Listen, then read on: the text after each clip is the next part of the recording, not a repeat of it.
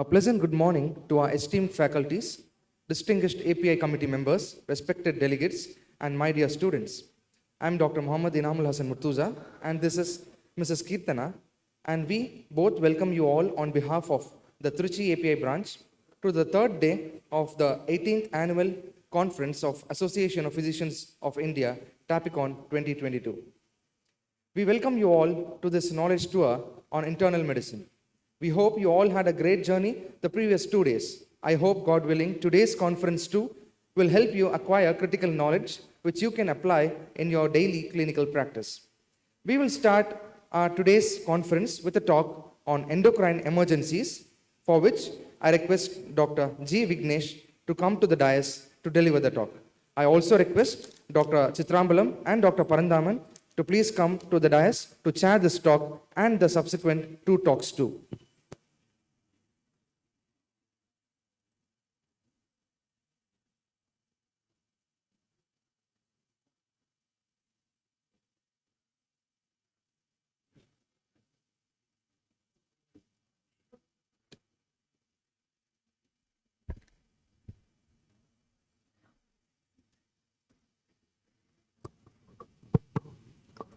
Very good morning.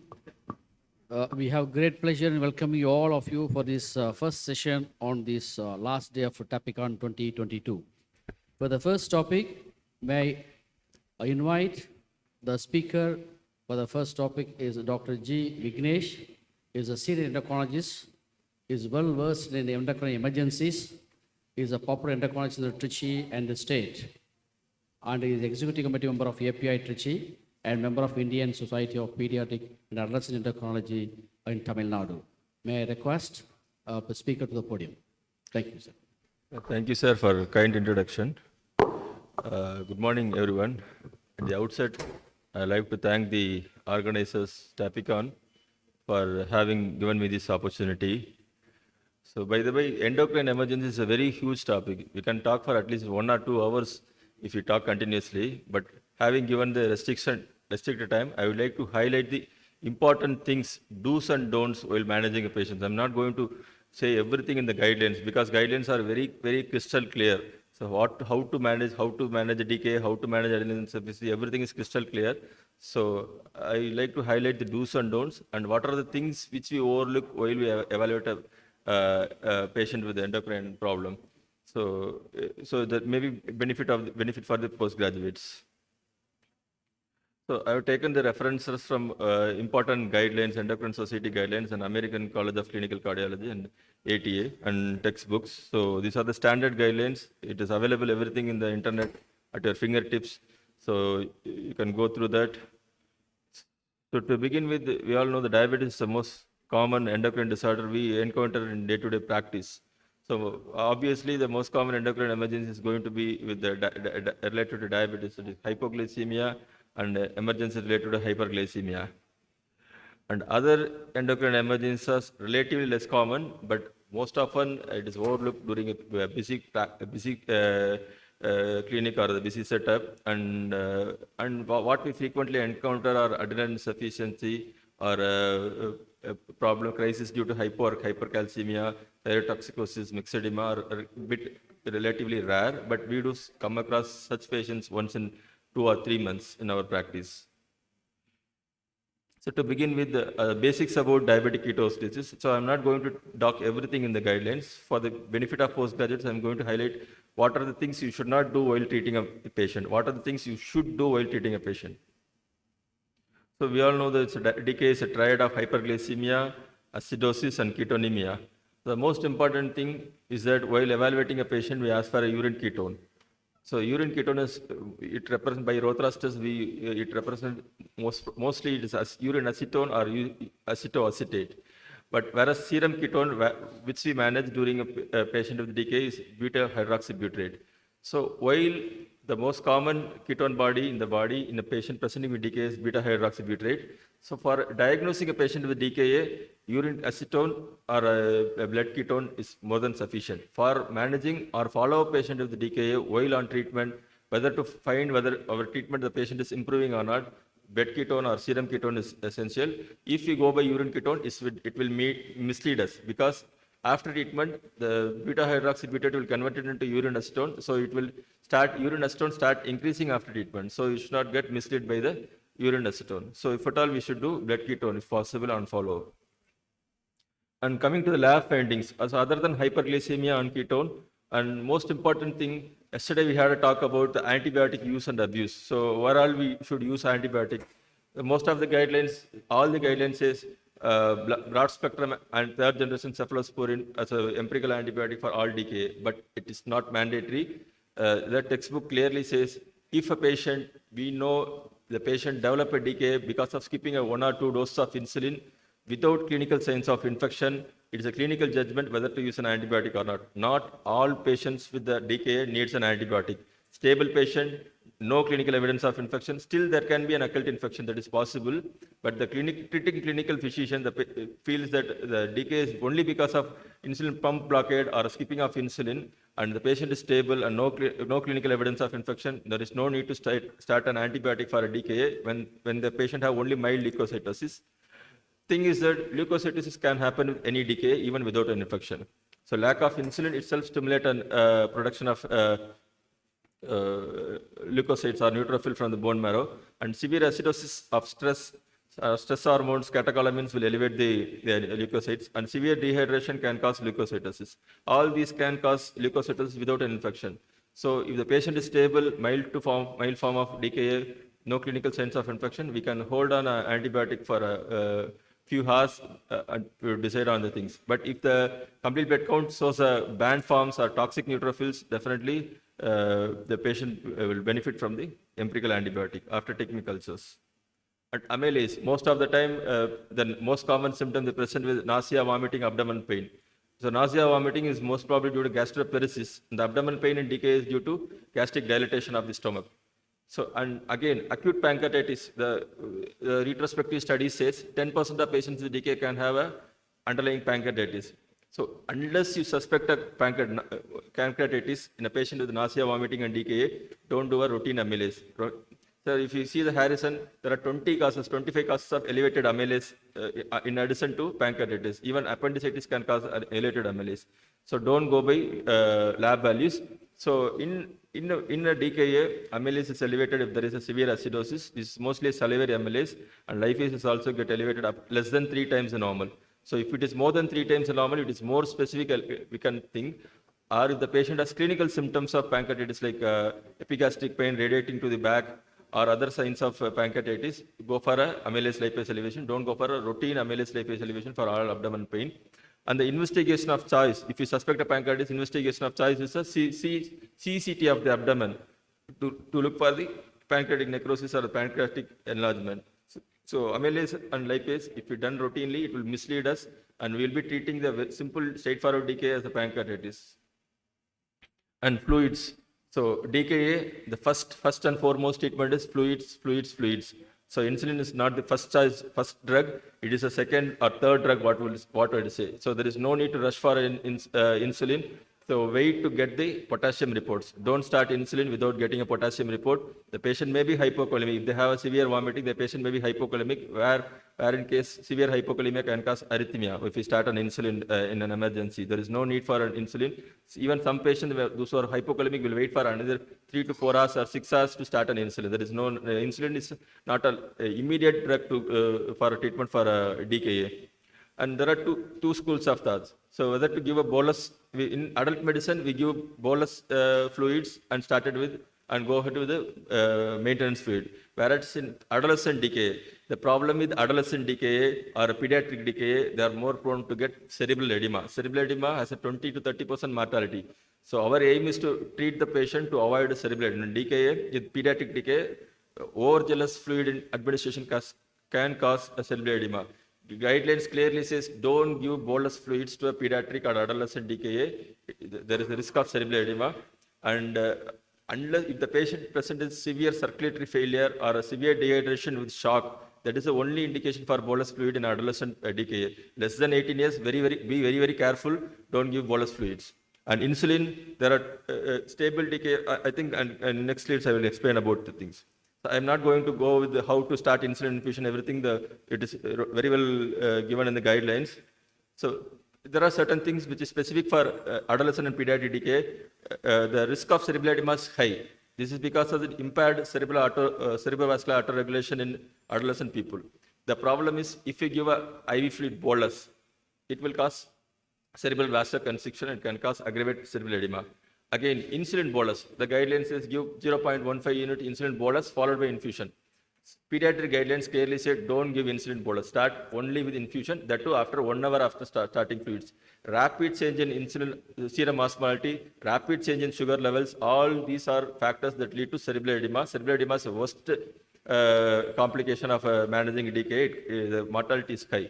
So it is a easily preventable cause of death, iatrogenic complication in managing a decay.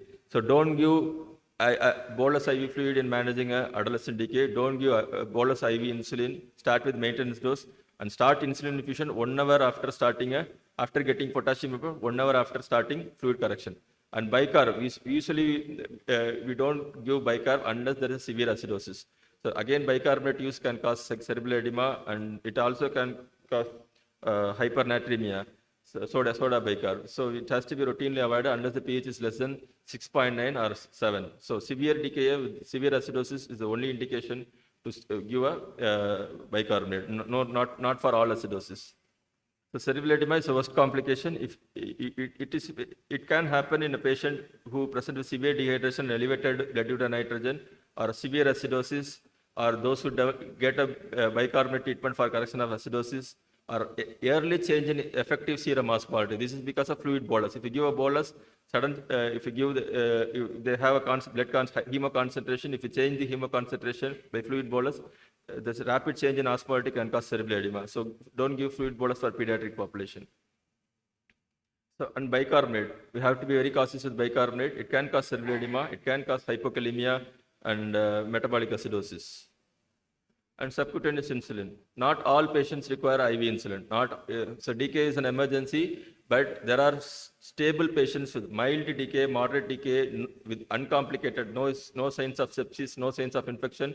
They can manage with subcutaneous. Guidelines are very clear. No need to admit the patient in ICU. I have managed almost more than 100 patients with subcutaneous insulin. We are going to publish that data. Already there is good evidence of published data. So these patients, what is the advantage is that we start with IV fluids. Patient can be admitted in the HDU instead of ICU. In the step-down ward, it can be managed. So no need to admit the patient. They can be given only subcutaneous insulin. The advantage of subcutaneous, no need to monitor the hourly sugar. If you start an insulin infusion, we need to monitor the hourly sugar. These patients can be given with the insulin subcutaneous 0.3 unit per kilogram, followed by every second hourly we can give 0.2 units. That is sufficient. And discharge. So after managing a patient, there are certain things you should identify the cause of decay. So not all patients skip the insulin. There are some patients who take regular dose of insulin still develop a decay. It can be due to underlying cause. This is one of the patient who was on basal bolus insulin. He developed a DKA. See, there is a air bubble inside the insulin syringe. This is the cause of DKA. And this is another patient who has dropped the pen. While using the pen, he has dropped the pen and the insulin cartridge has broken. Unknowingly, he was using the insulin. This patient, type 2 diabetes patient, he's developed hyperglycemic hyperosmolar state after using this broken insulin cartridge. And this is the patient, another patient who presented with mild DKA. He got an expired insulin vial. He has written insulin kharab hua. He was a Hindi patient. He wrote in Hindi, I used the expired insulin. I got high sugars. Meanwhile, he got, after changing the insulin vial, the sugars are normal. And always look for occult signs of infection. The patient may be having a large carbuncle over the back, which he may not think it is important to tell the doctor. This was there for last 20 days. He was using coconut oil daily, and he didn't tell when he admitted. And when it was in the back, and when he examined, when he asked them, why do you have any fever, putting a leading question, then only they will tell. This is another patient who has got infection of the abdomen. They put a very sweater, everything, and they hide this. So these are the kinds of infection. So this is my checklist. Any patient present with DKA or uncontrolled sugars, I always check the insulin site. They may have a hypertrophy, insulin site hypertrophy. Always check the pen device, check for the expiry date, check for air bubbles, check for cracks. Always ask the cold chain, look for occult infection. So next common thing which we come in our practice is thyroid storm. So thyroid storm is mostly a clinical diagnosis. It's not a biochemical diagnosis. Symptoms of thyroid storm, thyroid toxicosis are same. So they have all symptoms of thyroid toxicosis: heat, intolerance, palpitation, fatigue, diarrhea, tremor, everything. So there is not we can't differentiate thyroid storm. And etiology is same: Graves' disease, toxic modular goiter, toxic adenoma. So there is a clinical criteria. We need to suspect thyroid storm if the patient has hyperthermia, or patient has severe degree of tachycardia or atrial fibrillation, or a gastrointestinal dysfunction. It can be a diarrhea, or it can be a jaundice, or if they have a CNS agitation, or a psychosis, or coma.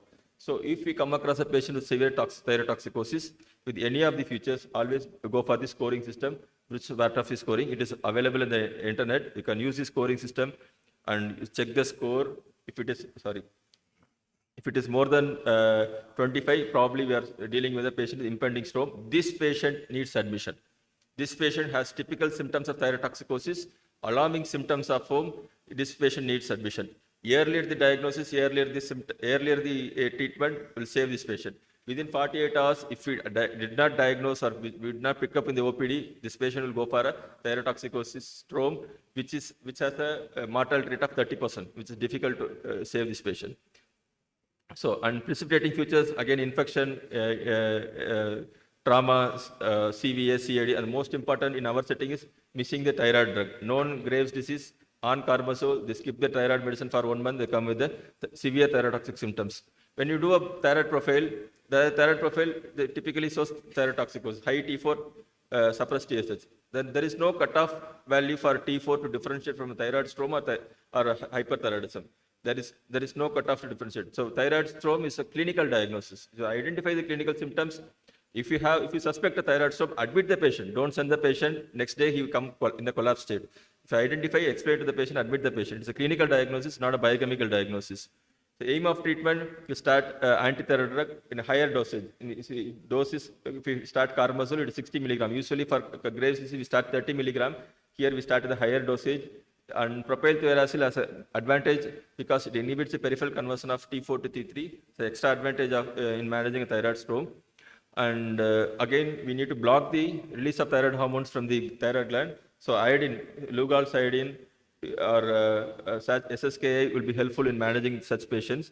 The patient have iodine anaphylaxis, we can go for lithium carbonate.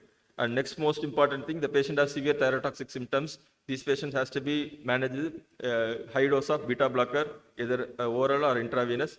And dexamethasone, steroids will inhibit the peripheral conversion of T4 to T3. So that is also useful in admitted patient with thyrotoxic storm. Always give a supportive care, give paracetamol, and if they have a congestive cardiac failure, manage them, and give us test dose of steroid. So again, thyrotoxic storm, they can have underlying adrenal insufficiency, relative adrenal insufficiency. These patients has to be given as low dose steroid during the treatment and identify the precipitating cause. Next thing we encounter in a clinical practice is myxedema coma. So it is the most dramatic presentation of untreated, previously known untreated patient hypothyroidism. Most often our patients skip their medicine, diabetic medicine or thyroid medicine or hypertension medicine for 1 month or 2 months. When they go for a family visit or family function, they skip the medicine. So most common precipitating event is the skipping of medicine, and another added event. So many times they present with altered sensorium with the symptoms of severe hypothyroidism. And in north we used to get more patients because in winters cold exposure is one of the precipitating factor. In winter and all, when they skip the thyroid medicine, there is a high chance of developing a myxedema coma, and infection, CVA, CAD are multiple precipitating factors. So clinically, they will have severe bradycardia, and they will have a respiratory depression. They will have hypercapnia, obstructive airway, this thing, and they can have a constipation, abdominal distension, and most importantly, they will have a altered sensorium and coma. So clinical suspicion, any patient presenting altered sensorium, they can have a fever, which can be a viral fever. So we make a diagnosis of a fever with altered sensorium, make a diagnosis of encephalitis. But in a patient with hypothyroidism, if they skip a medicine, always keep it in mind. The fever can be just a simple viral fever, which could have precipitated a myxedema coma. So keep it in mind.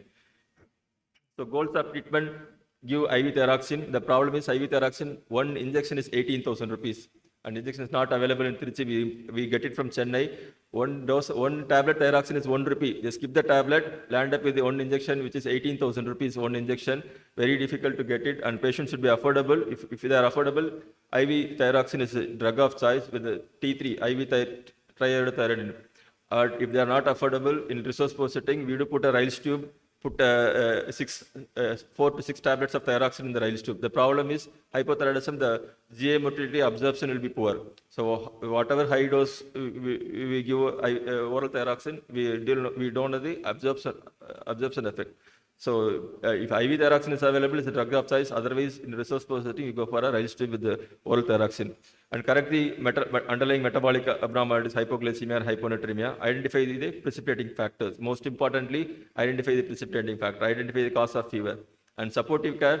And again, you have to give a stress dose of steroid. In thyrotoxicosis and mixed edema coma, we have to give a stress coverage for till they recover from the critically ill state, because they may have a relative adrenal insufficiency. And next topic is adrenal insufficiency. Yesterday, Dr. Sridhar took everything in detail. So any patient this is a boy, he's a 17-year boy who who is a known sputum positive tuberculosis on ATT. He presented altered sensorium, he was evaluated to have hyponatremia, altered sensorium, diagnosis SADS, treated as SADS, and he was discharged. Again, in a couple of weeks, he came presented as low sodium. Sodium was 110. Again, I have been called to evaluate for a SADS. Remember, my friends, so SADS, it's more like a diagnosis of exclusion. We should document normal thyroid function or normal adrenal function before we make a diagnosis of exclusion. Always do a thyroid profile. If needed, not always, if needed, if patient has clinical signs of adrenal disease, always document the basal cortisol before we make a patient with a diagnosis of SADS. So this is the patient who has a Palmer hyperpigmentation, generalized hyperpigmentation, who has a pulmonary tuberculosis on ATT, and I did a basal cortisol, it was low. Less than 5 is suggestive of adrenal insufficiency. ACTH was high, and this is a CT abdomen, so enlarged, bilateral enlarged. So it is nothing but adrenal TB. Pulmonary tuberculosis is probably adrenal TB causing primary adrenal insufficiency. So treatment of the adrenal crisis is steroids. IV steroid is life-saving. Most of my adrenal insufficiency patients, they call from far away place. Sir, I am 100 meters away. I have fever and vomiting, hypotension. I tell them, give steroid with the local doctor and come. You don't come without steroid. Give us steroid. I will write it by prescription and tell them.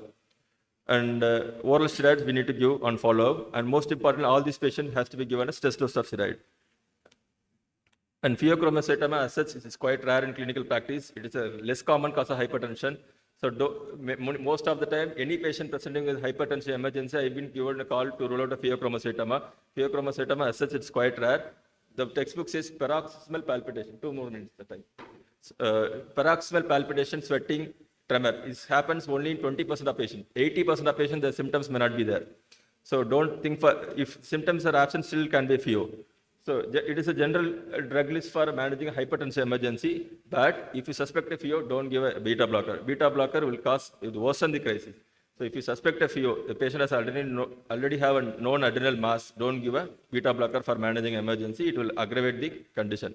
Or if you suspect, based on the paroxysmal symptoms, if you suspect a pheo, don't give this thing. And after the recovery, go for catecholaminé evaluation, urine or plasma metanephrine. And if it is positive, go for a CT abdomen to look for enlargement. And pre-op preparation is different. I'm just skipping it. Hypocalcemia, it can present with milder symptoms, or it can be present with severe symptoms like seizures or tetany. This is very commonly we see in ICU patients when they come with severe sepsis. Sepsis can also cause tetany, and they can have ECG changes. And if you get a patient with tetany, always take a sample for calcium albumin, albumin corrected calcium, and then go for a treatment. Treatment is IV calcium gluconate. Give one ampule, which is 90 milligram IV calcium gluconate. But most of the time, we will stop with that. Or if the patient has severe symptom, we'll give IV calcium gluconate every 8th hourly, every 6th hourly. That is not the routine thing. We have to give an infusion. If they have a severe symptom, we have to give an infusion, and we have to follow the patient. It's the last slide, sir, last case. So this is a patient who presented with recurrent pancreatitis, 3 episodes. This is a pancreatitis in the CT. So it's a lady, is a non-alcohol consumer, no stones, but she had recurrent Yesterday there was a talk on chronic pancreatitis. So all pancreatitis do a calcium. So this lady, initially during episode of pancreatitis, the calcium was normal. When the pancreatitis was resolved, we did a calcium and the OPD basis, so calcium was high. So on the time of calcium pancreatitis, the calcium may be falsely low. I mean, it is because of saponification of fat. So do a calcium on the follow-up. So it can be a mild, moderate, or severe. Severe hypercalcemia can cause CNS symptoms. So always do a PTH. If the PTH is high, it is a PTH dependent cause, hyperpara. If the PTH is low, it is a PTH independent cause, it can be malignancy. So this patient, we did a PTH, it is high, and we did an ultrasound, it is a right parathyroid adenoma. We did a MIBI scan showing right parathyroid adenoma. This patient underwent a surgery, parathyroid adenoma was normal, and the calcium was removed, and patient recovered from crisis. If you don't identify the etiology, the patient presents with repeated crisis. So this hypercalcemia patient has to be managed with fluid rehydration. They will be dehydrated. We should give a lot of fluids. They will have polyuria, nephrogenic DI because of hypercalcemia. Give fluids. Fluids are the life-saving in this patient. Adrenal insufficiency, DKA, and hypercalcium fluids is life-saving. And IV calcitonin, injection calcitonin can be used for short term. And IV bisphosphonates and steroids can be used in selective settings. So my take-home message is, overall endocrine emergencies, except for diabetes-related emergencies, other emergencies are relatively less common, which we tend to forget during our routine patient care. If you suspect a patient with a probably underlying endocrine problem, like a mixed coma or a thyroid storm, always consider this diagnosis and take the sample and start the treatment. Don't wait for thyroid profile. It can come in next day or after. Don't wait for the reports. So take the sample and start the treatment. So that will be life-saving for the patient. Thank you, sir. Thank you, for Dr. Vignesh. We had a quick run-through of endocrine emergencies. Apart from diabetic emergencies, the other emergencies to diagnose, you need a high index of clinical suspicion. Please take time when you are dealing with a atypical presentation of some illness. So there should be a high index of suspicion to pick up this. And as he said, we need a laboratory support also. So for want of time, stop with this. We are not entertaining questions now. We'll have it at the end of the session. Thank you, sir. Thank you, Chairpersons. I thank Dr. Vignesh for the talk. I request our Chairpersons, Dr. Chitrambalam and Dr. Parandaman, to felicitate Dr. G. Vignesh for his talk, please.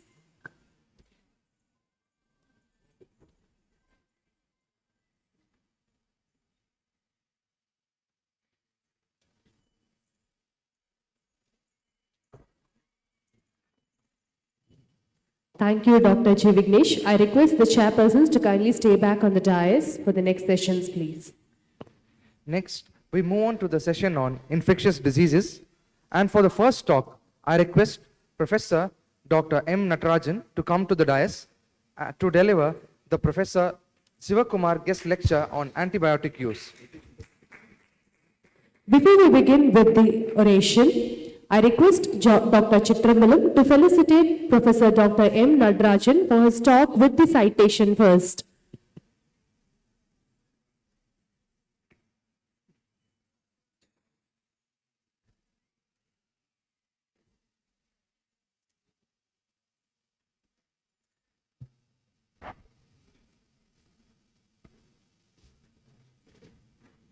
I feel proud and happy to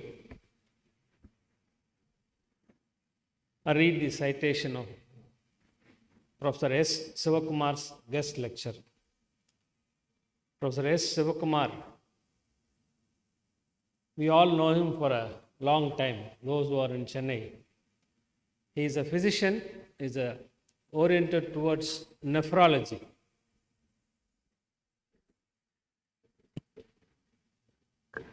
He was formerly a professor of internal medicine at Stanley Medical College. He was a HOD, and I had the opportunity to be associated with him when I was there as a professor of medicine. And he has worked for a long time in the Institute of Nephrology and Institute of Medicine in Madras Medical College Government General Hospital. He has contributed original research work in leptospirosis and malaria.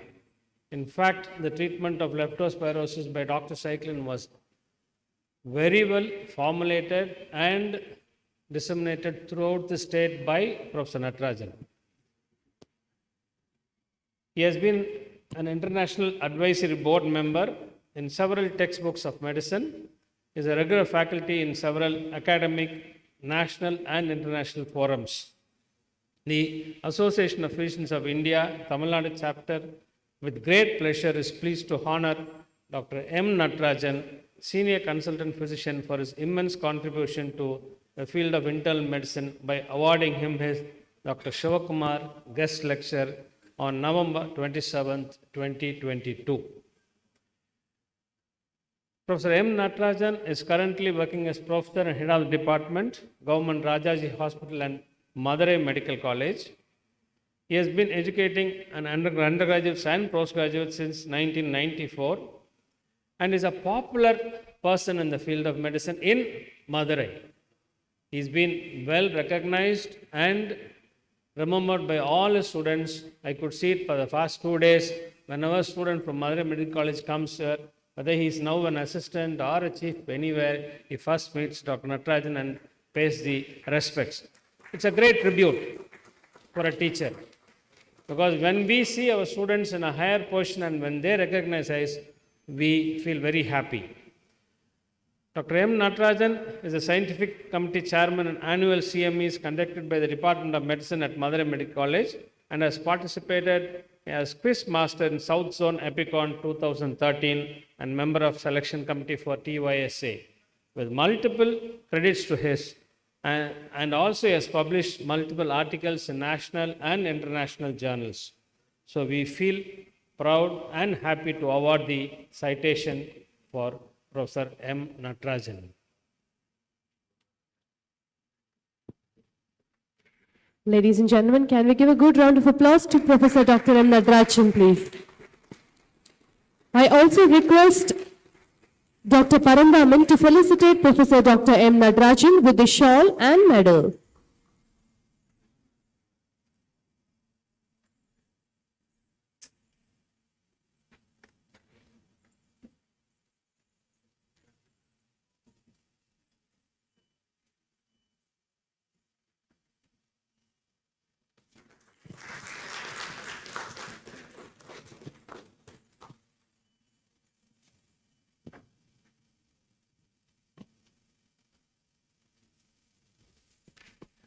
The dais is now over to Professor Dr. M. Natarajan.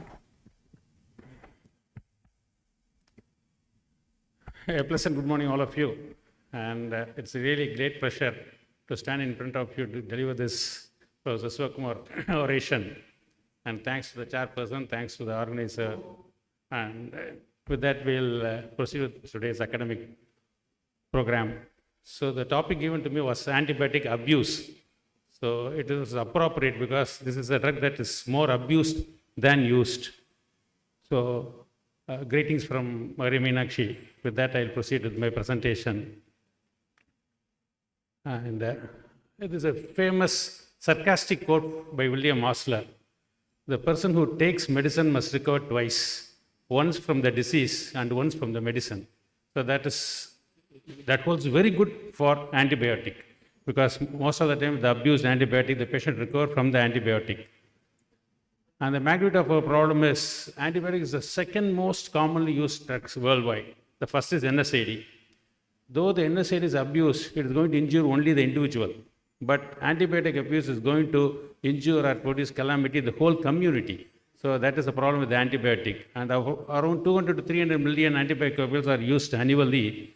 And very important thing is, up to 50% antibiotic use either unnecessary or inappropriate. So you can now think the gravity of the problem. So 50% of us use inappropriate antibiotics or unnecessary antibiotics in situations which doesn't warrant any antibiotic use. So it requires a drastic change. And my talk should change our attitude towards antibiotic use if I am successful in my presentation. And as usual, India ranks first, and out of which it is said that 53% of the antibiotic used in India is used without prescription. And of course, anything that is used without prescription is almost always irrational. So it is slowly climbing up. It was around 45 in 2000, now in the 2010 it has come to 53. Now the current census I am not aware, it may be around even 60% because of the widespread use of antibiotics over the counter sales. Next to China, and I'll start with one of the case scenario, which is a real case. This is from my postgraduate's wife. She is a gynecologist, and she is a very busy gynecologist, and she had fever for first day. So she got admitted to us after 25 days of uncontrolled fever. So when going back to the history, because she was very busy and she couldn't skip any clinical practice on that particular day, first day itself she started on Ceftazidime. And she took that for 3 days and there was no response.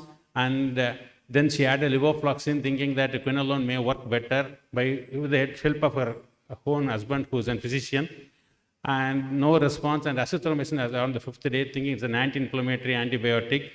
And then suddenly she became wise and did investigation on the 5th day, which didn't contribute anything for the etiology. And thought because everything was normal since running temperature, anti-malarial, fever persisted. But now she has started developing headache, vomiting, glossitis, and someone told cephalosporin sulbactam may be a good alternative. So she tried that also. Then went to a radiologist who did a thorough whole body MRI, and as usual pointed out that there is some tentorial blush in the CNS. So made a self-diagnosis of tuberculous meningitis, started on ATT and steroids. So this is the routine scenario. You can see how irrationally she has been treated by her own husband and by herself. If this happens to the physician or to a doctor herself, you can imagine what will happen to a patient. More or less same thing happens to at least some of our patients, taking all antibiotics, empirical ATT, empirical steroids without any diagnosis. This is called mismanagement, MISS. That is, first they manage the case without investigating. Then I stands for investigating. Then they go for signs. Then they go for symptoms. So it is reverse. You should start with symptoms, signs, wait for some time, investigate, then manage. It's not an emergency at all. 1 day fever is not an emergency. And when she got admitted with this, we stopped all the drugs as taught by our senior professors and teachers. So we stopped all the drugs and we just put a temperature pulse chart. And it's sort of classical temperature dissociation. So for every degree rise in temperature, the pulse should go only by 10. But this was disproportionate bradycardia. And it was an early morning spike. Most of the time, all the temperature will have an evening spike, the early morning spike, and subtle alteration in the LFT. So classical drug fever was diagnosed, and fever settled, and she was in the hospital for 5 days without any drug, without IV fluids, nothing. Everything settled, and she was discharged with a history of drug fever. So it's antibiotic-induced fever. So first day is not at all an emergency to start an antibiotic. So it's the drug fever, that was the diagnosis. But there are certain indications where you start empirical antibiotic. I am not dead against antibiotic on starting at the first day. So what are the indications? Of course, community-acquired pneumonia. You can give a sample of the blood or sample of the sputum, whatever is possible, but start antibiotic. Don't wait for the results. Similarly, it can be any aerobic infection, anaerobic or any infection. You can see the pus, frank pus. It is a definite indication. Another is all your complicated UTI, pyelonephritis. The patient will have strangury. Just you do a urine dipstick test. We get the report in 5 minutes. And if the urine dipstick cells shows pus cells, shows leukocytase positivity, plus or minus nitrate positivity, we can very well start. But if there are no pus cells and the leukocytase is negative, it is just a concentrated urine, don't start. So some screening tests, you can start an empirical antibiotic. And febrile neutropenia is an absolute indication for empirical antibiotic plus or minus antifungal. Sepsis, when the patient presents with septic shock, there will be no time available for you to wait till the culture report. So just take a sample for blood culture and then you can very well start an antibiotic. And asthenia, splenectomized individual, meningitis. So these are certain indications for empirical antibiotic, but they are not the sine qua non. So all the patients don't start an empirical antibiotic. So these are the problems which promote resistant gene in the bacteria, that is unregulated use of antimicrobials. Antibiotics should never begin without prescription. That government should take strict role. Now NMC has come with very many regulations. So this should be one of the regulations, I suppose. And inappropriate prescription practices in various healthcare institutions. We don't have antibiotic policy. So most of the institutions do not have it. So we have to promote that policy so that we will have a control over the antibiotic usage. And there are lack of public awareness, misuse of antibiotics in livestock and farming. This is very, very important. So veterinary practice in livestock and farming, they use this, they use as a fodder. They add antibiotic to the fodder, and those cows, cattle, they start excreting the antibiotic or excreting the germs with the resistant to this antibiotic, and they will have a community acquired all this antibiotic resistance. So now we are reaching what is called the post-antibiotic era. So in the Vasanta Kalam antibiotic, we had lots and lots of antibiotics, but now there are only few antibiotics in the pipeline. We have reached the end of the tunnel. We don't have good. Not only that, so the first antibiotic penicillin was introduced to the community by 1943, and Staphylococcus developed resistance only in 1965 after 22 years. But linezolid was introduced in 2000, but resistance developed in 2001. Like anticipation in genetics, wherein successive generations, they develop the disease quite early, 1 decade before, 2 decades before. Cataract, our grandfather had only in 80, father had in 60, son is having in 50. So similarly, antibiotic, they develop resistance very, very early. Linezolid has developed resistance within 1 year after its introduction. So now antibiotics cease to use.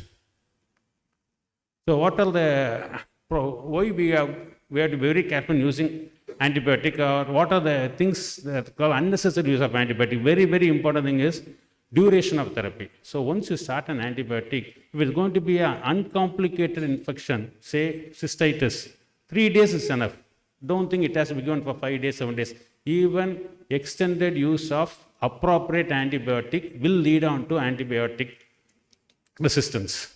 And second important thing is, my job was made very simple by my previous speaker. Not all fevers or not all leukocytosis, not all CRP elevation, ESR elevation is equal to fever. There are conditions called as non-infectious inflammatory diseases like rheumatoid arthritis, adult onset still disease, sarcoidosis. They will come with fever. They will have elevated ESR. They can have leukocytosis, diabetic ketoacidosis patient. All this pancreatitis, all this they have, malignancy. So just fever is not a deficiency of antibiotic. So we have to exclude those conditions before starting on antibiotic. And another thing is colonization and contamination. So you teach your house surgeons or you teach your staff how to take sample for culture. So you have to clean that. There's a procedure, I will highlight it on it. So just contamination, you have to match whether the sample or the result is matching with your clinical scenario. If not, you ignore the culture report. And colonization, most of the time, you take in the catheterized individual, or if you are taking a sample from a tracheostomy, it will definitely show some organism, common cells. So don't treat that common cells. There are some redundant organisms in our body, some even gram-negative or redundant. So don't treat those infection. So we have to be very choosy in choosing the antibiotic for infection.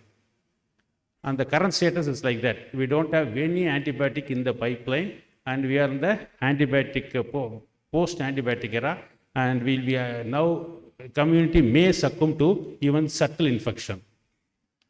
And regarding antibiotic abuse, you should be aware of what is called as de-escalation. What is this de-escalation? It is stopping one or more components of combination of antibiotic therapy. So if you start with the dual antibiotic, and at one point of time, you may have to narrow down. So I'll tell you the indication. That is one point of de-escalation. So cutting short the number of antibiotics at one point of time. Second is changing from a broad spectrum and narrowing it down to a single or a narrow spectrum antibiotic. And very important is switching over from IV to oral. So you need not want the patient to be ICU all the time. You can switch over to oral. So what are the patients who are eligible for de-escalation? So usually the cultures will be available by 40 to 72 hours. Then the patient will be very much stabilized. So you know the organism, you know the spectrum, and you know the clinical scenario or the condition of the patient. You can very well de-escalate. If you start on a broad spectrum, even meropenem, the patient is sensitive to a simple antibiotic like ceftriaxone or amoxicillin clavulanic acid, don't hesitate. You stop meropenem, switch over. So it is not, it should continue the same meropenem for 5 to 7 days.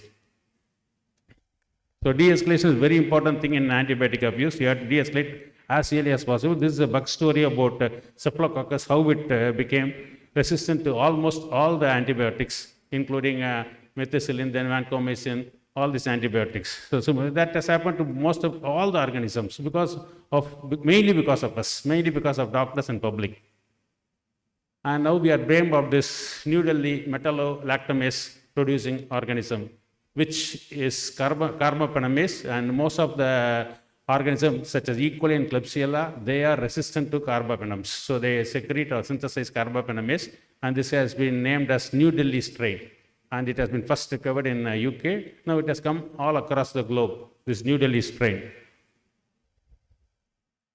And what are the superbugs today because of our antibiotic abuse? We remember pneumonic escape, the Enterococcus faecium, Staphylococcus aureus, Klebsiella pneumonia, Acinetobacter baumannii. All of us must be aware. Each and every ICU, if we send a sample, this is most common organism isolated in a sample of ICU patient, Acinetobacter baumannii. Pseudomonas aeruginosa and Enterobacter. These are the superbugs today, which has to be tackled. And so, how are you going to avoid this antibiotic resistance and antibiotic abuse? Culture. So that doesn't mean the first day itself we have to investigate. If you are a good epidemiologist and a clinician with the current epidemic of viral fever, you are no need of any culture, no investigation, just paracetamol and just counsel the patient.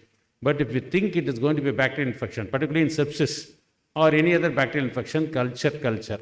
So it prefer that site by using tincture iodine, that is supposed to be the best decontaminating, and it preferably from a peripheral vein, because central vein will be already colonized. And there are things we can say go for 2 sets, 3 sets, 4 sets, but practically it is not possible to take this much amount of blood. 60 ml may be very ideal, but it's not practically possible. So we are happy with basic minimum of 20 ml. So 20 ml is a must. More the blood, more the quantity, more the yield. But 20 ml is compulsorily, that volume should be there. And if possible, you can inoculate in anaerobic. That is not possible in most of the situation. So you 20 ml, 10 ml, 10 ml for 2 cultures in aerobic setting. And it should be incubated within 2 hours. That is more important. Otherwise, it may not yield you good results. And that is about culture. If you suspect a bacterial infection, then Procal, which has come to investigation to stay. And thanks to our dean, because he has made it available in Magarya Medical College, though it's cost investigation. And his levels correlate with the severity of sepsis. So that is more important. It has got a negative predictive value. If Procal is less than 5, almost always bacterial infection is ruled out. And more than 3, it is most possible. In between these, there's a gray zone. And so, but it also correlates with the severity of infection. And it is very important thing is you have to understand the more the as and when the Procal gets increased, it doesn't make you, or it's not an indication for increasing your antibiotic spectrum. But if it decreases, that's an indication for narrowing down the spectrum. So that is what very difficult to understand, but if you understand, so increasing in Procal is not an indication for widening your spectrum, but decrease in Procal is an indication for narrowing the spectrum or even stopping the antibiotic. So this is what it said that. So the concentration has decreased by 80% from the baseline value. You take a baseline value, then 48 hours, then when the patient becomes clinically stable. If it has decreased by 80%, you can very well even stop the antibiotic. That is the important thing about Procal. So this is a recent case, 1 week before I had, wherein you can see the ESR is more than 100, CRP is more than 300, and she was managed with all types of antibiotics. Fever persisting, because they were treating the ESR, they were treating the CRP. And just one small Procal stone assay, which is 0.6, we know this is not proportionate to the ESR and CRP. So Procal is only 0.6 for ESR of 100 or for ESR of CRP. When both of the ESR and CRP goes parallelly, it is not SLE. So most of the connectivity, the ESR will be high and CRP will be normal. We discussed yesterday regarding SLE. So this turned out to be a case of disseminated tuberculosis. The patient had just pain in the back, and MRI done showed a disseminated tuberculosis part spine, wherein ESR CRP elevated, Procal is near normal, but unnecessarily treated with antibiotics for a long time. And beta-D-glucan, though it is a marker for fungal infection, it has got high negative predictive value. And if it is positive, you can very well err on the side of giving antifungal, because if you give antibiotics in a fungal infection, it is an invitation for further antibiotic aggravation and for fungal infection aggravation. So we used to teach, if you treat with 3 antibiotics for a single person, that's a good invitation for a fungal infection. So beta-D-glucan has now, it's very handy in excluding fungal infection. And this is the current status. You have to start smart antibiotics that is relevant to the situation. So if you think now there's an epidemic of scrub, so start on azithromycin, or doxycycline. Or if it is going to be a sepsis, preferably now it is said that there is a trial called Merino trial, which has more or less taken away piperacillin tazobactam from the antibiotic usage in sepsis. Mortality rate is very high. So they recommend either meropenem or imipenem plus or minus vancomycin or amikacin. Then once you get a result, then you titrate. So you'd be very smart in initiating the antibiotic. Once after initiating the antibiotic, take a second call at the end of 48 hours with the antibiogram available. Then if you are sure it is not bacterial sepsis, you can stop abruptly the antibiotic. Or if you can narrow down to a narrow spectrum antibiotic at the end of 48 hours, or you can even escalate in some cases. So escalation can be done at some point of time. And you can decide whether to switch over to oral antibiotics, or you can even switch over to outpatient parenteral antibiotic, so that you can avoid nosocomial infection. So many things that's called focusing after 48 hours. So take a second call at the end of 48 hours and decide. And these are all the things which all of us do know, if gram-negative coverage and gram-positive coverage. And now this is ceftazidime avibactam is one of the important antibiotic which is now very well available, again carbapenemase organism, but use it in a very restricted manner. And now there are facilities, though I'm asking for Moon, if it is available, I think it's available in all corporate hospitals like Gene Expert R, Expert Carba R. This can decide within 1 hour whether the organism is producing carbapenemase or not. If it is producing carbapenemase, then you go for ceftazidime avibactam. And rapid diagnostic assays for de-escalation practice or escalation practice. Now, if facilities are available, this MALDI-TOF, so that can give you the type of organism as this is what MALDI-TOF does. So you can identify the organism within hours of admission. And though the antibiogram report may be available later, organism identification can be done with this MALDI-TOF investigation as within 2 to 3 hours after admission. This is expert. The shorter the better. This is very, very important, because now very important thing in the last stage is uncomplicated status, you stop within 3 days. Enteric fever 7 days. Pyelonephritis 7 days. It is not 14 days. Standard therapy has been now cut short to half the time. Very important in febrile neutropenia. Previously we were using antibiotic till there is a absolute neutrophil count recovers. But now that is not at all necessary. Whatever may be the neutrophil, if the fever comes down, we can de-escalate the antibiotic. So shortening the duration of antibiotic therapy. Combination therapy, these all, we know the indication for combination therapy. And monitoring the response, the repeat cultures, parameters, as we pointed out, the total count, leukocytosis, shift to the left. This duration I told you. And very important thing is, don't always rely upon IV antibiotics. There are good oral antibiotics with 100% bioavailability, including fluoroquinolones, metronidazole, Clinda, doxy, rifampicin, linezolid. All these have got 100% bioavailability. So if it is for the viral pharyngitis, sinusitis, viral bronchitis, and even in dengue, no need of any antibiotics. So if at all, if you are in doubt, start only doxycycline. Otherwise, you spare the antibiotic, and antibiotic stewardship is monitoring the judicious use of antibiotics to preserve their future. So by summary of antibiotic stewardship is, you should choose the right drug, right time, right dose, and the right duration, so that you'll have control over the infection. And this is my final slide. The common errors made by us, physicians, is the right time to wake up and correct these errors. You don't treat colonization. Urinary tract catheterized individual, tracheostomy individual, don't treat the colonization, don't start antibiotics in stable patients. Day one itself, don't start. You are failing to de-escalate. Try to de-escalate as early as possible. You send for cultures, no role for empirical antimalarials as in the previous case, no role for empirical amphotericin B. And I finished by quoting this Tirukkural, Noi Nadi, Noi Middle Nadi, Thanikum, Noi Nadi, Varapachu. The same thing, and what is an antibiotic use, he has rightly told. That is Uttran Adavum, Pini Adavum, Kadamum, Katran Kardichayal. So we have to identify the cause, and you should know the epidemiology of that current style, and then you treat the patient with the appropriate antibiotic for shortest duration as possible. Thank you very much. Thank you. Thank you very much for having shared with us this informative topic, sir.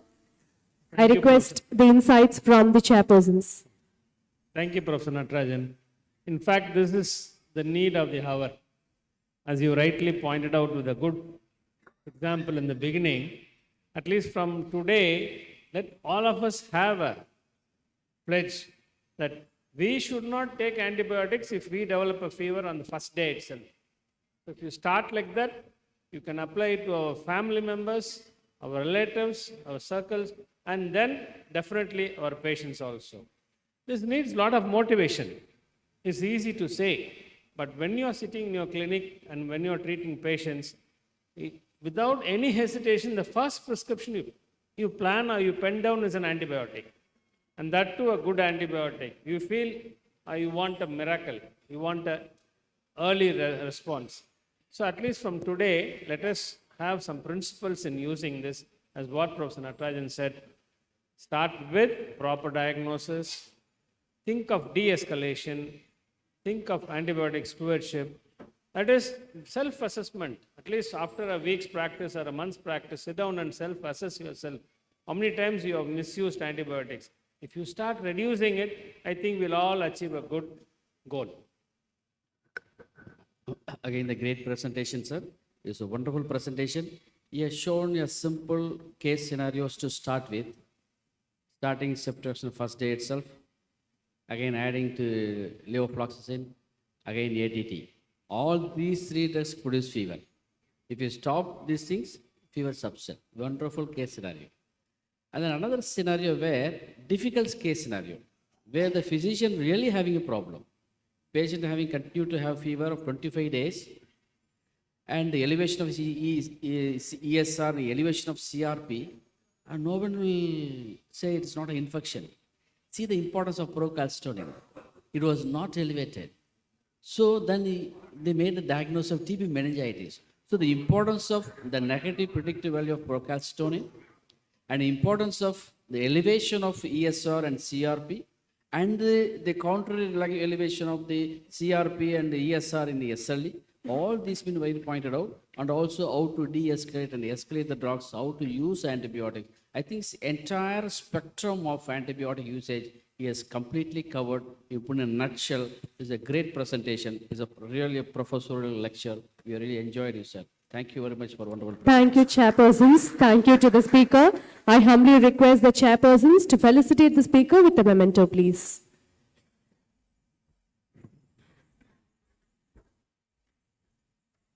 We are felicitating Professor Dr. M. Natarajan for his lecture.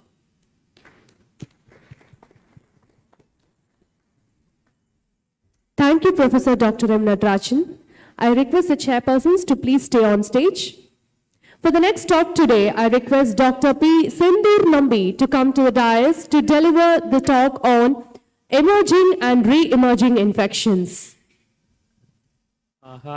Now we have come to a stage where we are tempted to start antibiotics, emerging and re-emerging infections. Over to the speaker.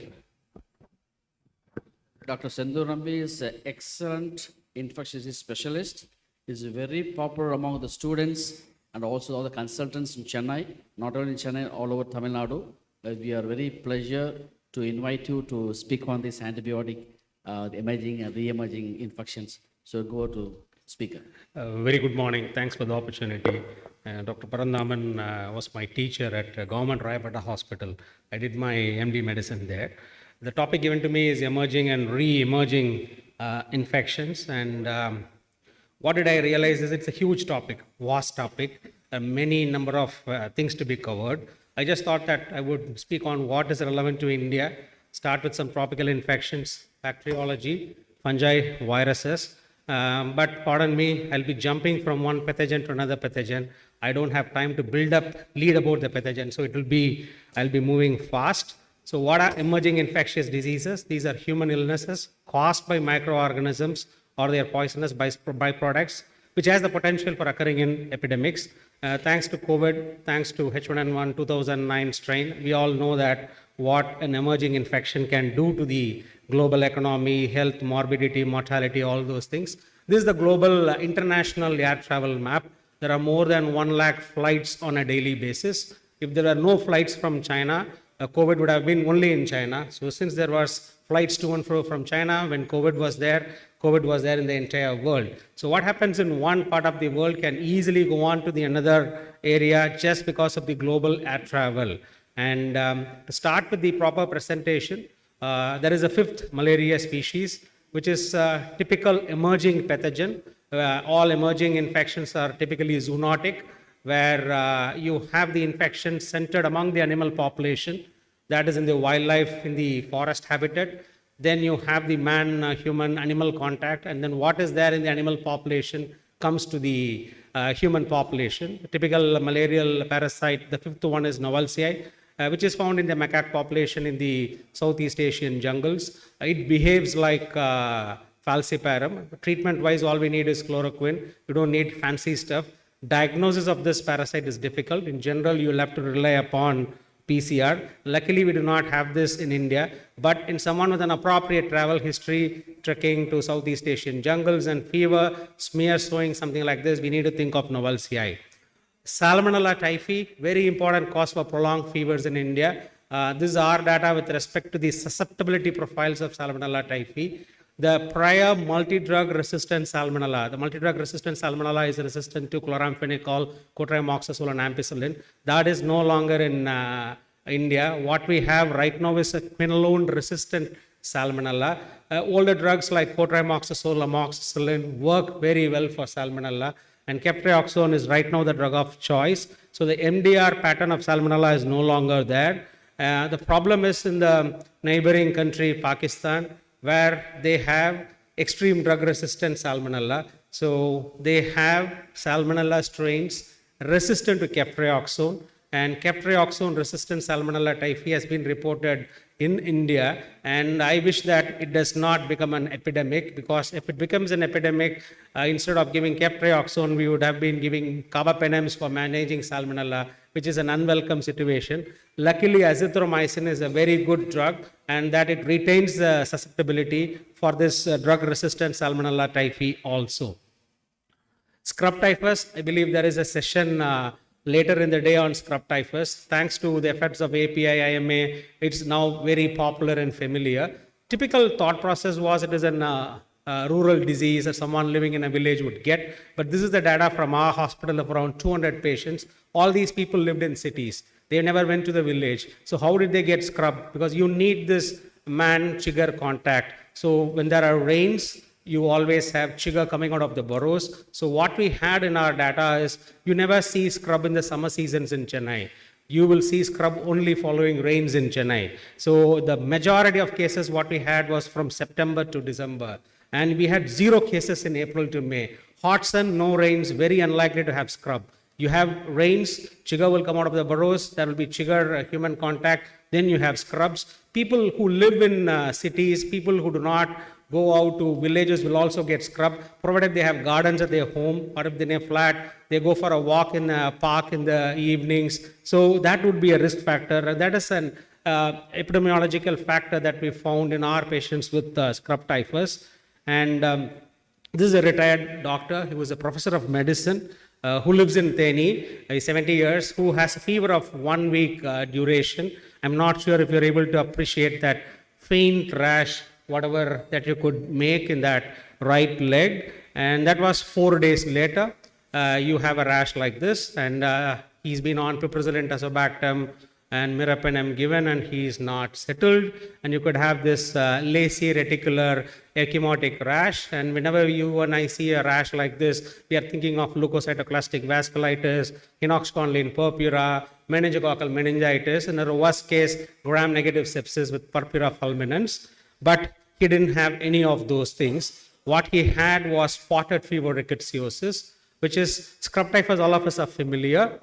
Equally important of the rickettsial group is spotted fever rickettsiosis caused by Rickettsia conuri, again through tick bite, and all it requires is doxycycline. And it produces, the pathophysiology is vasculitis. So you have microvasculitis, the small blood vessels get affected, you can have splenic infarcts, you can have infarcts in the skin, and all these things will melt away with a simple drug called doxycycline. So just like doxy would work for scrub, whenever you find a rash like this, whenever we think of meningococcal meningitis, sepsis, purpura fulminans, think of spotted fever rickettsiosis, which is an important problem in India. Unfortunately, most of us are not aware of this. 50 years male from Chennai, poorly controlled diabetes, thanks to TASMAC, consumes alcohol daily, and he has a left lower lobe pneumonia, community acquired pneumonia, has taken ceftriaxone, azithromycin, then piperacillin tazobactam. He continues to have fever. So community acquired pneumonia, good antibiotics, fever not settling. So we would always think of tuberculosis, lower lobe, diabetic, alcohol, it can happen, anaerobic infections. But this patient's blood cultures, I am glad that Professor Natarajan highlighted the importance of blood cultures. The blood cultures grew a gram-negative bacteria which was not fermenting sugars, and that was its susceptibility profile. The gram-negative bacteria was sensitive to cotrimoxazole, whereas it was resistant to the quinolones and aminoglycosides, and that's the culture plate, blood agar. You can see the faint pink colonies. The diagnosis is milioidosis. That patient had Burkholderia pseudomallei as a cause for community-acquired pneumonia and fever, and ours being a tertiary care referee center, we do see milioidosis every month. We do see 2 to 3 patients of milioidosis, and we did find a spike in milioidosis post the Chennai floods. We had floods, worst floods in Chennai in November and December 2015. Post floods, we had more number of milioidosis cases in Chennai, and that is a water pathogen. And whenever you have floods, tsunami, you would have milioidosis. And Burkholderia pseudomallei spreads by inhalation, percutaneous inoculation. The risk factors being poorly controlled diabetes, alcohol consumption, chronic renal failure, chronic lung disease. It is a very fascinating pathogen. It can present in both in an acute as well as chronic form. In acute form, it mimics bacterial sepsis. Any community acquired septic shock, we need to think of Burkholderia pseudomallei, especially if the patient is a diabetic or a patient is an alcohol consumer. In an acute form, it mimics bacterial sepsis. You can have an unresolving pneumonia or monoarthritis, septic arthritis. You can have visceral abscesses, splenic abscess, liver abscess, prostatitis, prostatic abscess. Whereas in its chronic form, it goes to the TB mode. It just mimics tuberculosis. Whatever TB can do, milioidosis will do. It can form cavity, it can form lymph glands, it can form meningitis, it can form pleural effusions. So it's a very important pathogen. In an acute form, it presents like bacterial sepsis, whereas in its subacute chronic presentation, it just mimics tuberculosis. Why it is very important to recognize this pathogen is the duration of treatment, because most bacterial infections, you're going to stop treatment by day 7 to day 10, whereas with milioidosis, it requires an intensive phase of therapy of 2 weeks of a beta-lactam like ceftazidime or imipenem, meropenem, followed by 4 to 6 months therapy with cotrimoxazole, doxycycline, something like that. So it is very important to recognize this pathogen. It is, we need clinical lab support, clinical suspicion aided by lab, and if we miss, patients will come back. Relapse, reinfections are quite common. Klebsiella pneumonia, very notorious, especially in diabetics. It's known to cause a syndrome called CICPLA, C-I-K-P-L-A. I'm not sure if your textbooks mention this, which is nothing but cryptogenic invasive Klebsiella pneumoniae associated with liver abscess. If a patient is an Indian diabetic having a liver abscess, and then you have Klebsiella pneumonia as a cause for the liver abscess, watch for the metastatic complications. You can have endophthalmitis, you can have meningitis, you can have necrotizing fasciitis. When you know this fact, when you analyze your liver abscess, when they have metastatic complications, you're dealing with an invasive strain of Klebsiella, which is luckily a sensitive Klebsiella. Very rarely it is a drug-resistant Klebsiella. So keep an eye on this syndrome, CIKPLA, cryptogenic invasive Klebsiella pneumoniae associated with liver abscess. And Professor Natarajan has already highlighted, and I don't think in any textbook would mention antimicrobial resistance as a problem, as an emerging infection. In my opinion, it is the biggest problem, single biggest problem. Carbapenem resistance in E. coli, carbapenem resistance in Klebsiella, carbapenem resistance in Pseudomonas and Klebsiella, and Acinetobacter. And we need multimodal intervention to have a tackle on this. This is a lady from Thiruvallur, which is 50 kilometers away from Chennai, had intramuscular injection with Oviran for a low backache at a small clinic. Post intramuscular injection develops an inoculation abscess, and that abscess is not healing, required multiple debridements, and then you have this big excavating ulcer there, and you could see it is a sodden green ulcer, not looking good. The diagnosis is mucormycosis. So this lady had post-inoculation mucormycosis, soft tissue infection, diabetic. All she took was an intramuscular Oviran, probably not given in a sterile fashion. And India is the diabetic capital of the world. India is the mucor capital of the world. Western textbooks would mention the sinus presentation, the rhino-orbitocerebral presentation, pulmonary presentation. What is very important is skin and soft tissue mucormycosis, which is quite unique to in India and diabetics. All it requires is a trauma like this, or it could be a road traffic accident. You would have non-healing wounds and ulcers. So mucormycosis is very important, and COVID brought mucor into limelight, and independent of COVID alone caused increased risk of mucormycosis.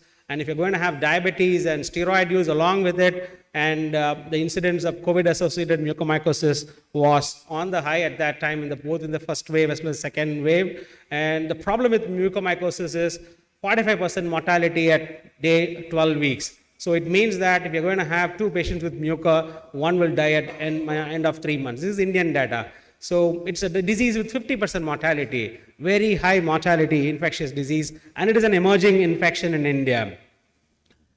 34 years female who is 30 weeks pregnant has got a community-acquired pneumonia, and that's the first X-ray done on day 5. Day 7 after hospitalization, that's the second X-ray. So community-acquired pneumonia during the COVID season, and suspected viral pneumonia. The COVID PCR done twice is negative. The H1N1 PCR is negative. The blood counts are normal. Patient is not doing well. So the cultures are negative. So what is the diagnosis?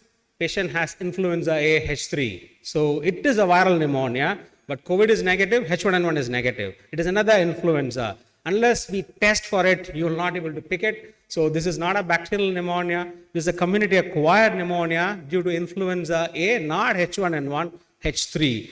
And COVID came here now, but influenza is the granddad. It has been there for more than 100 years. The disease with a very high mortality, and thanks to the pathogen, which is very smart, you have antigenic drift shifts. You can have multiple combinations. H1N1 pre-pandemic strain, and then you have the pandemic strain 2009. You have influenza A H3. That case, what I projected is from Chennai. So that was a pregnant lady in Chennai who developed influenza A H3 as a cause for a severe community-acquired pneumonia. So whenever you suspect viral pneumonias and your test for common pathogens is negative, broaden the diagnostics in terms of doing a broader test. For example, in this patient, we did a multiplex PCR. Monkeypox of topical interest, people were worried that it would come to India. Luckily, I personally thought that it would not come to India in a big form. It is an orthopox virus, something similar to smallpox, and very low mortality. Most of them, it gets better. And it is a vesicular rash involving the palms and soles, or at times your body. And the differential diagnosis would be herpes zoster, chickenpox, hand and foot mouth disease virus. But what way this monkeypox virus of this epidemic has evolved is it has become a sexually transmitted pathogen.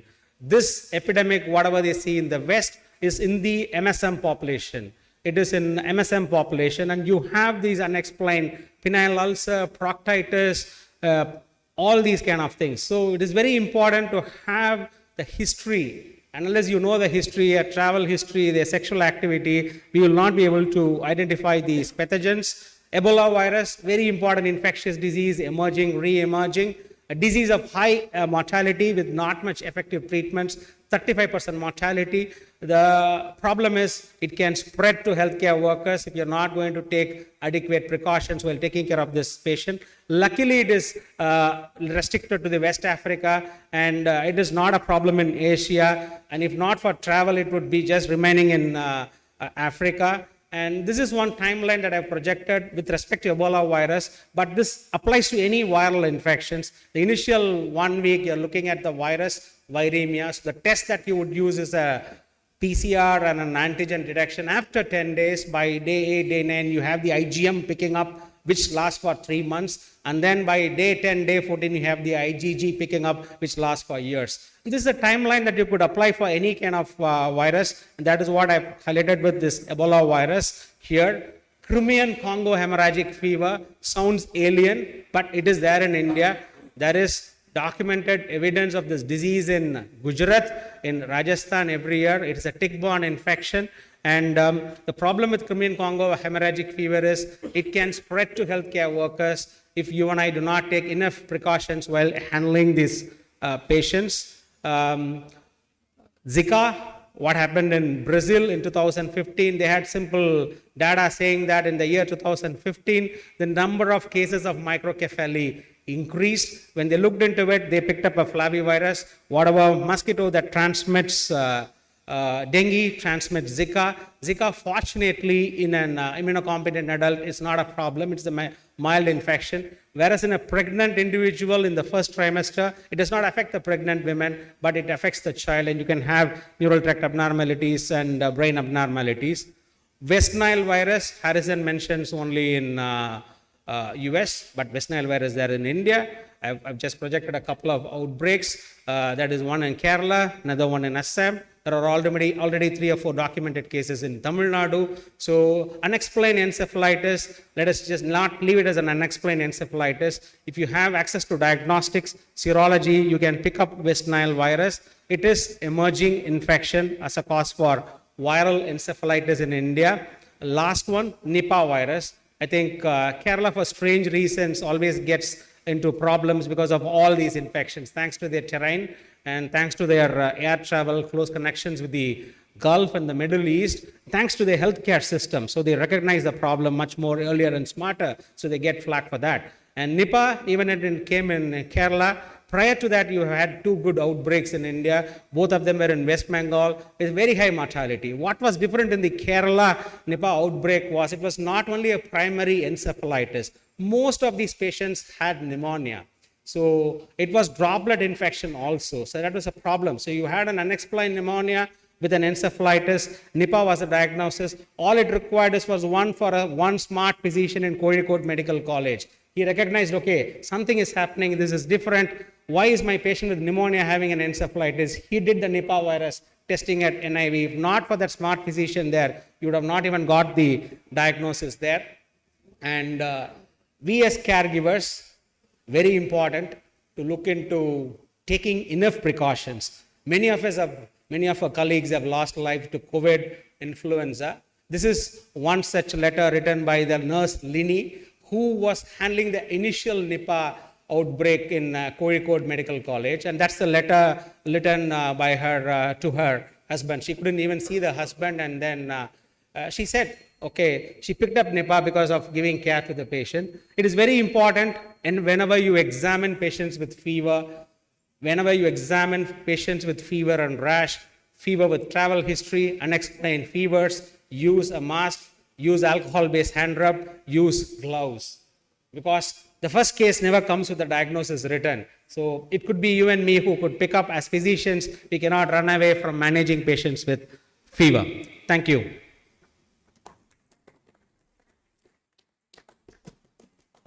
Thank you, Dr. Sandur Nambi, for an excellent presentation. It's a presentation, really great presentation. It started with a common infection, a rarer presentation, reinfection, and went on presenting up to the latest one, what you call Congo virus infection, Zika virus and pregnancy. So entire spectrum you have covered. Really is a great presentation. And more importantly, what was this melioidosis? Melioidosis is very common in our tropical, probably in subtropical countries like us.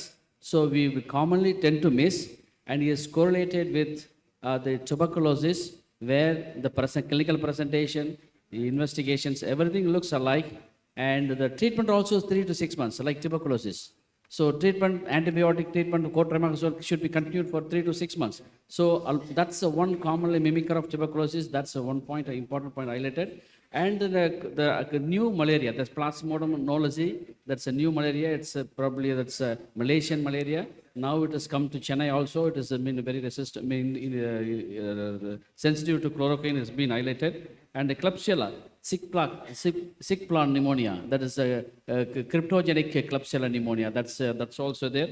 And all spectrum, the monkeypox, including everything is covered. So all the newer pathogen, whether bacteria, virus, fungal. See the IM injection, the intramuscular injection followed by the mucormycosis, entire necrosis of the entire skin over the gluteal region. Something really great presentation. So that's commonly missed. The common problem is giving injection abscess and not improving, then referring to one hospital to other, then sepsis and dies. So probably you have to think in terms of mucormycosis in those situations. So entire spectrum you have covered. A really great presentation. Thank you very much. Now the topic is open for discussion. Good morning, sir. As usual, it's a very interesting presentation. I am Dr. Seduraman, critical care physician from Apollo Specialty. The recent past, in the last 2-3 months, we have come across many salmonella infections. They are too not settled with your routine treatment like any sensitive drugs. And also, sometimes it's associated with co-infection like UTI or malaria or something. What is the reason, sir? When you suspect the co-infection? Salmonella, the problem is beta-lactams. It's an intracellular pathogen. So the typical beta-lactam that we use is ceftriaxone. So ceftriaxone has got poor intracellular penetration. So it takes day 6, day 7 for the fever to settle. So when you use a beta-lactam, ceftriaxone, amoxicillin, we need to plan 2 weeks therapy for salmonella. Using a macrolide azithromycin reaches very good intracellular levels. 7 days or 5 to 7 days therapy is fine enough. If we are giving ceftriaxone for salmonella, fever will generally settle between day 5 to day 7. We have to hold on, be patient. So it does not go away earlier. Till the fever settles, give IV ceftriaxone and then switch to oral cefixime, something like that. When quinolones were working, they were wonderful drugs. You don't need 2 weeks therapy. With quinolones, all we require is 5 to 7 days therapy for salmonella. Thank you. What about when you suspect co-infection? Co-infections, even though it is of topical interest, people like that. Generally, so the law is you always have one disease, one pathogen at some point, always at some point of time.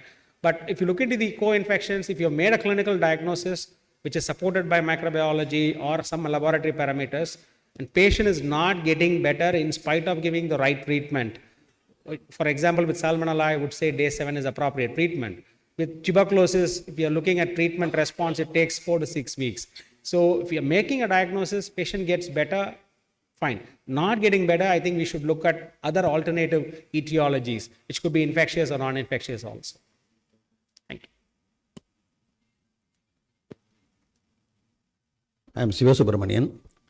The monkeypox is endemic in Western Africa. So the people of Western Africa should have developed adequate immunity, whereas it is alien to America. But the death rate is very, very high in Western Africa. What strategy did US follow to contain the mortality rate? Can we have a similar approach in India in case India develops a sweep? The monkeypox in West Africa, it has been there for many, many years actually. And the virus keeps changing in West Africa. So that is a problem there. Another thing, access to treatment, access to medical facilities is extremely poor in West Africa. If you look into those areas where they develop monkeypox, it is actually very, very, they do not have good access to treatment. The number of people who get infected is much, much, much huge in West Africa, whereas in US, it is an imported virus. It is an imported virus, so the numbers are less. And thanks to all their access to treatment, and they use fancy antivirals also, which an average Indian like you and me or even an African cannot even think of using these antivirals in the management of monkeypox. But the virus has been there for, even that applies even for Ebola virus. Ebola virus, the mortality is 40% in West Africa, whereas in the US, the mortality is 15 to 20%. I think it is because of better facilities, nothing much.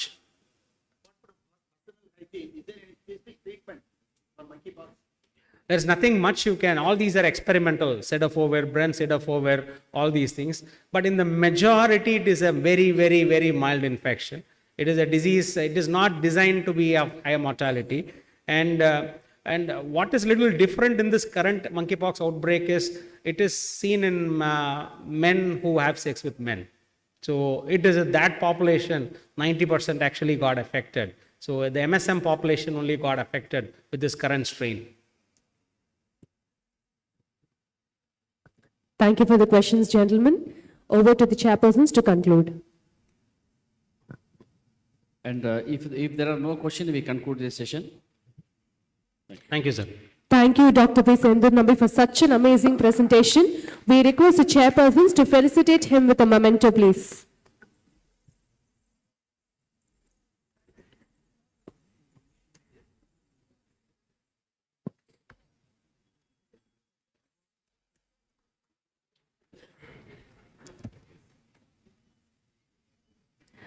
I also request Dr. P. Sendur Nambi to present the chairpersons, Dr. Chitrambalam and Dr. Parandaman, with the memento for chairing the sessions.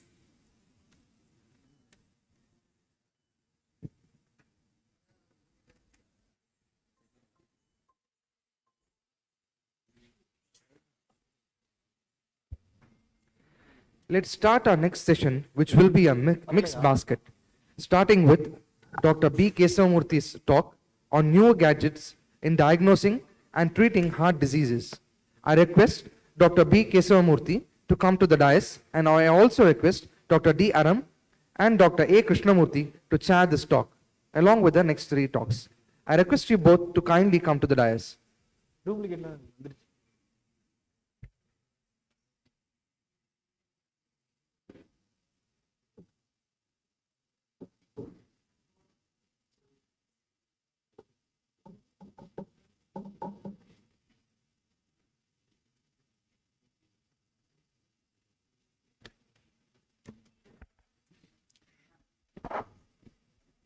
Good morning, respected chairpersons and my professor, Dr. S. Shanmugam sir.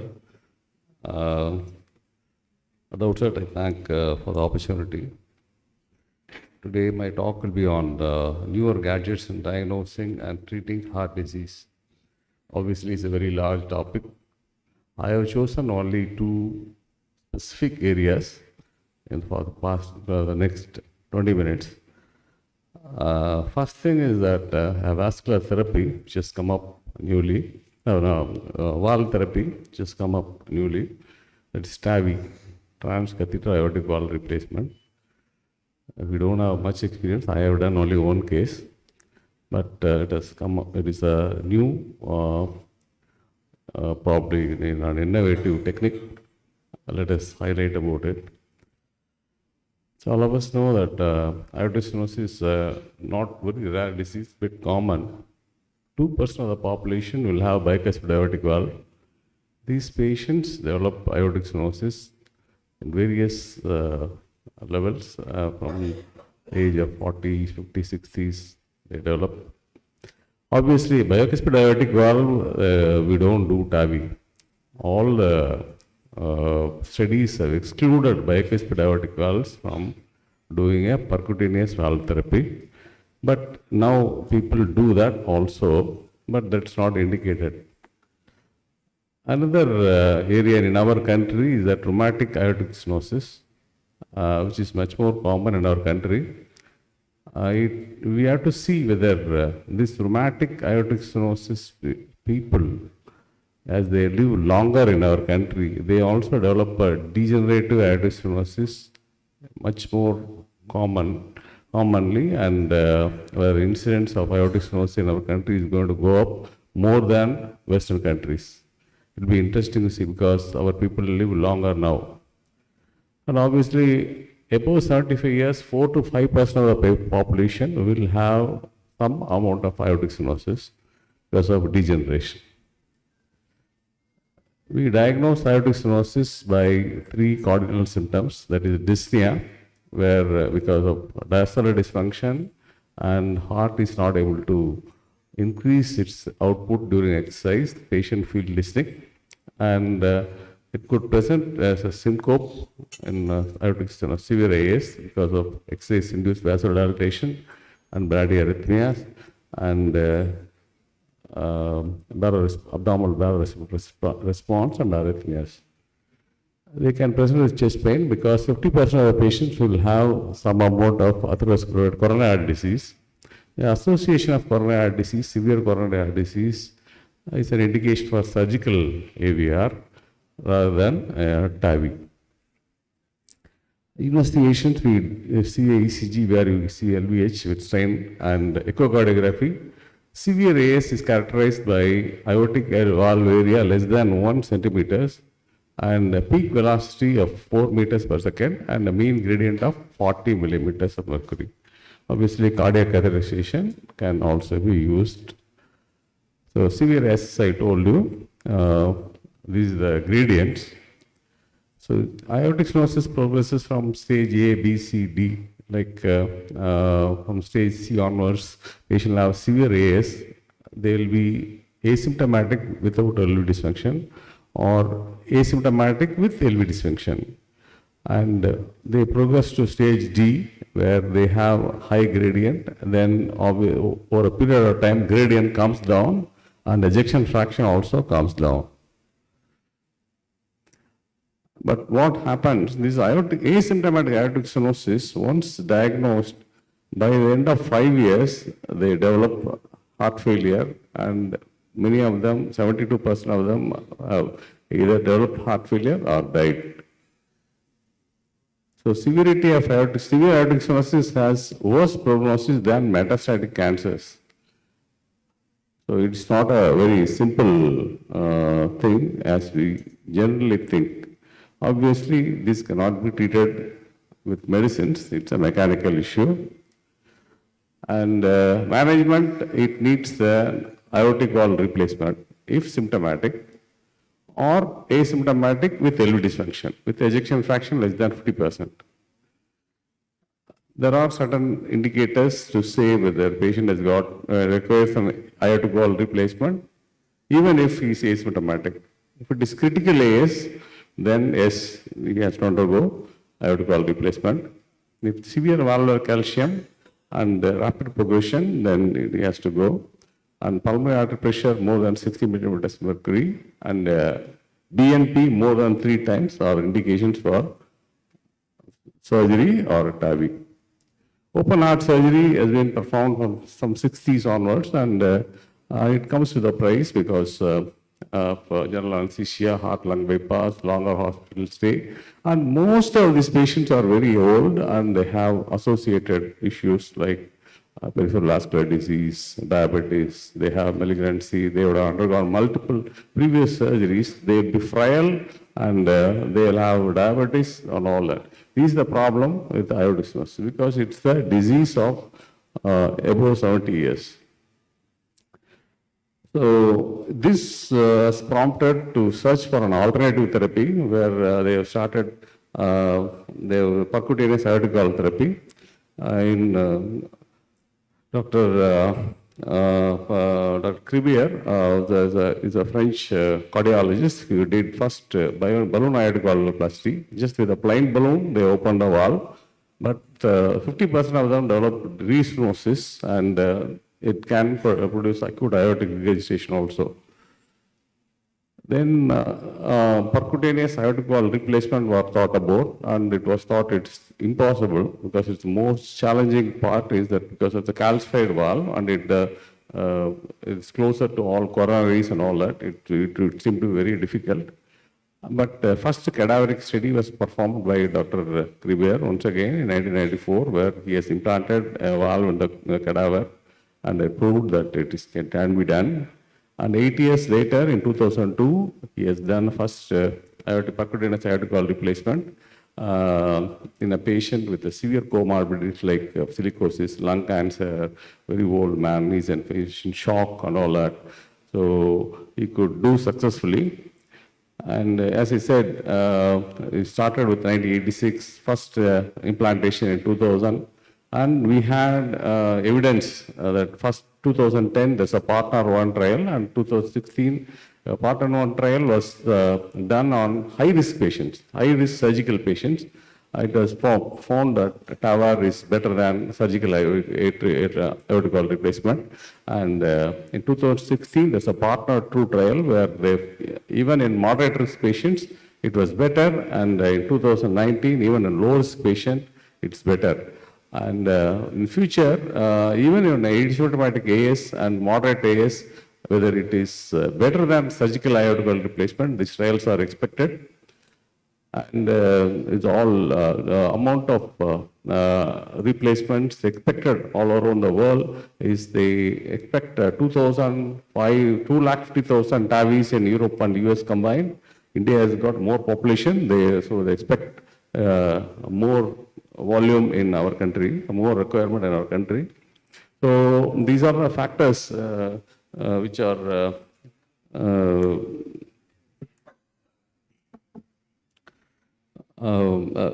okay. There are so many factors like associated coronary heart disease, frailty, associated diseases, and all that. Based on all that, generally, a patient less than 65 years, surgical aortic valve replacement is better. And above 65 years, TAVI can be considered because usually the valve longevity is around 5 to 10 years. So less than 65 years, we prefer a mechanical valve, surgical valve, and above 65 years, TAVI is preferred. So partner 1, partner 2, partner 3, all trials have proved TAVR is better than surgical vascular aortic valve replacement in the age above 65 years. But only 2% of severe aortic stenosis is found less than 65 years. So in future, whether there will be the role of surgical AVR will be very less. There are valves. These are the valves, FDA approved valves. That Sufficient 3 is that balloon expandable valve. The other valve is that Medtronic valve, which is self-expandable valve. And our Indian valve is my valve, and it is a balloon expandable valve. And once TAVI is done, TAVI can also be done in a previously placed bioprosthetic valve. Nowadays it's become very simple, and under simple sedation they could do it, and only 1 or 2 nurses, and no Foley's catheter, no arterial line, no central line, no pulmonary arterial catheter. It's not a very complex one, very simple procedure. And there is an explosive growth in TAVR globally. It's around 150,000 was done around 2019, and it's growing. And surgical valve lasts for 9 years, but TAVI also lasts more than that in most of the patients. And this is one case we did 5 months back in Tanjore. This is the aortic root angiogram. Through the Python sheath, we just go and put the valve. We cross the valve with a Amplas catheter, and the valve is placed, and it's balloon expanded with under rapid pacing. And moment it's expanded, then there is no aortic stenosis. Gradients are measured. Gradients have come down drastically, and there is no aortic regurgitation. Now, next area which I am going to focus is on intravascular lithotripsy, the management of severely calcified coronaries. As patient ages, there is a calcification of coronaries that impedes the stent delivery and inhibits the uniform stent expansion, and the polymer in the stent also gets delaminated.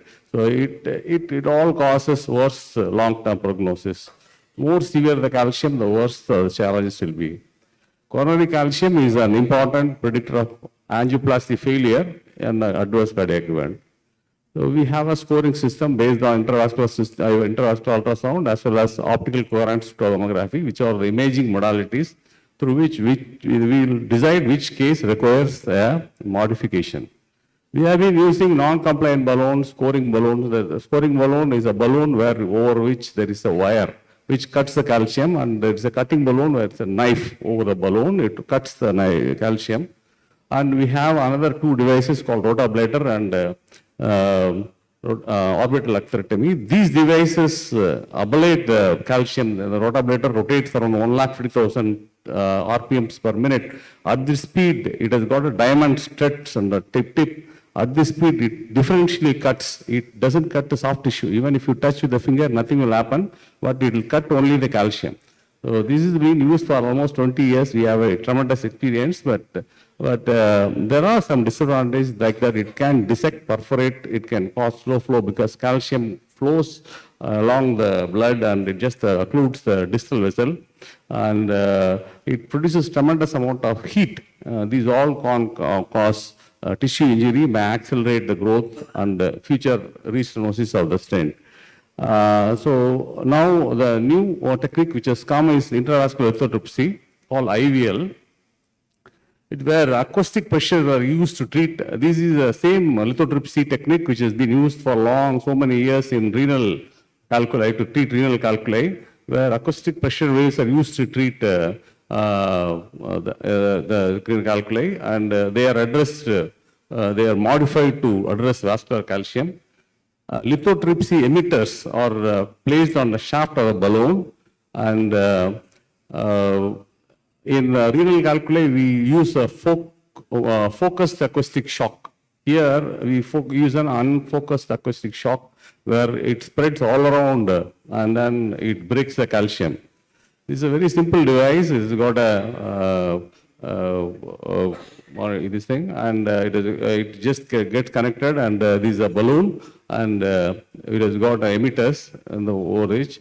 It minimizes trauma and it optimizes outcomes where you can put a stent very easily, and the stent expands very well. And it is a very simplified procedure. Not more. It doesn't take more than 10 minutes. Once you put it, the emitters are inside a balloon, and you inflate the balloon at low pressure and deliver these lithotripsy signals, and it produces sonic pressure waves. It creates around 50 atmospheric pressure. Our car tire pressure is 32. It is more than that. It produces pressure which is around 50 atmospheres, and it breaks the calcium around. One can see, we always use, most of these cases, we do an IVS, intravascular ultrasound, or OCT. This is an OCT picture where you can see the calcium being broken. Even if it's a very thick calcium, it gets broken. Even if only rotablator, we can ablate only the intimal calcium, which is closer to the vessel wall. But here we can even break the calcium in even distant places like adventitia. And this is one example where there is a calcium. Here there is a calcium.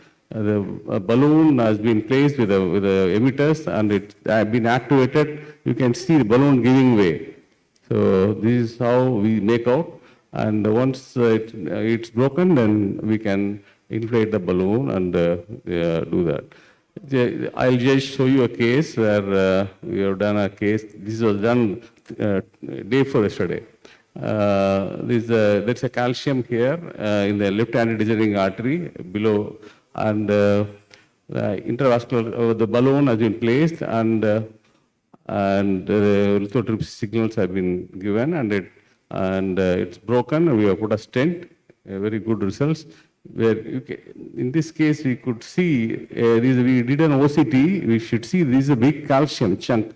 It's like a rock. If you put a stent inside this, it will not expand. It will be like a dog bone, and it will produce stent thrombosis. Patient will have future problems. So it has to be broken before putting a stent.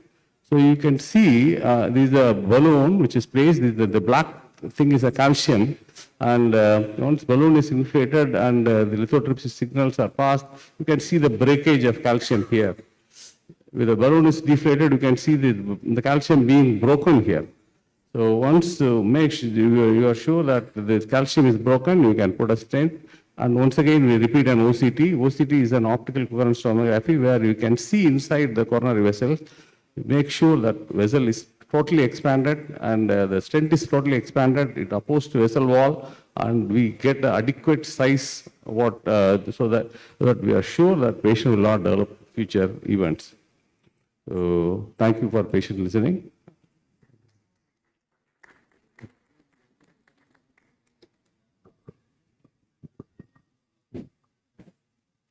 Thank you, Dr. Kesavamurthy. We used to call him as the cardiac saver of Delta region. And you have discussed about the symptomatic and asymptomatic valvular stenosis and the importance of the doing intra-aortic valve replacement, which is more easy and which is more convenient for the patients above the age of 65 years, and as well as how to remove the intravascular lithotripsy to remove the calcium from the vessels, and how it is being useful in placing the stent. Thank you so much, sir. Thank you for the enlightening talk you have given, sir. I request you to kindly occupy the seating on the stage.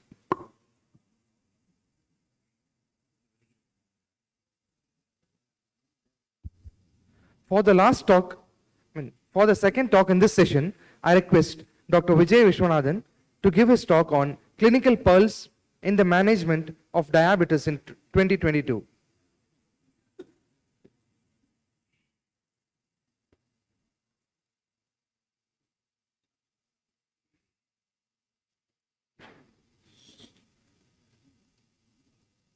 Shall I start, sir?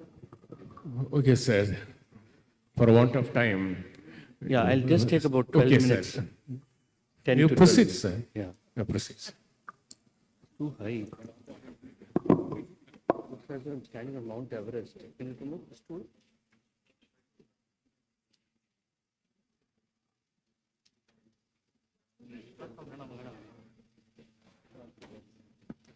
And this looks more down to earth. So I'd like to thank the organizing committee of Tapicon for this talk. I'll just take 12 minutes and give you 6 pearls. There's nothing new in what I'm going to say, but I think it's a refreshing thought for some of you. The clinical pearl number 1. So the treatment of diabetes has undergone a sea change in the last decade or so. We don't think of blood sugar control as a separate entity, but this mouse is not working. Huh? Yeah. So we also think of the heart in addition and the kidney in addition to the metabolic parameters. So that's the clinical pearl number 1. Now the ADA and ESD guideline is what we generally follow, though the RSDA guidelines are also there from India. And this is the 2022 guideline from ADA and ESD. And you can see that whenever you control blood sugar, the mouse is not working, no? You should also think of, you should also think of cardiorenal protection. So the drug you're using should also protect the heart, should also look at the weight, and of course the cardiovascular risk factors about which you heard from Dr. Murthy just now. So this is the latest guideline, the ADA and ESD guideline, which came this year. And this is what we generally follow. And this is what RSDA also tries to follow. What they say is put the person with diabetes in the center. Do not consider him as a separate entity. Look at him as a person standing at the center of your treatment. And this is just one slide from the ADA ESD guideline. And this is exactly what I told you just now. You have to be conscious about the weight. So don't give drugs which will produce hypoglycemia and weight gain. try to protect the cardiovascular risk factors side by side. Try to reduce the risk of cardiovascular risk factors and use drugs which will give you cardiorenal protection. So this is what the ADA says, that it should be a holistic, person-centered approach to type 2 diabetes.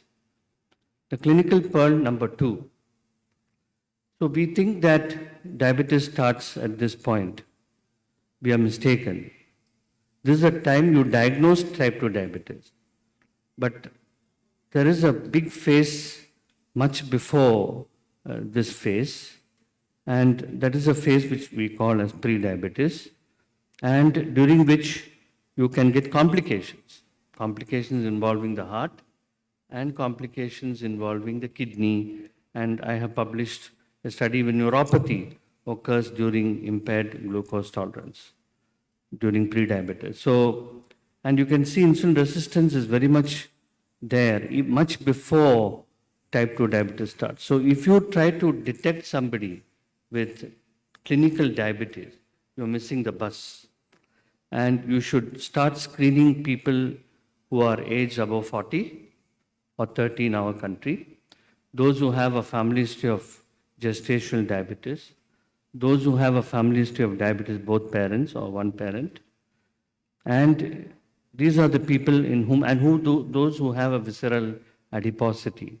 You should start screening them for insulin resistance much before they are detected with clinical diabetes. So this is where the public health perspective comes into play, and we as physicians must not just treat diabetes, but try to prevent diabetes.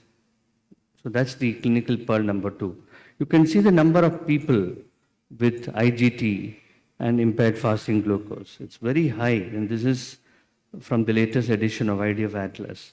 You have an equal number of people with pre-diabetes as you have diabetes in the world. So if you want to say India is not the diabetes capital, you should start looking at pre-diabetes and primary prevention.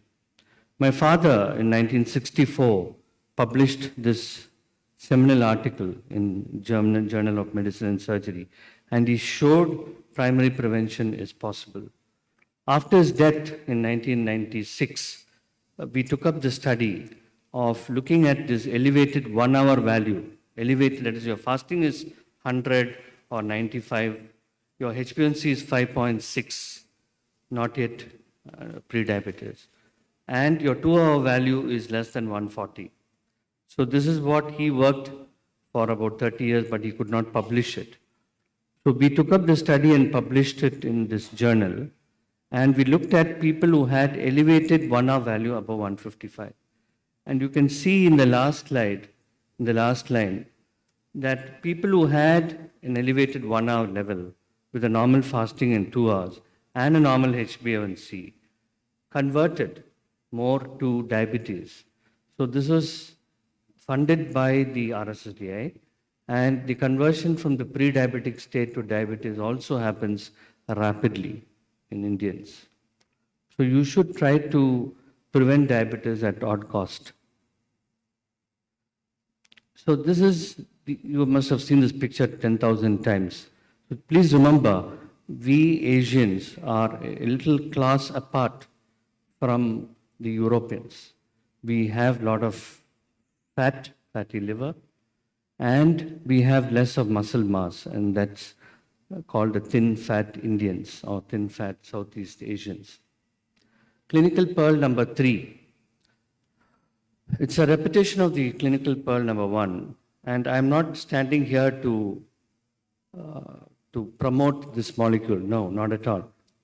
I'm not here to promote this molecule SGLT2 inhibitor or GLP-1 receptor agonist. So I'm here to talk about science.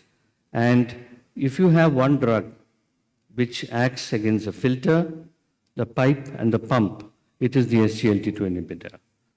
So till date, no drug has been proven to be better than the SGLT2 inhibitor. Of course, we showed in the recent RSSDI, Chennai, that about 17.5% of people get genitourinary symptoms. You must be very careful, especially among women. You have to be more careful. But if there's one drug which has got benefit, according to the ADA and EASD 2022 guideline, it is the SGLT2 inhibitor. And you can see SGLT2 inhibitors have got several beneficial effects, which you can see for yourself in this slide on the kidney, on the heart pump, and on atherosclerotic cardiovascular disease. And you can see that agents like dapagliflozin, empagliflozin, and canagliflozin reduce the death from cardiovascular heart failure. So if you have somebody with heart failure and whose kidney function started declining, you should use an SGLT2 inhibitor. We still do not have fantastic, robust data on people who do not have heart failure and who do not have kidney failure or kidney reduction. We still do not have robust data. But we have robust data on heart failure, established heart failure, and established kidney disease, CKD. Clinical Pearl 4. So gone are the days when we used to measure blood glucose testing. So today, thanks to people like Sanjay Kalra who wrote about this hex said, we have this entity called glycemic variability. So many people will have their HbA1c at 7.2, 7.3, 7.1, or even 6.8. But this entity which Sanjay Kalra from Karnal described as the hex said, I think it's very important. And glycemic variability is today very much possible in our setting. You have the patient model, you have the hospital model, and you can apply it. You don't have to apply it 30 days continuously. It's very costly. It's about 6,000 rupees the patient has to buy it. But you can do it once in 2-3 months. You can ask the patient to do it once in 2-3 months. So the glycemic variability comes like this. You'll be astonished to find that when you use insulin or when you use long-acting sulfonylureas or any drug for that matter, you will find a dip in the blood sugar at 2 o'clock, 3 o'clock in the night. So that can be picked up only with an ambulatory glucose profile. So it is bad to have hypoglycemia in the night. So this is my clinical pearl number 4, that use modern technology. Don't just look at HbA1c and fasting and PP sugar. You have technology in India today at an affordable cost to look at technology like ambulatory glucose profile. Clinical pearl number 5. We are so much concerned about COVID and monkeypox we were discussing, but we do not realize the fact that many patients die of pneumococcal pneumonia. The death rate is about 3 times more among people with diabetes. You have to vaccinate your patients with diabetes against pneumococcal disease and against the influenza virus. And it will give you, the infectious disease specialist like Senthur Nambi will agree that taking a flu vaccine also has got multiple other benefits. So don't forget to vaccinate your patients. It's not enough if you just protect their heart or kidney. You have to also protect them from disease. And my last clinical pearl number 6 is a subject where I did my PhD on diabetic and kidney disease.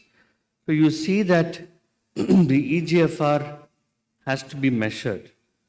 You can't be measuring serum creatinine every 6 months and saying your patients are okay. Serum creatinine starts going up only when the EGFR comes to around 50. So we used to use the Cockcroft-Gault formula, which is not used now. So we published in this Indian Journal of Nephrology about the new formula, the CKD-AP formula, to measure EGFR. So you can get a decline in EGFR even with no albumin in the urine. Please understand that point. So CKD does not mean that you always have albumin. You can have a decline in EGFR even without albumin. We did the study where we published in Indian Journal of Medical Research, which is the official journal of ICMR. We did a 12-year observational study, and we found that the main factors, we took two groups of patients. We took patients who had no albumin. At that time, there was no EGFR. We took two groups of patients. We took one group who had no albumin in the urine, and the other group who had albumin in the urine. No, I'm sorry. Both the groups did not have albumin in the urine. I'm sorry. And we did a 12-year follow-up. And we looked at the hazard ratio and so on. And we found that the HbA1c on at baseline and during follow-up, the presence of retinopathy, if you have retinopathy, you may develop microalbuminuria or albumin or EGFR. So the presence of retinopathy, the presence of systolic blood pressure, all where the parameters, the duration of diabetes is very important. If you have a long duration of diabetes, your patient may slip into a lower EGFR. Like this is the latest paper from Kidney International in 2022, and which talks about using all these agents as a first-line drug. And in the second-line drug, we have finerenone and so on. And you see, when you're talking about the kidney, you talk about intraglomerular hypertension, where you use ACE or ARB. You use SGLT2 inhibitors or GLP-1 receptor agonists, but the inflammation and fibrosis still remains unanswered.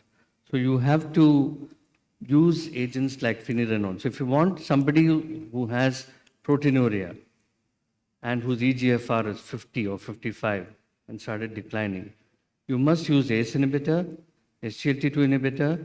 If you can't tolerate SGLT2, use a GLP-1 receptor agonist and use this drug finerenone.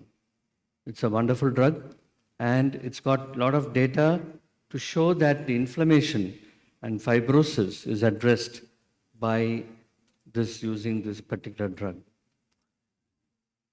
I apologize for the spelling mistake. Tirzepatide is going to be available in India very soon. It's a dual agonist. It works on both the GLP-1 and the GIP.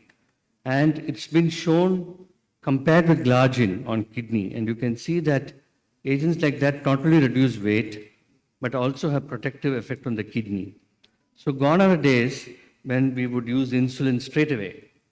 So don't use insulin straight away. There are agents which are going to come in.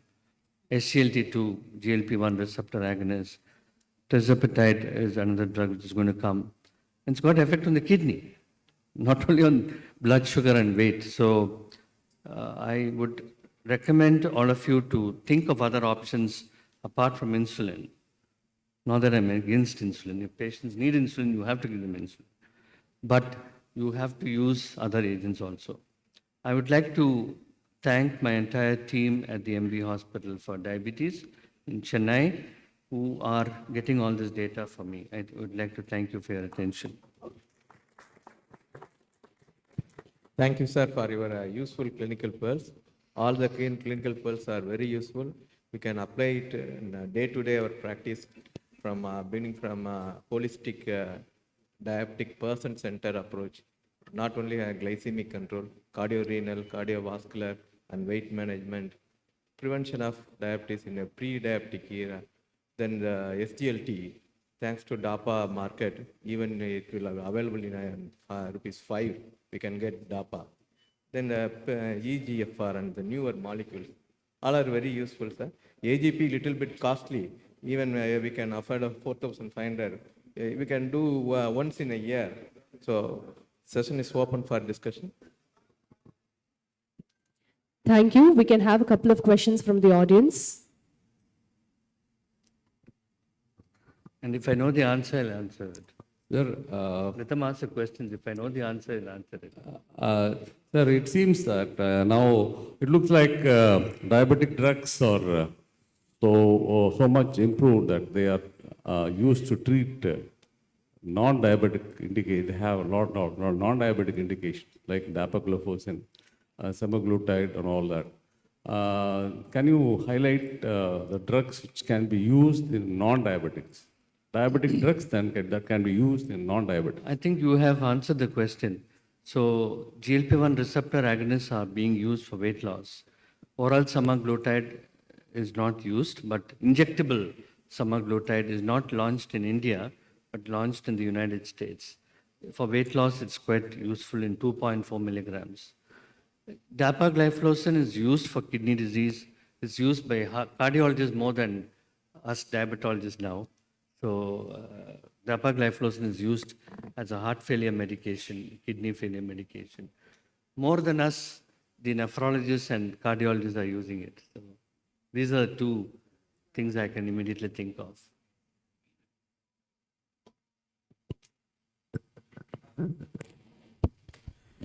Sir, once you screen as usual routine diabetic patients for microvascular, like particularly nephropathy, we do normally microalbuminuria or urine PCR. But we come across many times, as you rightly mentioned, non-albumuric kidney disease. Is there any other biomarkers by which we can screen? What is your experience? Yeah, there are biomarkers like the ACE gene, which is not doable in the routine practice. So I think you have to depend on the EGFR, because people like Krolowski from Jocelyn has shown that the gene for dropping the EGFR and the gene for albumin, the explanation why you don't get albumin, people like Krolowski from Boston has shown that the gene for EGFR reduction and the gene for albumin development is different.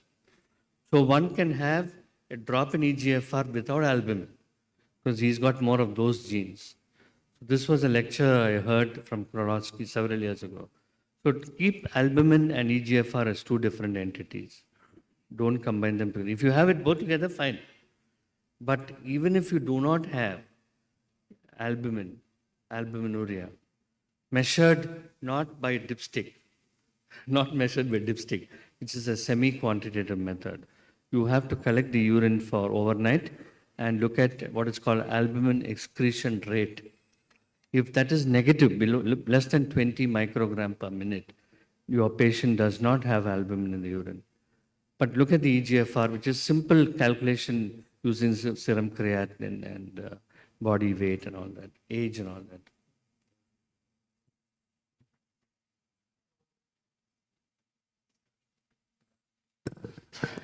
Sir, one note. In ambulatory glucose monitoring, we take only the interstitial fluid glucose. Can you explain? Yeah, so we need real-time values. So you can't be poking at 1 p.m., 1 a.m. in the night, 2 a.m. in the night. So you can't do real-time. The real-time is the capillary blood glucose. We agreed, 100% agree. But at 1 a.m. and 2 a.m., you can't ask the patient to get up and do the blood sugar.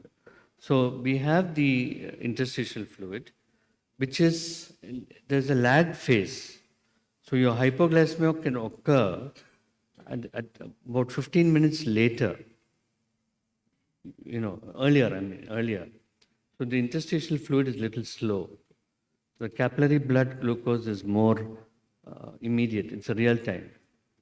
But having said that, I think newer sensors are coming, which have almost the same, they become low or high at the same time. So right now, the interstitial fluid, as you rightly pointed out, there is a lag phase. But we can't help it. You can't ask, you have 99 readings coming here. You can't ask the patient to poke 99 times. No patient is going to do it. Not even type 1 diabetic. So that's a problem. Thank you. Sir, good morning, sir. Sir, actually, as a diabetologist, fasting less than 90, postprandial less than 140, that's okay. But half an hour more than 165, 1 hour more than 155. It's also pre-diabetes. These stages itself, we have to concentrate. If we put them on dapagliflozin like any SGLT2 inhibitor, we can reduce the morbidity and mortality of future diabetes. What's your opinion, sir? Are you using these criteria, sir, pre-diabetes? Yeah, Dr. Pandiyapan, I think you came a little too late. So I showed 11 years follow-up study published in Diabetes and Metabolism, where we showed the 1 hour value above 155 turns into diabetes. Number one, that's a pre-diabetic state. We call it as early glucose intolerance. Now, using drugs in this stage is a big controversy, including metformin. Metformin. Because in the IDPP study, Indian Diabetes Prevention Trial, which we did, we used 500 milligrams of metformin. My colleague Dr. Ramchandran did it. But we did not find metformin to be better than lifestyle modification. So once you detect pre-diabetic, the ball is completely in your court to give metformin or only lifestyle modification or both. But many patients, data is not strong for metformin. but many patients, they are having this pre-diabetes with atherosclerotic cardiovascular Yeah, disease. but whatever This it may stage, be, there is no data. no So data. maybe To use maybe you Met should, or SGLT2. maybe Tamil Nadu APA can take up a study using dapagliflozin in pre-diabetes. Yes, sir. It's a good study. Definitely. Sir, I just want to add up to the point. Like, there is a concept called lead bias, right? So Concept called? lead bias that occurs in cancer and any disease which is diagnosed by our medical technologies earlier than before it manifests on the patients. So in a case of pre-diabetes, which we have found by 1 hour more than 155, we have said that we have come to a conclusion it's pre-diabetes. But how much of the percentage of patients in your study turned up into a diabetic of among the people who turned out to be 155 at 1 hour? And was it significant when compared to the other arm? That is one. And even though if they have turned out to be a diabetes in future, I mean, suppose we do an ultrasound on an apparently normal individual and we find some cyst or some stones in the kidney. It is because our technology is so increased that we are able to detect. But is it really causing a problem on the patient? The problem must be something else which we might have come across to the doctor. But we incidentally do the ultrasound for something else and we found out a stone. So this is the lead time bias, and that's why we need not do a metformin for that patient because the disease has not yet developed. Only thing we can do is education and lifestyle modification and prevention of diabetes rather than starting the curative part of going into metformin or dapagliflozin. That's the answer for Yeah, Dr. that's what. Paniyappan. I just said that is. But I beg to differ from you in a single point.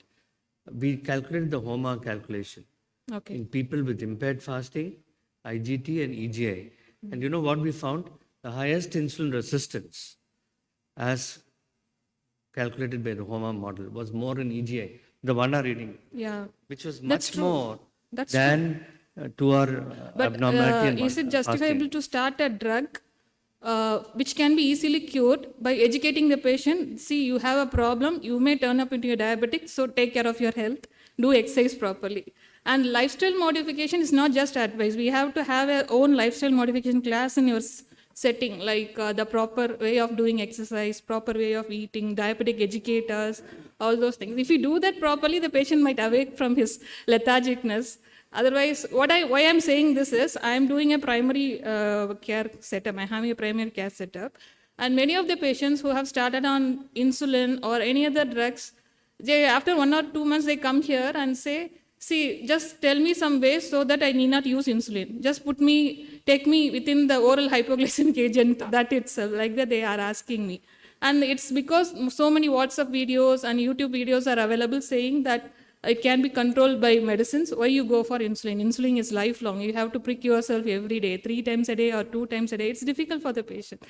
So that's why, like, as far as possible, I mean, anyway, it is a progressive disease. So we have to educate the patient, and as far as possible, first we have to try out the lifestyle modification first, and then start on the oral hypoglycemic agents. Perfectly agreed. LSM is the number one treatment in established diabetes, pre-diabetes in any stage. You are perfectly right. But what percentage of people follow the LSM? That's true. That's true. They do it for 1 week. And after It's that they not. don't follow. I mean, they are not completely aware what is the scientific way of doing the lifestyle modification. They just be think walking, but it's. So are you a doctor? Yes, sir. So- I'm a doctor. I'm So a I preventive medicine expert. Yeah. So you take up LSM in a very big way. and Okay. fight those guys who say reversal of diabetes. So No, reversal is possible only when we implant a beta cell into our pancreas artificially. That is the no, proper you way of start reversal. writing. First, you write an article for Tamil Nadu API journal. We'll publish it. But I'm willing to do a study like you said, like the dapagliflozin can be tried on any patient who has tried the lifestyle modification No, fully. first you write an article for Tamil Nadu API journal. Our secretary Pioneer will guide you. First Thank write an you, article sir. for. Thank you. Thank you, ma'am. Thank you, sir. Thank you so much for answering. And thank you, delegates, for the amazing question answer session. Over to the chairperson to wind up the session, please. We will conclude the session, sir. Thank you. I request the chairpersons, Dr. D. Aram and Dr. A. Krishnamurthy, to felicitate both the speakers of the session, Dr. B. Kesavamurthy and Dr. Vijay Vishwanathan.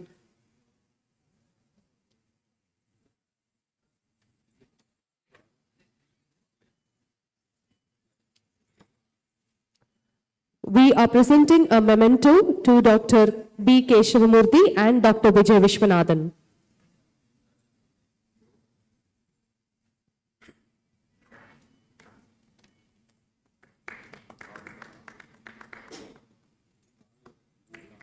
We also request the speakers, Dr. B. Keshavamurthy and Dr. Vijay Vishwanathan, to felicitate Dr. D. Aram and Dr. A. Krishnamurthy for wonderfully chairing the session. Thank you, delegates, for the amazing session. A good round of applause, ladies and gentlemen. And let us all move on to the next topic, novel therapy making paradigm shift in hemophilia management. The discussion will be carried on by Dr. V. Chandrasekhar, and I request Dr. V. Chandrasekhar to kindly come on to the dais. And we request the chairpersons, Dr. D. Aram and Dr. A. Krishnamurthy, to please stay back on the dais for the next session as well.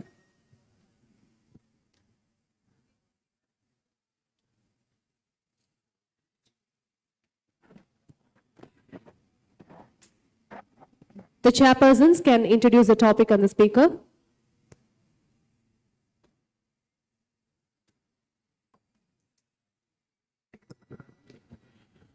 Now I request Dr. Chandrasekhar to proceed with his talk. Over to Dr. Chandrasekhar. So good morning, sir. At the outset, I thank organizers for giving me this opportunity to bring the greetings from Telangana state. So this morning I am delivering the talk on the novel therapy making a paradigm shift in the hemophilia management. So just now we have seen the diabetes and the new technologies in the cardiovascular management, changing the aortic valve and all. So there is also the treatment shift is happening in the hemophilia management too. So if we see the evolution of the hemophilia, so wherein 1950, it is very difficult to think about the factors, the clotting factors, because hemophilia is because of the deficiency of the factor 8 and factor 9. And they used to give only the whole blood, and sometimes, if fortunate enough, fresh frozen plasma, cryoprecipitate, etc. But this plasma-derived factor concentrates are order of the day in 75, and then the cloning of the genes, factor 8 and factor 9, after 1980 onwards, started developing generations of recombinant factors, 8, 9. So in this also, there is so much of developments now. Currently, the 4th generation recombinant factors are there. And because they have to give repeatedly the extended half-life, EHL, recombinant factors are developed. And there is also one new paradigm is sometimes non-factor therapy also, because there are inherent risks in giving recombinant factors too. So the current and futuristic approaches for the hemophilia care. So there was a pre-replacement therapy of the factors, and now the replacement therapy with so many recombinant factors are available.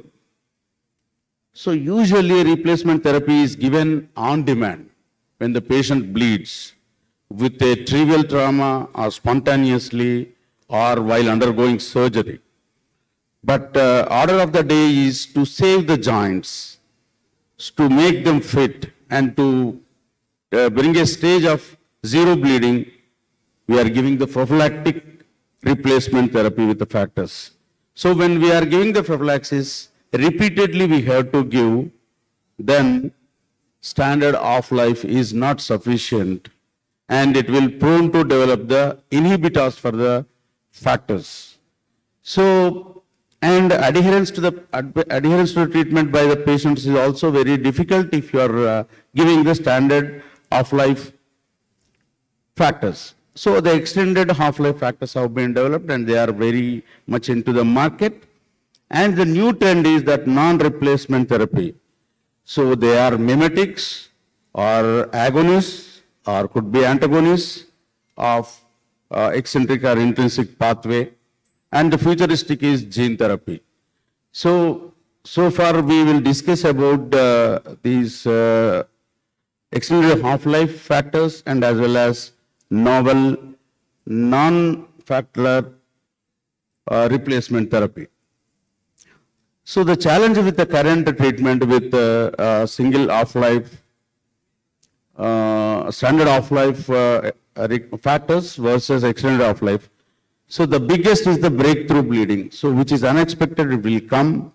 And sometimes bleeding may be spontaneous, intra-abdominal or intracranial, may be life-threatening too. And the most other problem is when a patient is exposed to the recombinant factors, so there is a development of inhibitors to the factor 8 or 9, so that the same dose of recombinant factor may not be sufficient to stop the bleeding. And by this, if you are particularly taking the prophylaxis therapy, there may be chances of compromising the quality of life, and there are issues of adherence to the replacement therapy, particularly when you are taking the prophylaxis. So in this scenario, so how to overcome all these challenges with the current mode of treatment is by the new modalities of treatment. So the flexible approach to the treatment is a need of hour for the improving the individual outcomes. So there are not only to achieve the stop the bleeding, but also other treatment goals are there. So improve the target joints because certain joints are more frequently involved in particular person. So that is a target joint by the disease itself. So that number need to be, and episodes need to be reduced, and reduce the pain because sometimes it may be a muscle bleed, so pain will be there, and improve the activities of daily life. Because of the fear of bleeding, they may not be taking care of strenuous activities. So these are the other treatment goals also, to improve the activities of daily life. Minimum or near normal musculoskeletal and psychological development is also one treatment goal, and minimize the musculoskeletal diseases. What are the other factors influencing the treatment choices? That need for the central venous access is sometimes not possible when it is coming emergency. So now the factors are available which can be given subcutaneously too. Ability to patients or carers to treat the child at home. So prophylaxis is now that it can be given at the home. So frequent coming to the centers where the expertise and factors are available. Now the parents or patient givers are trained how to give the factors. So that is one factor which will determine adherence. So approximate the cost of the prophylaxis versus episodic treatment. Episodic treatment is an on-demand treatment. So whenever the bleed, but you have to calculate when the bleeding is stopped also, that residual amount of the blood in the joints will cause the arthropathy and patient will become crippled. So if you calculate, if the no bleeding is happened by giving the prophylactic therapy, so there is no such joint damage is happening, so that there will not be any problem. So in that way, the cost-benefit ratio, prophylaxis therapy stands good. and proximity to the hemophilia treatment center, because the hemophilia treatment center is a comprehensive care treatment. It involves the hematologist, it involves the physician, it involves the orthopedician, it involves the physiotherapist too.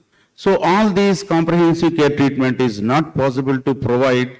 So if the patient is far away from such HTC, so then it will be difficult. So all these problems will favor the new treatments. So the new factor treatments are many. So here, Turatco alpha, Inotoc alpha, so many these monoclonal antibodies are available. So the major advantage of all these things is the half-life. So this Turatco alpha is 10 hours mean half-life, so plus or minus 5 hours. But these speculated factors, so may increase the half-life up to 19 hours. So these can be given twice in a week also. So instead of giving daily, twice in a week also you can give. And many more factors are coming in the pipeline. So they can be given once in a week or once in a month too. So what these, there are two things are available, one extended half-life factors like Advate. So here you can give that 2 times a week. So and one electrolyte is there which can be given in the 50 international units per kg. So this also can be given 2 times in a week. So the pegylated version of this Turatco alpha can be given 4 days, every 4 days. So that means this also comes to twice in a week, but this is for adults. So here this pegylated element, that dose is minimal irrespective of age and this thing. So less than 12 years age or more than 12 years age. So here the main hemophilia caregiver impact scores were better. So there is a blue line here in this box which can be there. So that will be with the standard of care treatment. So the red line, there is a so improved versions, particularly symptom wise, physical activity wise, lifestyle wise, and the financial is not a factor because all the new treatment is costly. So except the financial wise, so the burden of disease wise, symptoms wise, practicality wise, so this novel treatment with extended half-life factor concentrates are scoring better. And so here, so extended half-life will be attaching some protein factors to the fragmented F crystallization, FC part of the human antibodies, and these pegylated PEGs and the recombinant albumin also attached to the recombinant factors, so that all these goals are increasing the half-life and other benefits are being achieved. So what are the guidelines by the World Federation of Hemophilia? So for extended half-life prophylaxis in hemophilia. So for the most of the EHL factor 8s have a similar recoveries than the standard half-life factor 8s. Hence doses used for the prophylaxis will be similar. At the similar dose, you are giving less number of pricks. So but still not yet uniform opinion, consensus opinion arrived. So for what is the high dose, intermediate dose and low dose prophylaxis by WHO, by concentrate of clotting factor concentrates.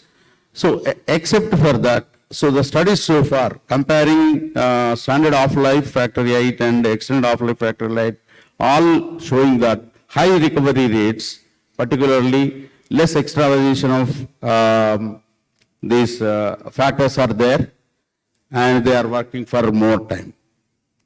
So this coming to the non-factor therapy, so this is now Emsugimab is a one monoclonal antibody which is working like clotting factor concentrate also, which will work at the activated factor 8 in this cycle of eccentric cycle.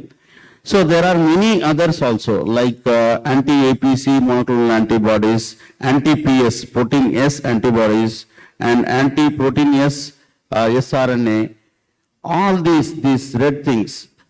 But only the emsumab is the one, so which can be used as a substitution as a non-factor therapy instead of clotting factor concentrates. So this emsumab works like it's a bispecific monoclonal antibody. So it will be given subcutaneously every in 2 weeks or every in 4 weeks also. There are versions available weekly ones, every in 2 weeks or this thing. And mimics like a factor VIII function irrespective of the presence of factor VIII antibodies or not. So you can safely give if the patient who are previously exposed to the recombinant clotting factors and develop the inhibitors so that you are unable to control the bleeding, so you can use this emsumab. So Emlibra is the one brand. So this is how compared with the recombinant factor VIII with the emsumab, there is a mode of action which was shown in where it is works in the this eccentric cycle of clotting cascade.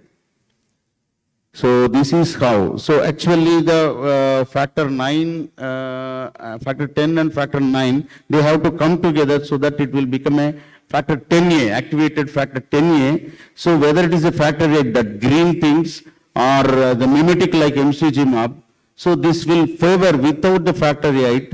So the similar action it will do. So it is like a mimetic of factor 8, the mechanism of action is. So the promotion of factor 10A generation, so that is its emsumab is a factor 10A generation. So one is recombinant factor 8 and versus emsumab. So sites of interaction, so for factor 8 it is multiple, but emsumab it is single, and affinity is high, so emsumab is low. So there are certain differences are there. The cofactor activity is full, and for emsumab it is partial. So when excess enzyme and subordinates are cofactor can be affected, but antibody in excess over the enzyme substitute. So this emsumab is better. So where antibodies to the factor 8, recombinant factor 8 are developed, so that that given dose of the factor 8 is not much useful. So though emsumab is given in a naive patients who are not exposed to the factors also, but this will do because of this excess dosage activity. So it can suppress all antibody actions so that bleeding will be stopped easily. So there are some trials which are including the emsumab, that is Heaven 1, Heaven 2, Heaven 3, Heaven 4. So all goals are same, but the dosages and the patient age group are differ from Heaven 1 to 4. So for example, in Heaven 1, it is adults and adolescents, people with hemophilia A with inhibitors. So this is adults. And 2 is a pediatrics with a similar with inhibitors. And Heaven 3 is adults without inhibitors, and Heaven 4 is adults with or without inhibitors. These are the 4 groups I have taken, and the minimum dose is 1.5 milligrams per kg, repeated weekly. So here in the Heaven 4, so it is up to 6 milligrams. This is the dose range depending upon the type of the patient. You have to go either minimal dose of 1.5 milligrams per kg repeated weekly, or 6 milligrams per kg repeated every 4 times in a week. So that is the maximum dose can be given. So the primary endpoint is treated bleeds. Secondary endpoints are all bleeds, whether tolerated spontaneous bleeds, or treated joint bleeds, all these things, and safety endpoints also, whether any adverse reactions or serious adverse effects are there or not. So here, this is the participant characteristics. So I think it is very difficult to follow. The numbers are very small. So outcomes, if you see, so here the treated bleeds over the time, because it is a more benefits will be seen over the time, because if you are extending it for 12 weeks and up to 124 weeks also, this yellow line indicates how many number of zero bleeds. So it is prophylaxis. So it is in the first week itself, it will be coming up to 78%. So it will improve to the up to 90% over the 6 months or 1 year. So that is in this way, this trial proves that the bleeds will be improved. Likewise, the joint and spontaneous bleeds over the time will be increased. So action starts immediately within the week, but if you continue so that the benefits are accrued. So mean ABR, average bleeding rates over the time will be reduced over the time again. So these are the trials which were conducted for almost 1 year. So again, zero bleeds achieved over the time. So by the end of 100 weeks, so it will be almost 100% zero bleeds. So that a zero bleed in the joint, you are saving the joint. So meanwhile, he can have the full activities so that he will not be any limitation of the physical activity, no dependence on the family members, and he is almost enjoys the normal life. So the target joints with the zero spontaneous and traumatic bleeds are also achieved to almost more than 90% in all the these trials. So 95% is the mean of target joint saving. So if at least the first joint is involved, so you can give the secondary prophylaxis. So you are saving that joint, so without going into cripple. So these trials are proved very much. The long-term safety is also proved with this. So the total number of patients with AEs are only 1.3% out of number 399. So there is no serious adverse effects and no systemic hypersensitivity on anaphylactic reactions. And so all these proved to be very safe in the drugs. So coming to these trials, so long-term follow-up indicates that people with hemophilia treated with emcigimab continues to experience improvements in the control of bleeding events and as well as saving the target joints with resolution and all. Sir, only few slides, sir. So the surgical procedures in the HEAVEN studies are also said that, so in case of a hemophilia patient going for a major surgery, so instead of the factor replacement, if it is not possible, can use these emcigimab so that you can achieve surgeries, minor surgeries up to 80% without any complications. And for the major surgeries, 80%, minor surgeries up to 90%. And you can compare with these new agents with old agents, the lab monitoring. Laboratory monitoring is also beneficial with the new molecules. So here one more thing, because sometimes when inhibitor therapy is there, we are using the bypassing agents like APCC. So even if you are using the APCC, you can still use these novel mimicking agents so that at least you can reduce the some cost, and there is no interaction between the bypassing agents and this novel treatment with the MCGB. So to summarize, introduction of subcutaneous treatment for hemophilia in the form of emcigimab represents a significant advancement in the treatment for many patients. A unique 4-week off-life offers consistent and sustained therapeutic drug levels, and mean ABR is decreased over the time. Proportion of the participant with zero joint bleeds increased across each treatment interval beyond the week 25th. So less than 3 bleeds approached 100% within a year. So if you continue over along the year, so there is zero bleeds. And quality of life also improves regardless of inhibitor state. So there is over time adverse bleeding ratio with persons with hemophilia. Inhibitors converged to that without the inhibitors also. So that means in inhibitors or non-inhibitors, so you can give safely so that the joints will be saved and there is traumatic bleeding will be reduced, and more than 90% of all target joint bleeds are resolved. So, so in case of factors also, recombinant factors also you can use so that the patient can be saved of many complications. Thank you very much for patient hearing. Thank you, sir.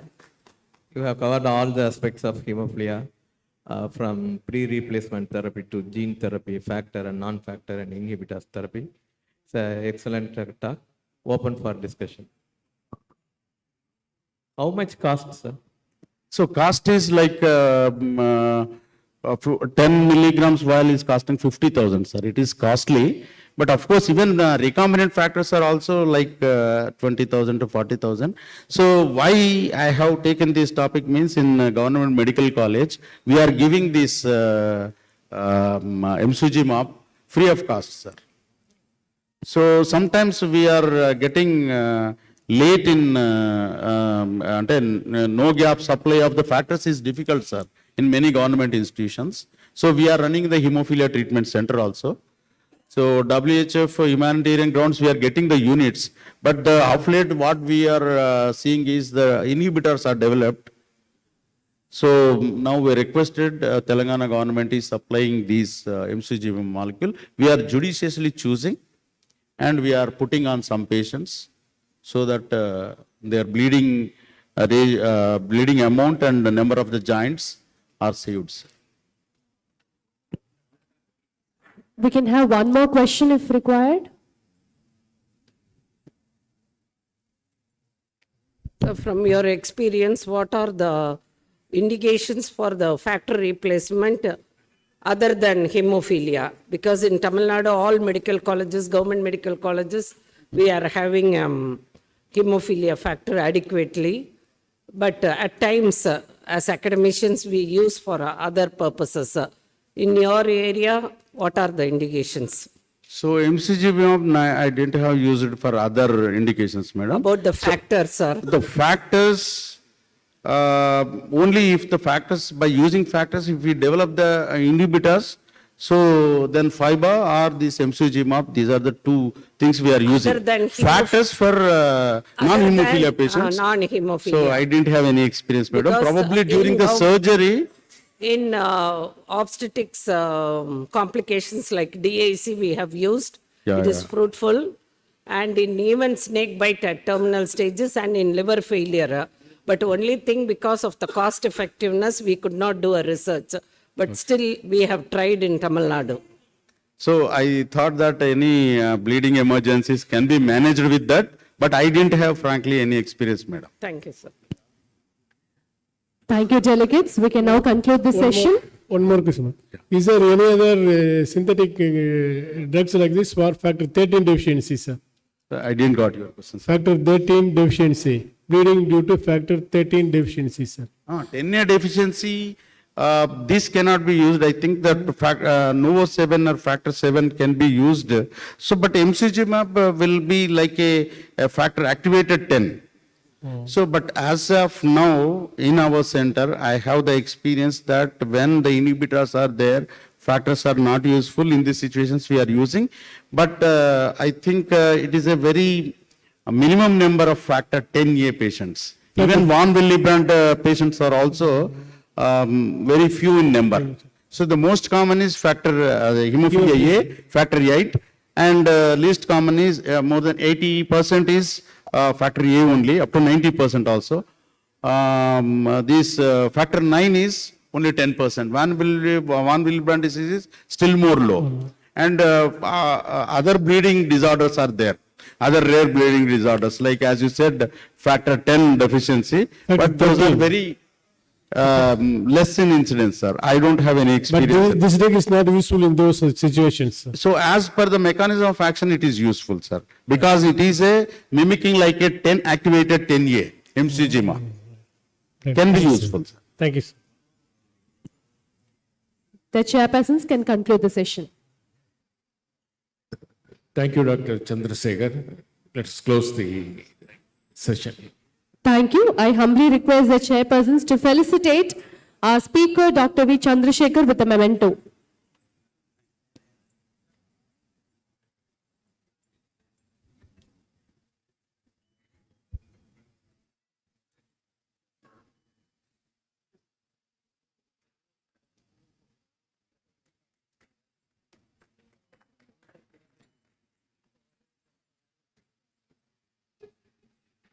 Let's start our next session on dialogues in hypertension, starting with Dr. S. Shanmugasundaram's talk on difficult to control hypertension.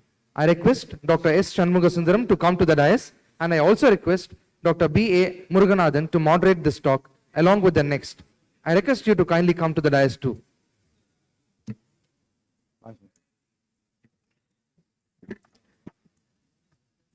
Dear brothers and sisters, good afternoon. Good afternoon. Yes, at least now I'm very happy.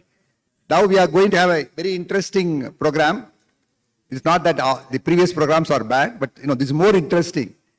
The dialogues in hypertension. Hypertension, 4 paradox, I always say quadruple paradox. It is easy to diagnose, easy to treat. So many drugs are available, still not under many people, in India, the control rate is less than 12. And there are so many people, more than 220 million people in India has hypertension. But unfortunately, more diabetologists are there than the hypertensionologists. So these are the quadruple paradox I always say in hypertension. We are going to have 1 hour program. I requested Shanmugasundaram and Narsigan to cut short their talk for 10 to 15 minutes only. We'll have more questions and answers. You can ask any question in hypertension. You can send the questions to me as they are delivering the talk. Then we can take up the questions. Both of them can answer. If they cannot answer, I will try to answer. So this is how I'm going to do the program. The 2 topics are, one is difficult to treat hypertension. The second one is women and hypertension.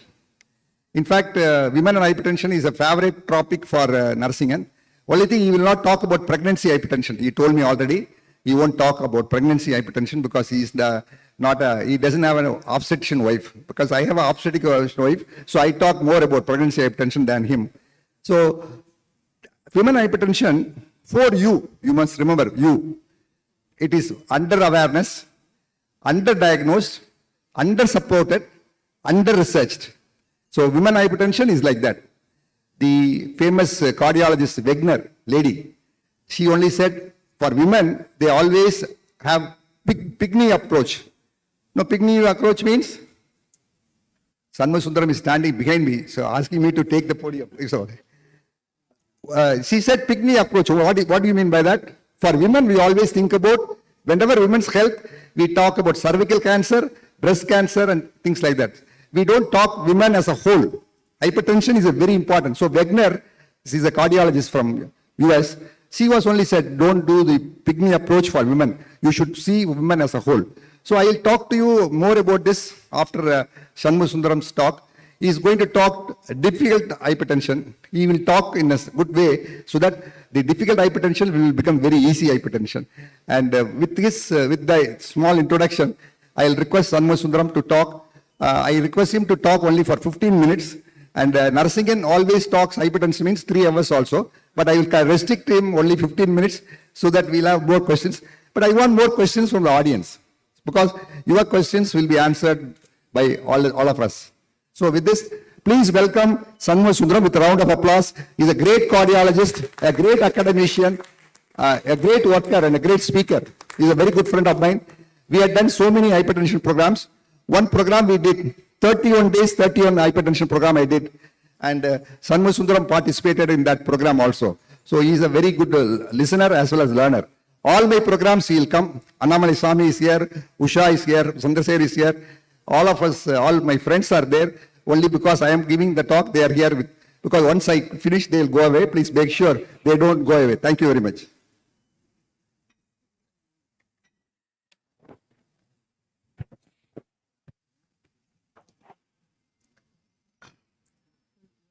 Difficult to control or difficult to treat hypertension is a common problem in day-to-day practice. Hypertension is very prevalent condition. Worldwide, the prevalence ranges from 20 to 60%. In India, 1 out of 3 adults has hypertension. More than the higher occurrence of hypertension in our country, look at what happens to the average blood pressure of the population the change from 1990 to 2019, we stay there only. We have not made improvement like what West has done over a period of 20 years. This was brought out by NCD survey. Out of 100 individuals with hypertension, only 1/3 seem to be aware of it. Half of them only take drugs, and few of them are under control. Uncontrolled blood pressure is the single most important modifiable risk factor. We should note that it is the single most important modifiable risk factor for cardiovascular morbid events and death. Starting from subclinical involvement of the important organs, kidney, heart, and brain, to clinically manifest conditions, followed by the complications. There are different terms that are used for condition, the hypertension, which is difficult to control, difficult to treat, hard to control, etc. Difficult to treat or difficult to control hypertension is all-inclusive term, which is going to include the conditions which I am going to enumerate one by one. The first one is resistant hypertension. This is defined as the blood pressure of a hypertensive individual that remains above the goal in spite of using 3 drugs, which include a long-acting calcium blocker, AC inhibitor or ARB, and a diuretic at maximal or maximally tolerated dose, administered at appropriate dosing frequency. Controlled resistant hypertension, BP, is at goal with use of 4 or more drugs at maximal dose. Refractory hypertension, little more than resistant. Blood pressure is above the goal in spite of using 5 or more drugs, which include a thiazide-like diuretic, and spironolactone used at maximal doses. Apparent resistant hypertension is something like difficult to control hypertension. This means we have not really made sure that what we deal with is really a resistant hypertension. This may be resistant hypertension or inadequate dosing schedule and so many other factors involved in it. So if we have a very large population of uncontrolled hypertension, then you have certain conditions which contribute to pseudo-resistance. After ruling out that, what remains is true resistant hypertension, which is about 10% of population with hypertension, and refractory hypertension comprises about 5% of the entire hypertensive group. The prevalence depends upon the goal which you set. Different societies set different goals, but if you feel that 140/90 is the office blood pressure of 140/90 is the goal to reach, 10 to 13% of hypertensives have resistance. And if you set the goal 130/80, almost 17% have resistance. The resistant hypertension prevalence increases in certain categories, people with CKD, people who had undergone renal transplant, and elderly individuals. Why should we bother about resistant hypertension? Apart from the number, 10% of hypertension means worldwide 10 million people have resistant hypertension, inadequate control.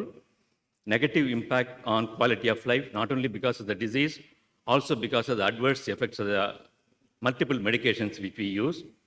Then comes, there is a need for ruling out secondary causes in this category and need special diagnostic and therapeutic approaches.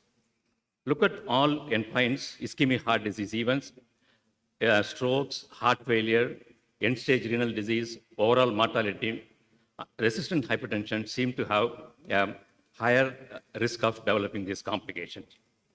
But before we look at the true resistant hypertension, it is our duty to rule out apparent or pseudo-resistance, because as many as 50% of so-called presumed resistant hypertension have pseudo-resistance. What are the factors that contribute to it? Non-adherence to therapy. People don't follow the drugs at the recommended dose. Physicians' inertia. We don't treat adequately. at times the artery may be incompressible, you get a wrong value, white coat resistant hypertension and improper BP reading. First, I thought I should not talk about the proper methodology of blood pressure recording, but if you look at what happens in a busy outpatient practice, most of us do make errors in blood pressure reading because we don't use a calibrated apparatus, we don't keep the the cuff at the heart level, patients are not seated properly, we keep talking to the patients, so many errors happen while recording the blood pressure. Look at what happens with this referred population of 130 with the diagnosis of resistant hypertension. If you put them in a chamber, allow them to remain quiet for some time and record the blood pressure, take an average, as many as 1/3 turn out to be well-controlled hypertension. So this is the importance of recognizing the, the way of recording blood pressure in an ideal circumstance that contributes to the diagnosis of pseudo or true resistance. As much as 20 millimeter of difference of systolic blood pressure can occur if ideal BP recordings are not done.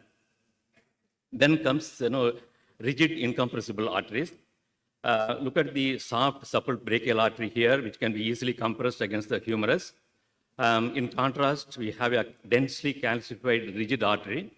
Apparently, it will not get compressed even if you elevate the blood pressure beyond the real systolic blood pressure. This gives you a false higher reading. What we call as Ostler maneuver will tell you the diagnosis. How to do it, like, increase the cuff systolic pressure till you don't feel the radial pulse.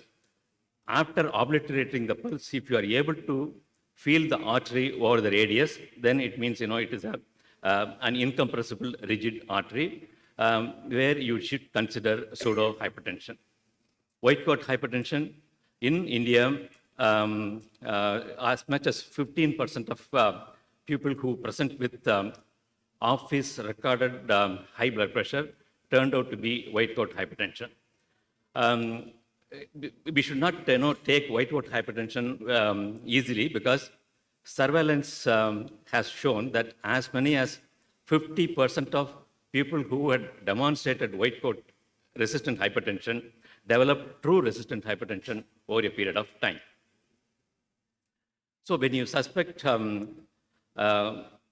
the white coat effect, you need to have one of the two investigations, either the ambulatory blood pressure monitoring or the second one is not an investigation, it is method of choice. Dr. Muruganathan has been spreading this message all through for many years. Home blood pressure recording is a very important step in ruling out pseudo resistance. Non-adherence to therapy is very common. How to make it out, like self-reporting, pill counting, refilling rate, and you can even estimate the drug levels in urine or blood. But a simple question to the patient or the spouse will bring out the truth of non-adherence to drug therapy. Look at this study, 375 patients referred because of uncontrolled blood pressure. 250 got controlled with adequate dosage of drugs. What remained, like, after ruling out secondary causes and other conditions, 76 remained uncontrollable in spite of using 4 and more drugs. And 40% of them were proven to be non-compliant based upon the blood levels of the drugs estimated. Look at this chart. As many as 30% of this non-compliant person do not take any medications, zero levels of drugs. So non-compliance is another problem that we need to rule out. What are the likely reasons? Complexity of treatment. Like, if you give 10 to 12 pills a day, obviously the compliance is not going to be there. Use fixed dose combination, single pill combination, simplify the dosing schedule. And there are now phone apps which can remind you to take the drug. Cost is another issue. I invariably allow my patients to use generic drugs or even the Prime Minister pharmacy where one can get drugs at 1/10 of cost of the branded ones. Adverse effects of drugs, and then many feel that skipping the drug does not produce any symptoms, so why bother to take medication? So you should educate and empower the patients. The only way to do it, like, allow them to record the blood pressure, show the values to us when they come for review, if you empower them, the issue of non-adherence with their rate will come down. Then an important issue, our inertia to give adequate treatment. An ambulatory medical care survey of a very large group, like nearly 41.7 million primary care visits.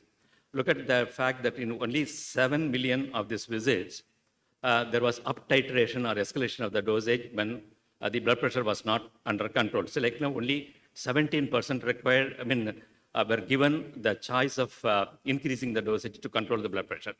Why should we be reluctant? We thought the previous visits, the blood pressure has been remaining normal. Why unnecessarily increase the dosage now?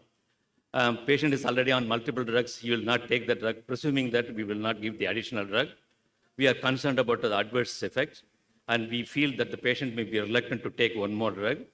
And we feel that, so far he has not followed the adequate lifestyle. We will implement that then so that the blood pressure will come under control. These are the common reasons for inertia from the physician side. What to do for overcoming this clinical inertia? Physician education, involve clinical pharmacologists, entrust nurses and physician assistants to record the blood pressure with our concurrence to modify the dosage so that patients' waiting time will come down and the non-adherence rate will also come down. Then the next responsibility is think about the secondary causes and rule out. There is a long list of conditions that can that can be the causes of secondary hypertension. Something around the kidney, renal parenchymal disease, renal artery stenosis, primary aldosteronism, pheochromocytoma. Then comes Cushing's syndrome and sleep apnea. Remember, 60 to 80% of people with the resistant hypertension have obstructive sleep apnea. Thyroid diseases are other reasons. So think of the secondary causes and rule out with proper investigations. Also consider interfering drugs like steroids, non-steroidal anti-inflammatory drugs, even certain allied therapies, Unani medicine and Ayurvedic medicines, which can contribute to uncontrolled blood pressure because of drug interaction. This is how we go about treating a person with hypertension. The contemporary step care approaches start with a single pill combination of two drugs, ACE inhibitor or ARB with calcium blocker at low dose, not getting control, the same combination at higher dose, not getting control, add a diuretic, either chlorthalidone or thiazide diuretic. This is how we have to move out. In case we give A plus C plus D, which one of the D we should use, either thiazide or chlorthalidone? Pharmacologically, there is some difference favoring chlorthalidone because of its long half-life. Particularly, the nocturnal rise in blood pressure can be well controlled by administering chlorthalidone. But if you look at, there is no head-to-head randomized trial looking at which is superior, but the retrospective data analysis revealed that the endpoints do not differ between the routine thiazide and chlorthalidone. But look at the adverse effects. The hypokalemia, hyponatremia, acute kidney injury occur at much higher rate with the chlorthalidone. So if we use chlorthalidone, please be aware of the possible electrolyte abnormalities that can happen. I have given AC inhibitor, then calcium blockers and diuretics at adequate dosage. Still the blood pressure remains above the goal. What next? This is a trial known as Pathway 2 trial, wherein the group of resistant hypertensives were rotated to 4 drugs. One is placebo, then spironolactone, third is bisoprolol, and fourth one is alpha blocker. Look at the way in which the spironolactone efficiently reduces the blood pressure in comparison to the other 2 categories of drugs. But the problem with spironolactone is the adverse effects. A considerable number of them come back with gynecomastia, pain in the nipples, etc. Eplerenone is an alternative because it is a selective mineralocorticoid receptor antagonist. But the problem is when compared to aldactone, when compared to spironolactone, eplerenone has lower affinity to the receptors, and shorter half-life. These are the two reasons, high affinity as well as the long half-life of this drug, which makes it more potent than eplerenone. So, though it is an inexpensive drug, spironolactone tends to be more efficient in controlling resistant hypertension than the alternative eplerenone. And one more choice we have is the drug amiloride. Most of us have stopped using it. This drug was and is available as a combination in the form of, in the name of bidurex. Amiloride acts in the distal convoluting tubule. It acts on ENAC receptors, which promote sodium reabsorption. This amiloride seems to be as effective as spironolactone in controlling resistant hypertension. Not only that, people have identified amiloride sodium receptors in the vascular endothelium as well as in the vascular smooth muscle. So it may have direct vascular benefits in addition to the effect on the renal tubules. So we have used A plus C plus D plus spironolactone. BP remains above the goal. What to do? We have 4 other choices: beta blockers, alpha blockers, centrally acting drugs, and vasodilators. My choice is carvedilol or prazosin extended release or vasodilators. Among the two, minoxidil seems to be more effective than hydralazine. So this is the contemporary step care approach for treatment of resistant hypertension. If you have given ACI or ARB, long-acting calcium blockers and diuretics at maximal doses, BP remains at goal. Add spironolactone. Keep amiloride as an alternative for you if adverse effects occur because of spironolactone. Then consider other drugs, either beta blocker, vasodilators, or alpha-2 agonists. Please do not underestimate the value of lifestyle changes, because it's a simple thing like sodium intake. If you reduce it, the blood pressure comes down by 2 to 8 millimeter of mercury. Weight reduction reduces your blood pressure by 5 to 20 millimeter of mercury, and so on. So lifestyle changes are important, particularly if you look at the pathophysiology of resistant hypertension. Volume overload or salt retention and volume overload seem to be the predominant cause. So salt restriction probably would play an important role in managing people with resistant hypertension. Then comes devices, renal sympathetic denervation. But if you look at the studies, only single-digit reduction of blood pressure. Then you have baroreceptor activation therapy, where you stimulate the carotid sinus with a pacemaker. Considerable reduction, about 25 to 35 millimeter of systolic blood pressure reduction happens with baroreceptor activation therapy. Then comes a coupler device with which you create a AV fistula between the external iliac artery and the iliac vein.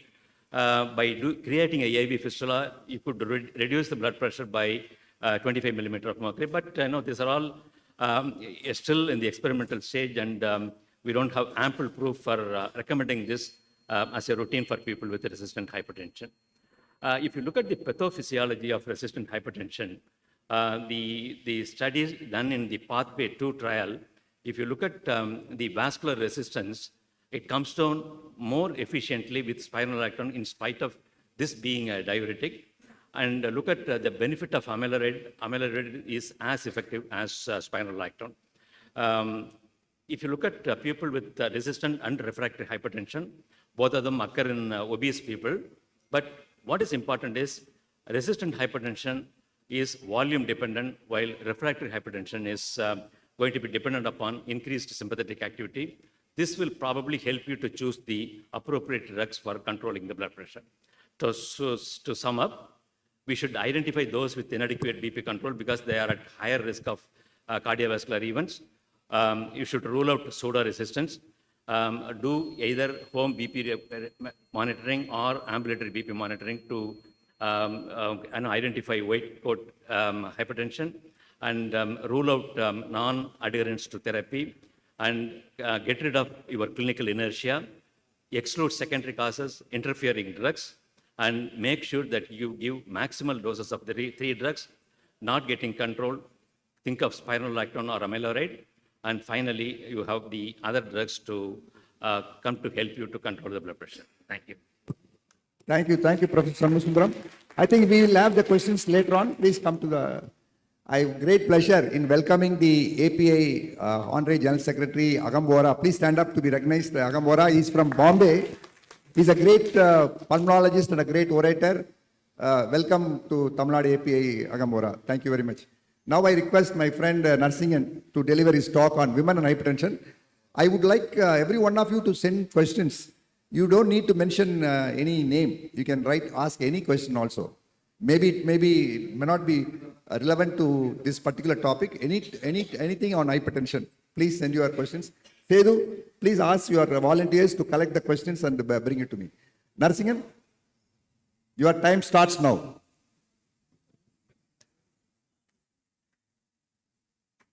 My time starts after he finishes his job.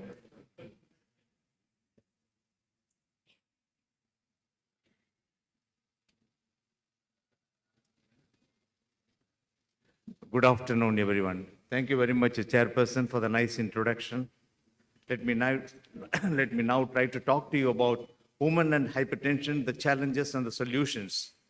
Hypertension is the most common condition seen in primary care. It leads to myocardial infarction, stroke, and renal failure. Atrial fibrillation, peripheral arterial disease, aortic dissections are not uncommon complications in hypertension. Never forget to consider dementia in an elderly person who has an uncontrolled hypertension. Death occurs if not detected properly and not treated appropriately. The global estimates is about 31% globally in both men and women. The recent data shows that the hypertension differs between sexes. Indian prevalence is about 29.8%. In rural India, it is about 25%. In urban population, it is about 33%. 1/10 of the rural and 1/5 of the urban Indian hypertensive population have their BP under control. It is clearly seen in this particular projection by CBD studies, 2019. Hypertension is considered as the most important risk factor for the global disease burden. It is actually the most important cause for atherosclerotic cardiovascular death compared to any of the risk factors considered in this particular study. Pure study has clearly indicated that the CVD risk factors, which was analyzed in about 21 countries, both globally as well as in South Asia, the projection is about 22.3% population attributable risk for global figures, and it is South Asians is about 14.3% the population attributable risk for considering hypertension as the most important risk factor. It is also seen in our own study in India by Rajiv Gupta and others, clearly mentions that the mortality rate due to hypertension is much more when compared to any of the risk factors which are considered in this particular study. Having seen this, I must tell you that the deaths occurring as a result of uncontrolled hypertension in women population is much more when compared to the existing cardiovascular risk factors in women. Having seen this, the hypertension can also occur in women when they are young. It is increasing. Prevalence has been noticed in women population compared to any other ethnic groups in the other countries. So epidemiological data clearly shows that hypertension prevalence increases with the age and in both sexes. Lower hypertension rates are seen in premenopausal women, twofold increase in the risk of hypertension with menopause. 80% of the women aged above 75 years have hypertension. The difference in hypertension prevalence across age and sex attributed to true biological differences. Gender-specific differences may also partially account for this. There is a good data published, supported by this particular individuals like Mills and his group, conducted a systematic analysis of population-based studies, which concentrated in 90 countries. 968,000 individuals were recruited for this particular epidemiological study to estimate the prevalence of hypertension in various countries, groups by income. It is clearly seen that women in middle and low income countries across all age groups had a higher prevalence of hypertension compared to high income countries. Awareness rates were higher in women when compared to men in both low middle as well as in high income countries. Having seen this, I should take you to the level of our understanding about the risk factors for cardiovascular disease, specifically for women. The conventional risk factors operate in both sexes. On to the left side, you can see that the sex-specific risk, particularly the premature menopause, the gestational diabetes, the gestational hypertension, the preterm delivery, the PCOS, the systemic inflammation, and the autoimmune disorders affecting women are probably notable causes for increasing the atherosclerotic cardiovascular disease in women. Environmental factors are also playing an important role in connection with hypertension and the cardiovascular risk. Psychosocial factors, sexual abuse, intimate partner violence, socioeconomic deprivation, poor health literacy, and unhealthy environment. What are the solutions that we have in our mind? I think we need to close the gap, enhance the awareness, target the sex-specific risk factors, engage the healthcare providers and the systems. What are the risk factors? Hypertension and cardiovascular disease. Hypertensive women have more non-traditional risk factors. Women have more abdominal adiposity. Women have more metabolic syndrome features and CKD. Whereas men have traditional risk factors. Apart from that, the smoking and the dyslipidemia are the most important risk factors in men. This is an excellent data which was got published in our own country by Rajiv Gupta and the other gentleman from United States, Didwania. They clearly indicated the prevalence of metabolic syndrome in urban population in our country is about 40% when compared to 33% in men. The incidence of increased waist circumference is also higher in women, 57.5% compared to only 35% in men. The problem of hypertension is about 46% compared to 50% in men, indicating that the metabolic syndrome is higher in women population when compared to men population in urban areas. If you look at the hypertension in women's life cycle, you'll be surprised to see that it occurs even at the teen and young age, during pregnancy, during menopause, during older age, and of course, inappropriate uses of NSAIDs, medication issues. The clinical trial data also proves that the women with hypertension are at a very high risk of developing atherosclerotic cardiovascular disease. The race and ethnicity issues play an important role. South Asians probably have an increased number of hypertensive women when compared to other Caucasians. The pathophysiological problems that are encountered in women with the hypertension, let us look at the role played by estrogen. Actually, it upregulates the nitric oxide pathway. It downregulates the sympathetic pathway, downregulates the renin-angiotensin system. It also downregulates the endothelin production. During menopause, there is a change in the estrogen level, so the persons are likely to develop hypertension. Pregnancy-related vascular risks such as preeclampsia and gestational hypertension needs our attention. States of estrogen imbalance, which are seen in polycystic ovarian disease or premature ovarian insufficiency and infertility, need to be kept in mind. Of course, we don't have conclusive data as far as the progesterone is concerned. Look at this diagram which tells you about the important role played by estrogen and androgens. Androgens increase the sympathetic activity, increase the renin-angiotensin activity, increase the endothelin production, suppresses the nitrous oxide production, and increases the vasoconstriction. Whereas the estrogens actually downregulates all these systems and produces normal blood pressure in a premenopausal woman. Having seen this, I must tell you, we need to concentrate on postmenopausal hypertension, the oral contraceptive induced hypertension, and pregnancy-related hypertension. I am not going to dwell on pregnancy-related hypertension because many of you would have listened to the lectures delivered by obstetrician gynecologists and hypertension specialists or cardiologists. One is the preeclampsia, eclampsia. Two is the chronic hypertension of any cause. Three, chronic hypertension with the superimposed preeclampsia, and the gestational hypertension are the classical things which can occur during pregnancy.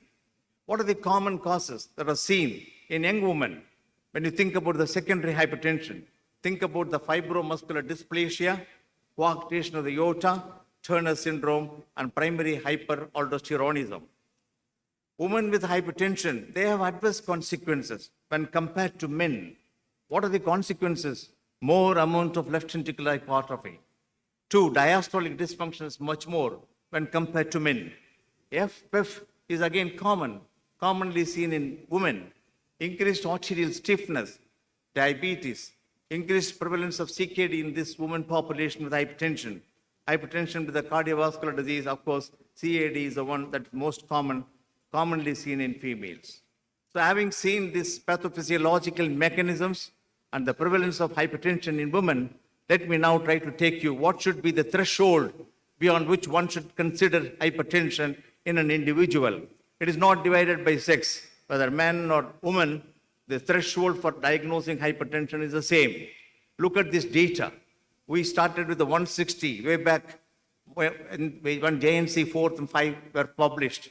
But we were all adhering to JNC 7 when it got the information that 140 by 90 is considered as a threshold to make hypertension as a diagnosis beyond which if there is a rise. Now we have a clear indication from American Heart Association and American Clinical Cardiology. They came out with the recommendation that anything that goes beyond 130/80 should be considered as hypertension. What made these people to come to this level, to bring down this level? The trial called Sprint trial, which had changed the entire scenario of our approach in diagnosing hypertension. That's number one. The various meta-analyses published in the last few years attempted these investigators to come out with this recommendation. In fact, when they brought down the level of 130 to 80, 14% of the population of the United States became hypertensives. Please remember that. In our country, we still adhere to the Hypertension Society of India recommendation approved by API. 140/90 is considered as hypertension. Having seen this, we need to depend not only on the office blood pressure. The most important thing that one has to keep in mind is to submit the patient for ABPM and home blood pressure monitoring. In fact, the NICE guidelines stress the importance of ambulatory blood pressure monitoring to make a diagnosis of hypertension. It is also true, even the US preventive guidelines have stressed the importance of the role of ABPM to diagnose hypertension. The diagnosis of hypertension in women, more variability of ambulatory BP measurements in perimenopausal and menopausal women. Postmenopausal women are more likely to exhibit non-dipping pattern of blood pressure. This is an excellent study which actually focused attention mainly on ABPM by sex. For example, women who have a lower daytime and nighttime blood pressure compared to the men. Significantly higher rate of hypotension was noticed in women population when compared to men by ABPM. What's the reason? Maybe that these women were getting the office blood pressure reading and they were all given 2 drugs, 3 drugs to manage hypertension based on the office data. Finally, this ABPM had cleared the indication that all these women received a lot of drugs which had produced hypotensive episodes by ABPM. What is the line of management? Does it really differ when compared to men? Let me now try to tell you some few important information which we have obtained from the elegant studies. Al-Heart study is the largest study conducted in the field of hypertension, which had recruited nearly 15,000 patients with women, 15,000 and 17,000 men. You can just see there's no difference among the treatment modalities in the primary outcome. Post-hoc analysis of Al-Heart study revealed one important message. Lisinopril, ACE inhibitor, and amlodipine showed a higher rate of stroke in women when compared to men. So higher risk of stroke, people who received lisinopril and amlodipine in the Al-Heart study when compared to men. The next study is a value study, which had used amlodipine and valsartan. Here, nearly 15,000 patients were recruited for the study. 42% of them were women. High-risk hypertensive participants were there, showed higher CV mortality and morbidity with the valsartan, with amlodipine when compared to the men. So valsartan, amlodipine, combination with valsartan, amlodipine was given one arm, valsartan was given another arm. In this particular value study, only amlodipine actually came out as a successful drug. Valsartan failed to show any sort of improvement in value study. Surprisingly, women population who were recruited for this particular study has shown a difference. Life study, which had used the losartan potassium, 54% of the people who were recruited for the study were women with hypertension and LVH at baseline. Losartan-based treatment was associated with a greater reduction in the primary composite endpoint, that is cardiovascular mortality came down, stroke incidence came down, myocardial infarction came down in women, but not in men. Please remember, so losartan potassium actually was useful in women population who were recruited for the study in life, whereas the valsartan was not at all useful in the other study. Okay, having seen this, let me now try to take you one important sex-based adverse effects after using some drugs. ACE inhibitors, ARBs, and DRI, mineral receptor corticoid antagonists, are contraindicated in women of reproductive age. Women are 3 times more likely than men to develop AC-induced cough. All of us know about it, 33%, 34%. Women commonly experience the CCB-induced peripheral edema and ankle edema. Minoxidil-induced hirsutism is again common in women. Thiazide type diuretic, please remember, thiazide type diuretic cause hyponatremia, hypokalemia, more in women. Calcium excretion is reduced here, helpful in the prevention of osteoporosis and fractures. Beta blockers and thiazides are notorious to cause new onset diabetes. Sexual dysfunction in men. Whereas sex-specific pharmacological profile, pharmacokinetic profile, you use 50 milligram of a metoprolol. It is almost equal to 100 milligram of metoprolol in men. Please remember this difference in the pharmacokinetic mechanism of action of a beta blocker drug. Sprint study has shown one interesting information. ACI, ARB were associated with increased sexual activity in women. Ladies and gentlemen, please remember this. ACI, ARB, which were used in Sprint trial, has shown a surprising information that the sexual activity in women increased. No class of antihypertensive medication associated with reduced sexual activity in women.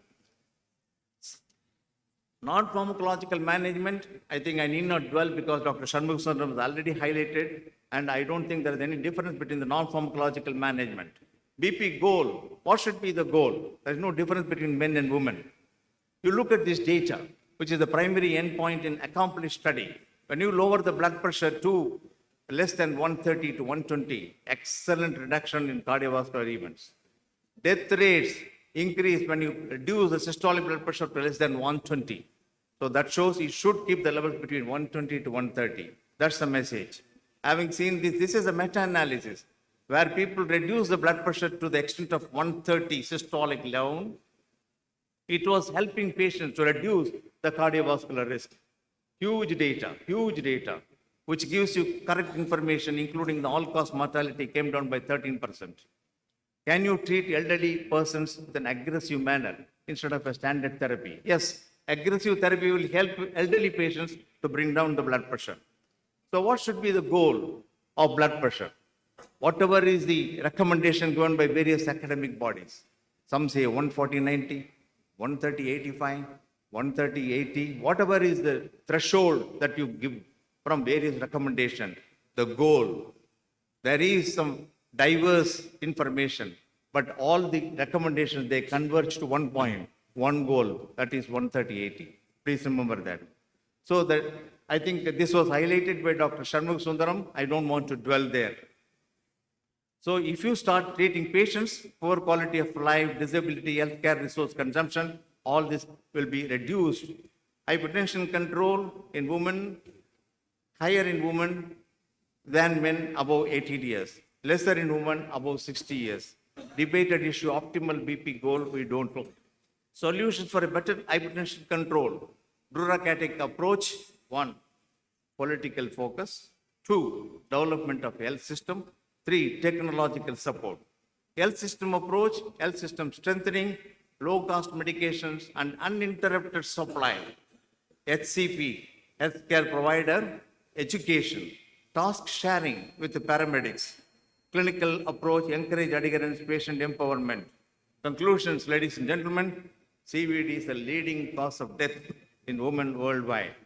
Hypertension is the most common modifiable risk factor. There is a significant sex-related heterogeneity in the natural history of hypertension. Earlier, the better. Yesterday, I was talking about lipids. Earlier, the better. Lower, the better. Again, I stress the same point.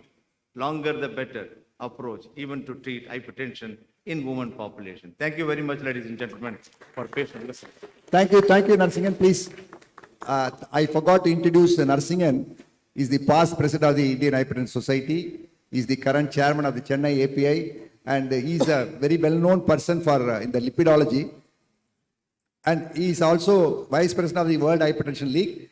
Now, he has got now two arms. One is lipids, other is hypertension. He doesn't know where to go, whether to lipid or hypertension, so he's a little confused. But he does both the things. So, ladies and gentlemen, give a big hand for both the speakers. And I would like to get the questions from audience, please. If I get the questions, I will start. Otherwise, please, yeah. I don't know, Narsingan was stressing one particular point about women hypertension. ACE inhibitor for women increase the sex. My ladies and gentlemen, please know, ACE inhibitor in ARB increase the sex in women. I'll tell you, valsartan in various trials proved, if you take valsartan, it increases the sex of men also. So when he says women, I must also tell you the drug which you can take in men, valsartan. Okay, I'll start the question from Sanmusundaram. Pallipan, let me finish dialogue. Yes, sir. I won't encourage people to ask questions there because you have to give me the questions here only. I'll have to ask the question. Please sit down, Pallipan. Now I'll start the questions from Sanmusundaram. We got so many guidelines, Sanmusundaram. We got European guidelines, Indian guidelines, ACC guidelines, and so many definitions are varying. So which guidelines to follow and why? I think what we do with diabetes, intense sugar control or lenient blood sugar control depends upon the patient population which you see. Long-standing diabetes, be lenient. Newly detected diabetes, be very rigid. Something like that. Dr. Prabhakar is already here. Dr. Prabhakar used to tell me sir, your target should be 120 by 80 or even lesser than that. But unfortunately, my patients are also getting older like me. So I have a predominantly elderly population, all 65, 70 plus. So I tend to follow, because of the patient population which I cater to, I generally commonly prefer to use International Society of Hypertension guidelines or ESC guidelines rather than American guidelines. Thank you, Shanmusundaram. There is a question from the audience. Women with diabetic hypertension, the treatment, what is the difference between non-diabetic women and women with diabetes? There is no difference between these two, but women population have predominantly abdominal adiposity, features of associated metabolic syndrome, and these people are likely to get into complications of CKD quickly when they have an associated diabetes. No, nowadays we talk about mask hypertension. What is iatrogenic mask hypertension? Sorry, I'm not aware of it, sir.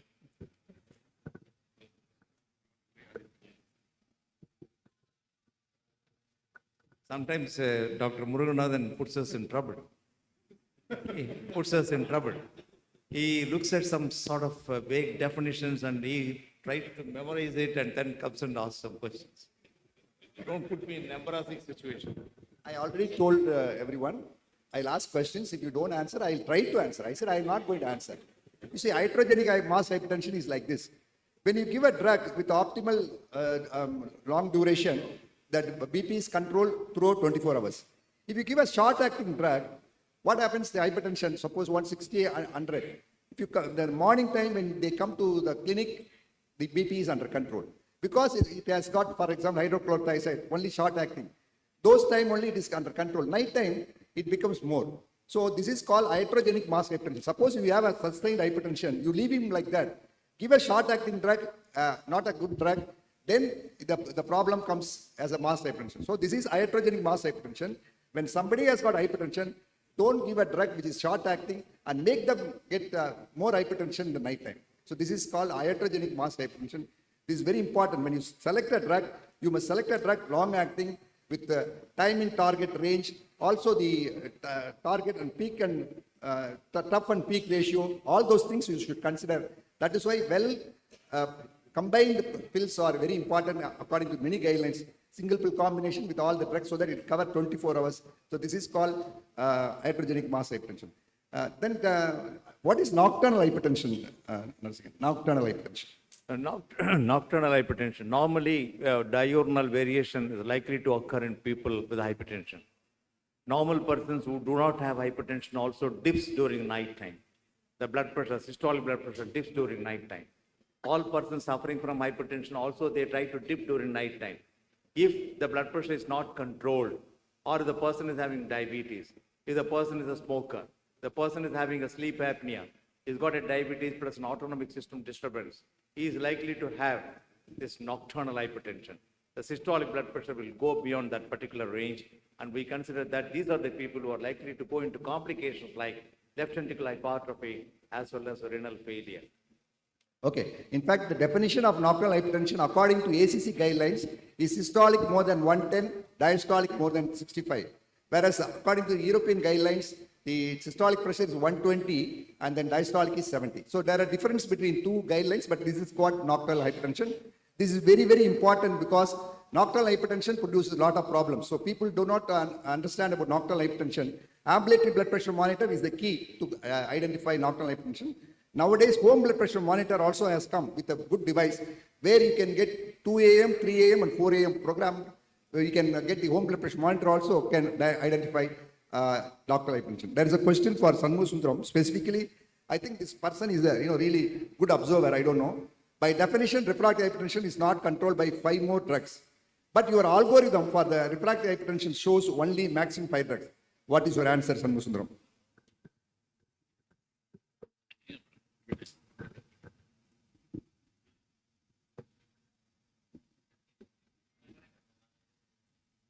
If there is a mistake or mix up in the slides, I'm sorry.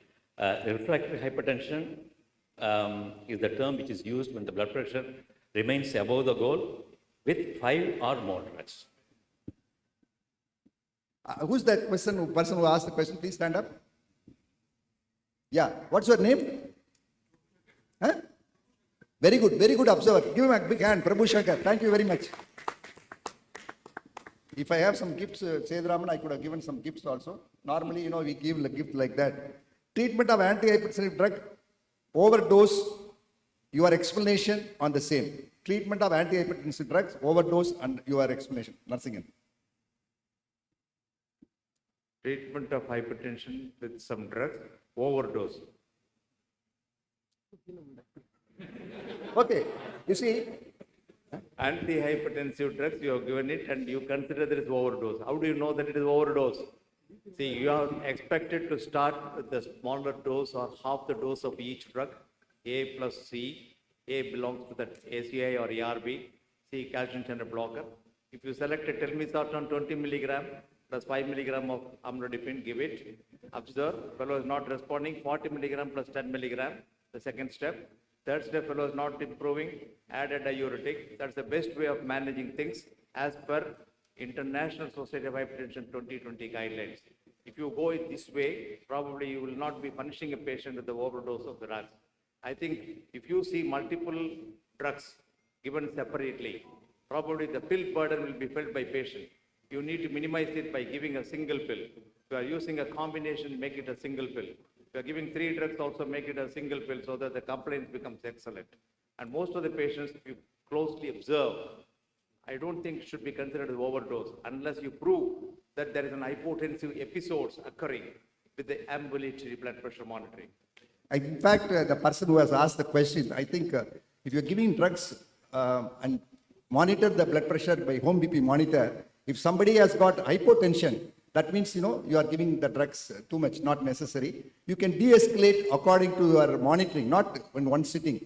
You have to observe them and then de-escalate. And especially older people, be careful because when you give the drug, ask them to stand and see the postural hypotension, because many people develop postural hypertension during the walking, they may fall. So in the elderly person, be careful about giving the overdosage or too many drugs. And then best thing is monitor.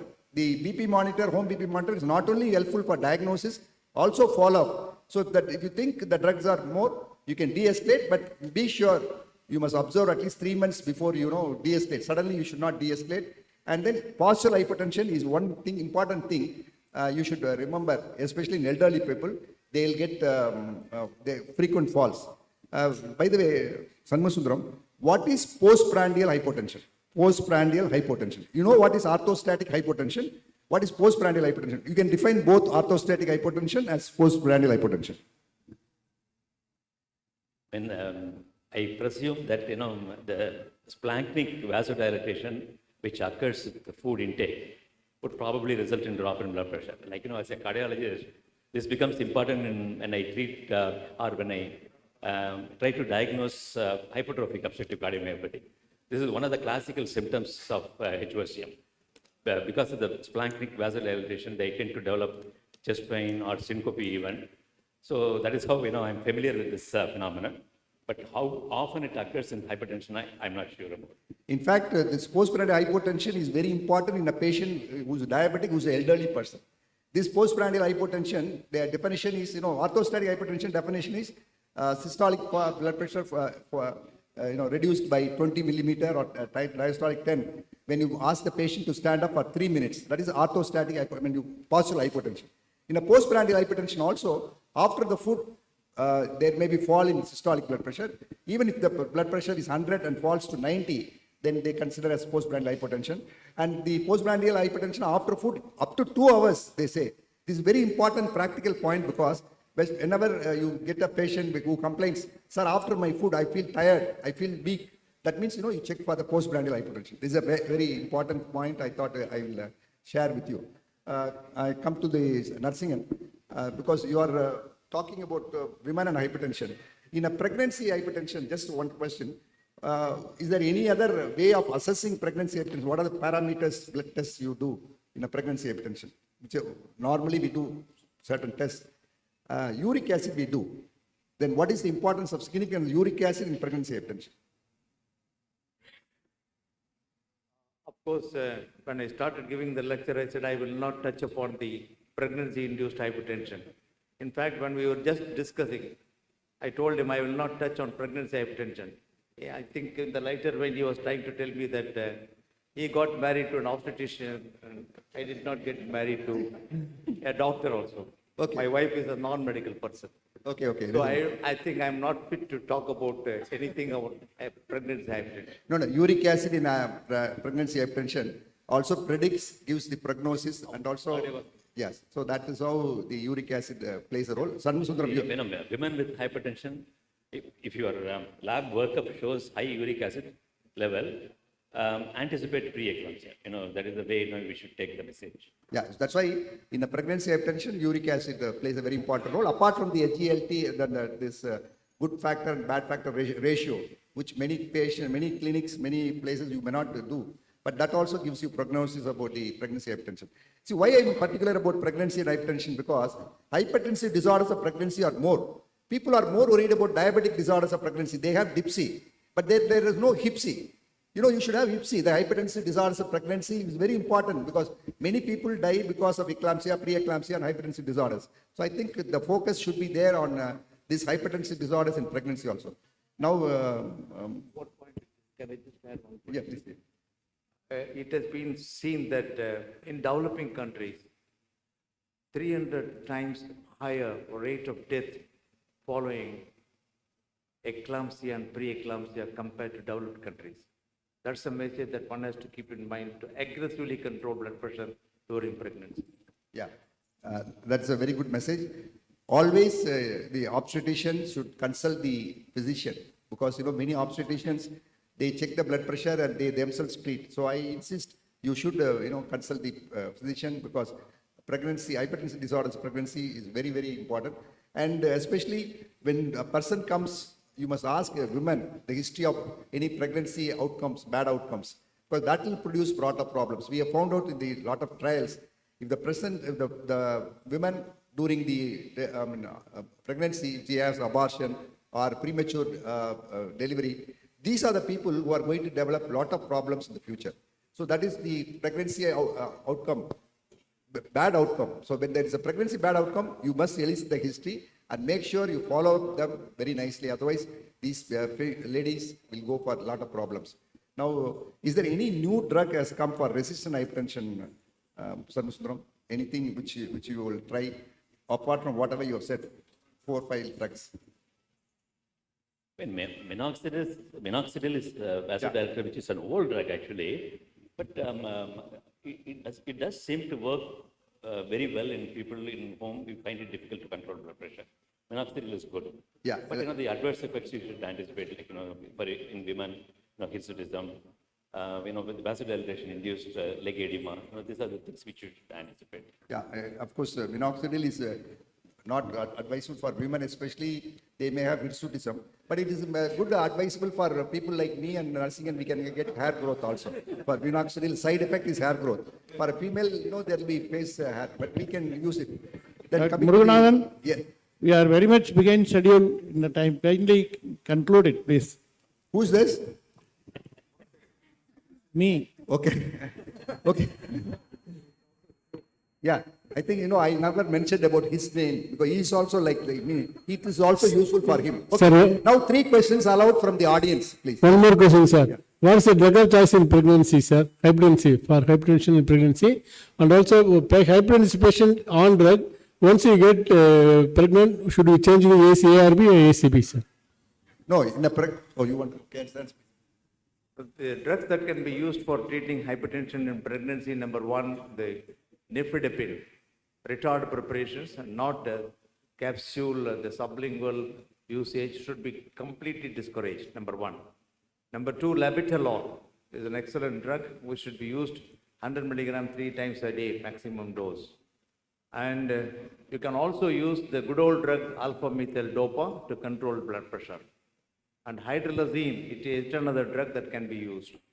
In preeclampsia, you can give nifedipine sublingual, not sublingually, nifedipine retard, plus you can inject labetalol. Yeah. Palnipan, please, you can ask your question. What was your second question, brother? Yeah. Sir, one point actually, there are a lot of sexual dysfunction both in male and female. 80% it's psychological. So, SAR has rightly pointed out, female sexual dysfunction, if the patient, if they are hypertensive, put them on ACE inhibitor and ARB. And most of the time, paroxetine, it's one of the SSRI antidepressant. It increases it reduces the ED, as well as nebivolol can be used when the patient is having hypertension with erectile dysfunction. That's a point I want to mention. I think Palnipan has become a sex specialist now. So he is analyzing sexology. In fact, in a erectile dysfunction, in a male, or if there is a compelling indication, beta blocker can be used like bisoprolol, nebivolol. If not, even the ACE inhibitor, valsartan can be used. Amlodipine also can be used in sexual erectile dysfunction in men. Yes, sir, please. Sir, management of resistant hypertension in hyperuricemic patients. Hyperuricemic patient. No, certain. Resistant hypertension, hyperuricemic patient. No, certain. Only issue is you can't use thiazides very freely. In fact, losartan is supposed to be a good drug for hyperuricemia. Yes, in a resistant hypertension, you follow the same pattern, whatever he said, ABC trial. Losartan can be tried because losartan is supposed to reduce hyperuricemia also. So that can be done. And the algorithm is already explained. Prabhakar, a couple of comments on what you said. Your iatrogenic hypertension, that uncontrolled hypertension that you kept talking about. Actually, it is not very relevant today because nowadays most of the drugs that we are using are 24-hour acting drugs. So it is not very common to have shorter acting drugs producing this problem. In fact, the time trial has said whenever you give, which is what Dr. Narsingan was alluding to, give a combination therapy once a day, it acts enough. Compliance is better. Yeah, the second point I wanted to make is, you must take the drug which are 24 hours. The shorter acting, the only trouble is going to be the arcamine that you keep using. That is the clonidine. For example, hydrochlorothiazide also somebody gives. it has got short acting compared to chlorthalidone. So that's how somebody, who's got hydrochlorothiazide. So that is the reason why hydrochlorothiazide had come off. But recently there is a data published in the European Society of Cardiology clearly stating hydrochlorothiazide is as good as 24-hour control also is as good as that's a very debatable issue. The second point about, you made a very valid point about postprandial hypotension. You never mentioned the treatment. Treatment is very simple. Before you have food, 500 ml of water. have water, plenty of water. I think that should be relevant to be thought of to these people. But otherwise, I think all the points Shanmugasundaram sir made. But I'll just give you one practical point on your algorithm alone. Very simple algorithm. You start with an ACE inhibitor, ARB, add a calcium channel blocker. Next is diuretic. The next step in any kind of hypertension is look at serum potassium alone. Dr. Shanmugasundaram's slide showed it, but I have a different algorithm on that. Serum potassium less than 4.5, you start the MRA. More than 4.5, look at the heart rate. Heart rate more than 70, start beta blocker. Heart rate less than 70, start an alpha blocker. Combine everything. And then comes moxonidine. Arcamine generally is not nowadays spoken of because of the rebound hypertension, especially because most of the patients on beta blocker will develop rebound hypertension. So you have to be very careful there. And then finally, Lonitab, that is the minoxidil. It is an excellent drug. Tremendously brings down. Be very careful when you use it. Thank you, Prabhakar. I think they've already warned us. So let me conclude. First of all, I thank the scientific chairman for giving me the opportunity.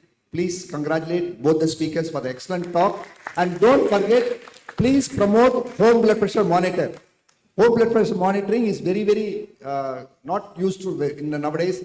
The home blood sugar monitoring is very popular. So popularize that and then focus on hypertension and hypertension clinics and hypertensionologists. With this, I once again thank Seduraman and hand over the proceedings to Seduraman, please. Thank you, sir. Thank you so much for the wonderful session. I invite Dr. Seduraman, immediate past chairman API, to give the memento to the speakers and the moderator for the session.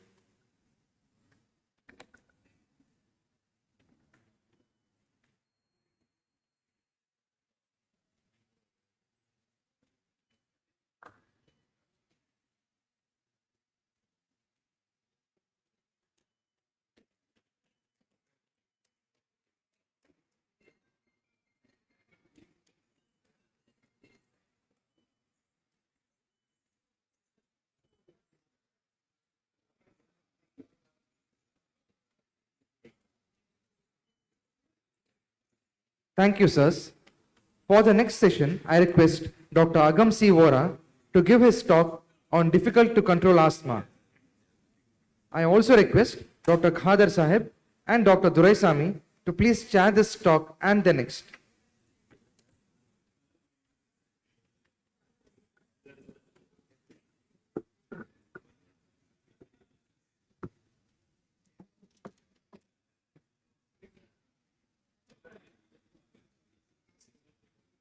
You moderate the program and conduct the program.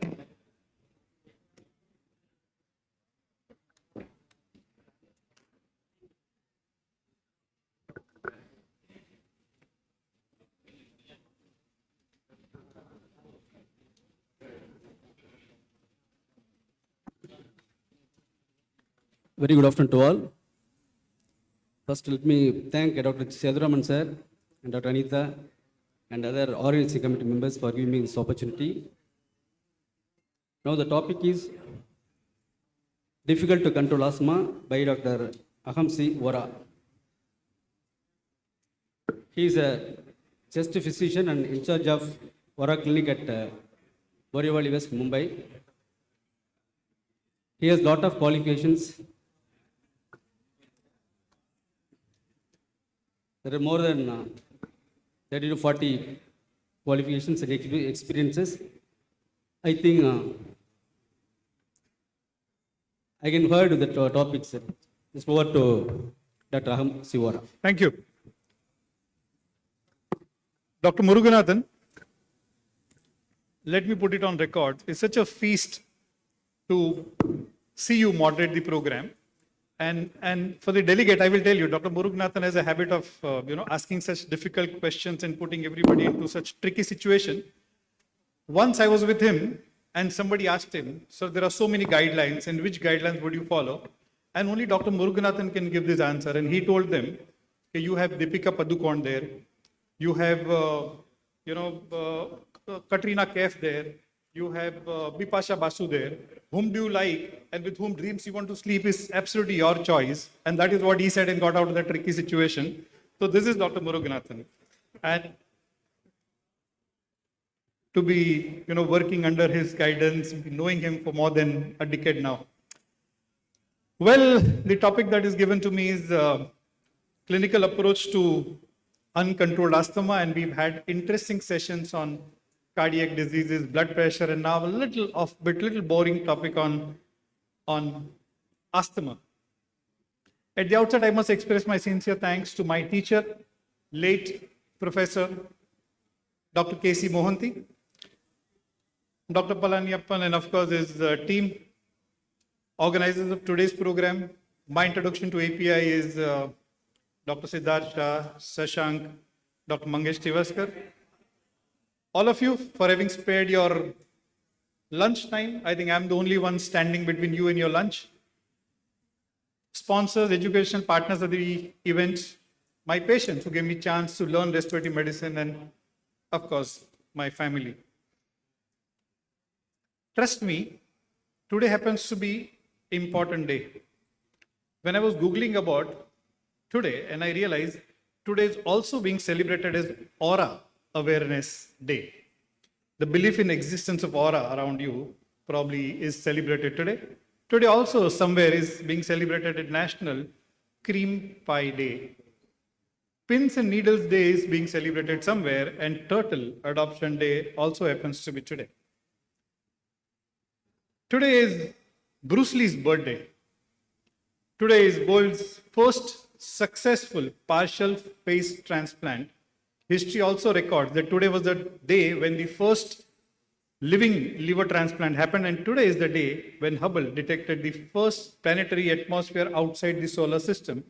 And trust me, today, maybe in time to come, will be remembered as one successful Tapicon which Trichy hosted and would be remembered in the history of Tamil Nadu.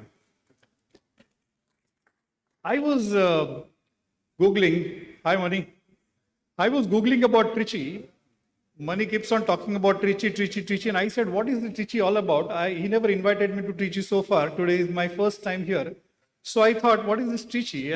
And Google tells me that it is the place which is famous for its rich cultural and architectural heritage. It is situated at the banks of Kaveri River, and it is the fourth largest city of Tamil Nadu. Vairapur, the part of present-day Trichy, was capital of Chola dynasty in somewhere around 300 BC. It was one of the oldest city where living started in Tamil Nadu, third oldest city in India, that is after Madurai and Varanasi. That is what is Trichy all about. I was also Googling about why is this called Trichy, and I realized the scholars say that it may be a derivative of word little town, which is Chirutapalli. Also, somewhere it is written on the rocks here, it says Holy Rock Town, which is Tirusiyapalli. And the Madras library has mention of Holy Village with the plants called Shaina. So these are the various theories behind how the name came as Tiruchirappalli, and for ease of pronunciation, it is called Trichy. I Googled it. I also didn't know it. I did it in the flight. And when I think of Trichy, it reminds me of the lovely butterfly park that you have, the Srirangam temple you have, the rock fort you have, my close friend, Mani, who's here, of course, Dr. Muruganathan, Palaniappan, and the team. I thought I must try welcoming you in your language. Spare me for my pronunciations, but Anai Varukkam Malai Vanakkam, Lanu Intiraku Mika Nanri, Mumbai Pelatun Ukkatun Vajikela Tarukaran. I'm sorry for that pronunciation, but thank you very much for being here. Next 20 minutes, 15 minutes or so, I wish to cover a few things. And oh, Dr. Thomas, I see you there. Hello, Dr. Thomas. What is this uncontrolled asthma? How to approach asthma with these uncontrolled symptoms? What is the difference between uncontrolled asthma, difficult to treat asthma and severe asthma, and when to refer your patients to me or to Dr. Thomas, I was looking at my data. Last 100 patients who were referred to me as so-called uncontrolled asthma, and when I did their workup, I realized 16 did not have asthma. It was a wrong diagnosis. Anybody who wheezes need not be asthma. Untreated comorbidities, we all know that allergic rhinitis, GERD, depression, anxiety, COPD, if not treated well in time, could lead to uncontrolled asthma, and a lot of these patients were not treated for that.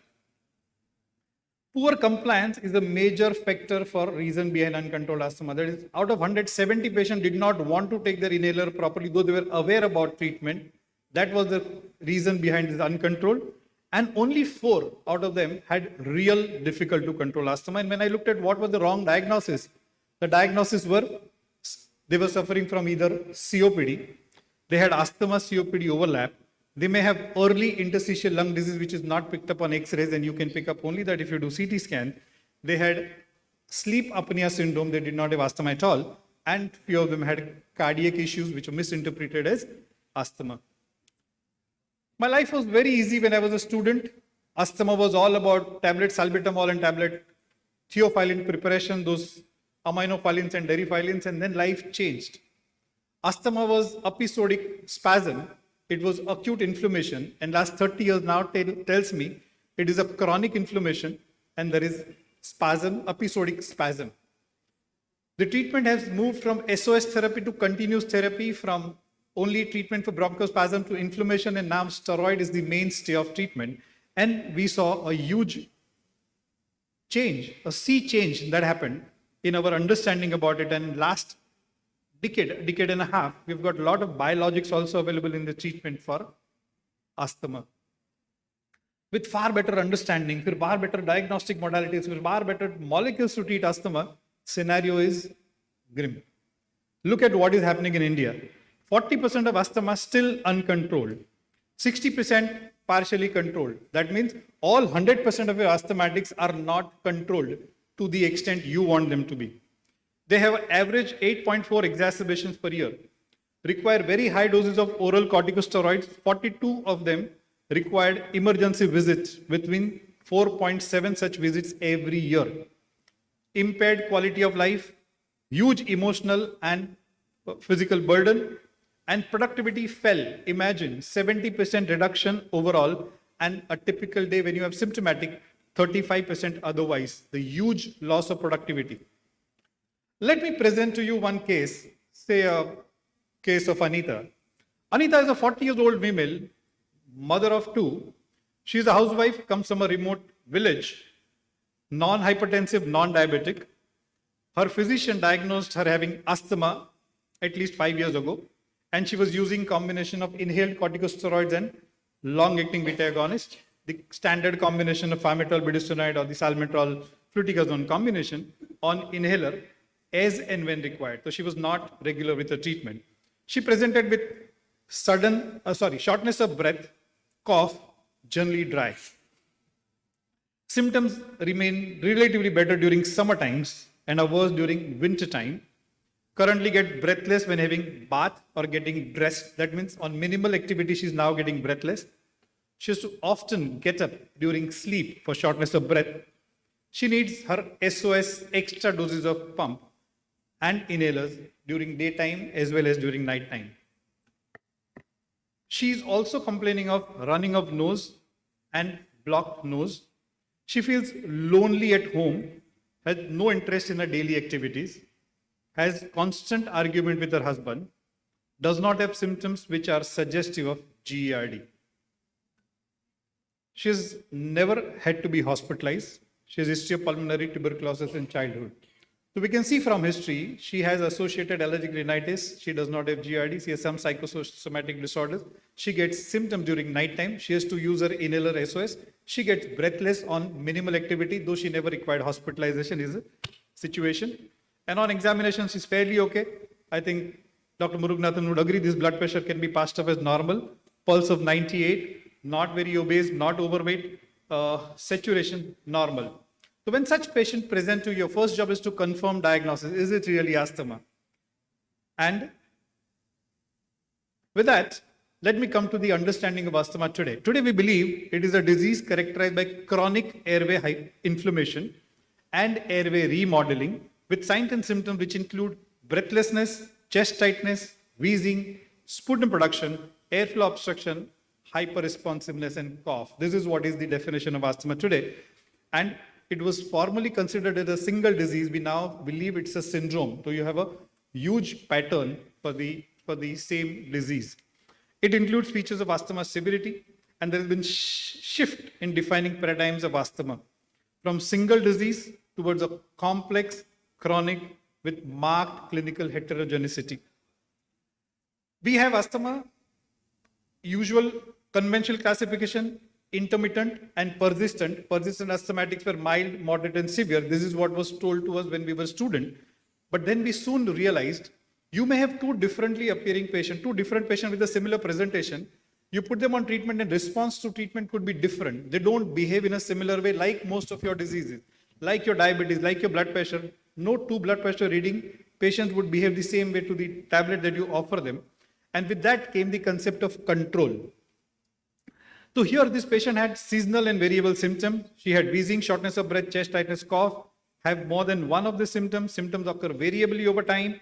Symptoms often are triggered by exercise, laughter, and it gets worse with infections. If you do their peak flow reading, you will find that there is variability in their PFR in the tune of 20%.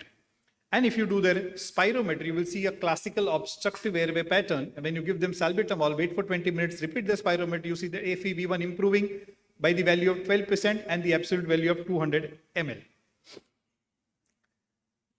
With this, you assess their last 4 weeks response to treatment. So whatever treatment you offered them, when you look at last 4 weeks response in terms of the daytime symptoms, nighttime awakening, SOS need of salbutamol inhaler, and any limitations of activity or exacerbation, and you put them into category, there is a standard CAT scoring available. It will tell you whether if patient has got none of these symptoms, it is well controlled. If this patient has got 2 of these features present, it is partially controlled, and if 3 or more, patient is uncontrolled asthma. And this is available on internet. All you do is type ACT score and you have this, where there are 5 variables and there are 5-point scores. One score will be absolutely high and last score will be none of this present. And you take this, minimum will be 5, maximum will be 25. Depending on the score, you would judge the severity or the quality of life of this patient. This patient remained uncontrolled for a few reasons. The reasons were, 1, ICS was not prescribed earlier. Then ICS was given, but ICS was given in a lower dose, which would be required for that patient. Failure to assess the severity by treating physicians. Failure to assess comorbidities. Non-adherence, inhaler technique. You will be surprised. After years of practice, your patient may still not be taking the right way of, may not be knowing the right way of taking inhaler, and poor lung functions. This is what is known as high dose inhaled steroid. So whenever you have a equivalent of beclomethasone, somewhere around 500, it is a low dose. 500 to 1000 is about moderate dose, and more than 1000 micrograms per day is considered as high dose inhaled corticosteroids. While prescribing treatment, we must spend some time on choosing the right device. If your patient does not like the device, however good the device is, it is not going to work. Check patient's inhaler's technique every time they come to you. The correct technique is at the heart of aerosol therapy. Confirm that patient is doing it correctly every time they come to you. Assess their comorbidities. Common issues that patient has is anxiety, depression with the disease, the age, obesity, GRD, food allergy, and associated rhinitis, sinusitis, or the nasal symptom. Coming back to our case, she gets breathless on having minimal activities. She has to get up during sleep for short of breath. She needs to take her extra dose of SOS medicine, and her CAT score is 15, which puts her into uncontrolled asthma. That means she has more than 3 features of it, makes her go into the category of uncontrolled asthma.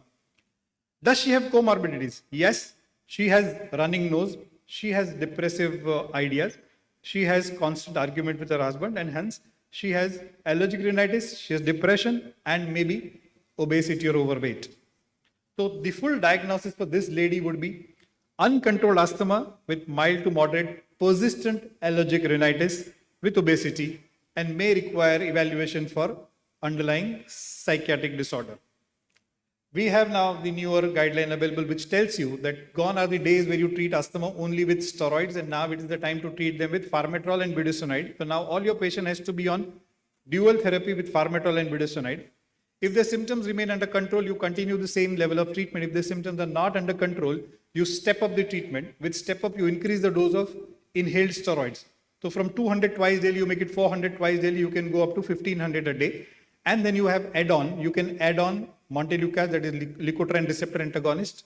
You can add on, somehow literature does not support, but we Indian like to give one of these phosphodiesterase, so you can add on theophylline group of drugs.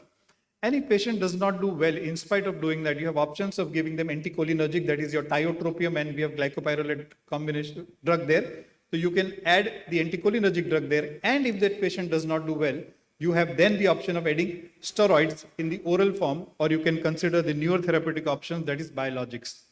So this patient was on medium dose inhaled corticosteroid with LABA, with intranasal steroid. She was taught the right technique and was asked to follow up after 3 months. And after 3 months, she started doing well. Her X score came down. Symptomatically, she was better. Allergic rhinitis was taken care of. Depressive ideas were better. And she was diagnosed now with uncontrolled asthma only. When you have exacerbation, in spite of you being on this treatment, you look at the other causes, and the other causes could be still the poor technique, the associated comorbidities which are not addressed. And this comorbidity list is endless. You can have any other system affecting your asthma control. So trust me, your cardiac disease not well under control, your sleep quality not well controlled, your GRD not well controlled, your allergic rhinitis not well controlled, your asthma control is not going to be good. The treatment was stepped up for this lady. She was put on high dose inhaled corticosteroid, intranasal spray was continued and was followed up after 6 weeks, where she had one exacerbation and had to require oral corticosteroid, which would mean that she had uncontrolled, in spite of right technique and high dose inhaled corticosteroids, and then she was worked up for severe asthma. So what is severe asthma? What is uncontrolled asthma? What is difficult to control asthma? Any patient who does not meet all criteria for control, that is nocturnal symptoms, SOS need of salbutamol inhaler, limitation of activity, and exacerbation, would make this patient go into the category of uncontrolled asthma. Any patient who's uncontrolled and requires very high intensity treatment would be called as difficult to treat asthma. And a small proportion of this difficult to treat asthma, where you have addressed all associated issues, that is allergic rhinitis, GRD, and inhaler techniques, etc., they require high intensity treatment to maintain their disease, or the minute you reduce these dosages, they get exacerbation, is called severe asthma. And luckily, you have a huge population of patients suffering from asthma. A small population will be having difficult to treat asthma, and even a smaller subset will have real severe asthma. But this real severe asthma used 50% of your resources, will take 15 times more emergency care visits, and would require 20 times more emergency admissions. So whenever your patient requires high intensity treatment and you have ruled out all associated things like allergic rhinitis, GRD, etc., it is the time to refer them to a pulmonologist. So this patient was sent to a pulmonologist, and he would require now at this stage evaluation for severe asthma and phenotype. So what is phenotype? There are various phenotypes, there are various presentations of asthma, and classical phenotype has been allergic and non-allergic.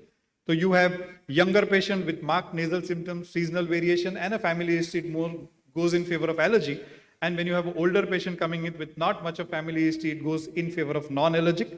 And then you have non-T2 type and T2 type asthma. T2 type is classical, your childhood asthma or little late onset asthma, and non-T2 type is smoker's asthma, obesity associated asthma, a lady having asthma. If you go further, there is a cellular level phenotypes. You have eosinophilic, neutrophilic, paucigranulocytic. You have even patients with fixed obstruction. So these are different phenotypes at a cellular level. And we were following the standard guideline-based therapy. So we were looking at doing a spirometry, looking at FEV1 by FVC, give them salbutamol, look at the reversibility, confirm the diagnosis of asthma, put them on standard GINA-based treatment, stepwise treatment. But now the time has come to change from the guideline-based therapy to personalized therapy.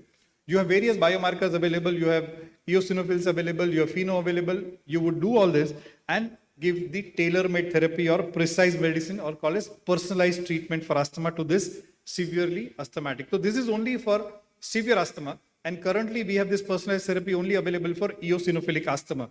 So you have, these are the various biomarkers available which can help you differentiate Th2 high or T2 low, that is neutrophilic or paucigranulocytic asthma. Once you do that, once you do phenotyping, GINA tells you that if patient continues to require high intensity treatment, you do phenotype. If you feel this phenotype is going towards allergic, IgE, you have drug called omalizumab. And if it is more of IL-5 or eosinophilic, you have drugs like mepolizumab and benalizumab to you. So these are the drugs available in our country. We have in category 5 patients who are on high intensity treatment, not doing well. We have the options of omalizumab, mepolizumab and benalizumab. These 3 biologics are available. Omalizumab is IgE antibody. You have a circulating IgE. Omalizumab comes and binds to those circulating IgE. Those IgEs are no more available to bind to mast cells, and the inflammation will not begin. And mepolizumab and benalizumab are IL-5 modifiers. So you have this acting on this. In the end, I would tell you, you have to diagnose asthma first, put them on the right kind of therapy. If they don't do well, they are in uncontrolled category, work them up for their proper inhaler technique and look at the associated comorbidities. Even after those evaluation, patients remain to be symptomatic, you put them on high intensity treatment, you phenotype them, and if they fit into eosinophilic category, you have the option of personalizing therapy with biologics.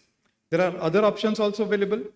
There is a lot of work going on for the consideration of bronchial thermoplasty. Then there is macrolide therapy, and there are newer thromboxane A2 antagonists and etc. available for a different phenotype of patients with not much success.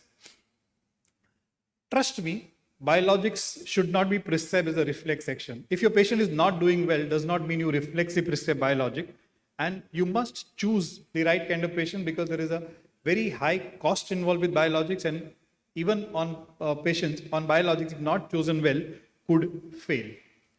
I would summarize my talk by saying that despite of availability of effective treatment and far better understanding of asthma than ever before, 100% of your patients continue to suffer. That means they don't meet the criteria, they don't meet the goals that you have in mind for them. Oral corticosteroids are associated with significant side effects. They have to take it on a long-term basis and would produce all possible side effects that you remember reading in your Satoskar textbook. And severe asthma is a subset of uncontrolled asthma.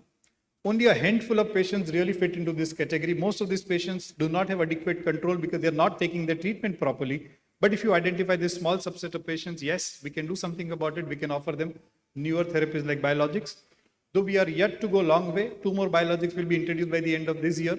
We don't much know. There are not many biomarkers available. We don't know how to probably, if one biologics fail, can we give them the other biologic? Can we combine 2 biologics?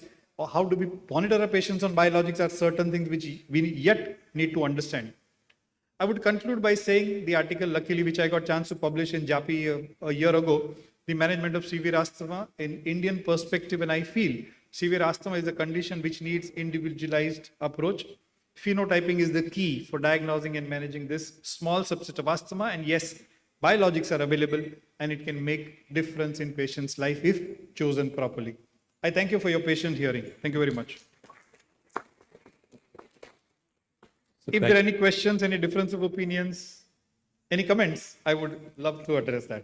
Thank you, sir. Apart from a lecture, 2 things which caught my eye and probably the audience eyes was, 1, you told more about Trichy than we knew. You put us in Trichy.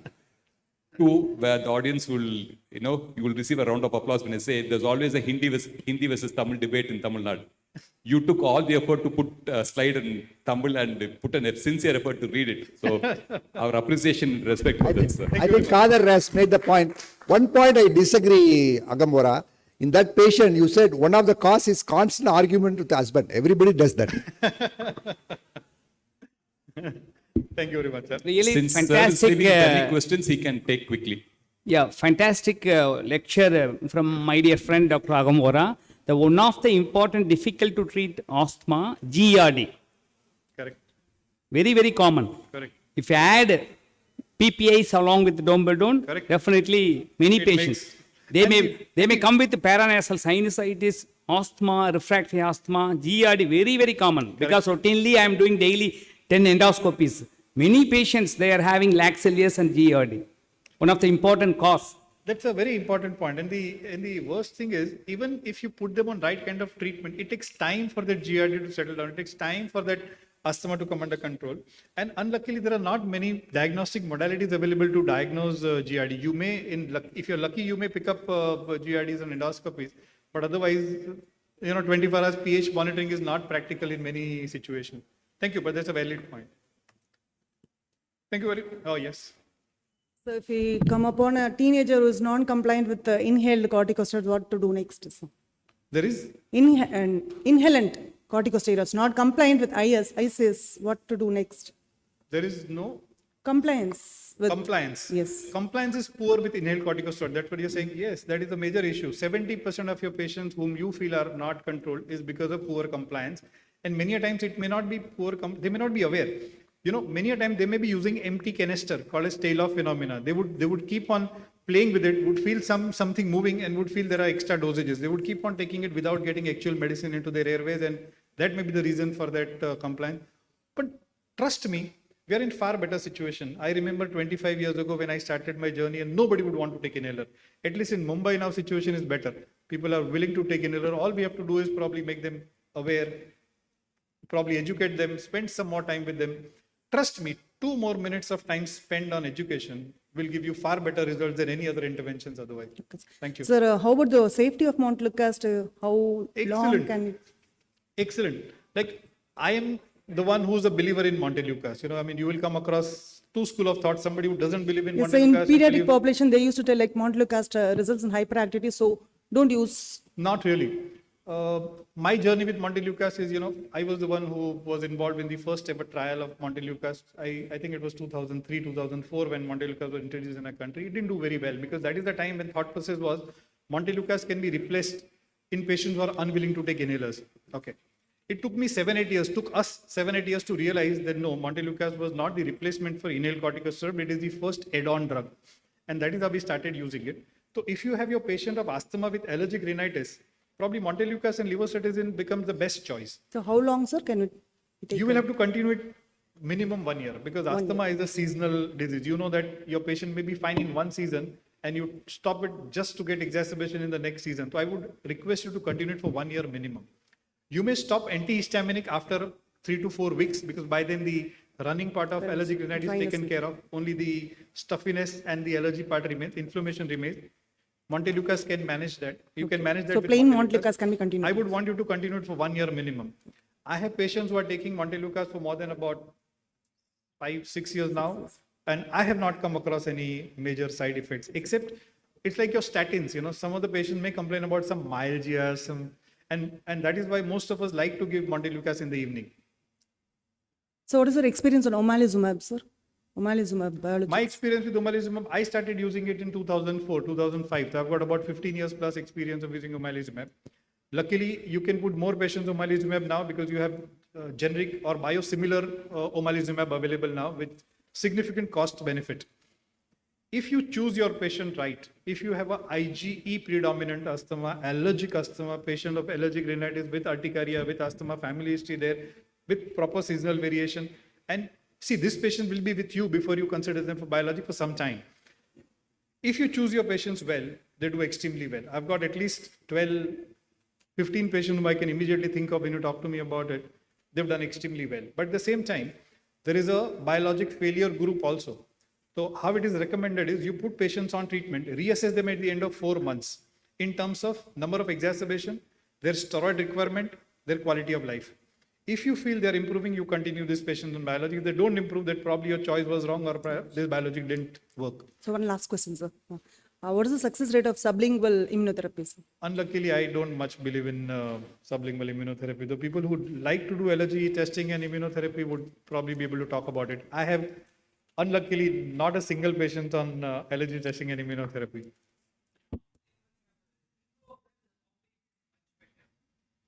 After? Sync breath, yes. So there are various devices available.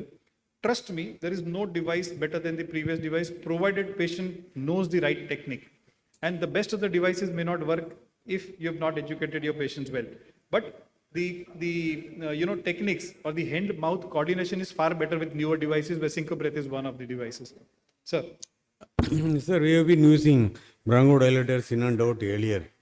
Now, what is your experience? Are you still using? If at all, what kind of suitable bronchodilator you suggest? You're talking about bronchodilators? Yeah.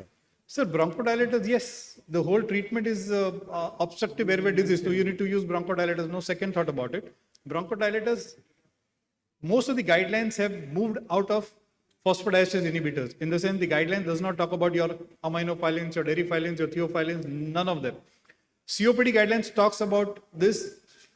There is a newer drug called roflumilast. It talks about roflumilast, one of the phosphodiesterase inhibitors. But in India, a lot of us have a habit of using, theophylline preparations, and I would probably go by it if you have to use it. But if your patient is asthmatic, they don't really need it. Why it is not used? Because it is a very narrow therapeutic index. A lot of these patients will have side effects in terms of tachycardia and neurotoxicities. A lot of these patients present with convulsions, and that's why it is gone out. Thank you for answering the question, sir. Thank We you. really appreciate it. Thank you, sir. Thank you. Thank you very much. I invite Dr. Ponnaya, Scientific Committee Chairman, to felicitate Dr. Agansi Vora for his wonderful speech.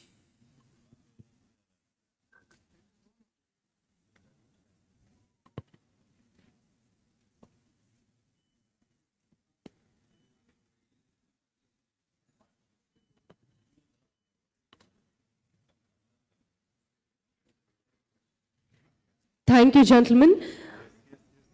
Also, I would like to humbly invite Dr. Manivannan, Executive Director of Kaveri Hospitals, Trichy. We welcome you, sir. Thank you for coming today. And proceeding forward, we are with the chairman. And for the next topic, we would like to invite Dr. D. Prabhakaran to talk on assessment of asclerotic cardiovascular disease risk. What is applicable to Indians? Thank you, sir. Dr. Prabhakar needs no introduction. He's a very balanced cardiologist. In the era when everyone is scared to refer to a cardiologist because they'll put a stent, sir is a very balanced cardiologist. He actually knows when not to touch the patient, when not to intervene. And he concentrates lot on primary prevention. So to this topic per se on atherosclerotic cardiovascular disease risk reduction, when you ask someone which is the best way to treat ACS, I would say it is prevent ACS. But unfortunately, we can't prevent, we can reduce the risk. How can we reduce the risk? By lifestyle modification and predicting what is the risk score. So we have a lot of risk scores, right, from Framingham risk score, the pool cohort risk score. But unfortunately, all these have been done in the West, and our genotype and phenotype varies. So deliberate on this, I invite Dr. Prabhakar, sir. Over to you, sir. Thanks, Dr. Kadar. Thanks for the kind words. It's always nice to give a talk on prevention because whenever we start talking about treatment, it goes crazy. Prevention is meant for everybody. That's important. Everybody's got a connection in Trichy. I got a big connection in Trichy because I did my schooling in Campion, Trichy. So I did last 4 years plus 2. I passed out of Trichy, so Trichy is always close to me. I got a few questions. How many of you actually know your lipid values, lipid profile? Whenever I ask this, there is at least 25% who has never checked their lipid profile. A lot of them seem to have done the lipid profile. Is your lipid profile less than 100? Are you maintaining less than 100? Of all those who have done, half seems to be saying no. How many of you are taking statins? Should you take a statin? I take a statin. I'll tell you why later. See, India is very important. Why are we specifically talking about India? Basically, India is a cultural heritage and we have a diversity and we call it unity in diversity. But our unity is there in some other point. The unity is actually meant with the amount of disease that we are seeing. In India, Tamil Nadu seems to be number 1 in having cardiovascular deaths. So we should be looking at prevention much, much more. And how common is it? You look at the Western population compared to the Americans, we are 4 times more prone for heart disease, 6 times more than the Chinese and 20 times more than the Japanese.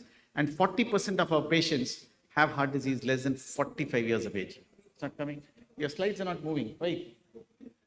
Slides are not moving. Yeah, now it's fine. So this is going. So this is what is happening here. So 40% of the patients are less than 45 years of age. So we seem to be having an epidemic of heart disease in India. So what do we do? How do we assess the risk for these patients and what is going to be applicable is what I'm going to be talking about. I will try to finish in 15 minutes for you. ASCVD risk assessment. What is ASCVD? Atherosclerotic cardiovascular disease. What is applicable to Indians? I'm going to tell you 3 points. One, when, who should be screened, and how do you enhance what we are screening? The Lipid Association of India came up with a clear guideline and said, the earlier the better. Very simple. Atherosclerotic cardiovascular disease, when you leave school and enter college by 18 years, try to screen them, at least with total cholesterol and HDL cholesterol. Try doing a non-fasting sample, that's more than enough. Calculate non-HDL cholesterol. Not to start treatment, at least to start lifestyle modification for these group of patients. But if you specifically have an abnormality, then you can go for a lipid profile. So for screening, you actually don't need a fasting sample. It can be done as a random sample. Why are we insisting on screening so early? Now look at this paper by Firenze et al. You look at the LDL values at 80 years.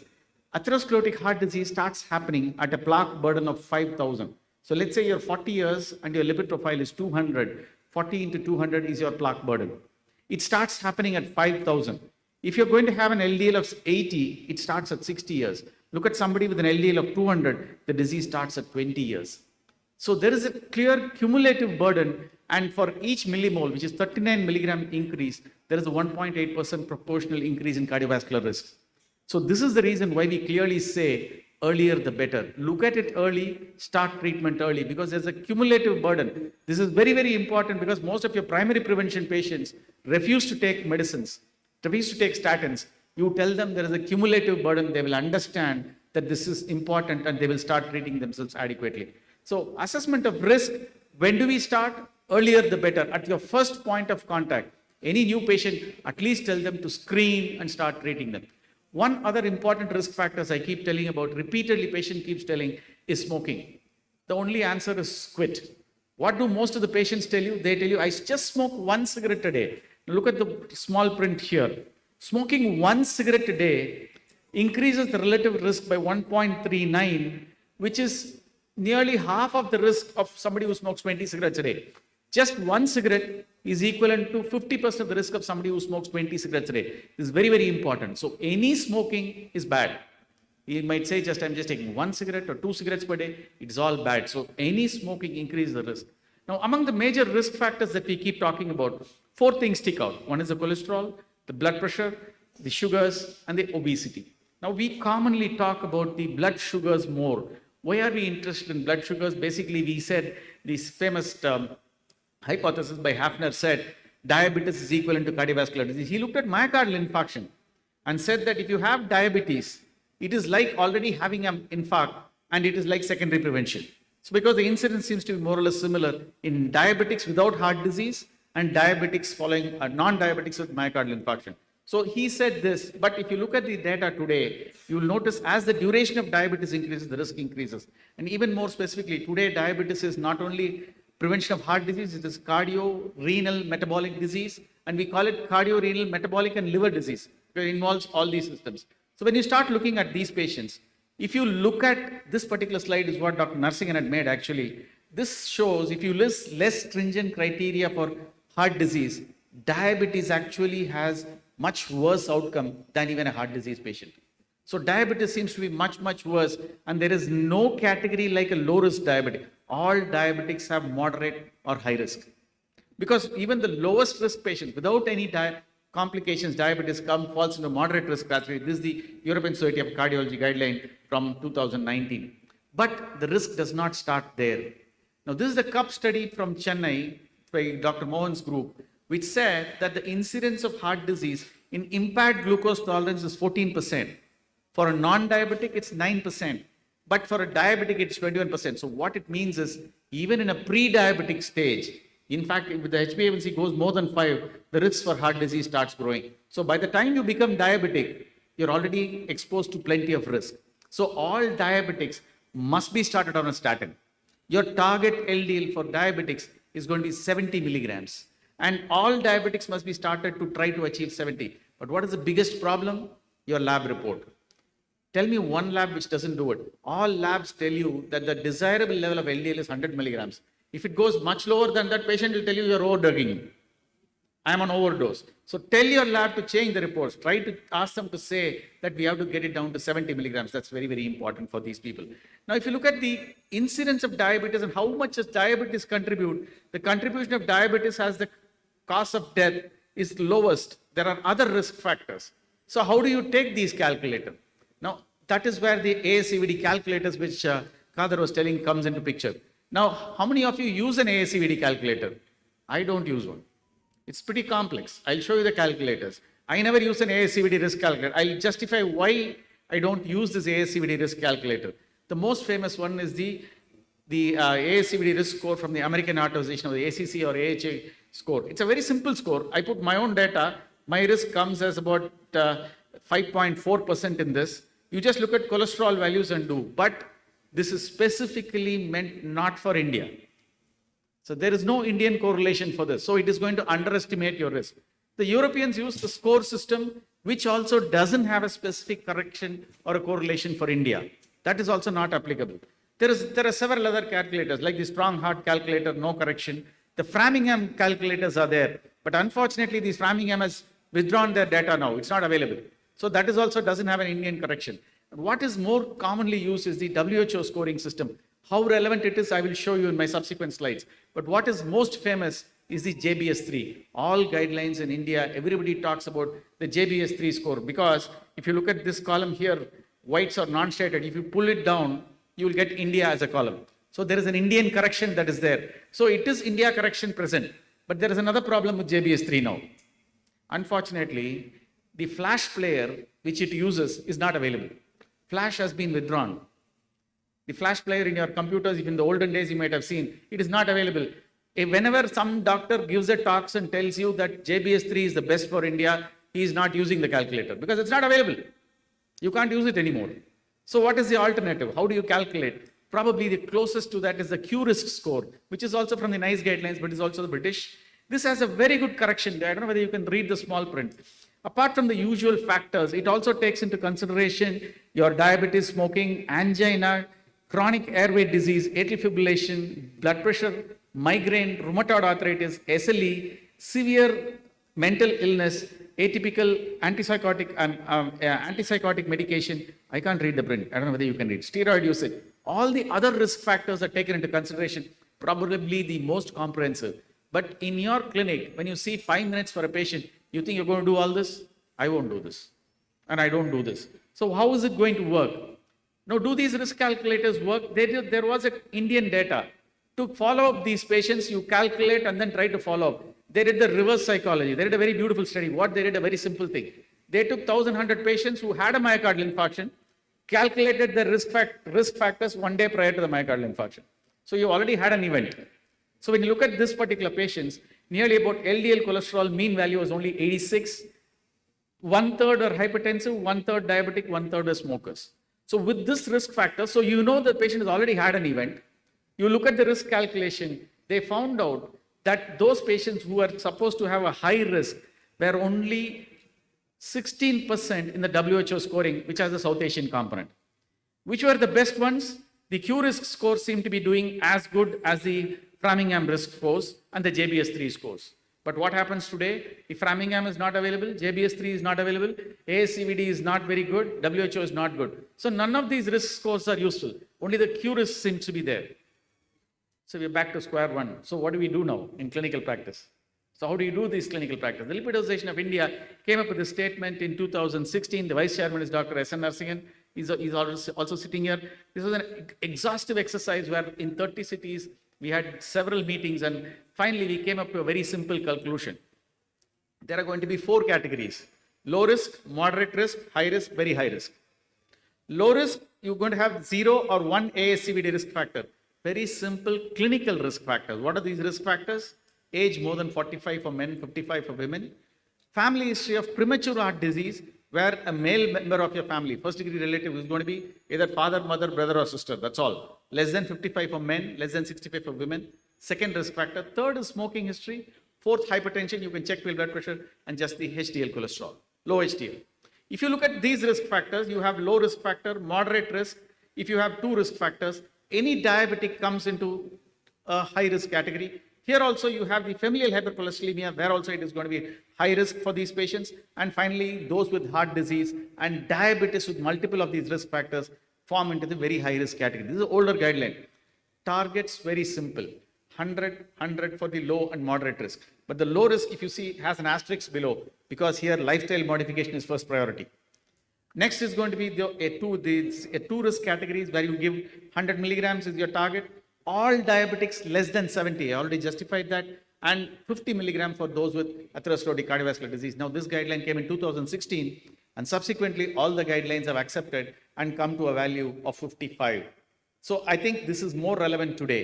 The Europeans also have come up and said that 55 milligrams for very high risk, and if you have recurrent events, you can even go down to 40 milligrams. What is the lowest level Europeans are allowed? They have allowed 115. So more or less similar, 100 to 115 is what is your maximum LDL cholesterol anybody can have. That's the reason why I asked you, how much is your LDL cholesterol? Check and keep it less than 100. Remember, even for your own personal self, there is a cumulative loading which you have to be there. Now, why are we so relevant on long-term data? Now, if you look at this particular study, which is called the WASCOP study, 20-year data is shown. If you are on a statin for 20 years, now we're talking about pravastatin, 20 years, you gain 5 event-free years. So clinically, if you have these statins alone, you gain 5 years. Additional benefit by if you start treating the hypertension and other comorbidities. And finally, what you can't change is the small segment of age, sex, and genetics, which is the non-modifiable factors. So if you modify all the factors, there is a fantastic benefit in reduction of atherosclerotic cardiovascular disease. Now, we have already mentioned one point, college entry, earlier the better, when, who, simplest algorithm I gave was the lie algorithm, wherein you treat these patients. And the Q-risk score, if you use just that, 50% are going to be missed. 50% of the patients are going to miss. So how do you enhance your clinical benefit? Are there any enhancers? Now, there are two enhancers that are available now. One is the coronary artery calcium score. I'm sure all of you have heard about this. If you're thinking it's very expensive, it's very simple. It costs just 2,500 rupees. The coronary artery calcium score is 2,500 rupees. You can get one done. What it does is, it starts picking up atherosclerosis in the stable atheroma. Beyond a point, there is calcium deposition, and that shows that there is going to be atherosclerotic disease. And those patients, if you start treating them with statins, the benefit is there. Is it applicable only to non-diabetic patients? It is applicable to non-diabetic patients, diabetic patients, and those with metabolic syndrome. If you increase the amount of calcium, the risk for annual cardiovascular event rate seems to be increasing in all three subsets of patients. Now, the lowest risk seems to be no calcium patient without both these diseases. So what is the benefit of this calcium score? Now, this is what is called as the power of zero. Now, look at this slide carefully. If your coronary artery calcium score is 0, there is no benefit of statins. The two lines that you're seeing are one with statins and one without statins. The blue one is the one where the patient is taking the incident rate without statins. It is exactly the same. Calcium score is 0, statin has no benefit. But there are three categories you must remember in clinical practice where this is not applicable. Diabetics, smokers, and family history of premature atherosclerosis. You have to be very careful in these groups of patients. It is not applicable there. So if your coronary artery calcium score goes more than 100, look how much this diverges. So if you want your patient to start them on a statin, if you don't want to start your patient on a statin, look at coronary artery calcium score. More than 100, the benefit is huge. Less than 100, there is less benefit, but the calcium score is 0, statin benefit is not going to be there. But remember the three categories, I repeated: diabetes, smokers, and patients with family history of coronary artery disease. It's not applicable. So this particular data from Khurram Nazir showed that patients who are already on statins, based on the American guidelines, this is statin not recommended, statin considered, recommended statin, look at the risk score, 7.5 to 20%. More than 7.5%, generally there is benefit of statins. More than 20%. Now look at these patients with calcium score. We'll come to the considered for statin patients. 43 patients had a higher calcium score. They would benefit from statins, with coronary artery calcium being high. Look at those patients who are recommended statin. 45% had a coronary artery calcium score of 0. They're not going to benefit. So actually what it does is 50% of the patients, it reclassifies as not eligible for statin therapy. So you can do coronary artery calcium score more extensively in your clinical practice. The second enhancer is HS troponin T. So if you combine HS troponin T and coronary artery calcium score together, HS troponin T is freely available now. If you combine together, the risk seems to be very high. Both are high. It seems to be 22% is the amount just with these two factors. But if you have only the HS trop elevation, or if you notice the coronary artery calcium score between the two, coronary artery calcium score seems to be superior. So this is something that is new, that is coming into the risk factor modification. Freely available, HS troponin is the recommended marker now. If it is detectable in blood, there is an increased risk for heart disease. There are also several risk enhancers that have been mentioned by the lipidization of India, like the LP-little-A, the look at apolipoprotein B, look at the HSCRP levels. All these are also additional markers. All these come into the picture if you don't have other risk factors. So finally, what is my conclusion? My take on the whole thing is very simple. If you have a patient who has a heart disease, it doesn't fall into our category. It is not my talk. Those without heart disease, you look at how to assess the risk factors. That is, we are talking only about primary prevention in this talk. Is there diabetes? Is there familial hypercholesterolemia? If there is diabetes, all diabetics must be on a statin, preferably with an LDL less than 70. Next, if you are going to have familial hypercholesterolemia, try to bring it down to 100. Very simple.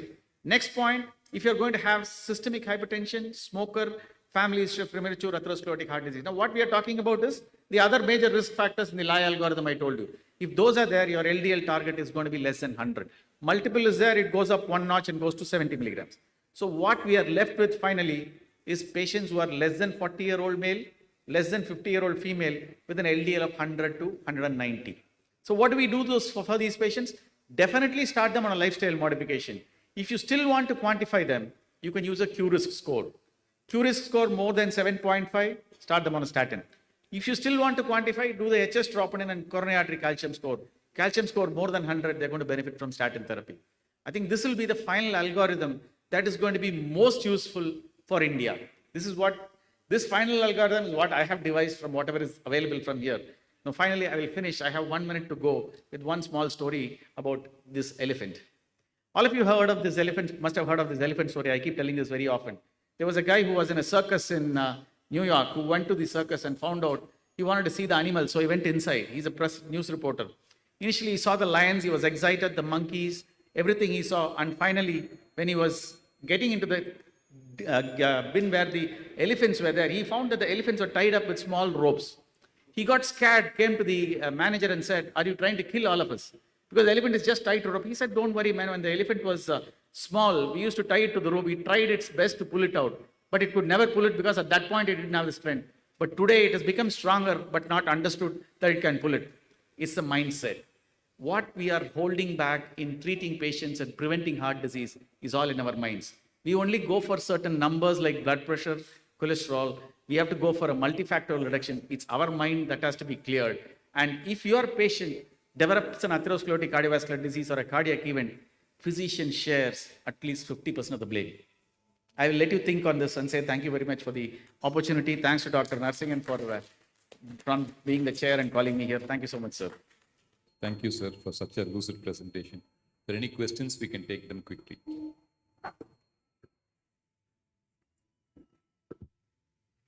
Two questions, sir. When are you going to start statins for type 1 DM, sir? Type 1. Diabetes type 1, it comes to about 15 years following. The best algorithm is, if you can project back, I'll show you the European algorithm. That seems to be giving the best in diabetes. In a diabetic patient without risk factors, if your duration of diabetes is going to be 15 years, you start treating them with statins in type 1 diabetes. Or any of the target organ damages, or if it is going to have any other risk factors. Second is type 2 DM, who are statin naive. LDL is around 55-60. That is well within control. Are we justified in starting statins? In this scenario, what I will ask you to do is look at a coronary artery calcium score. Score is 0, you're perfectly justified. Because we don't know what is the underlying disease. This coronary artery calcium score, one more thing you must remember, if the patient is already on a statin, is not very relevant. Because the patient is already on a statin, what happens is the calcium gets tightened there and there is more of calcium following this thing. Actually, it stabilizes the plaque. So in your case, it's a very, very rare scenario, but if it is there, you don't want to start a statin, I would justify by doing a coronary artery calcium score because you want to start, you don't want to give a treatment. So if the coronary calcium score is high, we start, despite the normal LDL. 100, simple 100. Okay. I am an endocrinologist. Yes, sir. I was really impressed by your presentation and especially when you alluded to normal looking LDLs in our diabetic patients.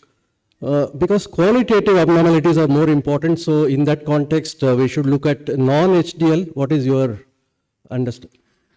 I didn't want to go too much into that. Basically, I am a big proponent of apolipoprotein B. Yeah. I keep talking more about apolipoprotein B. In fact, we had a debate with Dr. Narsingan where he spoke on non-HDL cholesterol. I keep talking about non-HDL cholesterol is nothing but poor man's apolipoprotein B. Yeah. Your initial target is going to be LDL cholesterol. Next target is non-HDL cholesterol, which is actually practically very useful. Total cholesterol minus HDL cholesterol is non-HDL cholesterol.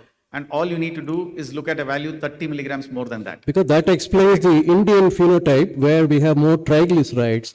But unfortunately, yesterday's NEGM has again proven a negative study where fibrate is again failed in preventing cardiovascular disease. Primafibrate trial over and above statins is very questionable, sir. That even the other trials... Even in Accord CV, when fibrate was added to statin, it didn't add to benefit. The authority at triglycerides is Dr. Narsingan.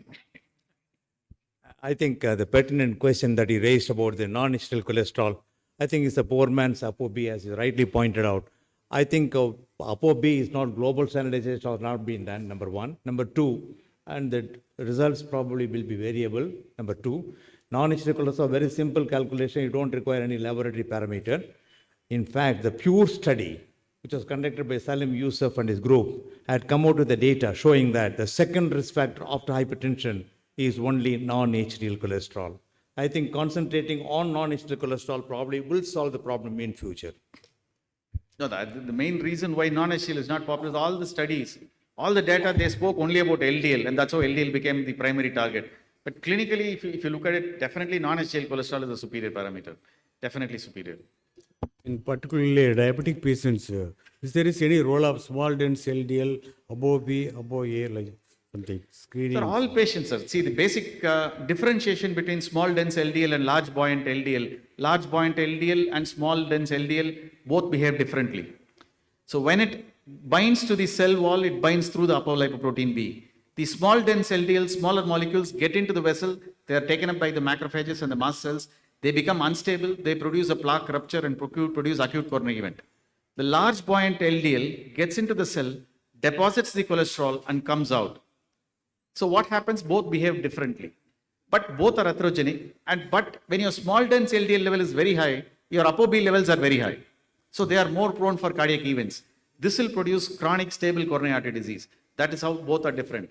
Ultimately, in clinical practice, what you try to do is, once you have achieved your target LDL cholesterol, at least once try to look at apolipoprotein B. And in fact, the recommendation is try to do LP little a, lipoprotein little a once in a lifetime, because that's not going to change. What I do is reverse. Most of my patients are cardiac patients. So I routinely check apolipoprotein B. I have a big data on the disparity or the discordant high risk, where LDL is under control, where ApoB is high. Most of these patients, I do a LPA, and reverse wise, LPA becomes high.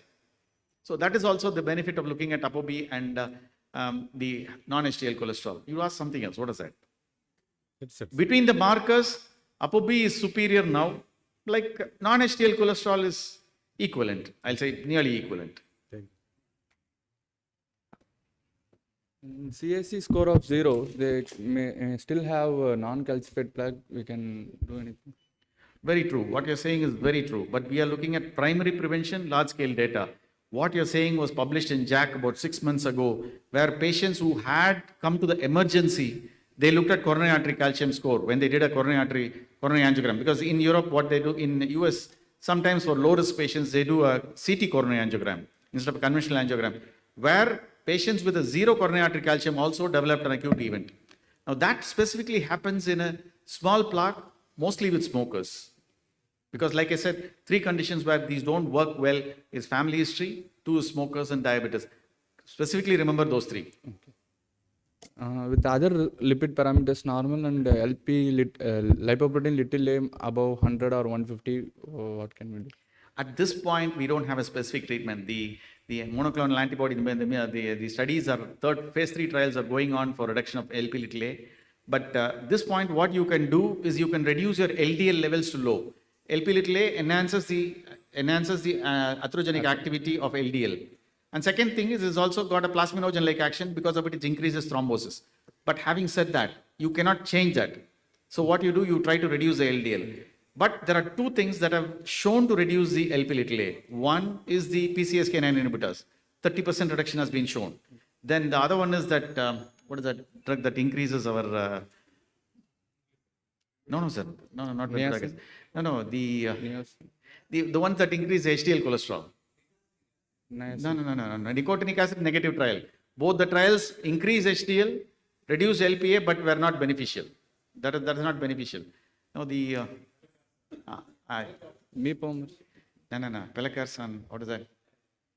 That also reduced. The ones that increase HDL by 300%. They also reduce LP(a), but clinically those drugs were not beneficial. Okay, thanks. Thought block. I can't get the name. I'll tell you the name. Thank you, sir. Thank you, sir. I would now request Dr. Ponnaya, Scientific Committee Chairman, to please felicitate the speaker, Dr. D. Prabhakaran, and our chairpersons, Dr. Khader Sahib and Dr. Duresami.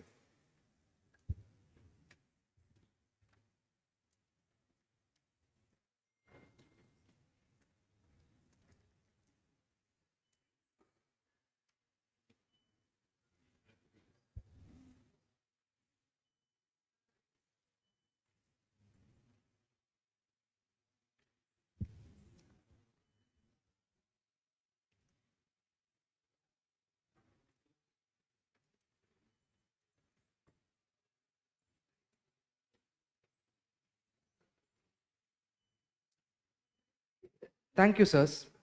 The next session will be a mixed basket too. To deliver the first talk on heat-related illness, I request Dr. Isaac Moses to please come to the dais.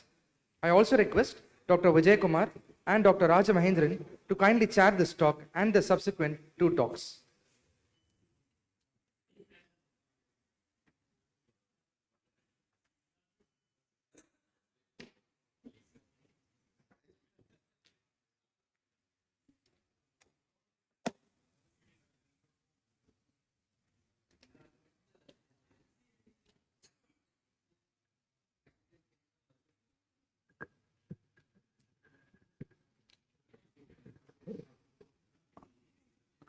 On behalf of Tapicon, we welcome you, sir.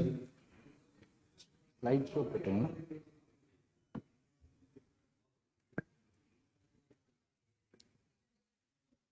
First lady.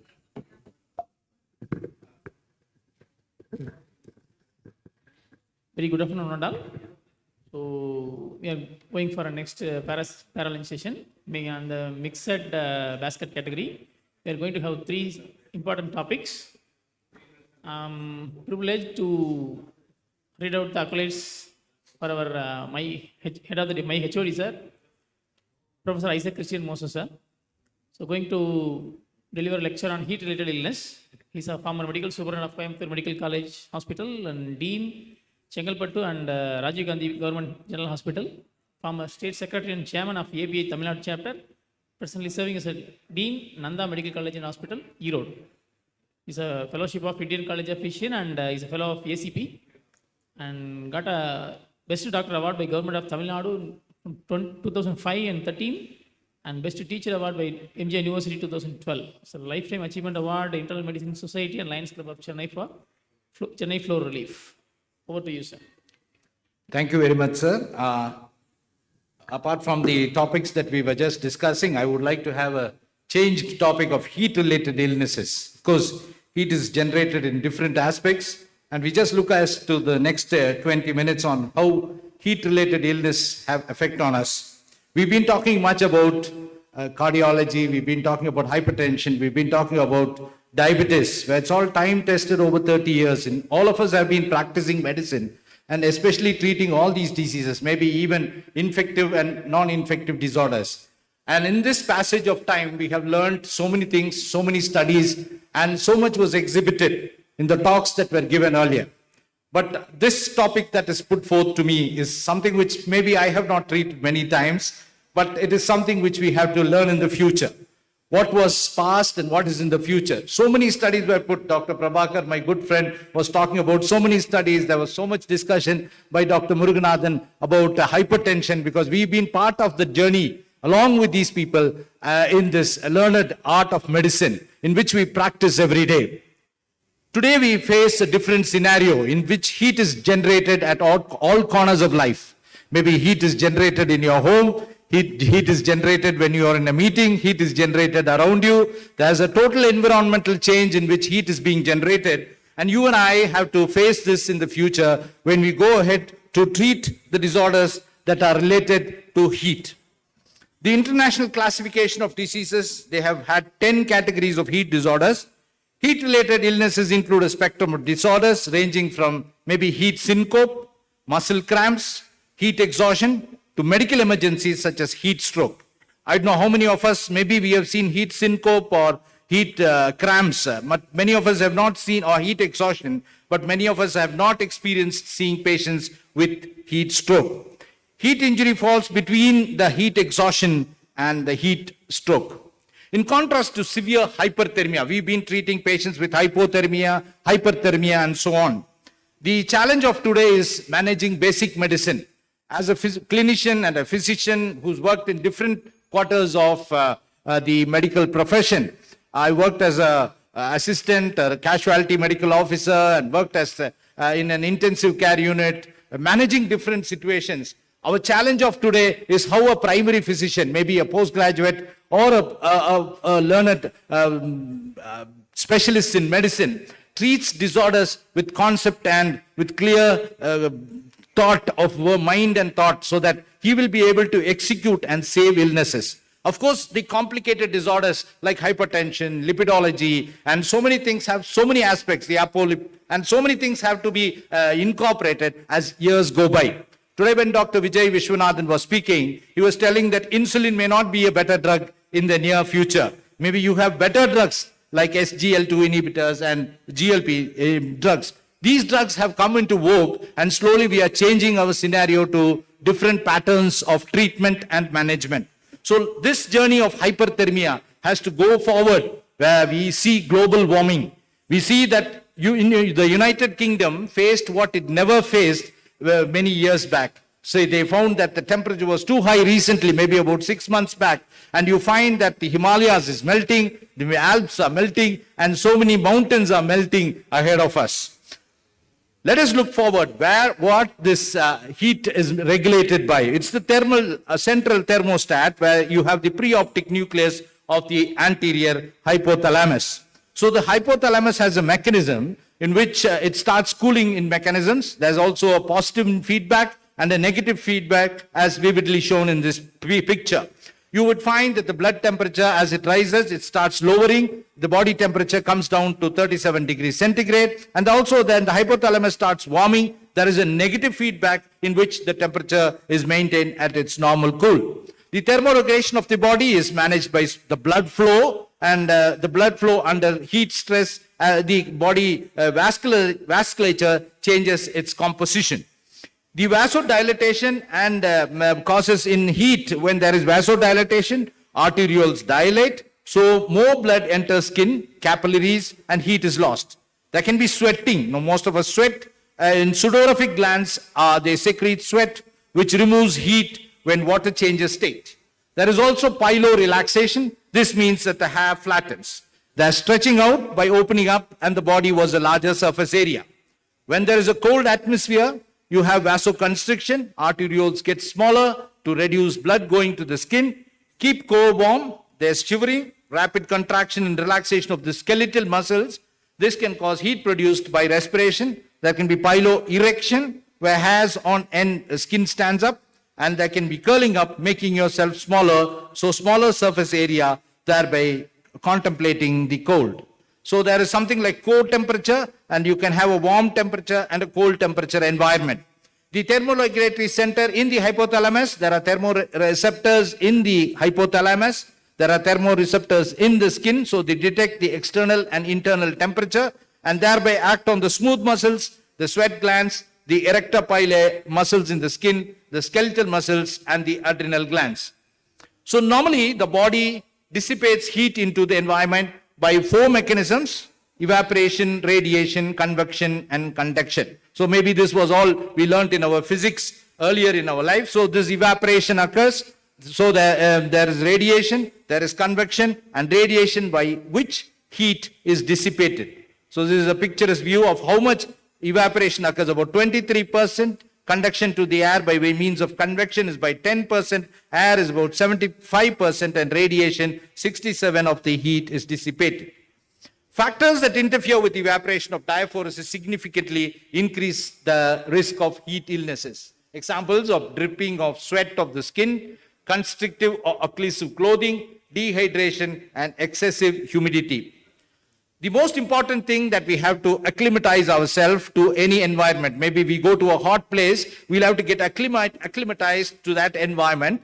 To heat reflects a constellation of physiological adaptations. So one has to get an adaptive mechanism to accommodate himself to either cold atmosphere or a very hot atmosphere. This permits the body to lose heat more efficiently, and this process often requires 1 to several weeks of exposure and work in a hot environment.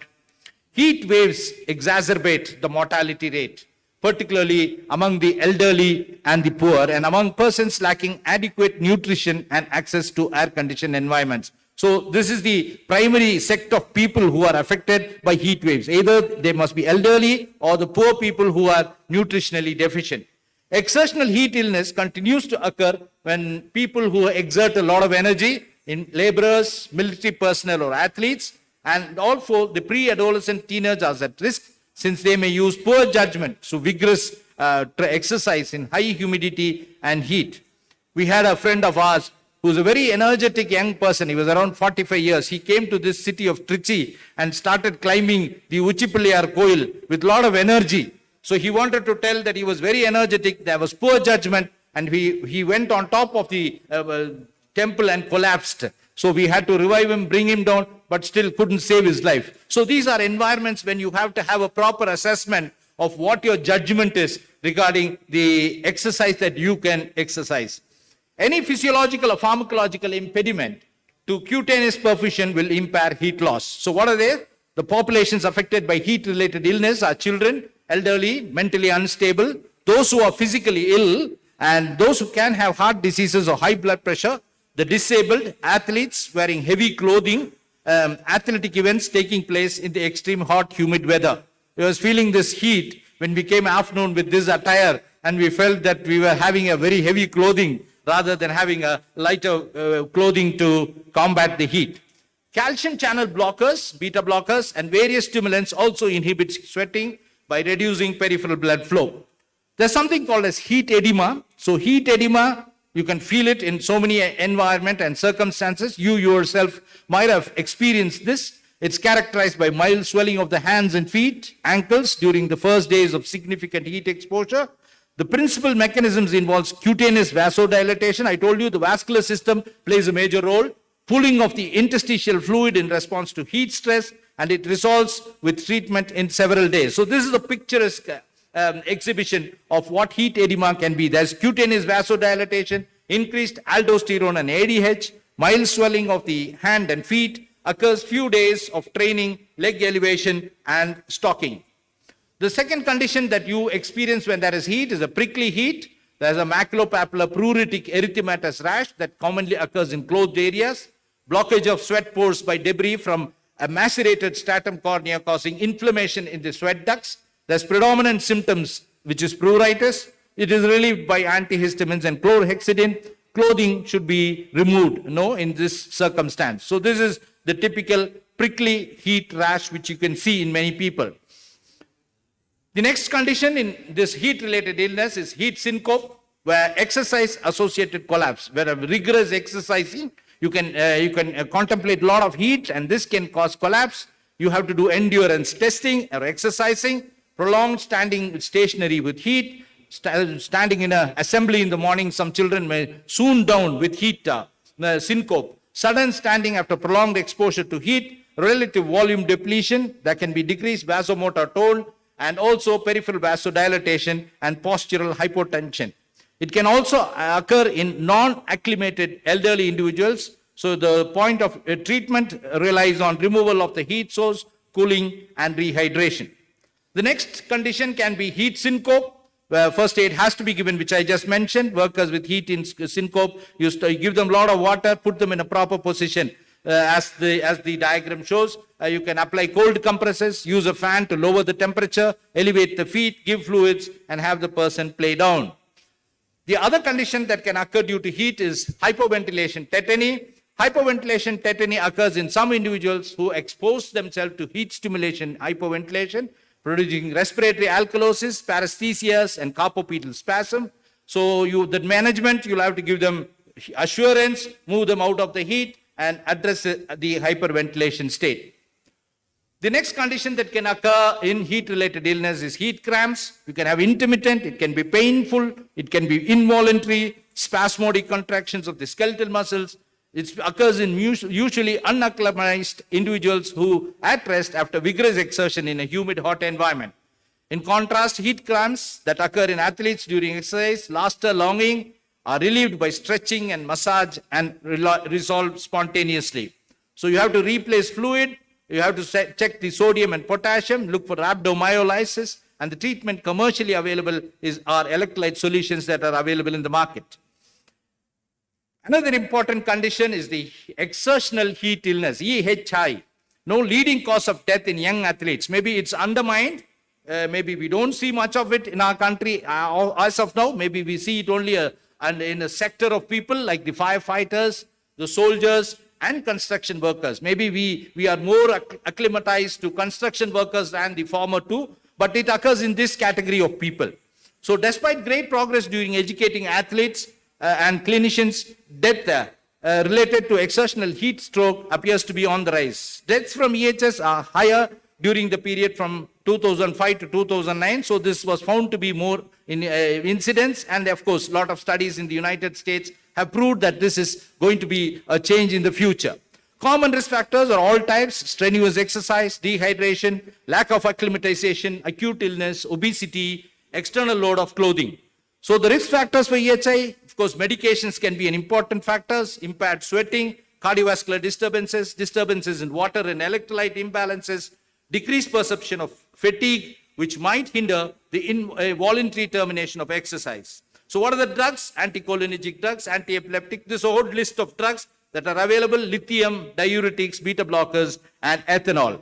So during exercise, the human body acts to dissipate an excess heat generated by skeletal muscles. This requires an intact system, a cardiovascular system that uses blood to transfer this. During heat loads, blood flow to the skin increases manyfold. However, when the ambient temperature is higher than the body's core temperature, convection, conduction, which I mentioned earlier, can occur.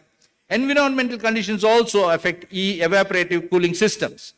So a number of additional factors influence the rate at which a person's core body temperature rises. Fitness level. So you'll have to keep yourself fit. You have to acclimatize yourself. Degree of acclimatization, clothing, and physiological response to the degree of tachycardia.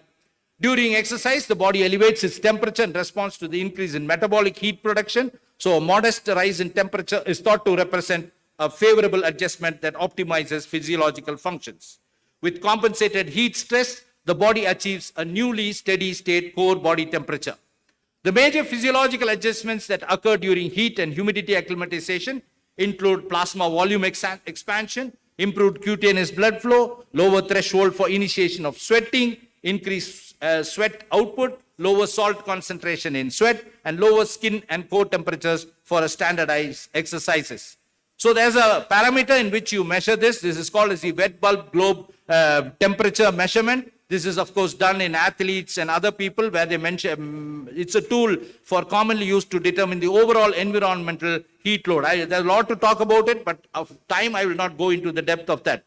There's an entity called as heat exhaustion where you cause headache, fatigue, weakness, skin moist, the BP falls down, there's an increase in pulse, there's anxiety, there's decrease in fluid intake, increased heat exposure, activity, and body temperature comes down to 38.8 degrees to temperature to calm the situation. The physiological hallmarks of heat exhaustion, in contrast to heat stroke, are maintenance of thermoregulatory control and the central nervous system functions. Laborers, athletes, and elderly individuals are affected. So you have to look for salt depletion in heat exhaustion. It occurs more slowly in acclimatized persons. So heat cramps, heat stroke, heat exhaustion, and ultimately they can go to heat stroke, ultimately. So heat stroke, there's total loss of thermoregulatory function, There can be tachypnea, tachycardias, hypotension, and widened pulse pressure. The physical triad of exposure to heat stress. There can be weakness, dizziness, disorientation, ataxia, and gastrointestinal or psychiatric symptoms. So these are the manifestations of heat stroke. Who are at risk? Seniors, children, athletes, and outdoor workers. So signs and symptoms, we mentioned earlier, these are the signs and symptoms. So you'll have to drink enough water and no alcohol or caffeine, cool temperature, take away light wearings or dressings that you wear heavy. Do not stay in closed limits, open outdoor breakouts. So warning signs, you have extremely high body temperature, red hot, dry skin, rapid strong pulse, vomit, nausea, and confusion and dizziness. So this is our, when there is a heat or stress or exercise, the core body temperature rises, there is decreased cerebral blood flow, brain damage, and there can be increased skin blood flow, gut flow can increase, the increase in the gut epithelial membrane permeability, innate immune system, the adaptive, this can cause coagulatory defects and cause multi-system organ failure. So this is the algorithm in which you find that heat, stress, and exercise can lead on to so many steps. So I'll just finish off with about few steps. Steps: initiate resuscitation. This is primarily essential for any clinician. Resuscitation is highly important. Assess the type of hyperthermia by history and examination. The core body temperature has to be assessed. Investigations, you look for myoglobinuria, you look for hemoglobin, CPK, renal functions, and coagulation studies, if indicated, lumbar puncture and CT brain can be done. Step 4, general management, rest, preferably in a cool place. Nothing big about this. Only thing you give them basic reassurance and management. They monitor the temperature, keep them in a cold environment. There are various techniques, external cooling techniques and internal cooling techniques. So there's hypothermic blankets, ice baths, ice packs, etc., which you can use, misting of the skin. So many techniques can be adopted in which you can reduce the heat incidence. So this is putting ice packs in the very important junctions to remove the cooling. And there can be also internal cooling techniques, ice water, gastric or rectal lavage, extracorporeal blood cooling, cold peritoneal lavage, and all these things. Cold O2 and cold IV fluids are also useful adjuncts. So fifth, you have specific managements, malignant hyperthermia and neuroleptic malignant syndrome, you use dantrolene. And manage complications. If there is a rhabdomyolysis, expand the intravascular volume, alkalinization of urine, seizures should be managed, and multi-system organ failure should be managed. And lastly, you have to prevent the disease. Hyperthermia caused by physical exertion or hot environment has to be prevented. Our burden today is so high that the environment is becoming hotter and hotter each day. And each and every one of us have a burden to care this. This is a case study in which patients manifested with the above symptoms. Assess the breathing. I always emphasize, as a clinician who's been totally exposed all my life in the government sector, that you and I should know how to manage a patient when he comes to the emergency room. Assess the breathing and pulse. Many times we found in certain sectors when we talk so high about so much academic inquest and infest, our knowledge with so many other things that we were talking over the day and maybe yesterday, we need to basically manage the patient. First, the primary thing is to give life, and you and I are responsible to give life, O2, inhalation, IV fluids. This management becomes a difficult preposition in many environments, and you and I are responsible to take up the responsibility. ACLS protocols, CPR protocols failed. I was working in a very high-end hospital where we found that there were no recovery in the emergency situation, where we were talking about high-end cardiology, high-end diabetology, high-end nephrology, and so on and so forth. So ACLS protocols should be followed by each and one of us. Resuscitation, CPR. So these are the things that you do in these patients. And of course, cooling has to be in us, within us, around us, and about us. And keep yourself cool in all environments to make this environment a happy and life worth living. Thank you very much. Though my talk is not very, very scientific, I think it will be in the future, it will be a major goal for us to captivate and learn more and more so that we will be able to treat a lot of patients. Isaac, sir. Thank you, sir. Sir, very unusual subject which has been dealt very carefully and meticulously by you. Congratulations, sir. Thank you very much. Any doubts? Any clarification? I think as the years go, we'll have doubts to manage this disease. Because the whole world is warming up, and I think we have to learn as to how to manage these disorders. Global warming. So that's very nice. And I thank the organizers, the wonderful sessions in which we learned so much, especially Seduraman sir, all the team, the whole team. I will leave if I tell the names, Gunasekhar sir, Ashraf sir, and Ponnaya sir, and the whole team of people have done a really tremendous job. And we are very, very happy to be in this, part of this great occasion. Thank you all. Thank you, Dr. Isaac Moses. Thank you, sir. I request you to please stay back on the dais, please.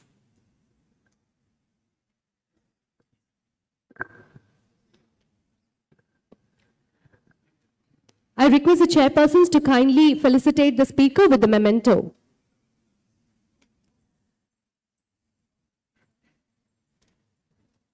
We have Dr. Vijay Kumar and Dr. Rajamahendran felicitating the speaker, Dr. Isaac Moses, with the memento.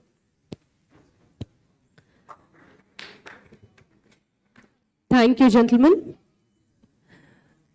Proceeding forward, we have the next topic, metabolic syndrome, a reflection on the skin.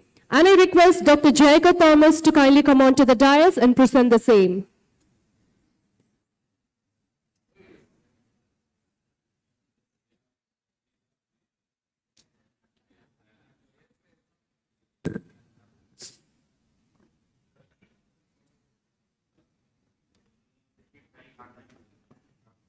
On behalf of Tapicon 2022, we welcome you, sir.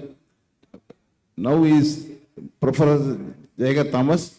He is a professor MSc Chettinad Academy of Research and Education, other qualifications and awards, FRCP, FAAD, PhD, DSc. He has given more number of applications. He is icon of dermatology. Welcome you, sir.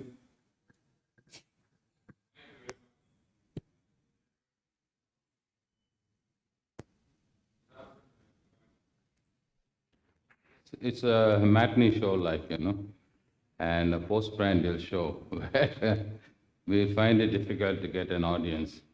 Doesn't matter. What I'm going to say is going to be more of a color atlas type of presentation. And at the very outset, there are three very important people whom I wish to thank. I have my senior colleague from the middle of 1960s, Dr. Ashraf, thank you, sir. Dr. Seduram, thank you, sir. And third person is not here. I think he has gone back to Guriatab, Dr. Sukumar. He was the one who introduced me to the API, and I'm very happy to be with all of you, my dear friends. This I put always in all my presentations because whenever I take a picture of the patient, I give them assurance that it will be only for teaching and not for any other purpose. So kindly avoid photography. Metabolic syndrome, as we all know, is a systemic disorder and is becoming more and more important. Even from the time I came in this morning, everybody's been talking about hypertension, hyperlipidemias, and everything is surrounding that. But one should realize that the criteria for us to make a diagnosis of metabolic syndrome keeps changing. Almost every year it is changing, almost every year it's changing. But one thing that is common is abdominal obesity. This obesity is one thing which, my dear friends, I would like all of you to concentrate on. Because secondary to obesity, all the changes that take place, which I'm going to show you, as I told you in this color atlas, will be. But before that, a little bit of basics. Visceral obesity. Starts off with visceral obesity, and with the visceral obesity comes the insulin resistance. I'll talk about that a little later. Following the insulin resistance is the inflammatory process that is taking place. Now, this is one topic which is very close to my heart because I work on all my patients and look for the metabolic syndrome whenever I see the following, which I'm going to show you. Now, the algorithm continues, my dear friends: visceral obesity, insulin resistance, pro-inflammatory cytokines. So what are these pro-inflammatory cytokines? which lead on to inflammation. Free fatty acids, alcohol, cholesterol. These three things should be kept in mind when we think about chronic inflammation from visceral obesity and the effect of it on the beta cells, causing increased insulin, striated muscle causing glucose intake to be reduced, and in the liver, more and more glucose being formed, which is biochemically known as gluconeogenesis, leading all of them leading to insulin resistance and dyslipidemia. And if I look at it and try to depict it diagrammatically, it's something like this. The adipose tissue, which acts as an endocrine organ, and there is endocrine dysfunction. The muscle showing impaired glucose disposal, as a result of which there is accumulation. Pancreas, impaired beta cell function, which we spoke about earlier. And the liver, reduced suppression of glucose production, leading on to diabetes. But all this, my dear friend, is a bidirectional phenomenon. One can cause the other and vice versa. And this is yet another diagrammatic depiction to show the adipose tissue, the muscle, the pancreas, and the liver, and how the cytokines, and mainly the cytokines being TNF-alpha, MCP, and interleukin-1. Now, these cytokines have to be carefully monitored whenever you look at patients, which I'm going to show you about. Now, what is this correlation between the skin? The timer is not working. Could you please turn it on? Because I'll have an idea when to stop. Inflammation, the inflammatory process, which we already spoke about in the metabolic syndrome. Oxidative stress is one thing, the ROS, the reactive oxygen species, oxides, peroxides, hydroxides, hydroxyl. These four which have to be washed off from the system. That's why the use of antioxidants have become very, very important.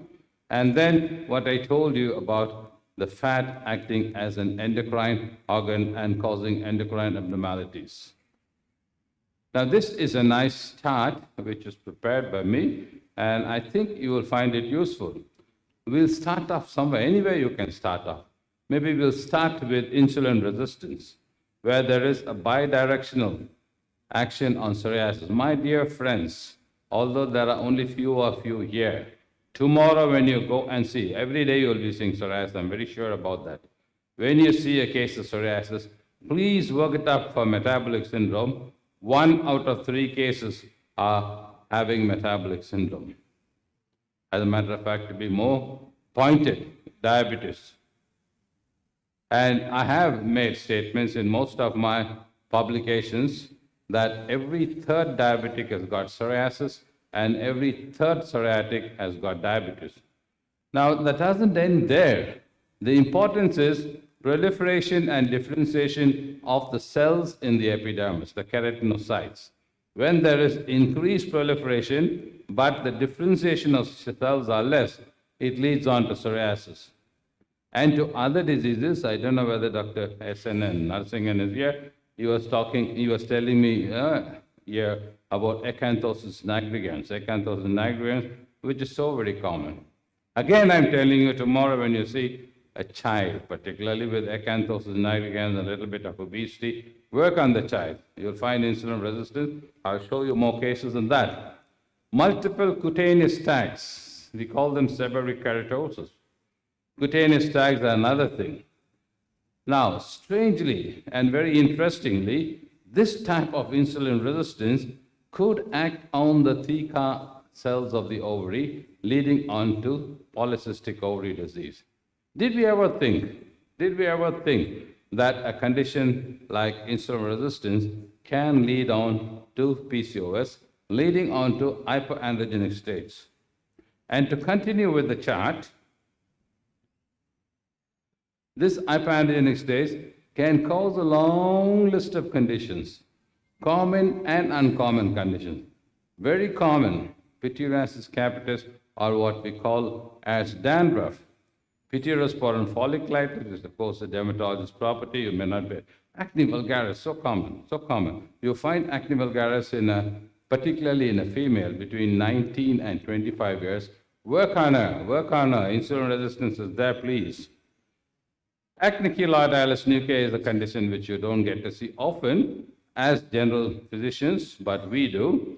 Hirsutism. This morning, somebody was talking, Dr.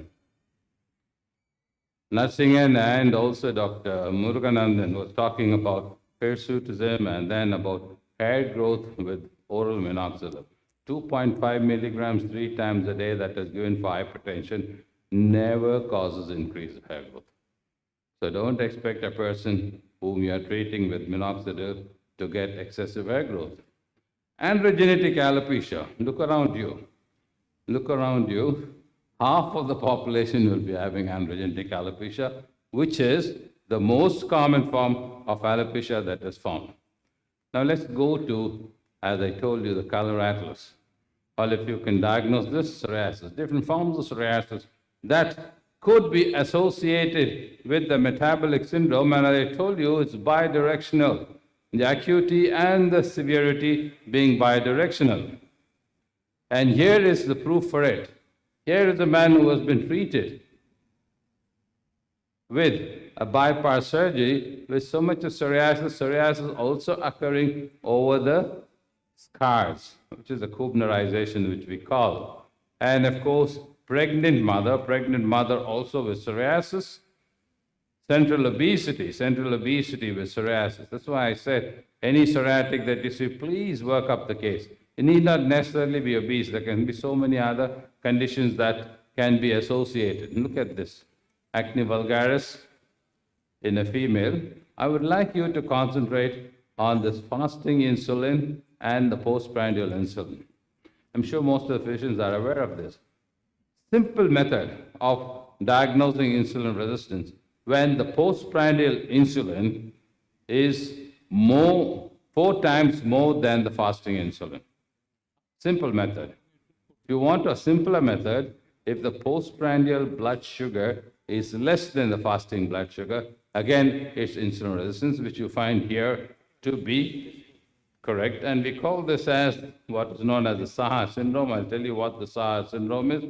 Seborrhea, that is, having a lot of oiliness over the face, acne, hirsutism associated with alopecia. We call it as the Saha syndrome. We also have multiple forms of hirsutism which occurs in so many females associated with the metabolic syndrome. We fail to realize that, we fail to work up on that. All we are looking at is PCOD. And the diagnosis of PCOD is not all that easy. Ultrasonogram, the logician will do. But then the biochemical values, free androgen index. Free androgen index is one thing which has to be looked at. And what is this free androgen? Very, very simple test. Total testosterone divided by the sex hormone binding globulin into 100, a value of more than 130 will say that there is hyperandrogenic state or it's a positive androgenic state. Then the female pattern of hair loss. This is very, very common again, particularly in women over 40 years of age, with strips of alopecia seen. Hyperandrogenism in males, where you can get androgenetic alopecia, so very common, associated with the metabolic syndrome. Younger males also who have acne associated with this type of androgenetic alopecia, again associated with metabolic syndrome. This is what I told you, acne keloidalis nuclei. You don't get to see it more often in general practice, but we dermatologists get to see it more frequently. Androgenetic alopecia, acne vulgaris, acne keloidalis nuclei. This is something, again, which you'll see almost every day, but every day the patient comes to you, so one patient or the other, you miss to see it. You miss to see it. This type of, it looks very smooth. The skin looks, it looks very rough. The skin looks very rough. But when you palpate it, it will be very smooth. That's why we say verrucous to look at, but velvety to touch. Like velvet, the skin will be when you touch it. Acanthosis nigricans, common metabolic syndrome associated dermatological condition. And this acanthosis nigrans can also spread on to other parts of the body, particularly the dorsum of the hand. And what you see here as finger pebbles. As finger pebbles is a start of acanthosis nigrans. Cutaneous tags or skin tags seen in different parts of the body, particularly over the fold, in the axillae, in the groin. You find them multiple. Think of metabolic syndrome again. So, my dear friends, what can we learn from the metabolic syndrome? I'll just give one take-home message alone, because this is a topic which I love, particularly psoriasis. Now, what happens in psoriatic? We call it the psoriatic march. Obesity, psoriasis, with other factors. The factors include smoking, increased blood pressure, alcohol intake. With obesity, the cutaneous inflammation could lead on to systemic inflammation with insulin resistance, endothelial dysfunction, atherosclerosis, cardiovascular disease.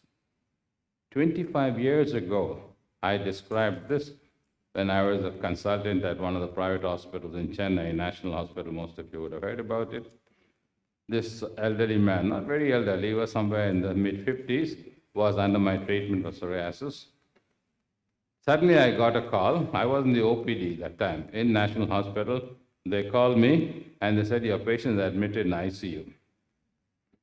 Then the medical director, Dr. Shankar Rao, the physician also, he said, I said, go and see it, man, your case. I said, he's psoriasis and you put him in ICU. What am I going to do? Go and see him, please. Then only the patient's relatives will be happy. I went up and then the patient was wheeled out dead. The cause of death, myocardial infarction. That's the time when I got interested in psoriasis and endothelial dysfunction, systemic inflammation, and cardiovascular disease. And at that point of time, the rest of the world was very, very quiet. Once I started describing it, there are a lot of descriptions from different parts of the world where psoriasis in an obese individual, particularly with what I call as surrogate factors, smoking, obesity, increased blood pressure, alcoholism. When these surrogate factors are present, always be careful, warn the patient, tell the patient you're committing suicide. If you take alcohol, you're committing suicide. You may as well commit suicide instead of living with psoriasis and alcohol. So that's the story of today. Rather than story, take it home as an history. So the metabolic syndrome, systemic disease, with so many cutaneous manifestations as we just saw. And it's very important for us to realize that the treatment of the symptoms and signs of metabolic syndrome will certainly cause improvement in the symptoms and signs of the dermatological problem, and most importantly, vice versa. So please don't go home with the facts thinking, dermatologist No. The dermatologist is the person who is handling the single largest organ in the body. The single largest organ which covers all the other vital organs in the body and which reflects everything that occurs in the skin, that occurs in the system, whether it is the central nervous system or it's a paronychia of the big toe. So kindly accept the dermatologist as an important person in medicine. When I was doing dermatology, thank you. When I was doing dermatology, general medicine was for part one. Most, if there are any dermatologists, now it's not at all considered. General medicine not put into part one. We were given part one, clinical exam, written exam, vivas. And most of the time, the clinical examination is just like ordinary general MD. I'm sorry. Where CNS cases to be kept as a long case, one CVS and one RS case. And then I remember, I just want to recall, I have time, I'll recall when I went for my medicine exams. In MBBS, I was, very humbly I have to tell you, I was a gold medalist in internal medicine in MBBS. So when I went for the general medicine, the dermatology professor also is bound to come there as an observer. So my madam, Professor Ms. Anamala, came there as an observer. So the moment I went in for the orals, she said, Give this fellow, go. He is already a gold medalist. But then there was, all of you would have heard of late Professor U. Mohammed. He said, Madam, only one question, madam, please, madam. We'll ask him one. No, Mohammed, don't be stupid. That's the way she talks, you know. Don't be stupid, send him away. He said, no, madam. Okay, ask. Then he put a next day and said, tell me the finding. I looked at it. He said, right side it collapsed, the left side it failure. And he said, okay, go. So that is the importance of general medicine that we dermatologists of those days were taught. So don't take us lightly, my dear friends. Thank you very much.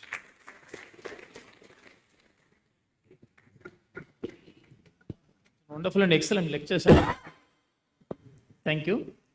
And as an external manifestation of metabolic syndrome, we used to look for waist circumference alone. So hereafter, we have to look for Please skin look for tags and acanthosis nigrans also. So, from audience, is there any questions? Your point is well taken, sir. Sir, Thank you. by aggressively treating the metabolic syndrome, whether the intensity of the skin lesions comes down, Certainly, sir. At least by about 75 to 80%, the intensity comes down. The psoriasis also, sir. Particularly the psoriasis. Okay, sir. So we have to take care of their metabolic syndrome. Good message, sir. Thank you. Thank you, sir. Do we have a question?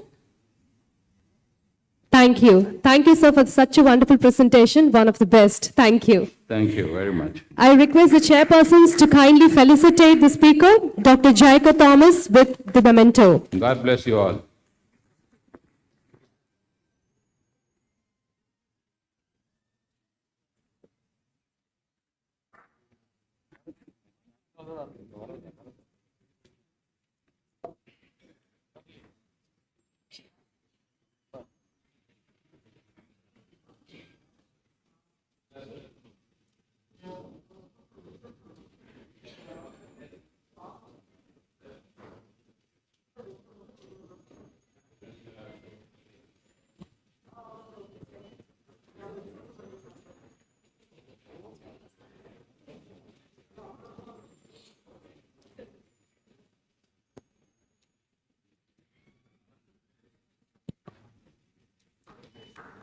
Thank you, dignitaries. I also request the speaker to please present the chairpersons with the memento to Dr. Vijay Kumar and Dr. Raja Mahendran for wonderfully chairing the session.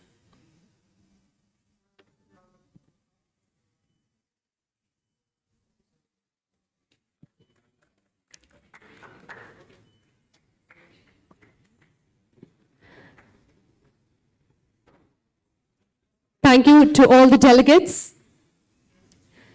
The next session will be about pulmonology, and the first talk is about TB mimics. And to present the same, I invite Dr. Prasanna Kumar Thomas to the dais.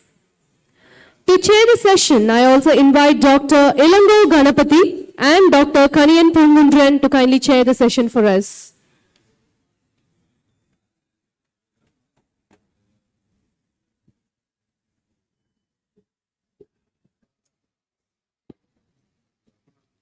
I also invite Dr. Ramanathan on the dais to chair the session.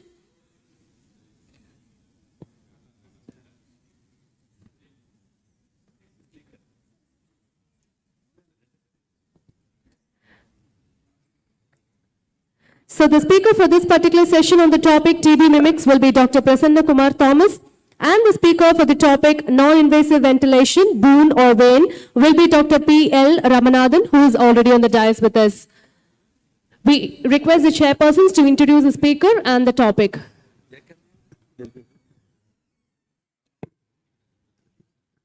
Good afternoon, everyone, and welcome to this pulmonology topics.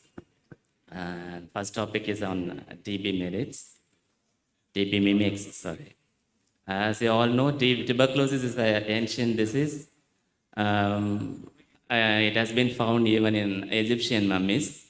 But the challenge is still we are not able to contain the disease, and the incidence of MDR TB as well as the XDR TBs are increasing. And to talk about TB mimics, we have here Dr. Prasanna Kumar Thomas, DTCD, MD, DTCD, Senior Consultant Pulmonologist at Sri Ramchandra Medical College, Chennai, and Senior Consultant Pulmonologist at MGM Healthcare Hospital, Chennai. His basic area of interest are airway disease, smoking cessation, and is actively engaged in promoting and continuing medical education and for professionals. Tobacco-free is his dream and his reflection of the person he is. Over to you, sir. Kind words of introduction. It's indeed a great pleasure and a privilege to be here this afternoon. I thank the organizers, and Dr. Narsingan especially, for having given me the opportunity to be here. Tuberculosis has been as old as Doctor mentioned, a civilization itself. And we've always felt that you can never say no to tuberculosis. That's a line that Professor C.N. Devanagam, my teacher, used to make very often. He used to say, never say no to tuberculosis in this country. It is always somewhere sticking into the differential diagnosis of whatever disease you're diagnosing. So I think it's very important that you consider tuberculosis in the background of what we're looking at. But I think the problem with tuberculosis is because we don't do things right the first time. That is the real problem with TB. We miss the TB the first time, and then we go behind, fiddling around, going hand in hand, and finally we are catching a tiger by the tail, and we find that it's too late to get done. And I think it's very important to understand that. Somebody asked the great John McEnroe, what is the secret of your great second service? He said, my first. And I think that's what is our first contact with patients, I think, needs to be proper. And we need to make a proper diagnosis and a proper methodology of examination to go through this. Of course, it's an old disease. It's an ancient disease. It's been there from time immemorial. It's mostly by Mycobacterium tuberculosis. All this is not rocket science. This is known to us. It's transmitted through droplet infections. The prevalence has been just about everywhere without question. All around the world, we have seen TB. We've seen TB in all its manifestations. We have lived with TB for the past 150 years without question. We are probably slightly better off today, but then I really wouldn't say that we are too far better off. We have more complications of TB and more difficult types of tuberculosis than we had maybe 15 years ago. 15 years ago, we had a very straight segmented TB. TB treatment, everything fine, you go home. There's no problem. Today, TB treatment, you're not fine. You have something sticking around, and I think that's the thing that's most important today. And the association of TB with multiple infections, comorbidities, for example, multiple infections like diabetes, for example, you've spoken out so much in this audience today. It's been a very, very clear indication that this is a multi-system disease. Now, these are the symptoms of TB, and I think all of us know this without question. We know that these are the symptoms of TB: cough, sputum production, and fever, malaise, breathlessness, and weight loss. Now look at these symptoms. These symptoms occur with just about every single disease that we look at today. You go and sit in your practice, person comes to you with fever, he has all these symptoms.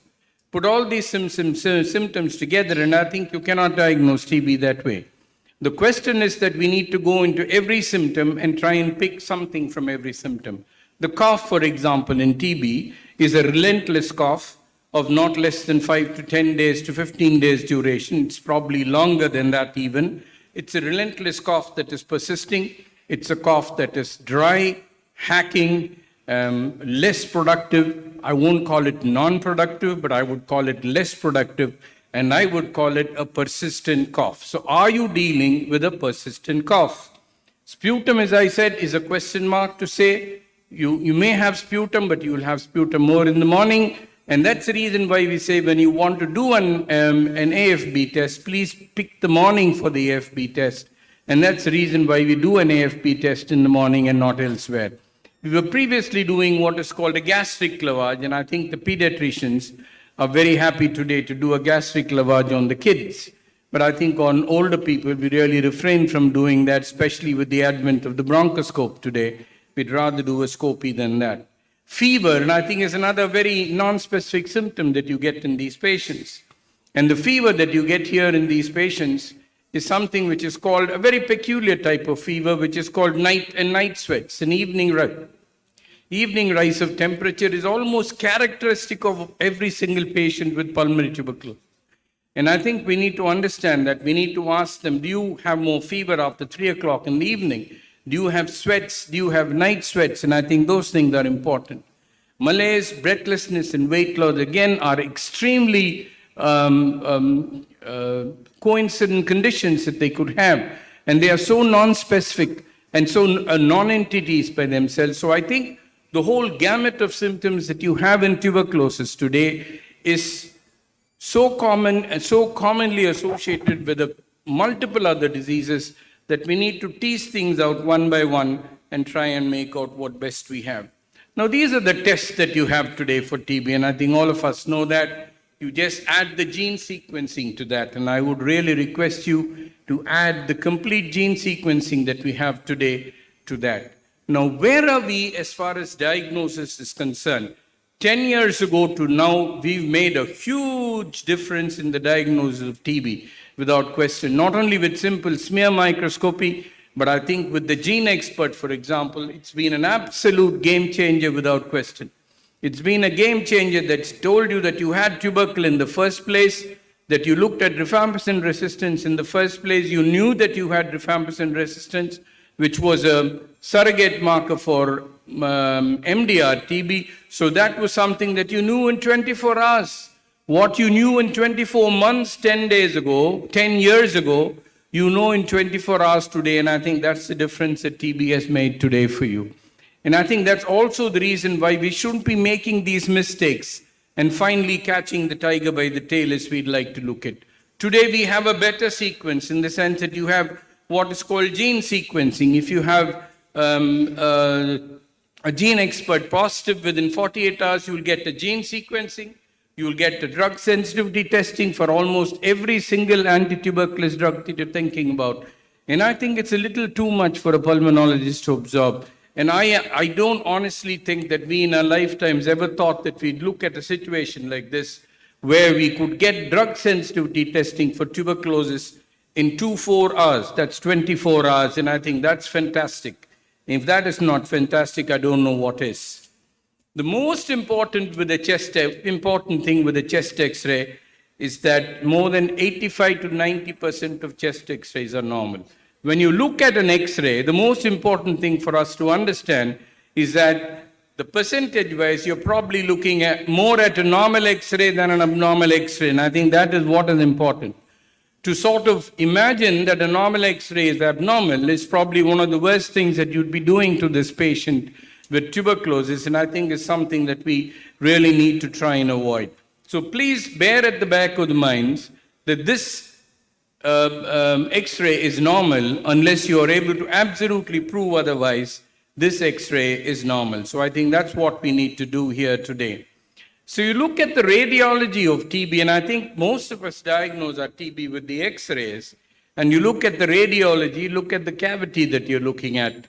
Now, the TB cavity that you're looking at here today is an irregular cavity. It is not a straight circle, and I think that's very important. It's usually irregular, number one. Number two, it is usually apical, number two. Number three, it is surrounded by a rim of inflammation. And number four, it is surrounded by reticulonodular shadows. And these are the four characteristics that you find. And TB always has this tendency to sort of wall itself into a corner. And I think these are the characteristic findings of tuberculosis. Once you get findings which are not consistent with what you're looking at today, you're probably looking at something different. And just for reference, I think I put down an adenocarcinomatous lesion breaking down. You look at the size of the wall, I think that itself should tell you that you're dealing with something else. So it's important not only to look at the cavity, not only to look at the contents of the cavity, but also to look at the wall of the cavity, which is going to tell you a great deal as far as this is concerned. And the other thing would be every shadow in the lung is not TB unless you prove it otherwise. And I think that's important. That's extremely important. if you think that there is a recurrence of tuberculosis, please go back and check your sputum. Now, this is a destroyed lung with a huge tracheal deviation, a reduction in volume on one side, a herniation of the lung into the other side. This is a definite volume contraction of the left, which means you're dealing with burnt out, protracted, destroyed lungs in the left. But this does not mean that it cannot reactivate. Now, that is very important. It does not mean that it cannot go for reactivation or even for resistance for that matter. So when these patients become overtly symptomatic, please check and check and check and check and check again. Make sure that you check your sputum repeatedly and make sure that there is that. So please don't be stoic and unconcerned that this is an inactive tuberculosis that is healed, and then you have your problem that we have here today. So you're looking at the other lesions today. Now, this was a patient that I had some time back. Now, look at his CT and look at his X-ray. They don't seem to match at all. They don't seem to make any connection whatsoever. Now, that is very important, and I think that is something that is very important today. All systems are negative here. Everything is negative, including a bronch in this patient has been negative. His gene expert is negative. Of course, I didn't do a gene sequencing because at that time it was not available. I didn't do a gene sequencing for him. But as I said, if you have doubts on an X-ray, please resort to a CT. A CT will tell you 10 things more than an X-ray, but a CT will exaggerate it. So please accept the fact that a CT shows you an exaggerated picture, but all the same, sometimes exaggerated pictures are necessary. Now, this, of course, is something which you again think is burnt out tubercle. You have reticulations everywhere. You have some reticular nodular shadows. You have some multiple nodular shadows on the other side. You think that this is not active disease, but you look at the sputum. The sputum is positive. And I think this is what I meant when I said that if you have symptoms, please check for TB and please check for tuberculosis. And that's what it is. This patient is on HRAZ-EMB at this point of time, is on anti-tuberculous treatment, and I think that's again important. So this is the contrast of this patient that you've seen here today. You have a patient with multiple shadows, just like the patient you had before. This patient is consistently negative. This patient is consistently negative, and this patient has an acute bronchopulmonary aspergillosis. Now, that's really what this is important for. So there are conditions like bronchiectasis and bronchopulmonary aspergillosis, which can mimic TB as such, as far as these lesions are concerned. And I think it's important for us to understand that we need to make this differentiation. And this differentiation is not rocket science, ladies and gentlemen. It's just a question of looking at the sputum. That's it. Nothing more than that. You just look at the sputum, look at the gene expert, look at it repeatedly. Now, you look at these set of X-rays that you're really looking at. The X-rays don't really seem to be very different, but you look at the CTs. The CTs are there. It is a sputum positive patients on which you've started on HRE-MBZ followed by HRE. So the question of being satisfied with a chest X-ray alone, when you are symptomatic, when you think your symptoms don't fit into the X-ray, you need to proceed with the CT scan. And I think that is extremely important. And I think that's the lesson that we learned today. Vice versa. Understanding the fact that a CT can exaggerate your problem, you need to take it in context and put it along with the X-ray that you're looking at really.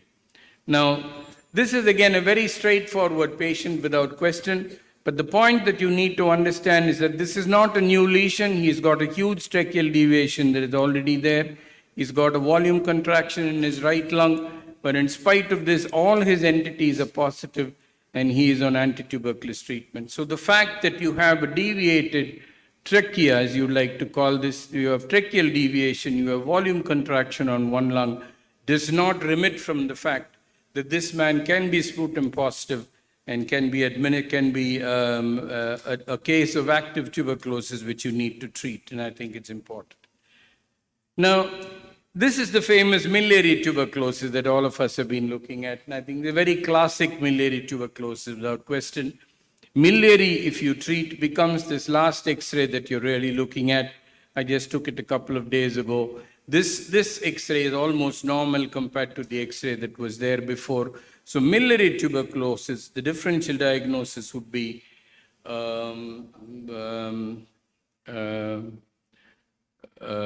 occupational lung diseases. You have bronchoalveolar carcinoma. It can be fungal. It can be CA. It can be lymphangiomatosis. It can be just about anything that can produce miliary nodules. But the most important characteristic of miliary tuberculosis is that miliary mottling is uniform, number one, and the space of the lung between the two miliary mottles is normal, number two. Number three is that they are sort of bunched out in lesions. They are not spread out here and there. They are bunched in lesions and they are uniform as such. So I think there is a characteristic picture that you can attribute to miliary tuberculosis. And I think when you see these things on and off again and again, you will get into this factor without question. Now, this is the right-sided pleural effusion. Now, that is not rocket science for us. This is the right-sided pleural effusion. Pleural effusion is an important entity today, which we see repeatedly in these patients. This is the hypersensitivity reaction where there is an exudation of pleural fluid from the pleura, being the second and the most common type of extrapulmonary tuberculosis, makes 5 to 10% of the total tuberculosis infections. So this is the tuberculosis of the pleura that we've looked at here. There is no previous medical history. They generally come with pleuritic pain on one side, and you will find that once the pain goes off, you know that there is accumulation of fluid between the two pleural spaces, and that is important. Now that is a misnomer in the sense that the patient may completely disappear and come back to you 10 days later with a full lung and a whiteout of the lung. So it's not that he's getting better, it's because the pleura are being separated by the presence of fluid in between, and he is not able to appreciate it. And I think that is all there is to that. So I think it's important that you look at the pleura. Physical examination, of course, would be a decreased expansion of the lung on that side, a dullness in that area, and the rest of the areas will be normal.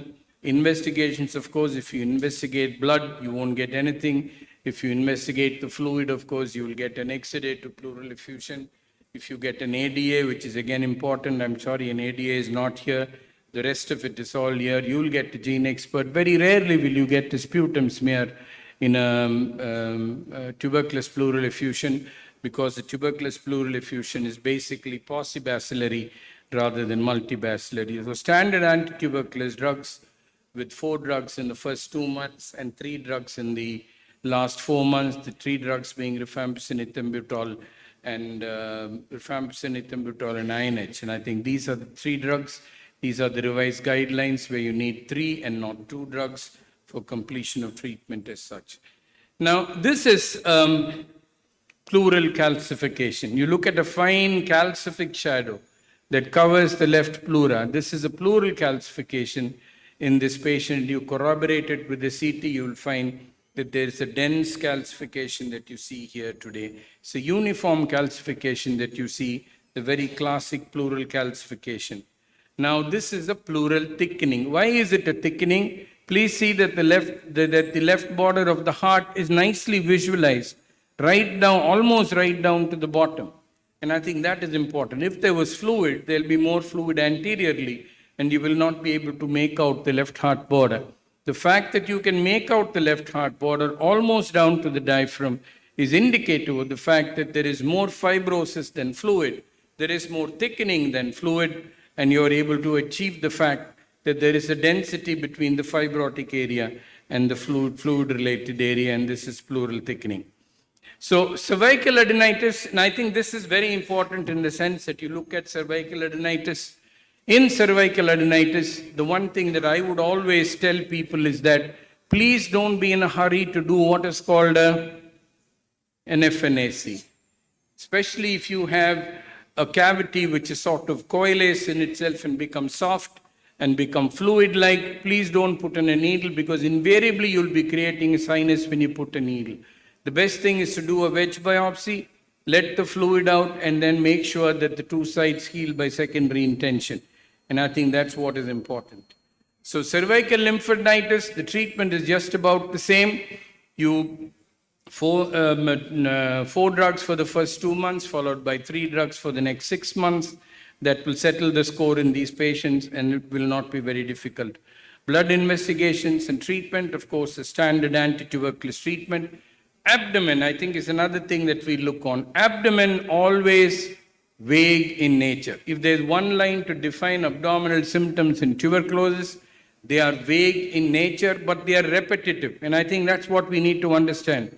Vague symptoms that we think are vague and are repetitive, I think, are important in these patients, and we need to be careful about this. Colitis, of course, will mean that you go ahead with a colonoscopy, and this is what you will get in a colonoscopy, a nice bulky lesion that you see in the colon, and I think that will be the end of it at all.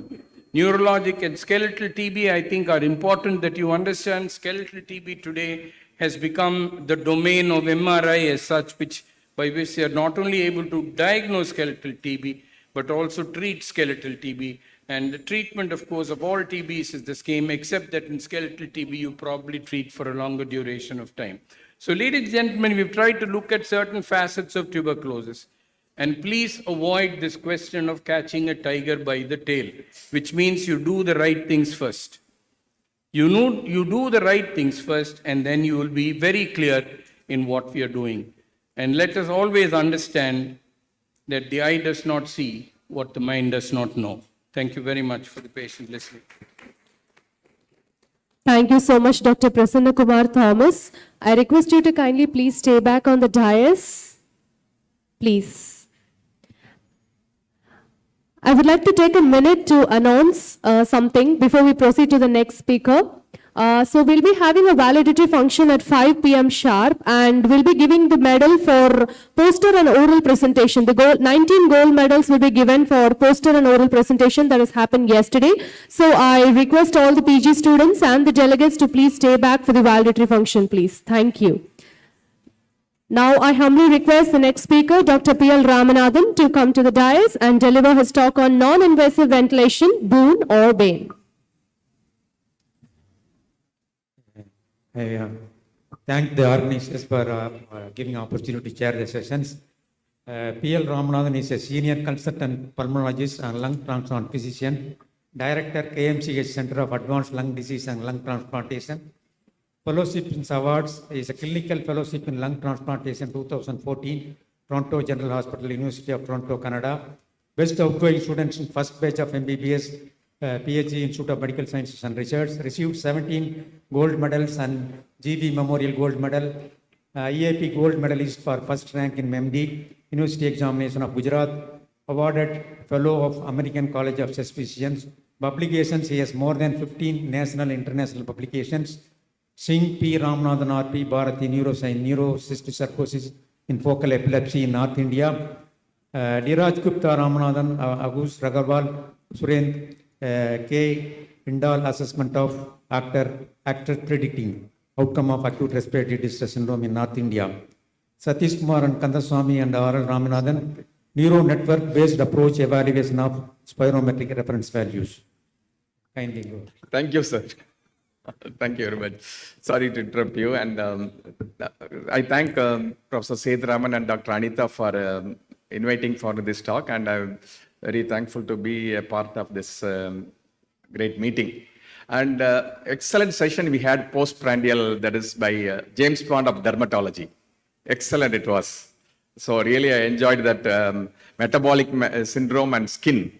It was a beautiful session, and it is always an advantage for speakers like us who come and wait for our session. We gain a lot, and I enjoy every time wherever I go. Thank you very much. Now, the topic is NIV, non-invasive ventilation, is a boon or bane. I'm sure in this audience, two group of people will be interested in NIV. Mainly nursing home owners, active physicians who handle a lot of critically ill patients. And number two, postgraduates who have to look after these patients. Otherwise, like in teaching institution, like senior professors, they may not directly handle. My objective will be to just give some practical message of this useful therapeutic modality. It is a delivery of mechanical ventilation to the lung using a technique that do not require an invasive artificial airway. You know that the very important is like endotracheal tube or tracheostomy. Anything other than this, without this, you are delivering mechanical ventilation. The main goals of non-invasive ventilation are the last two: avoid endotracheal intubation and avoid complications of endotracheal intubations. Other goals are same for both invasive and non-invasive ventilation. That is to reduce the work of breathing, improve the gas exchange. So, I want another 15-20 minutes. I will just convince you. Yes, it is a big boon. NIV is a wonderful modality. Provider, you and your team have a very good, adequate working knowledge. Many have machines in their clinic and there are the nursing homes. But knowing about your machine and how to handle it, that is very, very important. That is my purpose of, like, I will another 10-15 minutes, I will have do's and do nots with non-invasive ventilation to get the best out of this wonderful therapeutic modality. NIV is used in multiple settings. We have, as a pulmonologist, chronic COPD coming to us frequently. We prescribe them like oxygen therapy, home oxygen therapy for 1 or 2 years or for lifelong home BiPAP. I am not going to talk about that setting. I am going to talk about NIV use in acute respiratory failure, where you will be handling, and many of us handle this during COVID times. Number 2 is, somebody is known chronic lung disease. He comes with an exacerbation and he has an acute respiratory failure, that is acute and chronic respiratory failure. These are the two settings where you will handle non-invasive ventilation, or you will be considering non-invasive ventilation. The objectives are, but just in another few minutes, we have to find out the right patient for NIV, and you should know little bit about the equipments available for non-invasive ventilation. You can give NIV by various machines, and how do you initiate and titrate? How do you monitor if something goes wrong, like any other therapeutic interventions, troubleshoots. And we'll end up with few take-home messages. The success of NIV, very, very important, is selecting your patient. You have to offer this therapy to patients who has a good track record. You don't select a patient who may not benefit with NIV modality. Lot of research for the last 1 or 2 decades have very good evidence to say that mild to moderate COPD acute exacerbation or moderate to severe, they benefit very well. It's an established indication. Number 2 is acute cardiogenic pulmonary edema with respiratory failure.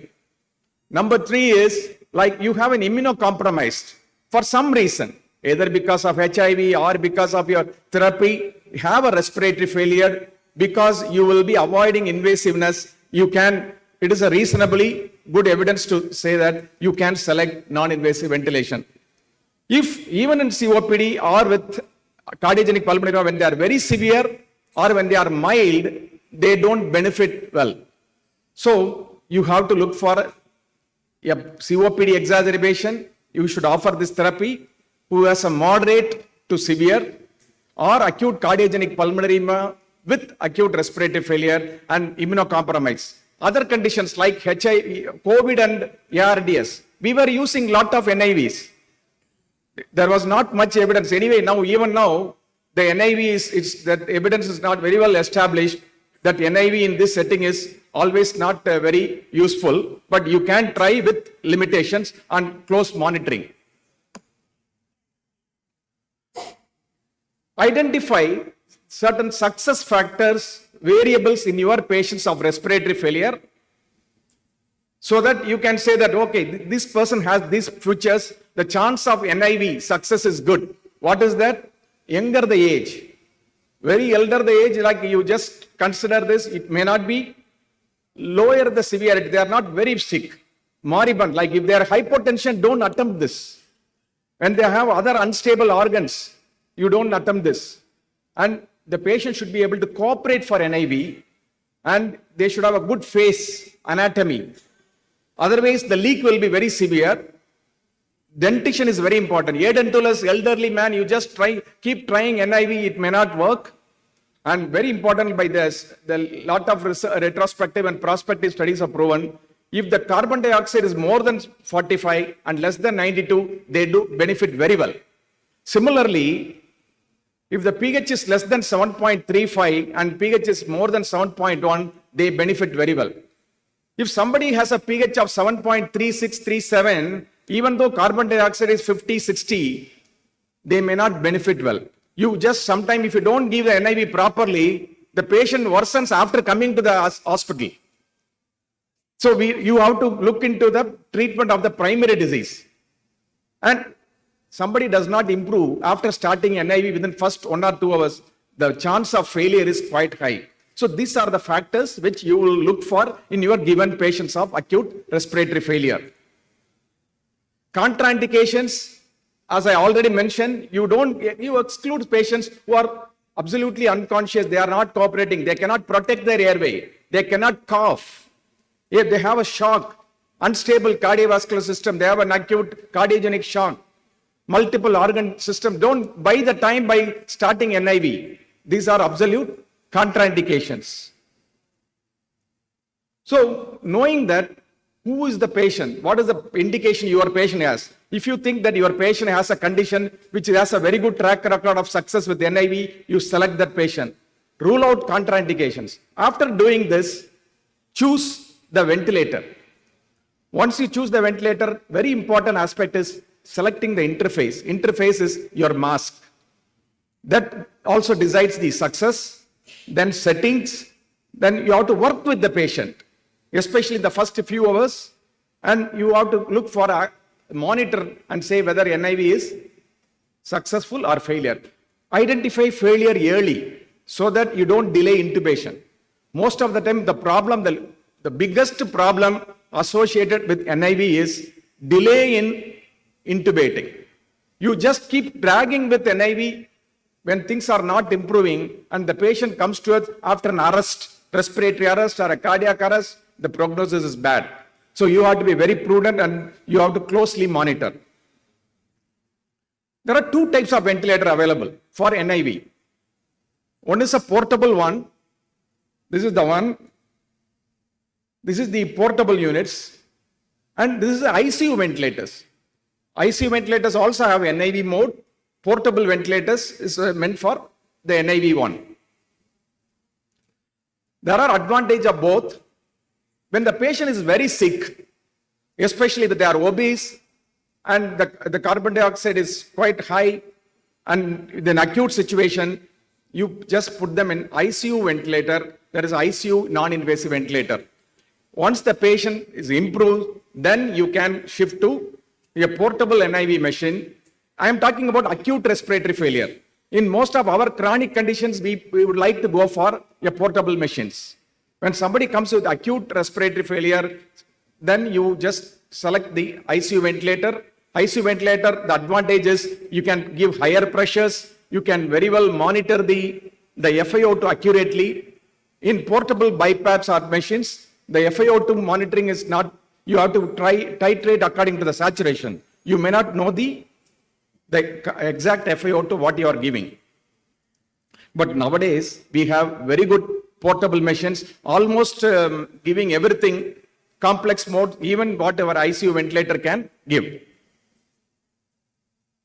Now interface, there are multiple interfaces. What you have to select it? Your face, the mask will cover either nose or mouth. Most of the time in acute situation, you have to go for oronasal mask, which will cover the full face. It is the oronasal. It is also called as full face. It will not cover the eyes. It will cover your nose and mouth. This is called oronasal mask, most commonly preferred in an acute respiratory failure. There are situations we do resort to other things depending on the difficulties or problems you face during the NIV. This is one with somebody, like we don't use it in many of the places where you don't want to have a problem with in the nose, nasal bridge, pressure ulcer and other things. You can try, but it is not practiced usually. Advantage of oronasal in acute situation, it can prevent leak and it will be more efficient. But the problem is the patient may not be able, he'll find more claustrophobic.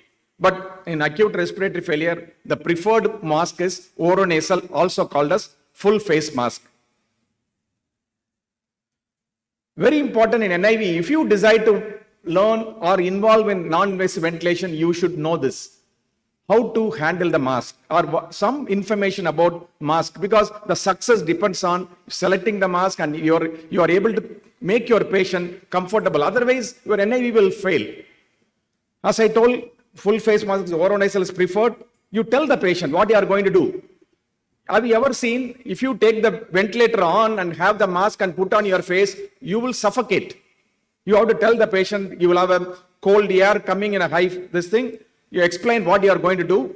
Then have in your hand and keep over the nose and mouth and don't tie it immediately. Then give the, already ventilator started. Allow the patients to breathe without very disturbed so that the synchrony is achieved. Once the patient is comfortable, then you try the straps. Now, too much tightening to prevent leak, although major leak is not a good for the patient, it will produce so much pressure on the nasal bridge and face, they just pull it out. I'm sure that you might have seen patients who refuse NIV, but you should try the strap such a way that you are able to insinuate 2 fingers in this strap. Can you see this? This is this much tightening only you have to do for your, when you arrange the straps. Some amount of air leak is allowed. You don't want to be like absolutely sealed, but it is important. Major air leak will not be good for the patient, but small amount of leak is acceptable.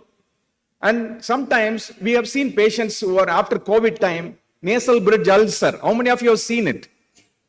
During COVID time, they are on the COVID ward without nobody seeing, with the tight mask by the nurses, they will have a nasal bridge ulcers. And to avoid this, we do use gel foams there in the nasal bridge area. And this is all available very much in the market.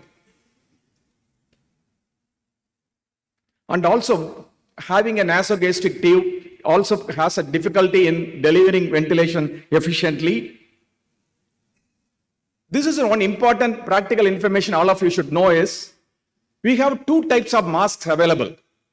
For ICU ventilator, the mask is non-vented. I don't know how many of you have heard this. This is the biggest practical errors done in many of the step-down ICUs in the hospitals. In ICU ventilator, there are 2 tubes. It is not single tube. There is an inspiratory limb and expiratory limb. So there is no need for any holes in the mask. That's why we use non-vented mask for ICU non-invasive ventilation. If you are using a portable BiPAP machine, there is only one limb is available. Here for expiration, we have a hole in the bend of the elbow. This is the vent in the mask. This is called vented mask. This is non-vented mask. Because here this will go to the 2 limbs. Here it is only 1 limb. If you do not know this, or if your staff does not know this, if the patient has a portable BiPAP machine, and if you select the non-vented mask, the carbon dioxide will accumulate rashly because there is no opening. And don't close the seals in, so the nurse will close it with the plaster. So if you use a single limb portable BiPAP machine, you should select a vented mask. Always look for what is the mask used. Without this fact, in fact, you can very well refer this. Something you remember this much, you should go for a vented mask for a portable BiPAP machine where there is a single circuit, single limb is used. For ICU ventilators, non-vented mask is the choice. The common mode is BiPAP. The inspiratory pressure for improve the ventilation, expiratory pressure setting for improve the oxygenation. The setting for inspiration and expiration, the difference should be at least 4 to 5 centimeter. Usually we start with 4 of expiratory positive pressure or maximum 5 and 10 centimeter of inspiratory pressure. And gradually increase the inspiratory positive pressure till you achieve a tidal volume of around 6 to 7 ml per kilogram of body weight. If the patient is not triggering the breath, increase the expiratory positive pressure. So as I already mentioned, you don't tie the mask immediately without explaining the patient. You keep yourself.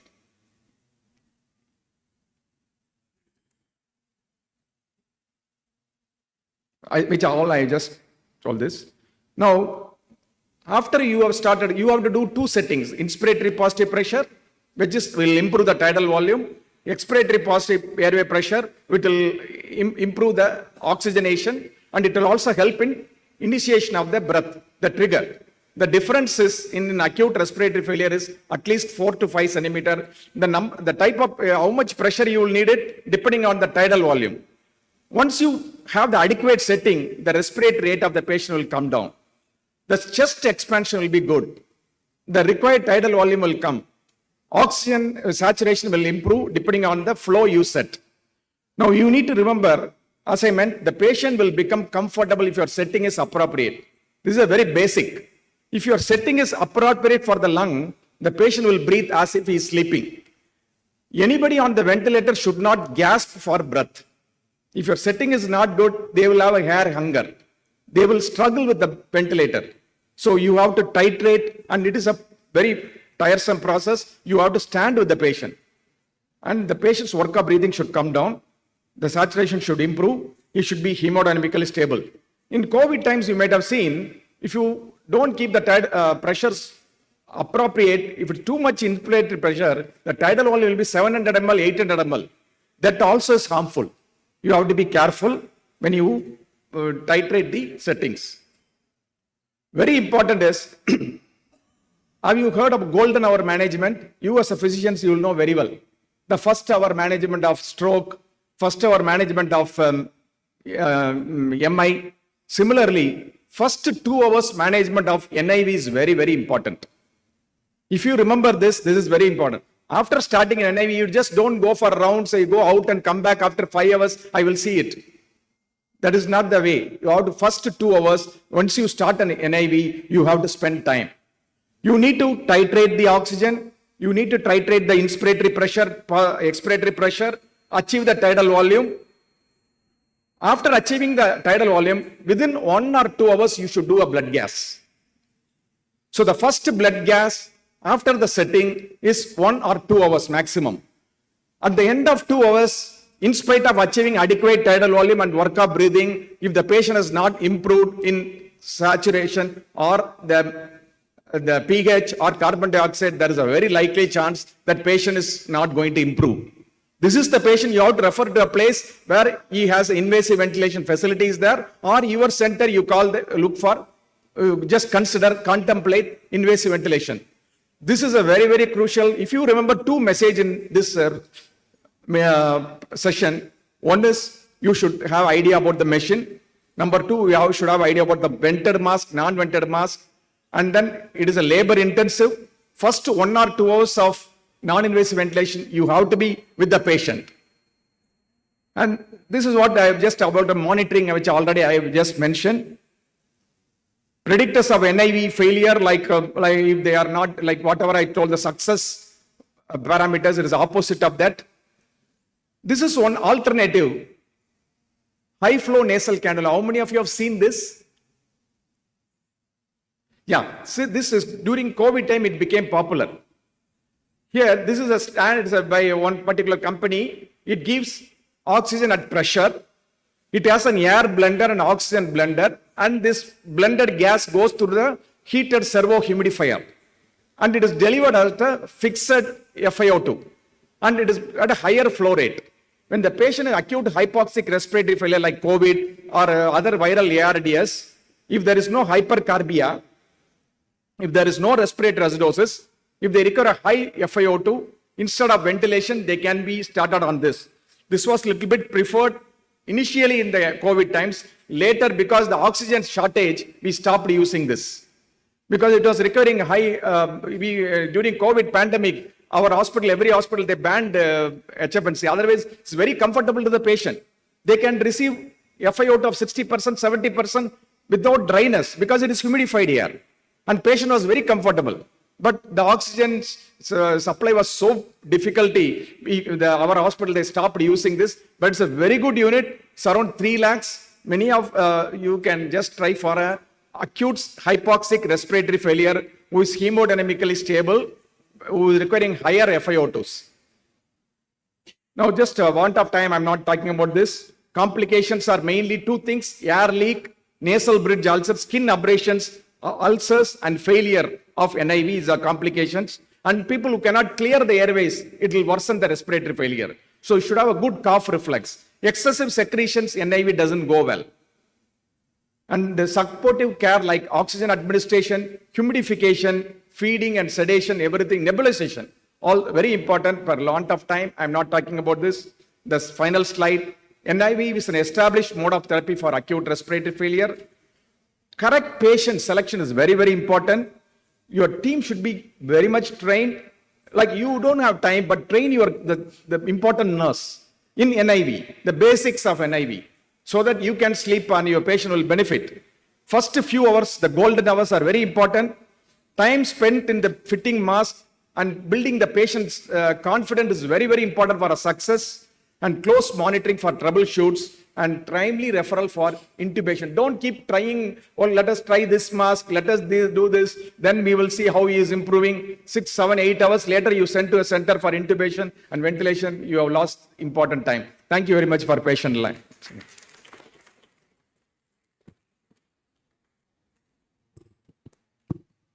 Thank you, sir. Definitely NIV is going to be a boon for the patient as well as to the nursing home owners. And the topic is open for this discussion. We can take 1 or 2 questions. Sir, the comparison with the high flow oxygen therapy with NIV, do you think really high flow oxygen is better? Because it is my impression NIV works far superior than this high flow oxygen therapy. I think although there were studies which was trying to compare, definitely it's a type of patients. NIV decreases the work of breathing better than high flow oxygen therapy. Sir, Prasanna Kumar sir, which fluid is inappropriate for testing for gene expert? So for example, sputum is appropriate, lymph node aspiration is appropriate. Which fluid is inappropriate for testing for gene expert? No, the CSF has not been tried very much, so I think we're not sure of the CSF. The pleural fluid also is not a very good. In the pleural fluid, I prefer an ADA, which I think is more specific than this. So I think site-specific specimens are the best. And if you have a gene expert which is positive, you can go in for a complete gene sequencing. Thank you for the questions, gentlemen. We can now wind up the session. Ramanathan sir, people with altered sensorium and semi-conscious, can we use this NIV? Yeah. So actually, it's, I didn't mention, but it is worth as a good question, because when we started learning about NIV, non-invasive ventilation, we wanted patients only absolutely conscious who is cooperative. But in the case of acute exacerbation of COPD with hypercapnic respiratory failure, they are not like that. Even though they are obtended, they do very well with NIV. So if they are not very conscious, even they are obtended, the low mentation in the background of COPD, hypercapnic respiratory failure, you are justified in using NIV is a very important message. People should know this. Thanks for asking this question, sir. Thank you for answering all the questions, sir. We really appreciate your lecture. I request the chairpersons to kindly give the memento as a token of love and appreciation to our speakers, Dr. Prasanna Kumar Thomas and Dr. P.L. Ramanathan, please.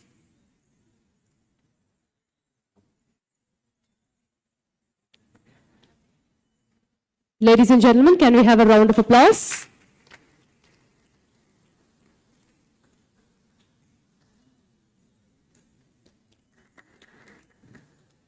also request the speakers to present the memento to the chairpersons, Dr. Ilango Ganapati and Dr. Kanyan Pungundran, as a token of love and appreciation for chairing the session.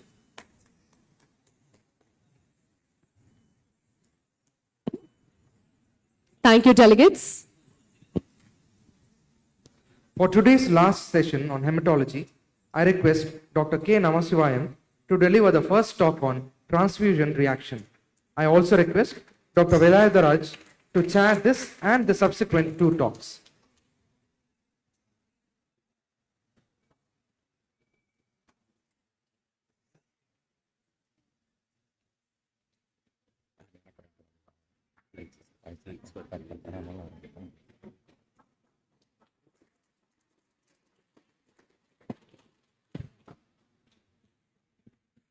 Good evening, respected senior professors, senior physicians in and around Trichy, assistant professors, and my dear postgraduate students. Welcome you all. I thank the organizers for giving me the opportunity for Tapicon 2022. So the topic is transfusion reaction. The introduction, it's blood transfusion is just a temporary organ transplant, and it produces acute and a chronic reaction. Acute reaction lasts for less than 24 hours. Chronic reaction between 24 to 28 days, and it has got a protein manifestation.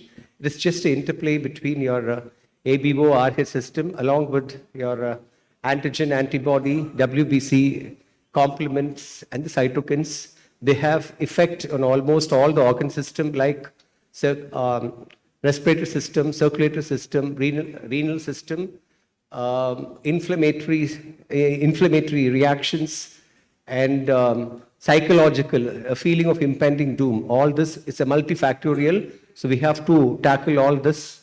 We have different categories under acute and chronic transfusion reaction. In the acute, you have with fever and without fever.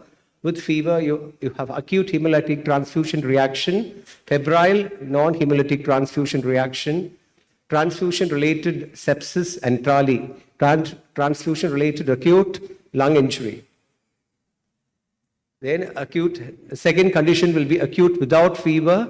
You have allergic, it presents you as anaphylaxis, urticaria, or it can anaphylactic reaction. Sometimes it can produce predominantly state of shock, dyspnea and tachy, transfusion associated, circulatory failure. And you have delayed reactions also. I already told you it's between 24 to 28 days. Delayed with fever, delayed hemolytic transfusion reaction, graft versus host reaction, and delayed without fever, you have you don't have any reaction as such, but you have serological evidence of the disease, and you have purpura and iron circulatory overload. And the first one will be acute hemolytic transfusion reaction. It's an immune-mediated destruction of ABO incompatible blood. The incidence is 1 in 36,000 to 1 in 70,000. It depends upon the rate and volume which you infuse in the patient. Pathophysiology, it depends upon the potency of immunoglobulin, anti-A, anti-B in the recipient. And in turn, this will activate the complement C3 and C5A and stimulate inflammatory mediators, interleukin-1, 6, and tumor necrosis factor. And the presence of antibody complex or the complement in the donor itself. All this, the interplay of all this will produce increased capillary permeability, arterial dilatation, and finally the land up with fall in the systemic blood pressure. And it's a chain of reaction. Again, there'll be activation of factor 12, coagulation, stimulation of the coagulation cascade, and ensuing DIC, disseminated intravascular coagulation. And in this setting, you also encounter renal failure because of hypotension, ischemia, and thrombosis.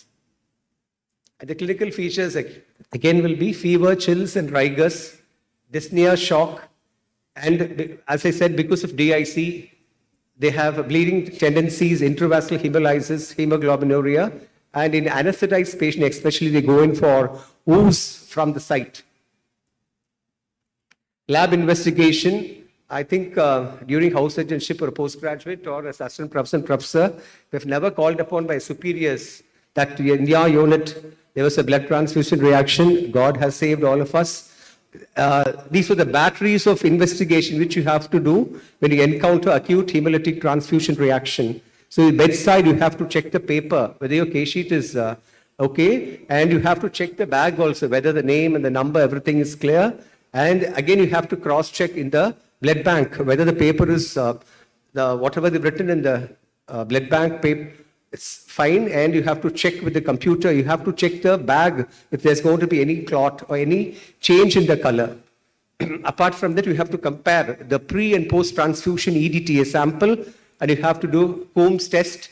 And again, you have to repeat the whole process once over again. You have to check the ABO RH system. You have to see for any antibodies by doing serological test. And you have to repeat cross-matching with the pre and the post-transfusion sample. And you have to check for haptoglobin, LDH, and serum bilirubin. So this is the battery of investigations you have to do if you encounter acute hemolytic transfusion reaction. And the management, usually this complication is less when you have only 200 ml of transfusion.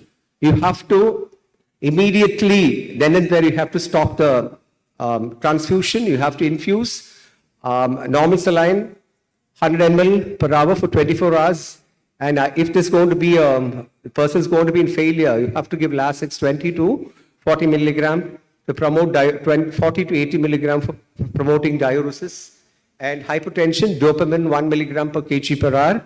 And if the person, as I said, because of DIC, if the person goes in for bleeding, you have to go DIC, you have to give FFP, cryo, or platelets. The prevention is just you identify the patient, you label the sample, and you give the correct sample to the correct person, so that you don't enter into any problem later. And febrile non-hemolytic transfusion reaction, usually the temperature, whenever after transfusion, if the temperature rise to 1.8 degree Fahrenheit above, without any preceding fever, then it is febrile non-hemolytic transfusion reaction. It occurs 1 to 2 hours, and it's more common with platelet transfusion. Remember, for postgraduates, it's more common with platelet transfusion. It is because of the effect of cytokines, interleukin 1, interleukin 6 tumor necrosis factor on the thermoregulatory center in the hypothalamus, and the release of prostaglandin E2. And this is activated by the donor leukocytes by anti-HLA and anti-human neutrophil antibody, or it can also be because of the preformed cytokines in the stored donor cells. Management, again, discontinue the transfusion. If you suspect febrile reaction, you have to give antipyretics. And it settles down in 1 to 2 hours. If you want to prevent, if you think that the person might have go in for any reaction, you just prophylactically, you can give antipyretics, and you have to go for a universal leukoreduction or saline washed RBCs. Then transfusion-related sepsis, usually you preserve the temperature, you preserve the red cell temperature 4 degrees so that it is not invaded by the bacteria like Yersinia, Serratia, and Pseudomonas. Visual inspection, I already told you, it can produce circulatory disturbance. So just have a look at the transfusion unit and see whether there's going to be any change in color, whether there's going to be any clot or thrombus. The clinical feature again will be fever, rigor, nausea, vomiting, and abdominal pain. So usually, whenever the blood sample is nearing expiry, you have to watch for this sort of sepsis-related transfusion reaction. And plasma products are uncommonly involved in this.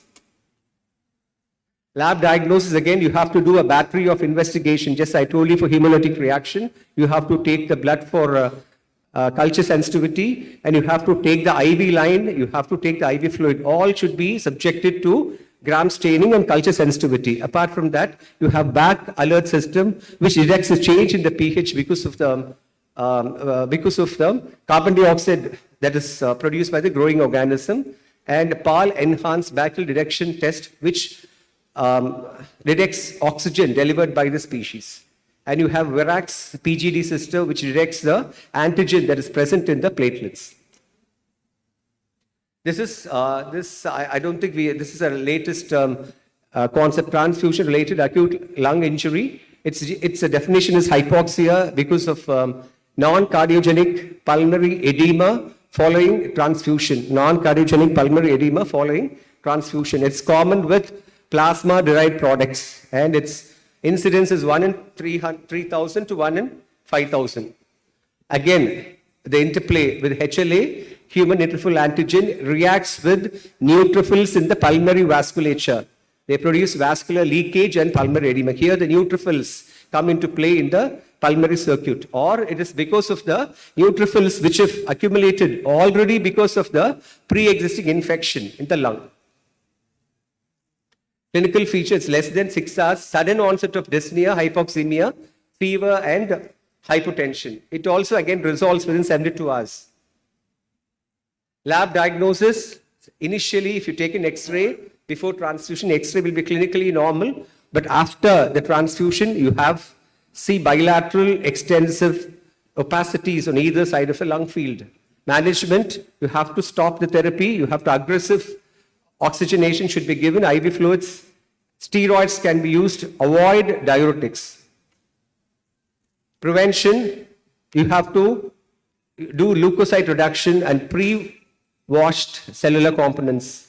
Elimination of female donors, and you have to screen for HLA antigen system and human neutrophil antigen system, antibodies. This is allergic transfusion reaction. Again, it can be with whole blood or its component. It can present as a mild form like hives, urticaria, purpura and all that. It can be anaphylactic reaction or it can be anaphylaxis.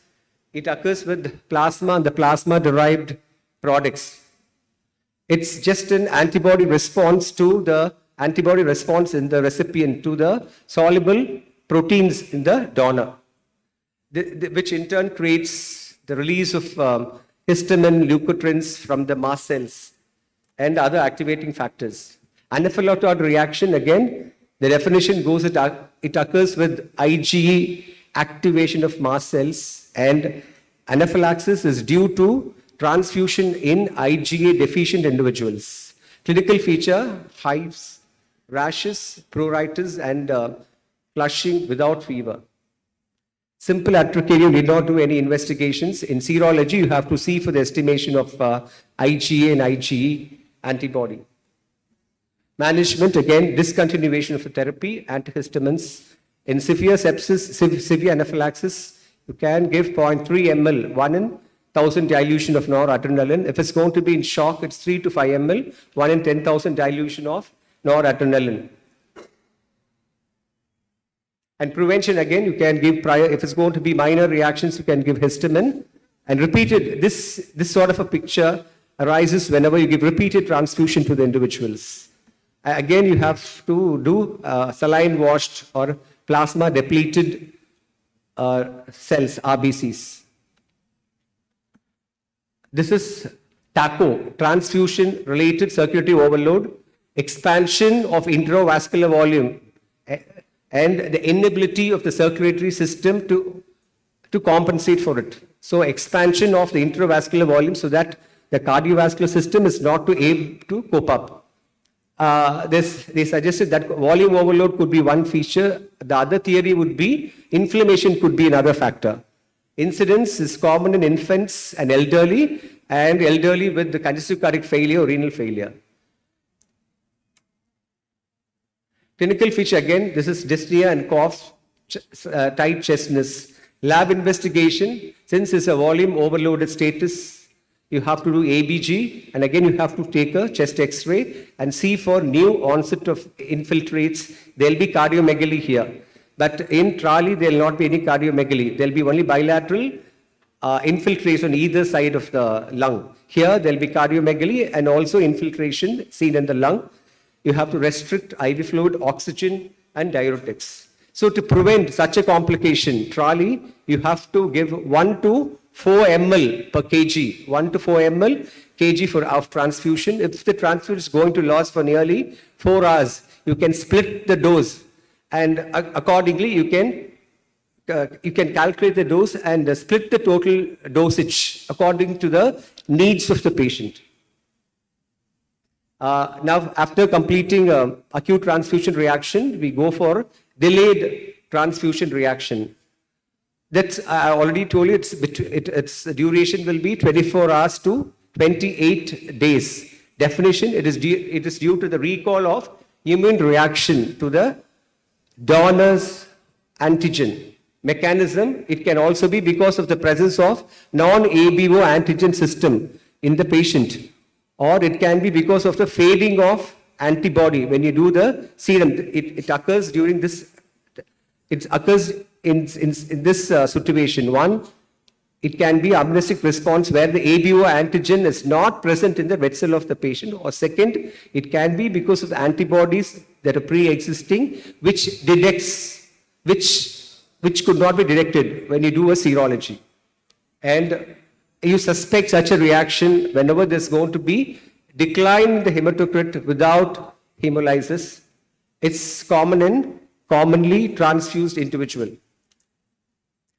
This peculiar about this reaction is it's uncommon in infants because of immune tolerance. Lab investigation. When you do the lab investigation, there's a failure of hemoglobin to raise 1 gram if you give 1 unit of RBC. And when you do you see the spherocytes, reticulocytes, LDH, and treatment would be no specific treatment. You have to do adequate hydration. And you also encounter, just in the transplantation, in in the blood transfusion, you also come across transfusion-related graft versus host disease. It is due to engraftment of the allogenic lymphocytes that attack the recipient tissue. And it usually occurs in immunocompromised individual. The clinical feature will be rash, watery diarrhea, and liver dysfunction. Mortality is 90%, and you have to use irradiated blood components if you want to prevent transfusion-related graft versus host disease. Post-transfusion purpura, this person will have thrombocytopenia with bleeding. It is because of the antibody to the human platelet antigen 1A. Common in multiparous women who had been exposed to repeated blood transfusion. Then, I think this will be my last slide. So I think I've completed the whole lot of transfusion reaction within the time given to me. And this is the last one. This is reaction due to massive transfusion.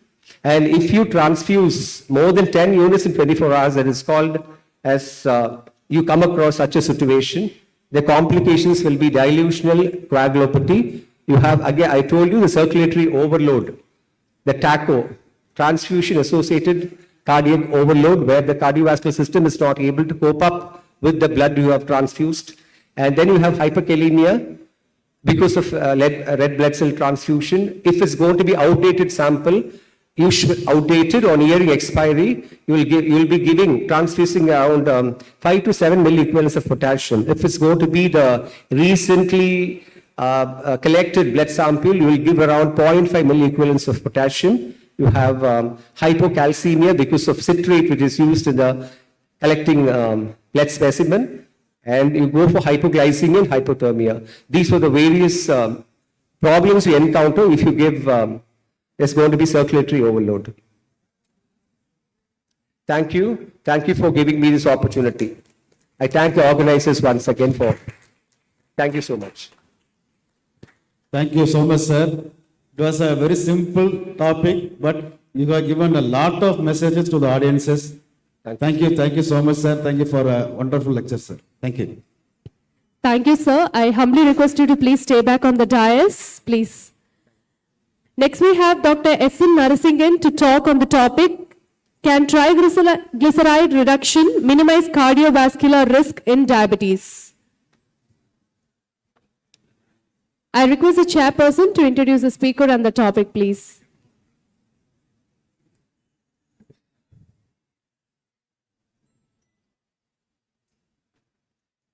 Slideshow. Yeah, good evening. In fact, My train is at 5 p.m. This afternoon, Dr. Lakshman was supposed to talk. He was not able to make it for the conference.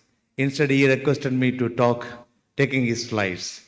I was not comfortable with the slides, what he made for his talk. So I have decided to concentrate on my topic of interest. I'm sure this will be liked by you. In fact, I didn't want to continue, but somehow I wanted to thank our organizers and get out. But Seduraman pulled me and told me that I should come and talk. My costume is different. I'm so sorry.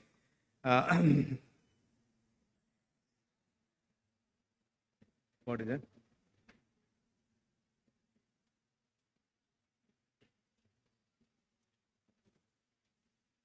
Slideshow.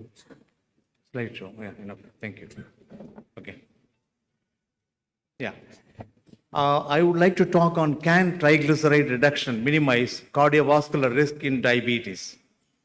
You know about the type of dyslipidemia what we encounter in people with diabetes.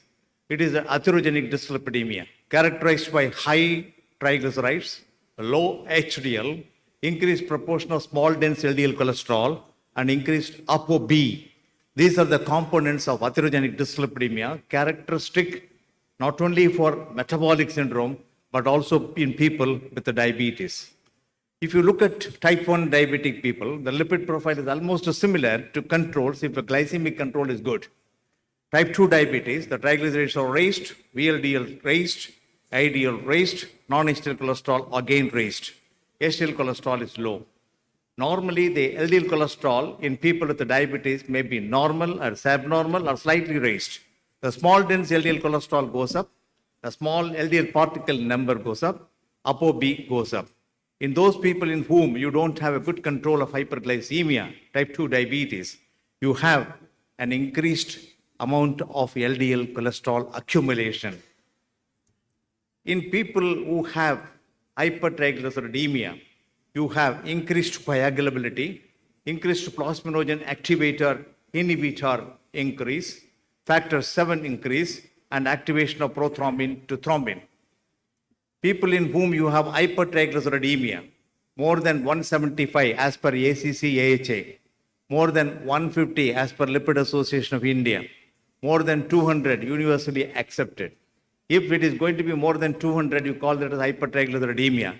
In those patients, you have non-HDL, small LDL particles, high LDL particle concentration. What is this non-HDL? Non-HDL is a greater predictor of cardiovascular risk than LDL cholesterol. You concentrate on lipoproteins, remove the anti-atherogenic lipoprotein HDL, take away from the total cholesterol. Whatever is remaining is called as atherogenic lipoproteins. So total cholesterol minus HDL cholesterol gives you the number, and that number is non-HDL cholesterol. It is always 30 milligram more than that of the LDL cholesterol. In case you want your patients to keep the LDL around 100, it is 130. 70, it is 100. If it is 50, it is 80. Please remember that particularly important message. What are the triglyceride-rich remnant particles? They are actually total cholesterol minus HDL cholesterol, you get non-HDL cholesterol. From that, you remove the LDL also. Whatever is remaining is considered as a remnant cholesterol, and that is seen on the right side. You can just see IDL, VLDL, chylomicron remnants. All of them contain ApoB, except the chylomicron remnant, which contains ApoB 48. Rest of the things will contain ApoB 100. Now, these are the things which we normally ask for in a lipid profile. One is HDL cholesterol direct measurement, LDL cholesterol not by calculation, but by direct immunoturbidometric method. Remnant cholesterol is part of your triglyceride. Please remember that. Triglyceride-rich lipoprotein particles are remnant cholesterol. This remnant cholesterol, total cholesterol minus HDL cholesterol minus LDL cholesterol, you get the number, and that is remnant cholesterol, and it should not exceed 20 milligrams. Please remember that. Lipoprotein little a, usually you analyze it in the laboratory. Look at these 3 test tubes which contain the plasma. They are all, RBCs are removed. You have the plasma. On to the left side, you have the yellowish plasma, which contains more of LDL and more of lipoprotein little which are responsible for increased cardiovascular risk. The middle one is actually turbid plasma, where you have remnant particles go up, triglyceride go up, and increased tendency to get into complications like cardiovascular disease. The third one is the milky white serum, which contains more and more of triglyceride with increased proportion of remnant cholesterol, which is responsible for increasing the pancreatitis. Cardiovascular disease probably is less common in those group of people in whom you have markedly elevated triglyceride. This is as when the triglycerides are increasing. For example, it is going up to 5 millimoles, nearly about 528 milligrams or 480 milligrams. 88.9 is the calculation for millimoles. See the remnant particles, when the triglyceride levels are going up, the remnant particles are also going up, which you need to remember. You look at all the primary prevention trials, secondary prevention trials conducted in the field of lipids, particularly focusing attention on LDL cholesterol reduction, it is clearly seen that there is a residual risk. 55 to 70% of the patients who received statin, either adequate dose or a moderate dose or a tolerable dose, those people are still at a high risk of developing a cardiovascular disease. That means your control of LDL is not sufficient, or you should look at triglyceride and try to concentrate on that. Is high triglyceride a severe risk? That's a big question. Look at one study called PROVE-TIMI-22 trial, which was conducted in people with acute coronary syndrome. In this post-hoc analysis, people who had more than 200 milligrams of triglyceride had higher number of events when compared to people who had less than 200 milligrams of triglyceride. That indicates that triglycerides are responsible for subsequent events in people who recovered from myocardial infarction. Having seen this is a genetic study. Actually, about 75,000 participants, median follow-up of 34 years. What does the study tell you? ApoC3 is an enzyme which is responsible for increasing the triglyceride. If you have loss of function mutation of ApoC3, that means the triglycerides will come down. Those people in whom the triglycerides were less than 95 compared to 350 milligram in a non-fasting state, there is a significant reduction of 60% risk of reduction in cardiovascular disease, which indicates lower the triglycerides, the better. Will treating high triglycerides reduce cardiovascular events? Many people will be tempted to ask a question, fibrates. All of you had been using fibrates, either as a monotherapy or combined with a statin. No. There is no convincing data today to tell you that you should use fibrate plus statin. There is no cardiovascular benefit at all. In case you concentrate on the subgroup analysis, you may get some sort of information that 35% risk reduction in those people who had higher levels of triglyceride. Again, many people, actually, it is a debated issue, contradictory statement. One study which has shown improvement in the triglyceride is the study called Reduce It. This study concentrated on people with acute coronary syndrome, people who are diabetic, people who are more than 45 years, people in whom the LDL cholesterol already controlled less than 70, whereas the triglyceride levels were between 135 to 499. The study was conducted with a molecule called icosapent ethyl ester. This is the EPA. You know the DHA, EPA. The EPA is icosapent ethyl ester. This icosapent ethyl ester was used in the 2 grams in the morning, 2 grams in the evening, given to patients, had a good follow-up, 25% risk reduction in the primary events and 26% risk reduction in the secondary events. This is the first study and the best study to talk about the efficacy of lowering the triglycerides, getting an event reduction. What is the drug that was used? Icosapent ethyl ester. Okay.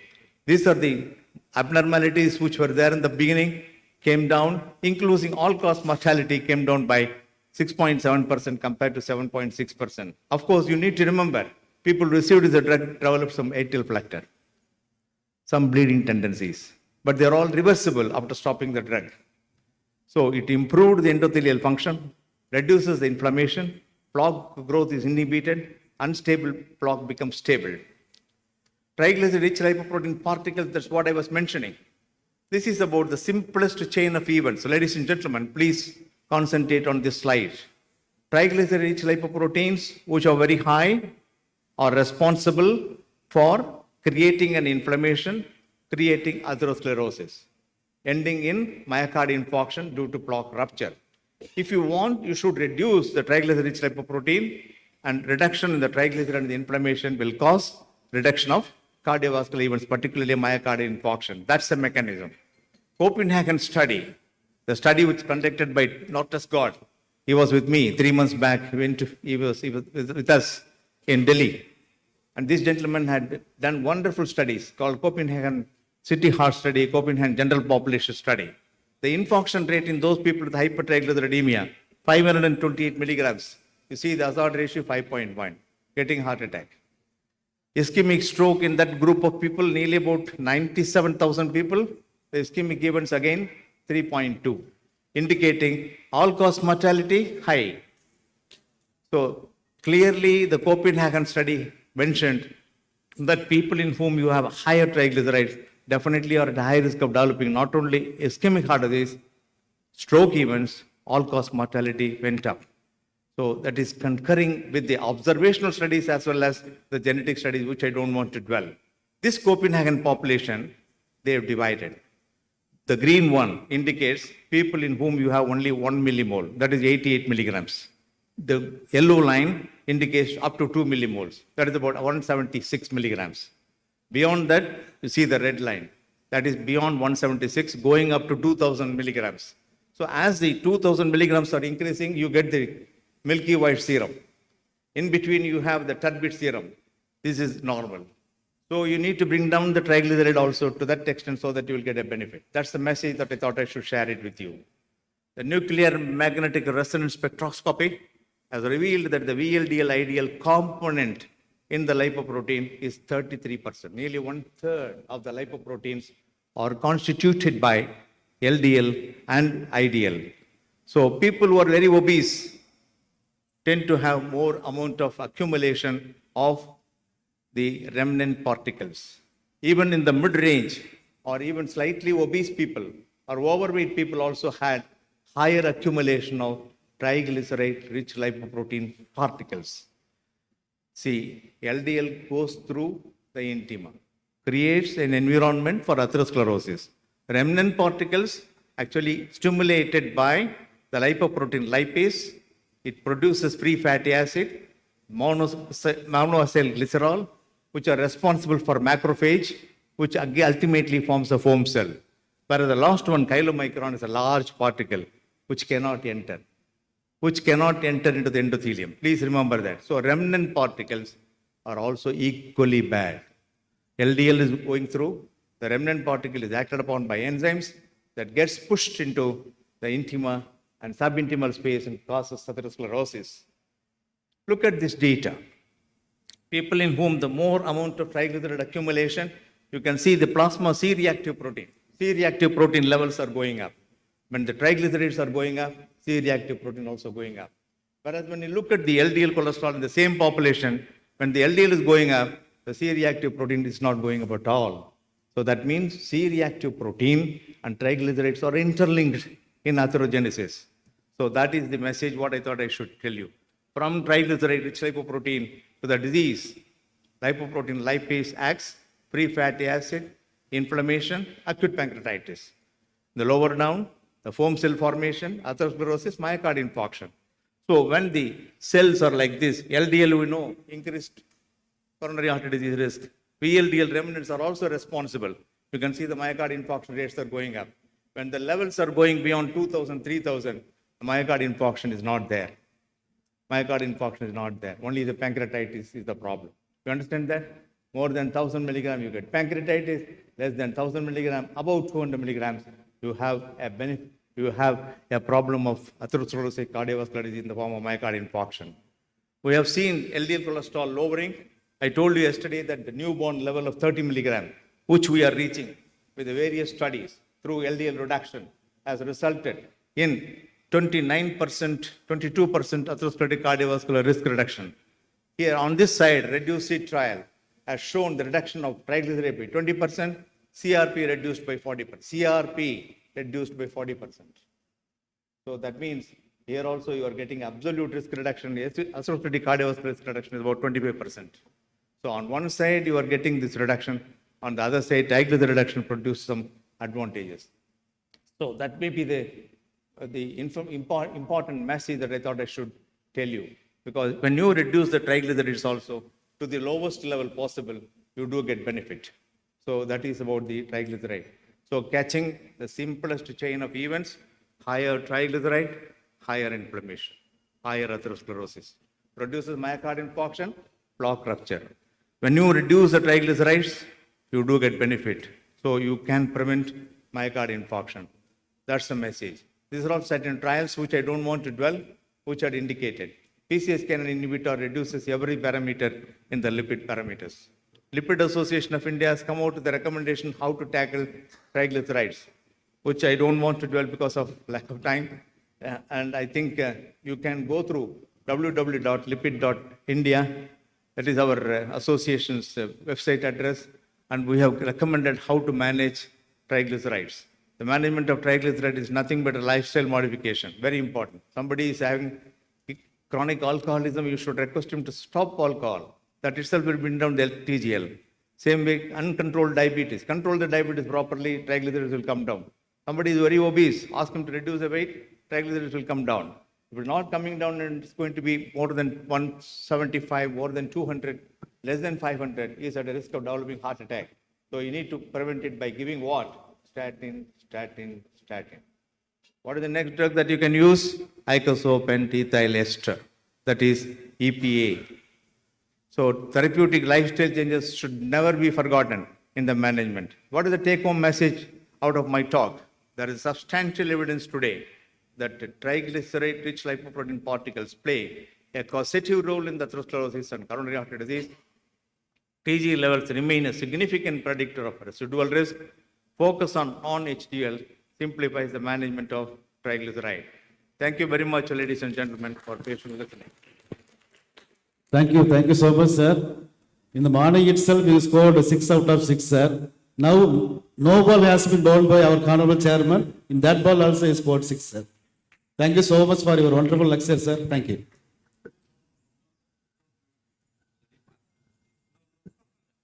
Please come, sir. Now, sir.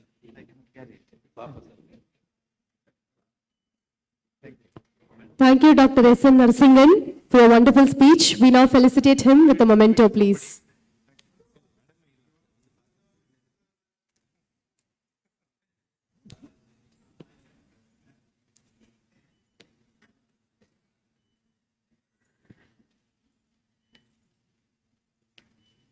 Thank you very much. We now move to the next session, which is on the topic pregnancy and platelets, and will be handled by Professor B. Rajendran. I request Professor B. Rajendran to kindly come on dais.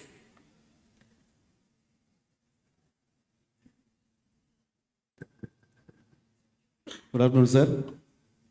Dr. B. Rajendran from Madras Medical College. He is Assistant Professor of Medicine. Served as physician, IMCU and Toxicology Unit, Poison Control Training Research Center, Rajiv Gandhi Government General Hospital, Chennai. He did his MBBS at Stanley Medical College and MD at Madras Medical College. His main area of interest is toxicology. He received many awards, including Independence Day Award for COVID Warrior Award. Can I have a big round of applause for him, please? Best Doctor Award from Madras Medical College, Chennai, because Chennai எவ்வளோ case இருந்துச்சு எப்படி பார்த்தாங்கன்னு சொல்லி அவங்களுக்கு தான் தெரியும். And he published many papers in international journals and national journals. Over to you, sir. Thank you, sir. This is a very big topic, pregnancy and the platelets. I just want to catch important points on pregnancy platelets.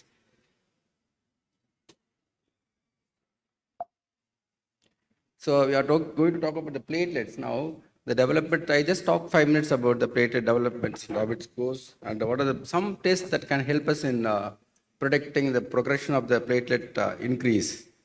So the platelets develops from the humocytoplast to megakaryoblast, then it goes for pro-megakaryocytes, and then megakaryocytes, and then platelets. So now look at this. This one is going to tell about how the platelet from the megakaryocytes can come up. Can see this picture here, the nucleus is there. You can see the microtubules arrays. These microtubules arrays are going to make as a microtubules.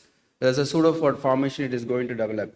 So once what happens, the granules, lot of organic granules are granules synthesized inside, and a lot of pseudophore formation from microtubules.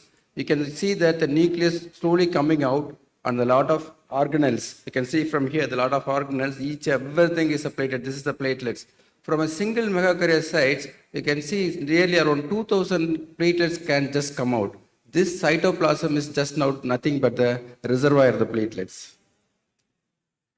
So in this picture, I just want to tell that these have alpha granules which contains volume factors and other things. Here you can see the ADP, which is very important for the development of the thromboxane A2. So the megakaryocyte maturation period development it has, here I want to this slide to be because it has an impact on IL-3 and IL-6 and IL-11. This IL-3, IL-6, IL-11, this is very critical in many part of the critical illness and other things. So it can produce stressed platelets. Of course, this is the reason why sometimes this mean platelet volume is an independent risk factor for heart diseases. Thromboptin is a predominant regulator of thrombopoiesis, and primarily since the liver, kidneys and bone marrows, whenever the multi-organ dysfunction goes, here this is also problem goes into the problem. Blood levels of has been found inversely related to the total platelet count. If it is up, the TPO is down. So you can see here the IL-6 and other things. So thrombocytosis is there, the reduced thrombopoietin comes, and then megakaryocyte is not produced and regain the platelet back to normal. If there is a thrombocytopenia, we can see the megakaryocytes increases because of the TPO action. These are inflammatory TPO, stromal TPO, and there is another group of platelets that's called reticulated platelets. This is like a reticulocyte counts of the WRBC. Here, the newly released platelets have shown to contain increased level of messenger RNA. You can see this is the one, the reticulocyte, reticulated platelet. This is the reticulated RBCs, reticulocytes. So indirectly it says that the production of the platelet is going to be rise when you find in reticulated platelets. Now coming to the platelet, because it is anucleated red cells, does not have the protein synthesis and other things for a longer time, so they have a very short half-life of 10 days related to other blood cells. So the platelet production is approximately 10 to the power 11 platelets are therefore produced every day. You can see 10 to the power 6 plates are produced per second. That's what is made the hemostasis of the platelets. Human platelets are small, just 2 to 4 microns in diameter by 0.5. The beauty of the nature is that it is marginated to the wall of the vessel so that whenever there is an injury, the platelets are being there to get into action. This is helped by the larger erythrocytes. They are pushed to the wall of the endothelium cells. So it has a 4-function hemostasis. We all know blood coagulation. We know that phagocytosis, especially for carbon particles and virus and immune complexes, it produces phagocytosis, and it can storage of hydroxytryptophan and serotonin, and then it can actually transport the 5-hydroxytryptophan and epinephrine and other things. You can see the events in the hemostasis. This is a vascular phase. Here it is a spasm in the damage, is a vascular phase. Second is a platelet phase. Once the vascular phase is over, the platelet triggered and platelet aggregation takes place. You can see here the platelet aggregates takes place, makes a plug into that and make a real platelet plug. After that, what happens is once the thrombin forms, the platelet retraction takes place and all the fluids that is around the platelets goes off, and then the platelet clot has been removed and the vascular endothelium gets stabilized. So in this process, what happens is we have seen this, there is tissue pathway and platelet factor is there. When there is an injury to the tissue, the extrinsic pathway takes into the course. When there's a platelet gets activated, here you can see the activating factors, the platelet thromboplastin. Both the tissue thromboplastin and the platelet thromboplastin comes for thrombin and fibrinogen and fibrin deposition, and the whole process takes place. So it is a vascular phase, it's a platelet phase, third is a clot retraction, and the plasmin clot destruction takes place. There is a really 5 phases that goes place in the hemostasis. Non-hematological function of the platelets, if you look at this, is an inflammation. Platelet have 4 features common to all inflammatories. Like any other cells, not only that it's like WBC, it has the same like the WBC, it's all the properties it has. Wide range of inflammatory mediator it has. ability to respond to noxious stimulus. Now, coming to the platelet and the pregnancy now, slowly we see that more than 1 lakh, it's asymptomatic normal bleeding time. So our count is 1.5 to 4. So more than 1 lakh, it is asymptomatic and normal bleeding time. Between 5 lakhs to 1 lakh, bleeding occurs after the severe trauma or severe trauma, not trivial trauma, it's a severe trauma. Bleeding time slightly prolonged. Between less than 50,000, early bruising manifested by the mild trauma, minor traumas, and less than 20,000, you can develop spontaneous bleeding, usually have petechiae, intracranial, or spontaneous bleeding can develop. That's why we suggest that the less than 10,000 and 20,000 monitor for the bleeding, and if necessary, go for the platelet transfusion. So up to 20,000, there is a chance of bleeding, especially with minor trauma is there. So disorders affecting formation of the platelet plug. You can see the thrombocytopenia. What are the platelet plug formations? One is thrombocytopenia, the deficiency of the platelets, and another one is the functional platelet defects, where you can get the deficiency of platelets now. When you can see the newborn and the menstrual times, pathologically you go for is the decreased bone marrow production, tumor, fibrosis, myelofibrosis, drugs, thiazide, diuretics like that. And the splenic sequestration in case of splenomegaly. And increased destruction of platelets also can take place. That's an autoantibody formation, aspirin, insecticides, cardiac valve, sepsis, vasculitis. All this can produce in the increased destruction claims. So thrombocytopenia is a physiological and pathological can have a role on the fibrin plug formation. What are the functional platelet defects we can have? In short, we can disordered adhesion. That's a voliferant factor. We know that VWF factor is very essential for the adhesion into the endothelial cells. And the disordered aggregations, this is the Glanzmann syndrome thrombasthenia, and the disordered granule release. That's what is the dense granules and the alpha granules are there. If there is a disorder, Chedicke-Hasse syndrome, cardiopulmonary bypass, we have that problem. Myelofluid disorders, aspirin and NSAIDs, effect on the functional platelet defects. Now, pregnancy here. You can see the thrombocytopenia. You can see the first trimester, second trimester, and third trimester. If you look at the first trimester, especially there is an already existing thrombocytopenia, it is going to be there. There is no doubt in that ITP will be there in this case. So you can have this one, and predominantly you can have the hereditary thrombocytopenia or isolated thrombocytopenia can also be there. But mostly it is the ITP and gestational thrombocytopenia can develop, but usually develops around the second trimester. Go to the second trimester, where you can have the platelets more than 1 lakh. So you can have the gestational thrombocytopenia comes into force here. This is a 50%, 70% gestational thrombocytopenia, followed by what you call ITP, and then isolated thrombocytopenia and other causes like PIC and other things will come. If the platelet count is less than 1 lakh, so what is going to be? Again, here, the things that's going to have ITP again comes. So you don't expect the platelet to drop less than 1 lakh in case of a gestational thrombocytopenia. Still, there are reports that 50,000 and 40,000 gestational thrombocytopenia has been reported, but very, very rare reports.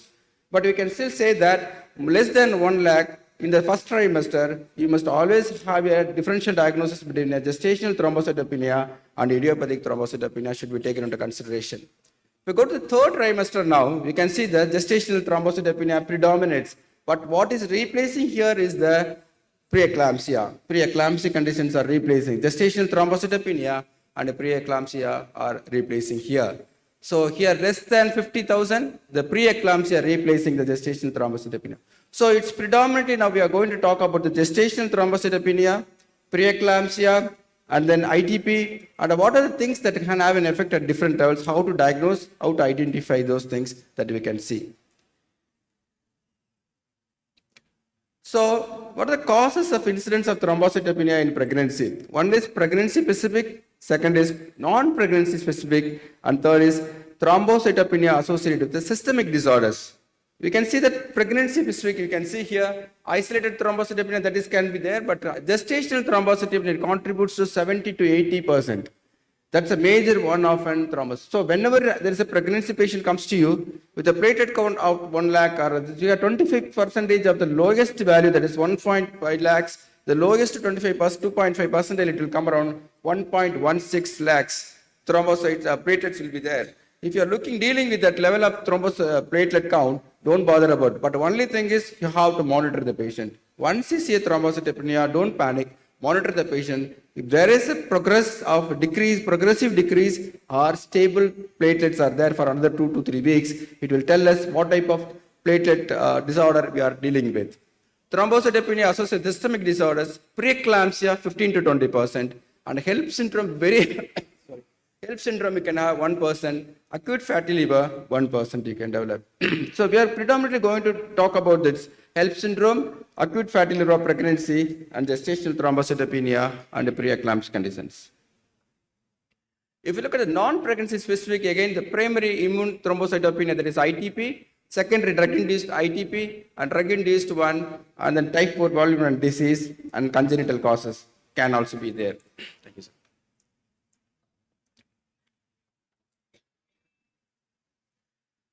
Thrombocytopenia associated with systemic disorders. Of course, this is one that's TTP and thrombotic thrombocytopenic purpura and hemolytic uremic syndrome. SLE, antiphospholipid antibody syndrome, viral infections, bone marrow disorders, nutritional deficiencies, splenic filtration, sepsis, puerperal sepsis at any stage also going to play a major role in thrombocytopenia. So what is the association of thrombocyte with the hypertension? Because we are dealing with the pregnancy, the hypertension is going to be the major issue there. So there is this associated with the hypertensive disorders, preeclampsia, eclampsia, HELP syndrome, acute fatty liver pregnancy. Maybe the BP can have a change, but most of the time it will have a normal BP. The other one is second leading cause of thrombocytopenia is the one with the hypertension disorders. Now, there are two clinical scenarios we are going to have it. One is whether are we dealing with an isolated thrombocytopenia or between the gestational thrombocytopenia or ITP, or are you going to deal with an HELP syndrome, preeclampsia, eclampsia, acute fatty liver pregnancy, TTP or HUS, because the treatment differs. So we must know where we stand. Are we going to deal with an ITP or the gestational thrombocytopenia, or are we going to deal with an eclampsia and HELP syndrome or ALFS? So we see one by one how we are going to do that.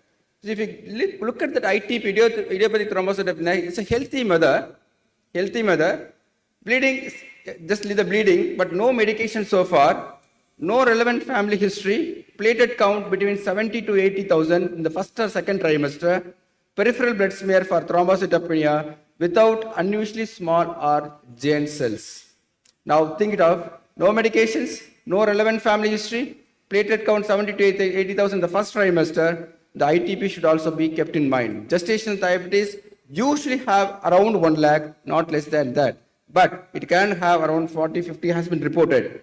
As a rule of thumb, platelet count at 1 lakh early in pregnancy with the declining platelet counts as gestation progresses is most consistent in ITP. That's very important. When the platelet count starts to come down from the initial value, as the pregnancy progresses, then you think it of possibility we are dealing with an ITP. Is a bone marrow examination necessary? It is definitely not necessary even in the pregnancy to rule out an ITP, because the treatment is going to be the same. There is no need to take the risk. Antiplatelet antibodies is of no value. There is no need to check because it's antibodies protection against the platelets. So it is not necessary to check. It is not going to be any value in that. It's not specific or sensitive. It is not predictive of any neonatal thrombocytopenia. So if it is not going to be useful, there is no need to check the levels of platelets. Now go to the gestational thrombocytopenia. No past history of thrombocytopenia. Even if the past history of thrombocytopenia is present in the previous pregnancy, that's returned back to the normalcy. That's it. But the thrombocytes are resolved spontaneously within 1 to 2 months after the delivery. The fetus newborn had no thrombocytopenia. That's very important. The fetus and no thrombocytopenia. If you are dealing with a baby lady of that kind, probably it's a gestational thrombocytopenia we are dealing with. Are you dealing with a preeclampsia? Hypertension beginning at 20 weeks of gestation, which may or may not accompanied by one of the following. One, as we know that thrombocytopenia around 1 lakh, impaired liver function test, new onset renal insufficiency at the background of normal kidneys, new onset cerebral or visual disturbances, persistent systolic blood pressure more than 160 mmHg and diastolic pressure more than 110. So if any one of the factors along with the hypertension, think it of we are dealing with a preeclampsia in a pregnancy. Are you dealing with a HELP syndrome now? So, hemolysis, elevated liver function test, or low platelets. The syndrome can happen without proteinuria or without hypertension. 25% without proteinuria and 40% without hypertension. A platelet count of 1 lakh is the only diagnostic criteria for a HELP syndrome in a pregnancy, but usually does not fall below 20,000, where in other conditions it can go. So in HELP syndrome, we can see that apart from the hemolysis, the platelet is one of the important markers. So we can see the hemolysis, abnormal peripheral smear study cancer, LDH around 600 is the landmark, and then bilirubin 1.2 milligram, aspartate around 70 units. Sometimes they go up to 200 to 300, but strict, but 70 units we can take. Platelet count less than 1 lakh. A partial form of a HELP can also be there when any one of these is present. Not necessarily all the features has to be there. If any one along with the decreased platelet, you can think it of the form of a HELP can be there. The HELP can be present in 70% antepartum and 30% in the postpartum, it can be there. So if you are dealing with a HELP in a pregnancy, what you are going to do now? So one thing is, if your expected gestational week is around less than 34 weeks, we wait for around 34 weeks because to deliver the baby for a safe mode. If less than 34, what we can do is clinically deteriorating, give a dexamethasone 10 milligram, 2 doses, 2 to 4 doses, and clinically deteriorating, still the patient is not improving with the dexamethasone, go for the decision delivery. The clinically stable, wait for the arrival of the 34 weeks and then decide. Suppose the expected gestational age is around more than 34 weeks, patient's platelet less than 50, give a dexam, and then 2 to 4. You can give the equivalent of dexa also, no problem, like betamethasone and other things also can be given, deliver, and then can do that. Suppose the expected week of pregnancy is more than 34 weeks, the platelets more than 50, more than 34 weeks, more than 50, you go for the delivery. Because all these ones, whether you are going to deliver, is the delivery is going to make the patient back into normal. That's very important. When I am going to deliver the baby. So once the baby is delivered, the mechanism is off, the pathophysiology is off, the patient, we can make the patient to survive. The acute fatty liver of pregnancy is another important one. Here, the clinical manifestations, abdominal pain, nausea, vomiting will be there. But the very important difference between the HELP and the acute fatty liver pregnancy is the evidence of DIC can be there. The evidence of DIC will be there. Another important fact is the hypoglycemia will be there. The liver is getting involved here. The hypoglycemia, evidence of a markedly elevated transaminases. This is very important. There you can see 70. Here it is markedly elevated transaminases. Here the platelet can sometimes go down, but usually platelet goes very fast. You can see the acute fatty liver pregnancy. After that, once delivered, the platelet reaches by 6th day itself. Once the delivery is there, the platelet reaches by 6th day itself. What is TTP, thrombotic thrombocytic purpura is? Here, any patient with a thrombocytopenia and microangiopathic hemolytic anemia, in the absence of any precipitating factor, that's very important, precipitating factors, comes to with an anemia, comes to with a negative that we can do later, but normal coagulation test, renal impairment, mild proteinuria, you can think it of TTP HGS. The TTP is a deficiency of ADMS, I am not going much detail in that, and HE is a heterogeneous disease, because 90% is because of the toxin producing Escherichia coli. That is the one that atypical is because of the alternate pathway of complement system. Here this slide will tell more about the preeclampsia, HELP and all other things that I can tell you. Here you can see the hypertension is a predominant in HELP. The proteinuria is also there, but many things that the abdominal pain can be in case of an ALF can be there. The neurological symptoms will be predominantly over the TTP, the neurological symptoms. When there is a neurological symptoms, think of TTP. The hemolysis is predominantly here, the HELP and the TTP and then antiphospholipid syndrome. Raised bilirubin, predominantly direct bilirubin around the 5 milligram will be present in case of an ALF. This is very good. Raised bilirubin can be there. The renal impairment also can be there.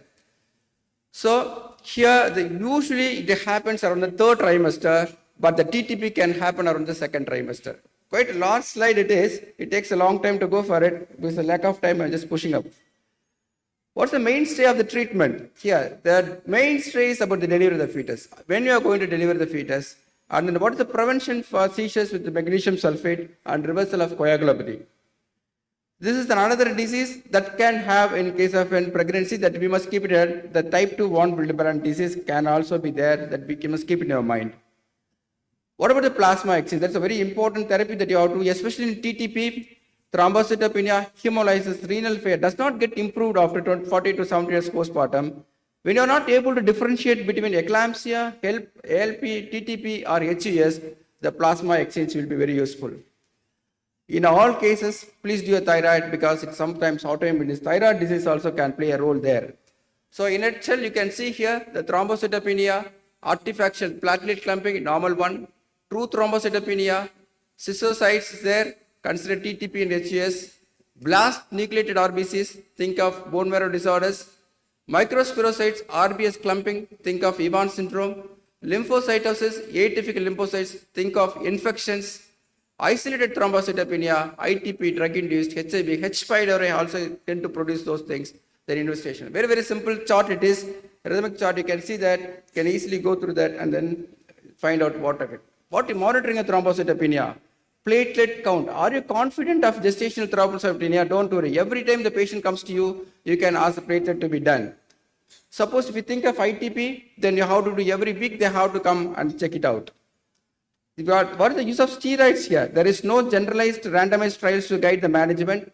Dexamethasone 10 mg every 12 hours, you can give for 2 to 4 days antepartum, 2 doses postmortem is recommended. This is a study done by the Chandra and other says greater improvement in the platelet counts, especially if there is an ITP and other things there. So platelet count 50 to 80,000, in whom ITP cannot be excluded, 10 mg prednisolone can be given or IVIG can be given in combination with prednisolone. So high dose methyl prednisolone along with the IVIG and azathioprine can be tried. You can try with anti-rheumatic immunoglobulin also can be tried. But whatever, when this is only refractory cases you have to try, but the neonate should be looked for the protective jaundice and other things. What's a crucial platelet count in a pregnancy? 1. Withhold spinal anesthesia for women with a platelet count less than 80,000. Uncomplicated vaginal delivery in women with ITP has been described. They have done a normal delivery with 20,000, 30,000. But at any time the patient can be taken for surgery. So consider the keeping the platelet around 50,000 is very essential. Though the textbooks and other things can say that around 20,000 is sufficient, but we'll make sure that we keep it around 50,000. Another 3 slides are there. One is thrombocytosis. We have to go for the essential thrombocythemia. I just brush it out because of lack of time. And reactive thrombocytosis. So this is predominantly myelofibrotic disorders, neoplasm, reactive because of injury, infection, surgery, and etc. You can see here the references from here. The number of live births only 62%. Number of full-term delivery 51%. Number of spontaneous abortion is very high, 28%. Number of stillbirths 7%. So we all looked into the thrombocytopenia, but thrombocytosis also very, very dangerous condition. But the only problem with the thrombocytosis is that we can easily identify and we can treat it very from the very early beginning. So the very important point here is the normal hematocrit level in the pregnant is not good because we expect the drop there. But if there is a normal hematocrit level, then that has to be addressed by means of phlebotomy. Hydroxyurea is not going to prevent any thrombosis or something else. It can prevent only the transient ischemic attacks. It's not of very useful. And treating the platelet count with the pregnancy and absence of microvascular symptoms is inappropriate. There is no need to treat. Third is patient education is essential for informed decision making. They must say that you are going to develop some thrombosis and other things, recurrent phlebotomy and other things has to be done. The decision making should be made. Thank you. Thank you for your informative talk, sir. I request you to kindly take your seat on the dais. Next, I request Dr. R.M. Subbiah to please come to the dais to deliver his talk on hematological emergencies. Good evening, one and all. I thank the organizing team. Just a minute, sir. Subbiah, sir. Subbiah is a very well-known figure in Tiruchirappalli. And he did his MBBS at Madurai Medical College and MD at JIPMER, PGMR Chandigarh, and DM Clinical Hematology at CMC Vellore. His area of interest is bone marrow failure syndromes, thrombosis, hemostasis, stem cell transplantations. Achievements: first to do bone marrow transplantation in district of Trichy, and he has done more than 20 bone marrow therapies so far in Tiruchirappalli.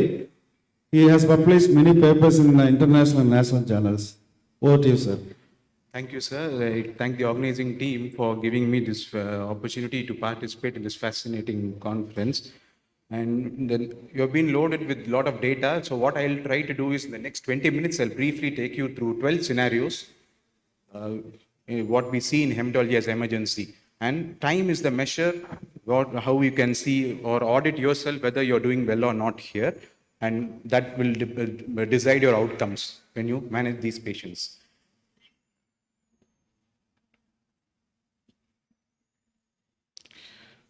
So I will not discuss data. Briefly, I touched to discuss only the principles.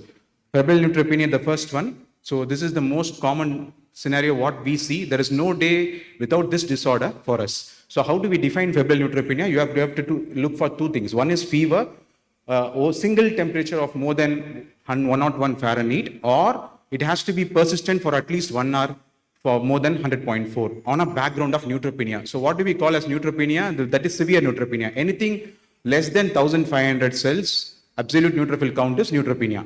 But severe neutropenia is less than 500. If you have fever in a patient with less than 500 neutrophils, he is in danger. Okay, then he'll quickly progress to sepsis and then he'll die of septic shock. So the other thing is, sometimes the neutrophils might be more than 500, but it is anticipated to drop in the next 1 or 2 days. What is that scenario? For example, you're given chemotherapy, and then it's likely to drop, but before it reaches to less than 500, the patient develops fever. This is on the hematological part of perspective. That is, we see patients with chemotherapy or aplastic anemia. On the internal medicine aspect, more commonly, you come across patients with methotrexate toxicity or drug-induced scenarios, which are more common in your practice. So that's the way to diagnose this. And only one flow chart on this disorder. If you have recognized it and you have won the half of the battle. Okay, so initially you recognize the febrile neutropenia, then the first thing to do is quickly examine the patient, start them on antibiotics, IV antibiotics. What we do is in the casualty, we put in a line, collect the samples, give the first dose of antibiotic. We don't wait for him to get admitted. Give the antibiotics, then admit him. Okay, then he goes to the ward. Then you quickly stratify. Well, there are a lot of scoring systems. We'll not go into the details. If he's sick, he needs admission, IV antibiotics. If he's fine, you can watch him on oral antibiotics. Keep constantly sending cultures, maybe once in 48 to 72 hours, follow the cultures and then tailor your antibiotic therapy.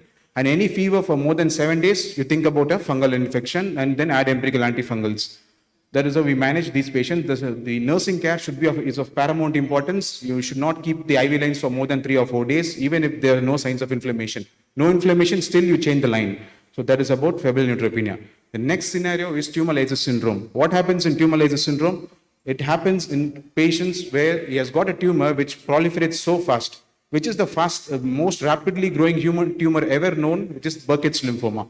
Okay, so what happens there is the tumor undergoes lysis, the intracellular contents come out into the serum and they disturb the metabolism. All the electrolyte imbalances all can hinder all the various organ function. So what we see here is the intracellular potassium comes out. Imagine this is a patient with Burkitt's lymphoma or an acute lymphoblastic lymphoma with a very high cell count. So when it can undergo spontaneous tumor lysis, or when you give chemotherapy, the cells undergo lysis. So the intracellular potassium comes out. So you have to manage this. Otherwise, you'll die of hyperkalemic arrest. And the nucleated metabolism, the end product is uric acid, which is not soluble. So you have two drugs. Either use allopurinol to prevent uric acid formation or break down uric acid by rasburicase, which is an enzyme. The third thing is phosphorus. Again, it's intracellular phosphorus comes out. So what phosphorus does, it uses up the calcium, which is there in the serum. So because of hypocalcemia, patient might have seizures.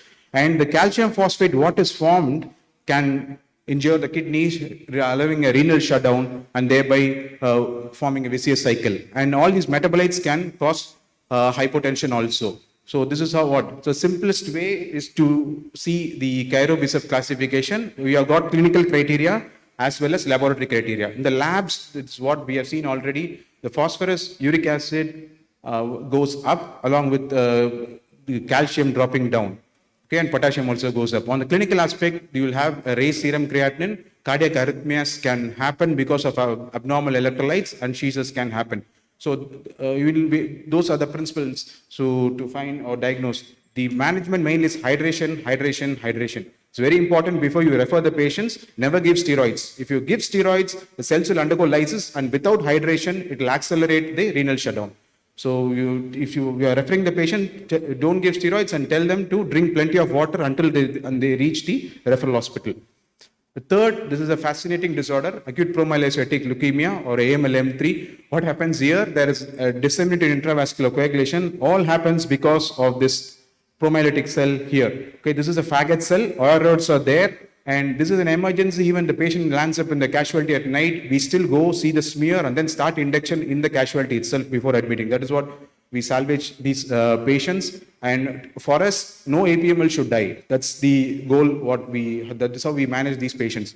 And it can lead on to a hypocoagulable state, and it uses up all the coagulant proteins. And finally, the patient has massive bleed, they die of bleeding. Hemorrhagic death is common in the first 2 weeks. If you take him through the first 2 weeks, 95% they survive.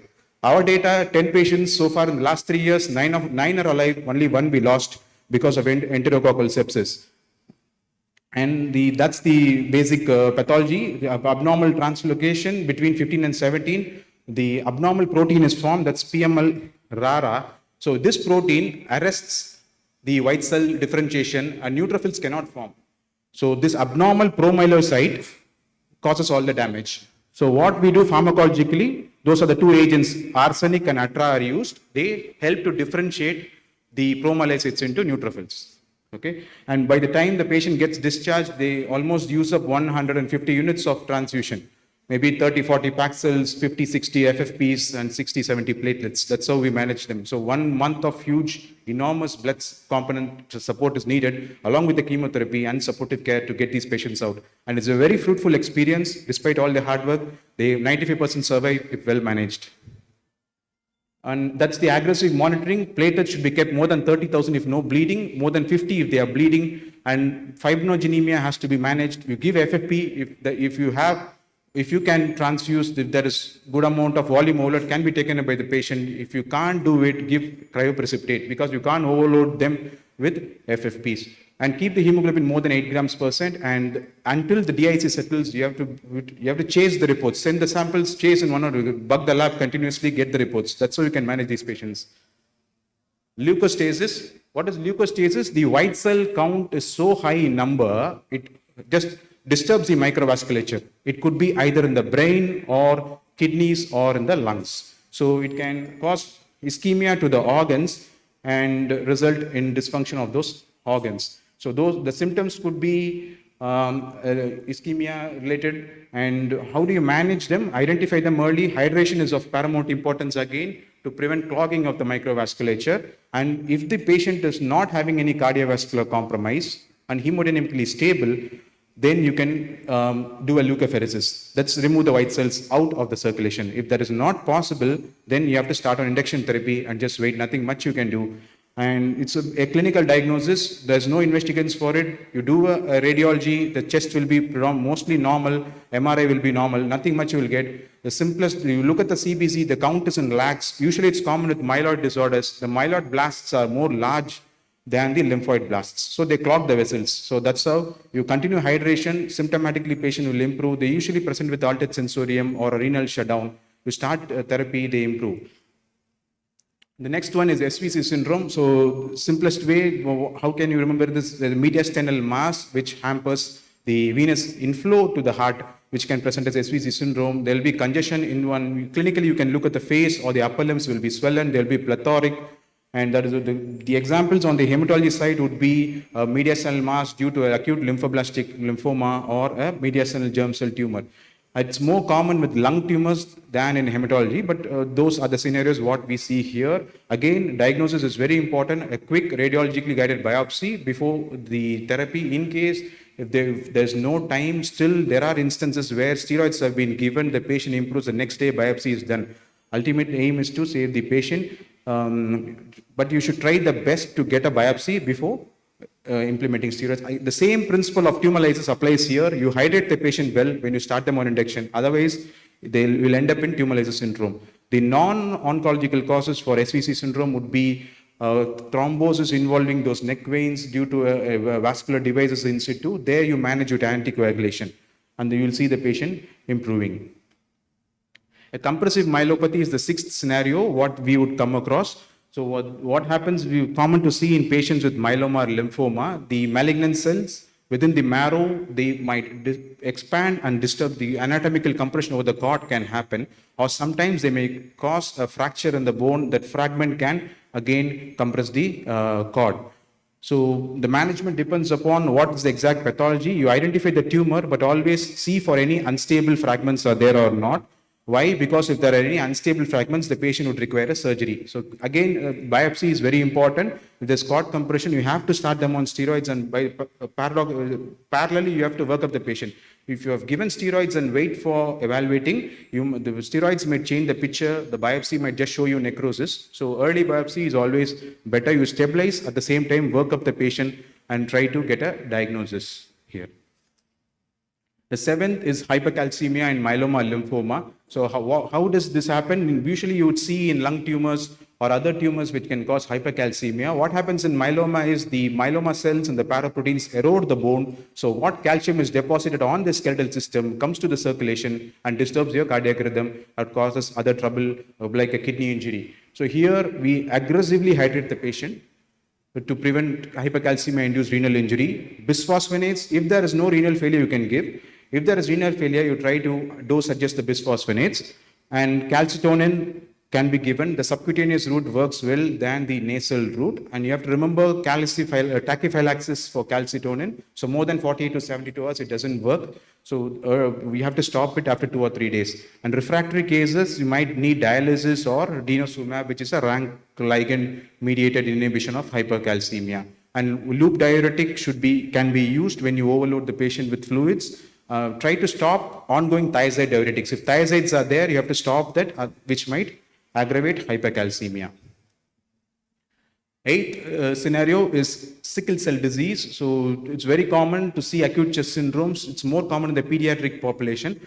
Patients who have been children with sickle cell disease might come with breathlessness to the casualty, with hypoxemia. It's very difficult to differentiate whether it's a pulmonary infarct or it's a fat embolism or an infection. So what we do broadly is we identify, start them on oxygen, empirical antibiotics, don't wait. Antibiotics are very important because they would have undergone autosplenectomy and they are prone for infections by encapsulated organisms. So broad spectrum IV antibiotics along with oxygen, hydration, and if needed, you can try an exchange transfusion to reduce the sickling of the blood and improve the oxygen status of the organ. Otherwise, apart from hydration, for almost any complication of sickle cells, hydration is of importance. And you can give exchange transfusions, and patient controlled anesthesia analgesia is also important for these patients. TTP is again a fascinating disorder. It's high mortality of 50 to 60%. So the pented presents only in 10 or 20%. It's very unusual to see the pented: fever, anemia, microangiopathic hemolytic anemia, thrombocytopenia, neurological findings, and renal failure. And again, this is a clinical diagnosis. Though they say Adam TS and all, it's not possible to do Adam TS in our setup, and the very few labs do it, and quality control labs are very few in number. The best thing is when they have a hemolytic anemia, and if you find these cells, schistocytes, that's it, you have made a diagnosis. With renal failure or an altered sensorium, quickly take the patient, start on plasma exchange. Otherwise, you lose the patient. And this is a scenario where you have thrombocytopenia, but the patient may have thrombosis. So it's a paradoxical scenario where thrombocytopenia with thrombosis. The other few conditions is Apla syndrome, PNH, and vaccine-induced thrombocytopenia. That's VITT, APLA, PNH, and TTP. Those are the 4 examples where you will have low platelets and thrombosis. These patients can bleed or they can have thrombosis. Both can happen. So they usually present with severe thrombocytopenia. The moment you start plasma exchange and pulse steroids, they improve beautifully. 3 or 4 days, platelets will be more than 1 lakh. Moment the platelet goes beyond 50,000, start them on heparin, don't wait. If you wait, you will lose them to thrombosis. Our data, 11 patients, we have lost 4. 7 we have saved. All the four due to thrombosis. They have improved, the platelets come more than 50,000, they end up with pulmonary embolism or a mesenteric ischemia or something. So you have to be really fast. Moment this platelet goes beyond 50,000, you put them on low molecular weight heparin and start them on low dose aspirin. Otherwise, you're going to lose these patients. And you think about drug-induced causes like cyclosporin, other ticlopidins sometimes can cause, infection-associated TTPs like in HIV, malignancies can cause, pregnancy is another cause, and autoimmune is the last one, which is a diagnosis of exclusion. You exclude all the other possibilities. And then again here, in case if you could not start plasma exchange, what can you do? You start, at least give FFPs. If you give FFPs, transiently these patients improve. Maybe for a day or two you can manage before they go to the referral hospital. And if plasma exchange steroids fail, then you've got those second line agents, rituximab and cyclosporin. Heparin and aspirin, I've already discussed about that. And IC bleed in the setting of immune thrombocytopenia. So immune thrombocytopenia is again a diagnosis of exclusion. So only platelets are low, white cells and red cells are normal. So you don't find a splenomegaly. Usually if there is splenomegaly, ITP is ruled out. Okay, it's very unusual to see splenomegaly. You look for alternate causes. So this diagnosis, especially in patients who come with chronic ITPs or sometimes acute ITPs can come with IC bleeds, you have three first line options: steroids, IVIG, and anti-D immunoglobulin. Anti-D immunoglobulin is not used commonly, so practical purposes, you have got only two: IVIG and steroids. You start them on both. If you have an IC bleed, don't wait. In case if that's refractory or if the patient is deteriorating, then you have no other option, only a splenectomy. But make sure before splenectomy, the bone marrow is producing well. Otherwise, you will be in trouble. The marrow has to produce platelets and it should be lost in spleen. Then the splenectomy helps. Otherwise, the splenectomy will fail. So despite splenectomy, you have to counsel the patient. 10% of the individuals, despite splenectomy, may not show an improvement in platelet count. So that is again important in managing these patients. Our data who have come with patients with ITP, we have 5 patients so far, and 4 we have done an emergency splenectomy, and 3 we have salvaged, 1 we have lost due to a recurrent IC bleed. And 1 patient, we didn't do neurosurgical evacuation, just a splenectomy, the platelets have improved and the bleed has stabilized. So if you want to evacuate the bleed here, you do a splenectomy on the same instance. Then once the splenectomy is done, on the same table, the neurosurgeon evacuates the IC bleed. That's how we can salvage these patients on an emergency. The penultimate one, we have got hyperviscosity syndromes in paraproteinemias like Waldenstrom's macroglobulinemia, or sometimes even a myeloma with a very high protein of maybe 14-15 grams %. The blood will be so viscous, it will be thick, it will be sluggishly flowing. So that's why you have all these manifestations. Because of the sluggish flow and high volume of paraproteins circulating, they would disturb the microvasculature.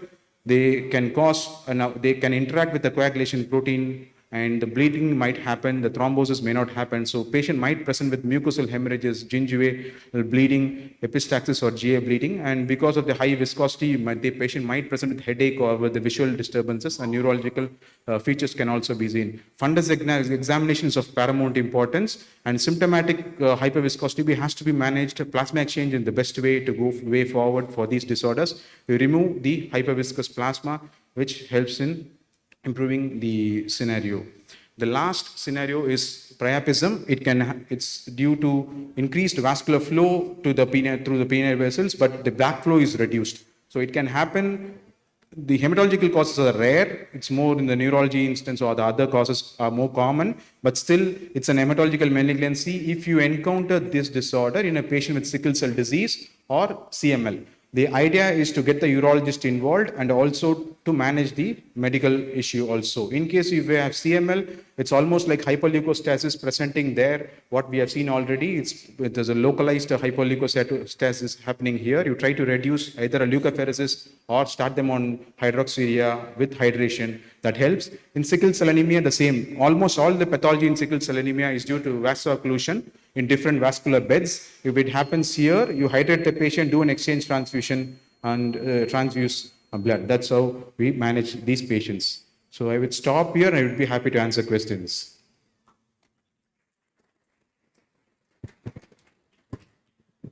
Thank you so much, sir, for your excellent lecture.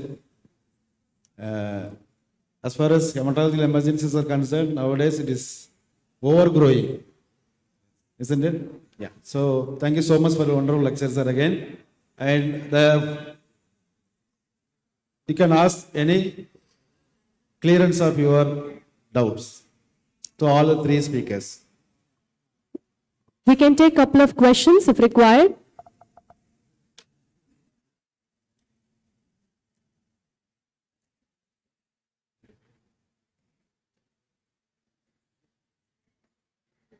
Thank you, delegates. I think we can conclude the session, and that was for the last session for Tapicon 2022. Ladies and gentlemen, can we have a big round of applause for the fantastic conference for the last 3 days? And thank you to Dr. R.M. Subbaiah for hosting the last session for the last conference. Thank you. I humbly request the chairperson to felicitate all the three speakers of this session, beginning with Dr. K. Namashivayam,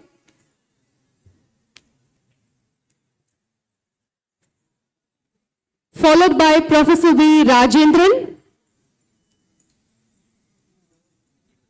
and finally Dr. R.M. Subbaiah.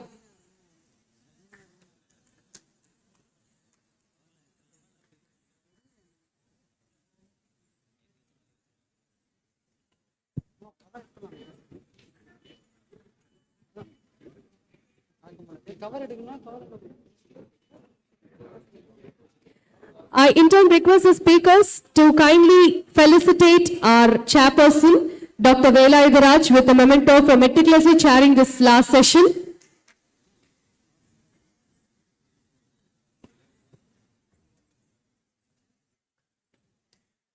So I have one more announcement.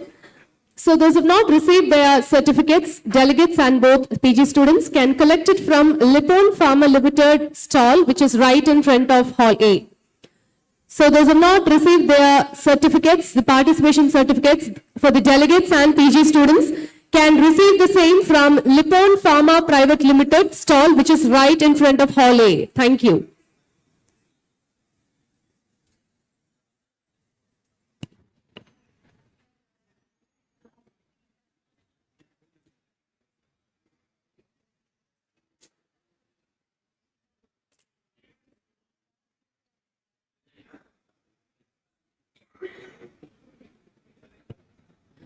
Dear delegates, we can start the valedictory function in another couple of minutes. I request the delegates and PG students to please wait in Hall A itself. And 19 gold medals will be provided to the PG students who have won and participated in poster and oral presentation conducted yesterday. So all the PG students are humbly requested to kindly stay in the same hall.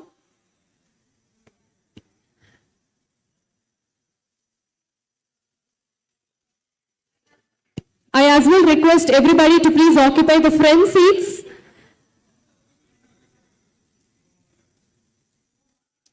I also request all the delegates to kindly occupy the front seats before we begin the valedictory function. Ailments. Our consultants are available in-house 24/7 for emergencies. We are providing comprehensive cardiac care. Our center of excellence are non-invasive cardiology, cardiac imaging, interventional cardiology, cardiac surgery, pediatric cardiology, cardiothoracic surgery, electrophysiology, minimally invasive cardiac surgery.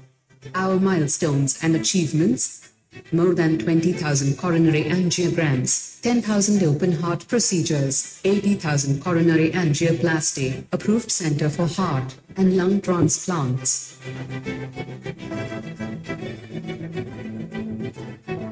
Experience a new lease of life. Kaveri Heart City, making quality healthcare affordable.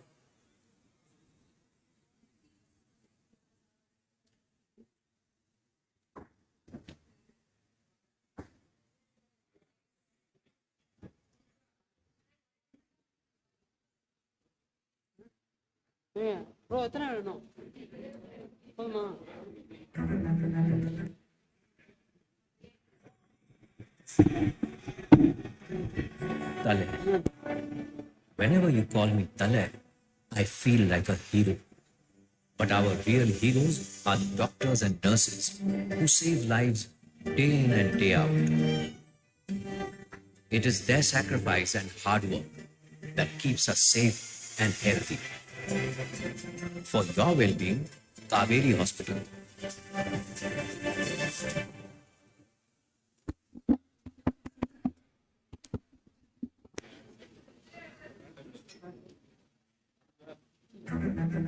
It is close to a decade since Kaveri Heart City moved to its new premises at Cantonment, Trichy. This is the only standalone single specialty cardiac center with full NABH accreditation and with state-of-art facilities for handling all kinds of cardiac ailments. Our consultants are available in-house 24/7 for emergencies. We are providing comprehensive cardiac care. Our center of excellence are non-invasive cardiology, cardiac imaging, interventional cardiology, cardiac surgery, pediatric cardiology, cardiothoracic surgery, electrophysiology, minimally invasive cardiac surgery. Our milestones and achievements: more than 20,000 coronary angiograms, 10,000 open heart procedures, 80,000 coronary angioplasty, approved center for heart and lung transplants.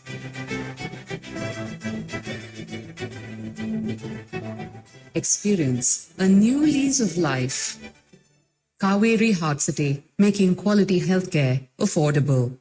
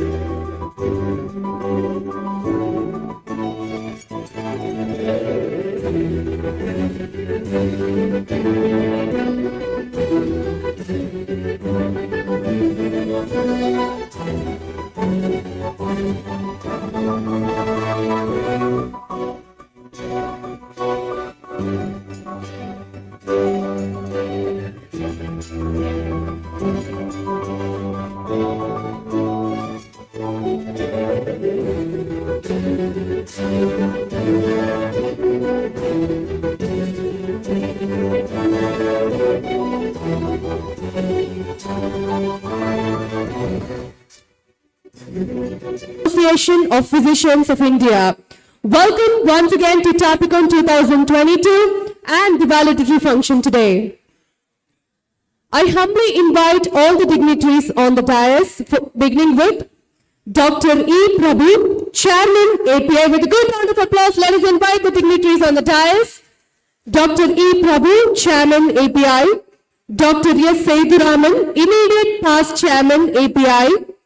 Dr. S. Chandrasekhar, Treasurer. Dr. M.S. Ashraf, Past Chairman, API. Dr. R. Gunashekaran, Vice President, National IMA and Chairman, Past Chairman, API. Dr. Shanmugam, Past Chairman, API. Dr. S. Ponnaya, Scientific Committee Chairman and Treasurer, Tapicon 2022, Dr. G. Anita, Chairman, Tapicon and Organizing Chairman, Dr. Muttumani, Organizing Secretary, Tapicon 2022, Dr. V. Paraniyappan, State Secretary, API, Dr. Prince Pius, Joint Secretary, API, Dr. Grigory, Registration Committee in charge, Dr. Shivakumar, Accommodation Committee in charge, Dr. Vijay Kumar and Dr. Velaidaraj, Food and Banquet Committee in charge, Dr. Namachivayam, PG Academic Committee Coordinator, Dr. U.B. Padmanabhan, Co-Chairman, Trichy API, Dr. Vivek Sundaram and Dr. Khadar Sahib, Scientific Committee members. We are now inviting Scientific Committee members. Dr. Srinivas and Dr. Vignesh, Stage Members Committee and Senior Members of API.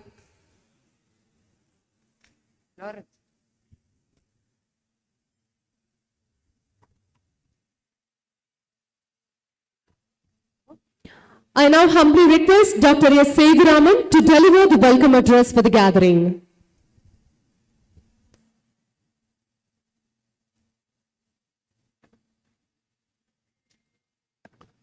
Good evening to all of you. We have come to the fag end of this conference. சொல்லுவாங்க வீட்டை கட்டிப்பார் கல்யாணம் பண்ணிப்பார் அதோட சேர்த்துங்க கான்ஃபரன்ஸை நடத்திப்பார். அது மாதிரி அதெல்லாம் easy ஆயிடுச்சு. கல்யாணம் பண்ணுறது ஈஸி ஆயிடுச்சு. வீட்டை கட்டுறது கான்ட்ராக்டர்கிட்ட கொடுத்தா கட்டிட்டு நம்ம ஃப்ளாட் ஓனர்ஸுக்கெல்லாம் ஒன்றும் இல்லை. மணியை மட்டும் கொடுத்தா அன்னைக்கு தேட்டில் போய் உள்ளே போகிற வேண்டியது தான். ஆனால் கான்ஃபரன்ஸ் நடத்தி பாருங்கிறது ஒரு பெரிய team work. And everything should come perfectly and everything should come coordinated. It needs lot of coordination from the sponsors, the coordination from the speaker, then their travel, their accommodation, their health. Everything is important for the success of the conference or the arrangement of the conference. One of our speaker, two of our speakers, one who wanted to give a oration on the first topic, Dr. Meenakshi Sundaram had a severe low backache and he couldn't walk. That topic was delivered by someone else. Our past chairman, Dr. S.S. Lakshmanan, in spite of his good health, he developed some viral fever. He couldn't come from Chennai. He was one of the pillars of APA. Like that, we come across some unforeseen circumstances, but that is all manageable. Now, everything has been run so smoothly, and we are getting messages that they are very much satisfied. That is the only thing we want. We want the satisfaction and from the delegates. So our hard work, our time, our energy, all spent in spite of our practice. We are all practitioners. Some of them are having nursing home. So past 2 months, we have given a second importance to those family, nursing homes, all other personnel, health, not even taking tablets in time. So this is the way we conducted this conference, and for this, everybody is involved in it. Dr. Anita Madam, Dr.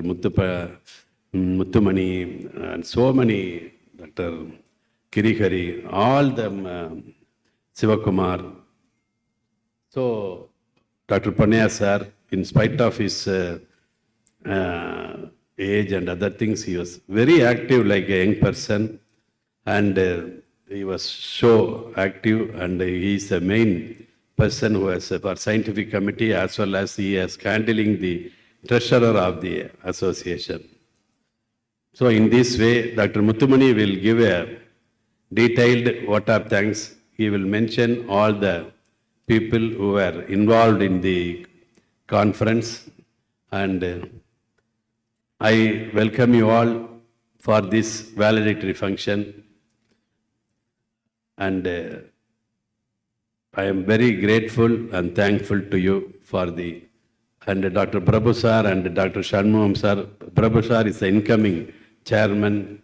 Dr. Shanmugam is a past chairman of our AP. Now they are representing the state chapter. I welcome them. I welcome all the dignitaries, students, delegates, pharma people, and other volunteers who helped us. Those who went to Rockfort at 4:30 and picked up speakers, and they have been doing a good work, accommodating in various hotels, and for their satisfaction. Everybody was happy with the hospitality of Trichy, and to put forth this hospitality and satisfaction, our hard work and our coordinated work is more important. With these few words, I welcome you all, and Dr. Muttumani will later on, in his vote of thanks, will thank all the people. Thank you so much. Thank you, Dr. Sethuraman, sir. I now invite Dr. G. Anita ma'am to address the gathering.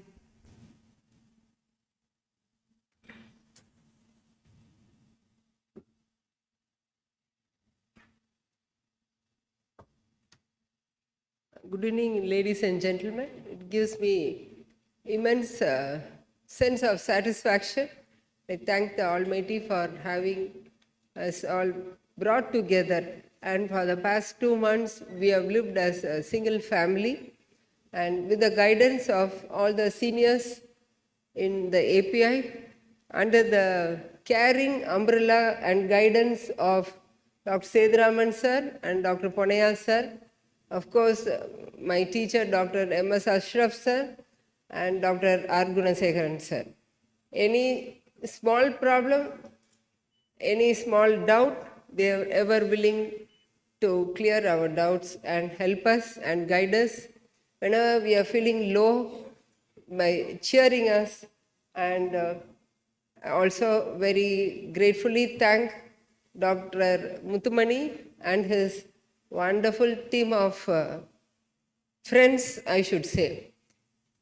I don't know how he was able to have friends in all age groups, from maybe 10 years of age to 60 years of age like me. So congratulations and hats off to Dr. Muttumani and his team. I very gratefully extend my sincere gratitude to Dr. U.B. Padmanabhan and Dr. Namachivayam and his team. Under the able and dynamic leadership of Dr. Nehru, they were able to accommodate 150 of us, including all the volunteers, in one day without a single hitch. I am also very grateful to all the past PGs and present assistants of KUPV Government Medical College. Hats off to all of you. A big round of applause to all the present and past faculty of KUPV Government Medical College and all the postgraduates who have assembled here. Trust me, this path of chosen life is a wonderful life. Like Swami Vivekananda said, he said that 100 years back in 1922, there was an epidemic even then called plague. So he extolled all the doctors, go ye brethren, go ye and treat your fellow countrymen. If you must die, yes you must, but every day, someday or the other, we are taking birth and dying like worms. But when you are fighting the great epidemic, you are valiant soldiers. So I have seen with my own eyes and very happily worked with all of you during the recent pandemic. In spite of my retired status, I also joined hands with you and fought the virus. So I know how valiant, like soldiers, you were all fighting against the virus, and you all did it successfully. And with my own eyes, I have seen how my PGs actually lifted குழந்தைய மாதிரி ஷோல்டரில் போட்டுட்டு பேஷண்ட்டை தூக்கிக்கிட்டு ஓடி போய் இன்டுபேட் பண்ணதெல்லாம் நான் கண்ணால் பார்த்துருக்கேன். Hats off to all of you. எல்லாரும் உங்கள் லைஃப்பை துச்சமாக கருதி பணயம் வச்சு அருமையாக விவேகானந்தர் கூறின வழியில் நீங்கள் எல்லாரும் இருந்தீங்க. சவால்கள் நிறைந்த உலகம்தான் இது. அந்த சவால்களில் தான் நம்ம சாதனைகள் இருக்கு. Thank you all for having come here and your kind cooperation. Thank you once again. True and wonderful words, Madam Dr. Anita. We can have a good round of applause for her. Next, I would like to invite our chairman of API, Dr. E. Prabhu, to address the gathering, please.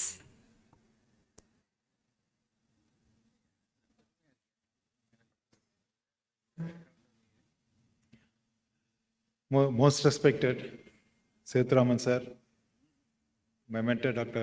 Ashraf sir,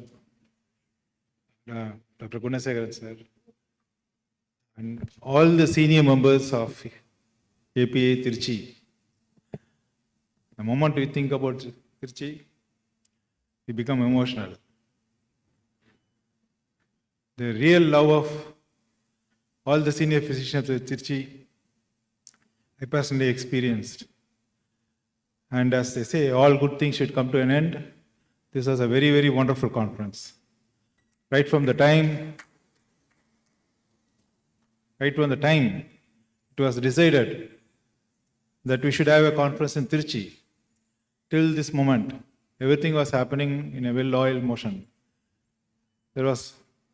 Everybody were working like a beautiful family.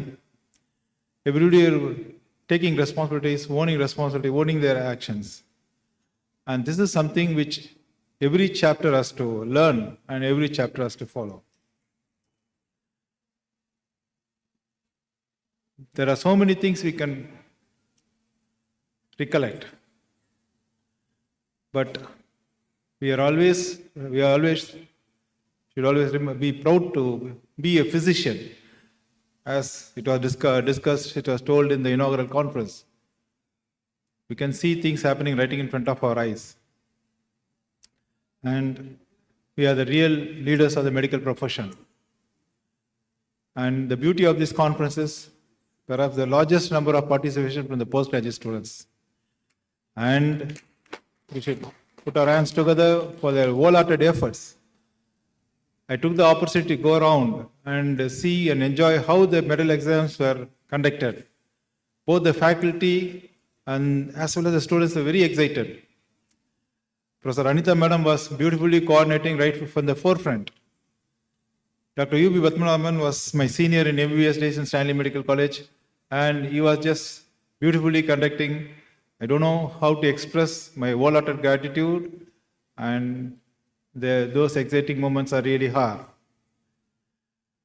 I thank you all for this beautiful occasion which will stay in our memories for a long, long time. Thank you very much. Thank you, Dr. E. Prabhu, our chairman, API. We now have the winners of the poster and oral presentation of our PG students. First, a huge round of applause to all the winners. I'm sure you must be excited to know the winners now. And I'm equally excited to announce the winners to you guys as well. Beginning with the first prize goes to Ms. Gayatri for 38 marks, 38 points out of 40. So the points are out of 40.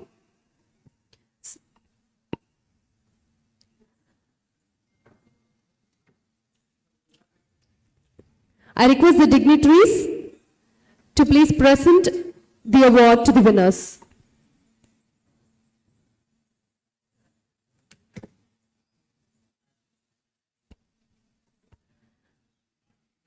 Second, Dr. Vignesh.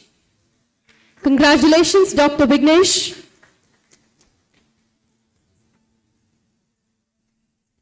Third, Dr. Arun.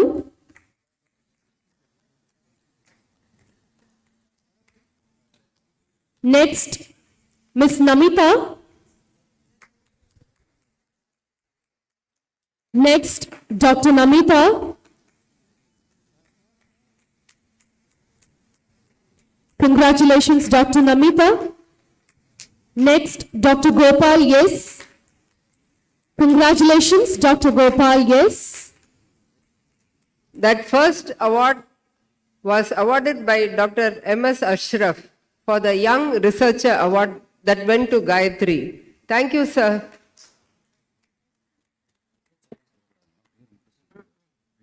The next award has been instituted by Dr. Isaac Christian Moses, again for the best poster.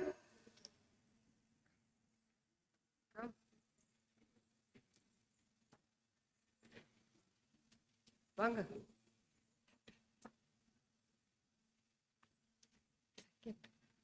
Second year.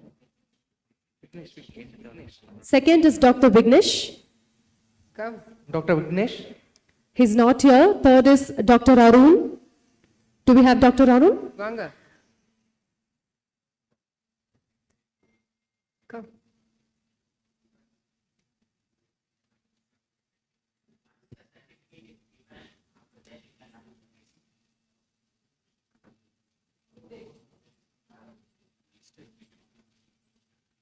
Sir நீங்க வாங்க. அந்த லிஸ்டோட வாங்க.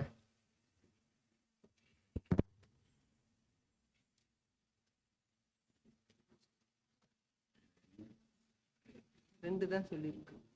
அருண் சொல்லியாச்சு. சொல்லியாச்சு. ரெண்டு தான் கொடுத்துருக்கோம். ரெண்டு கொடுத்துருக்கு. மூணாவது லீவு. டாக்டர் அருண் ஒரு மணி கொடுத்தாச்சு.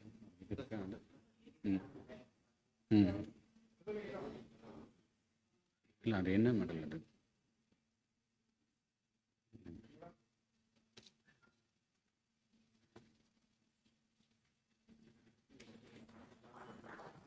So next is Dr. Namita. Dr. Namita. So this is by Professor Dr. M. Chenniyappan Award for Best Postgraduate.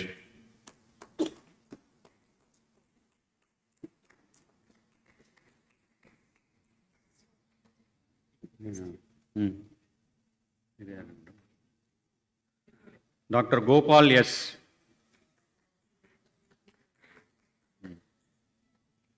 Dr. Gopal. This is instituted by Dr. Thirumalai Kolundu Subramaniam Award for Best Poster.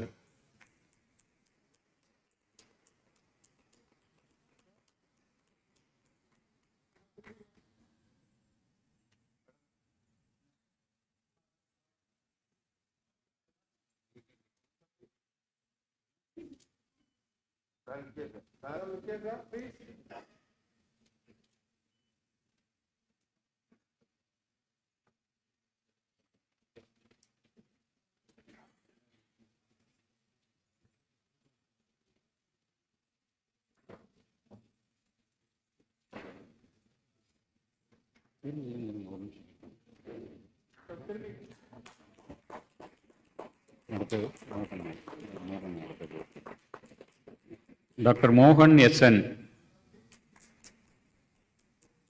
This is Professor Dr. A.R. Vijay Kumar Award for Best Poster.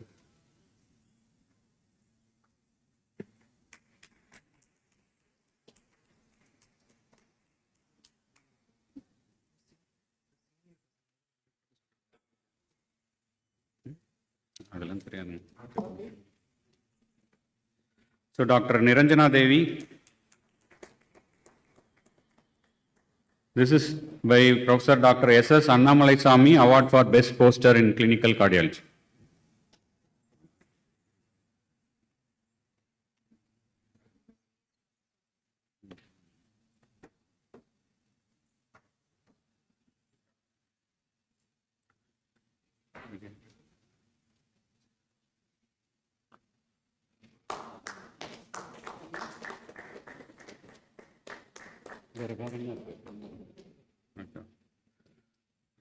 Dr. Ashwati T. Menon.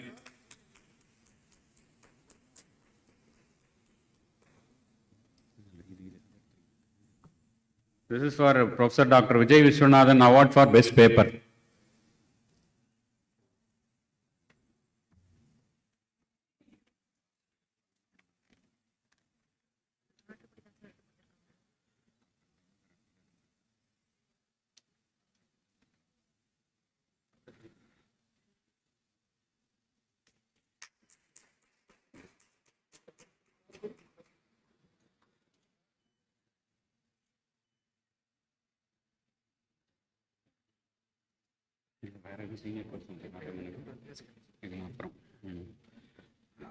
Dr. Sita Lakshmi.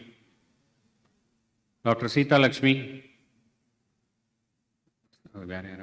Somebody can get on behalf of.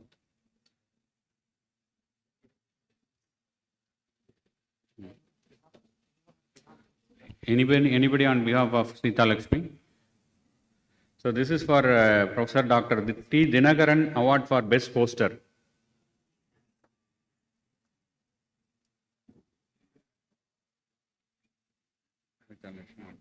Amal Rose Joy.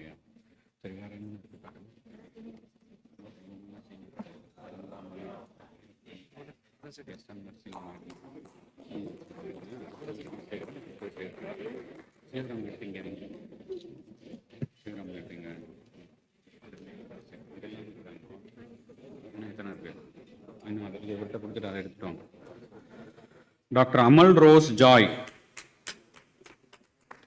This is for Dr. S.N. Narasimhan Award for Young Researcher.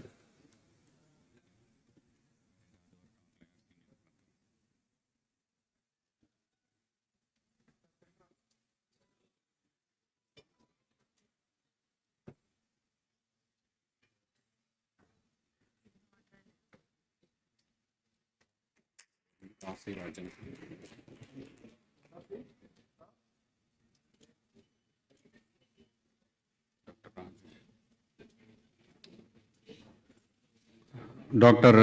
Revant. This is for Dr. N. Kasirajan Award for Best Postgraduate Student in Internal Medicine.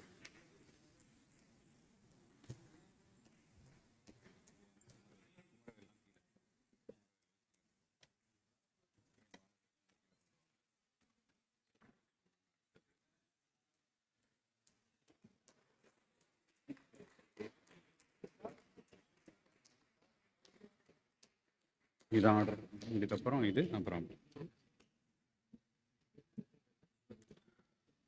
So Dr. Gajendran.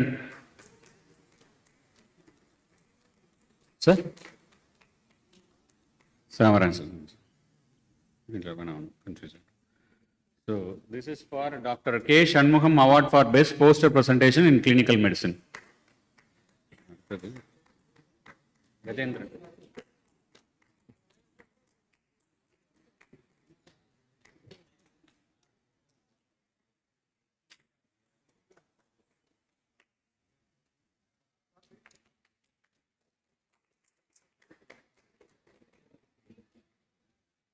Dr. V.S. Supraja. This is Dr. S.S. Lakshmanan Award for Best Paper in Clinical Medicine. Dr. V.S. Supraja. Yeah.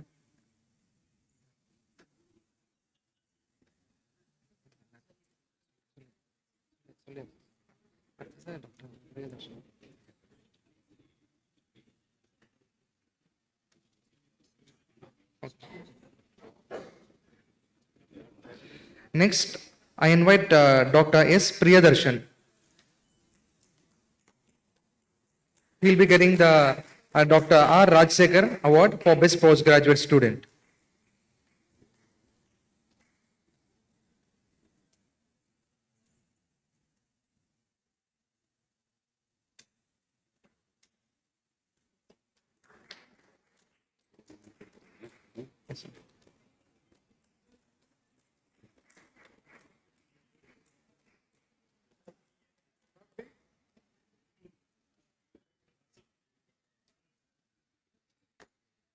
Next, we move on to the poster presentations. Dr. Nikhil V. Jain. He'll be given the Dr. R. Gunashekaran Award for Best Poster in Non-Communicable Disease. Dr. Nikhil V. Jain. Anyone can come on behalf of Dr. Nikhil V. Jain. Oh, fine, great. Okay.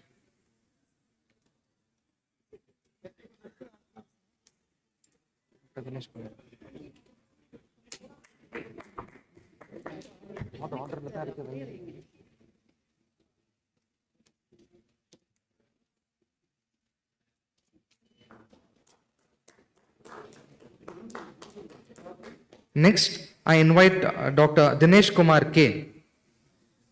Dr. Dinesh Kumar K.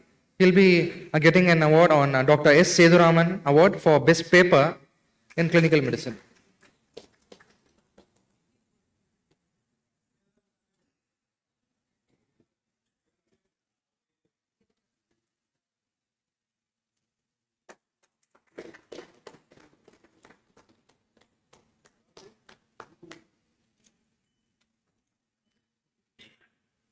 I next invite Dr. Ashik Muhammad CM, and he'll be getting Dr. K. Balakrishnan Award for Best Paper.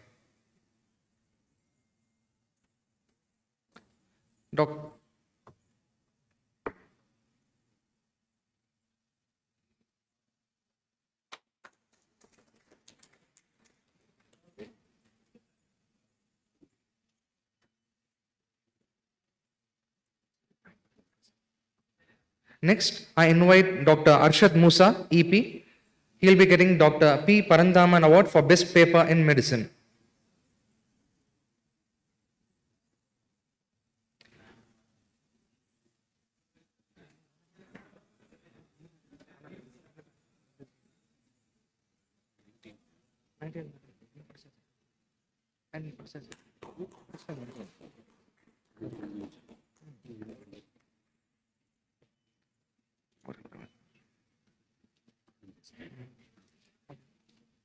Next, I invite Dr. Anand SK. He'll be getting Dr. Palaniyappan Award for Best Paper.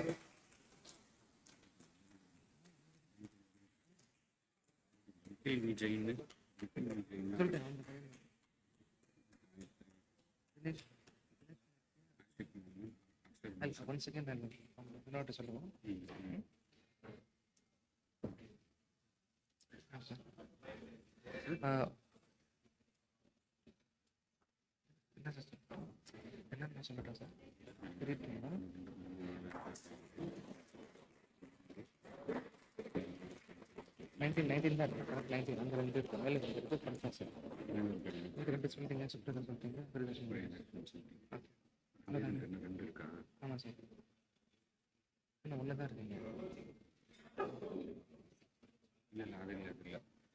So I think one name has been left. Dr. Gayatri Vignesh, Arun, Namita, Gopal S, Mohan Yatsan, Niranjana Devi, Aswati Menon, Sita Lakshmi, Amal Rose Joy, Revant, Gajendran, V. Supraja, S. Priyadarshan, Nikhil V. Jain, Dinesh Kumar, Ashik Mohammed, Arshad Musa, Anand SK. So any left out in this name?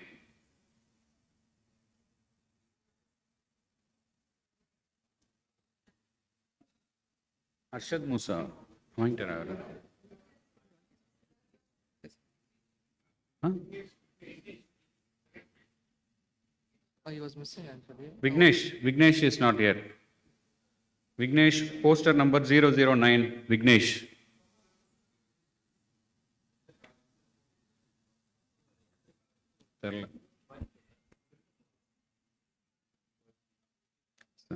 Poster number 009, OP. Okay. Can someone get the certificate on behalf of Dr. Vignesh?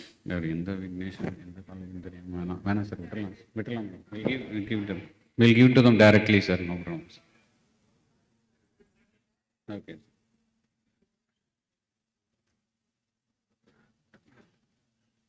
So the medals have been adorned by the stalwarts of API for various branches. Don't worry, even if the branches does not correlate with your poster. So you may be getting a best paper in cardiodiabetology, but your paper may be a little different, but don't worry about it. That is a gold medal given on the name of an API stalwart. And the names will be engraved in gold and give it to you back after 1 or 2 days. Thank you, sir. Thank you, dignitaries. You may please get seated. Now I request Dr. Gunashekaran to give the Best Stall Award. Good evening. First of all, I thank all the trade delegates and pharma company people who come forward to sponsor this great event, a difficult one in the state level conference. That too, in Trichy, we are conducting, our fraternity is conducting many of the such conferences.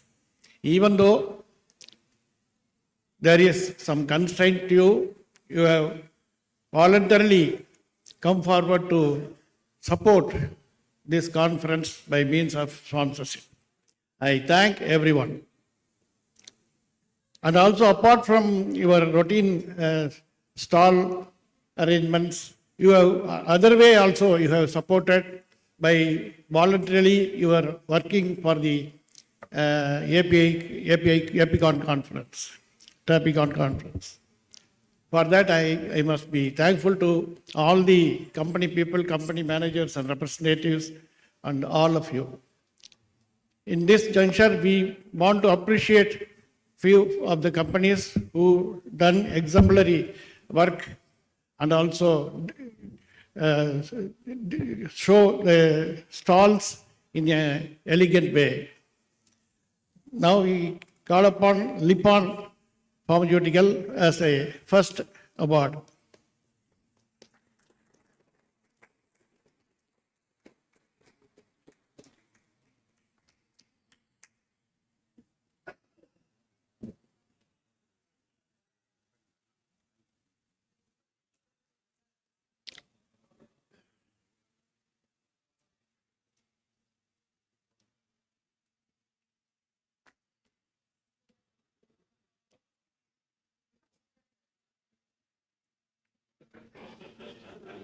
Please wait for the vote of thanks.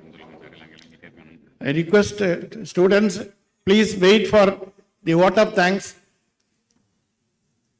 Next will be the vote of thanks. You wait for 5 minutes.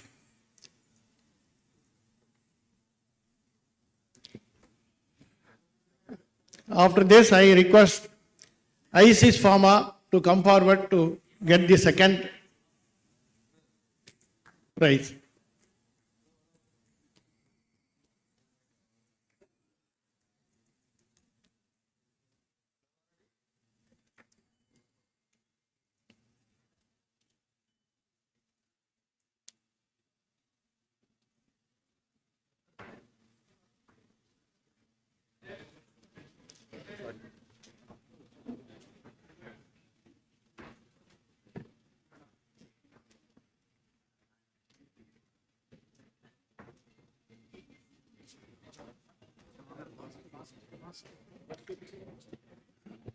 Next, I request Micro Labs.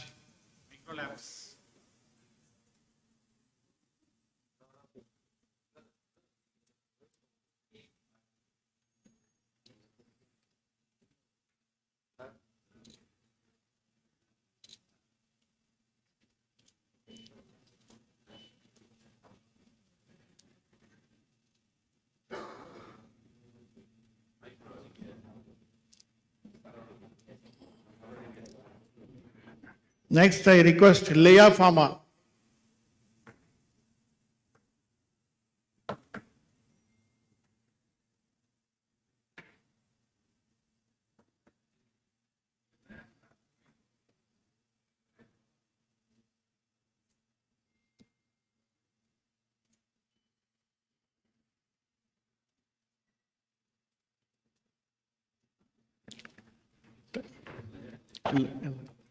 Thank you. Thank you, sir. I now request Dr. Muttumani to deliver the final words of thanks.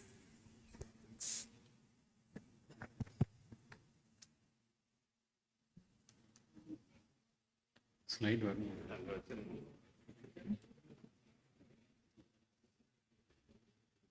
Good evening, everyone. I won't take much of your time. ஒரு 5 minutes மட்டும் நீங்கள் கேட்டு தான் ஆகணும், வேறு வழி இல்லை. So I start with the stalwarts of API Tamil Nadu State Chapter, the patrons, the past chairmen, and the advisor, the chairman, for giving us, for selecting Trichy for conducting this Tapicon. So that is the first step. So the TNAPI has selected us and give us the opportunity to conduct the conference. So the API Tamil Nadu State Chapter Chairman Dr. Sevaraman sir, Palanippan sir, Honorary Secretary and Treasurer Dr. Chandrasekhar sir. So they are the main persons behind deciding the conference here and all those things. They are the backbone of this, because this is not a conference just conducted by Trichy API. So this is not like our monthly meeting or annual meeting, because this is a state conference conducted by the Tamil Nadu API State Chapter and hosted by Trichy Chapter. So I thank all the EC members. This was the EC meeting we had and we discussed about all this proceedings. So all the EC members have supported us. So these are the 5 phases of Trichy API. So they are the pillars behind the Trichy API. So each one is a giant. So we have to learn each and everything from each of them. இதில் பார்த்தீங்கன்னா இவங்க ஒருத்தரை பற்றியும் டிஃப்ரெண்ட்டாக நீங்கள் ஏதாவது சொல்லிக்கிட்டே இருக்கணும். ஒருத்தர்கிட்ட இருந்தும் உங்கள் லைஃப்பில் நீங்கள் நிறைய மெசேஜஸ் நீங்கள் எடுத்துகிட்டு போயிட்டே இருக்கணும். ஸோ இவங்களால மட்டும்தான் இந்த ஒரு அகடமிக் பாடியை இப்படி ஒரு எலிகெண்ட்டாக எந்த ஒரு இதுவுமே இல்லாமல் கொண்டு போயிட்டு எல்லா போஸ்ட் கிராஜுவேட்ஸ்க்கும் யூஸ்ஃபுல்லாக இருக்க மாதிரி இவ்வளோ ஒரு மெகா கான்ஃபரன்ஸை நடத்துறது இவங்க 5 பேர்னால மட்டும்தான். ஸோ இதில் என்ன ஒரு விஷயம் அப்படின்னா, எல்லா அசோசியேஷன்ஸு எல்லா இடத்துலையும் இருக்கிற காமனான பிரச்சனை என்ன அப்படின்னா, சீனியர்ஸ் யாரையும் ஜூனியர்ஸே அலோவ் பண்ண மாட்டாங்க அப்படின்றது தான். பட் அதுக்கு கான்ட்ரவர்சியா ட்ரிச்சியில் ஜூனியர்ஸையும் செக்ரட்டரி ஆக்கி ஜூனியர்ஸுக்கும் பர்மிஷன் கொடுத்து அவங்களையும் வேலை பார்க்க வச்சு அவங்களோட டேலண்ட்ஸை வெளியில கொண்டு வந்து அப்படி பண்ணணுன்ற ஒரு முக்கியமான ஒரு பிரான்ச் அதுல Trichy branch. So all the associations and all the branches has to learn this from our Trichy branch, the stalwarts. So இவங்க 5 பேருமே நீங்க not only academic, not only philanthropist, not only human, every one has a differ. இவங்களை ஒருத்தரை பத்தியே நம்ம தனியா ஒரு CME நடத்தி தான் நம்ம பேசணும். அப்பதான் நம்ம யங்ஸ்டர்ஸ்க்கு நிறைய விஷயங்களை கொண்டு போய் சேர்க்க முடியும்.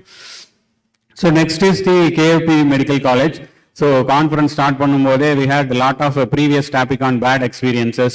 மெடிக்கல் காலேஜஸ்லேருந்து சப்போர்ட் இல்லை, நிறைய ப்ராப்ளம்ஸ் வந்தது. So we started with a problem. But அதை ஸ்மூத்தாக ஹேண்டில் பண்ணதுக்கு எங்கள் dean doctor Nehru sir, HOD doctor Padmanabhan sir and professor Namachivayam sir and முக்கியமாக எங்கள் போஸ்ட் கிராஜுவேட்ஸ் அவங்கள நாங்கள் நல்லா வேலை வாங்கினோம். எல்லா வேலையும் நல்லா பார்த்தாங்க.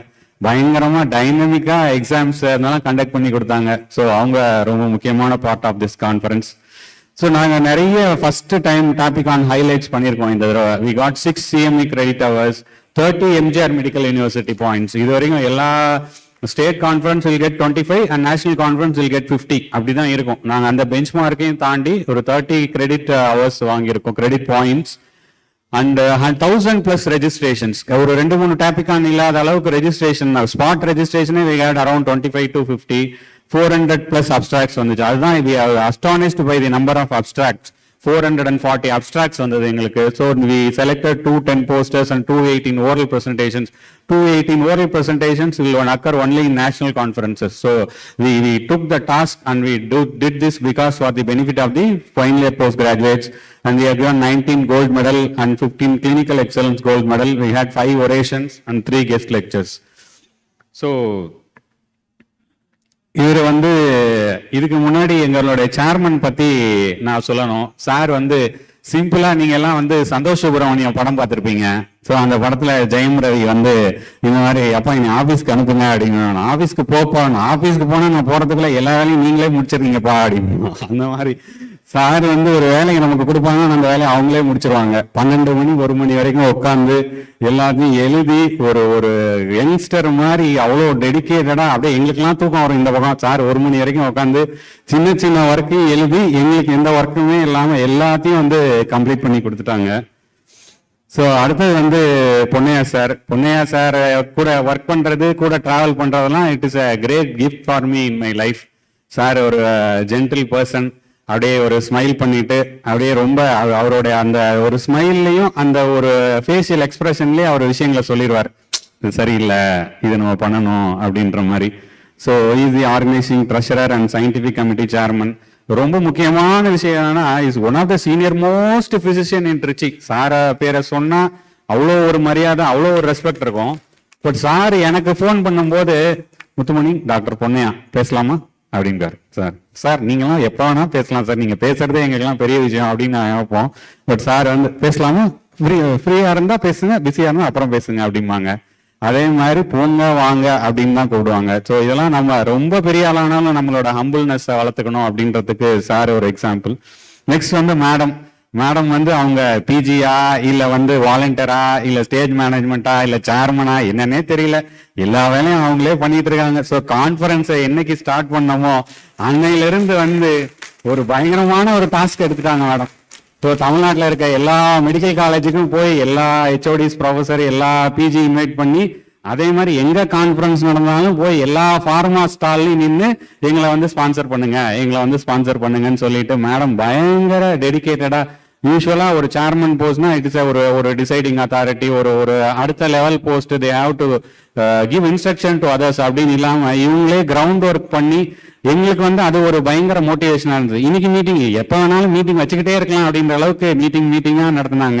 இந்த ஸ்டேஜ் மேனேஜ்மெண்ட்டை வந்து பயங்கரமா ட்ரில் பண்ணி இன்னைக்கு நடந்த எந்த ஒரு இதுவுமே டைம் லாகே ஆகல. இந்த 2 நாள்ல ஜஸ்ட் ஒரு 1/2 hour to 40 minutes மட்டும்தான் வந்து டைம் லாக் ஆச்சு.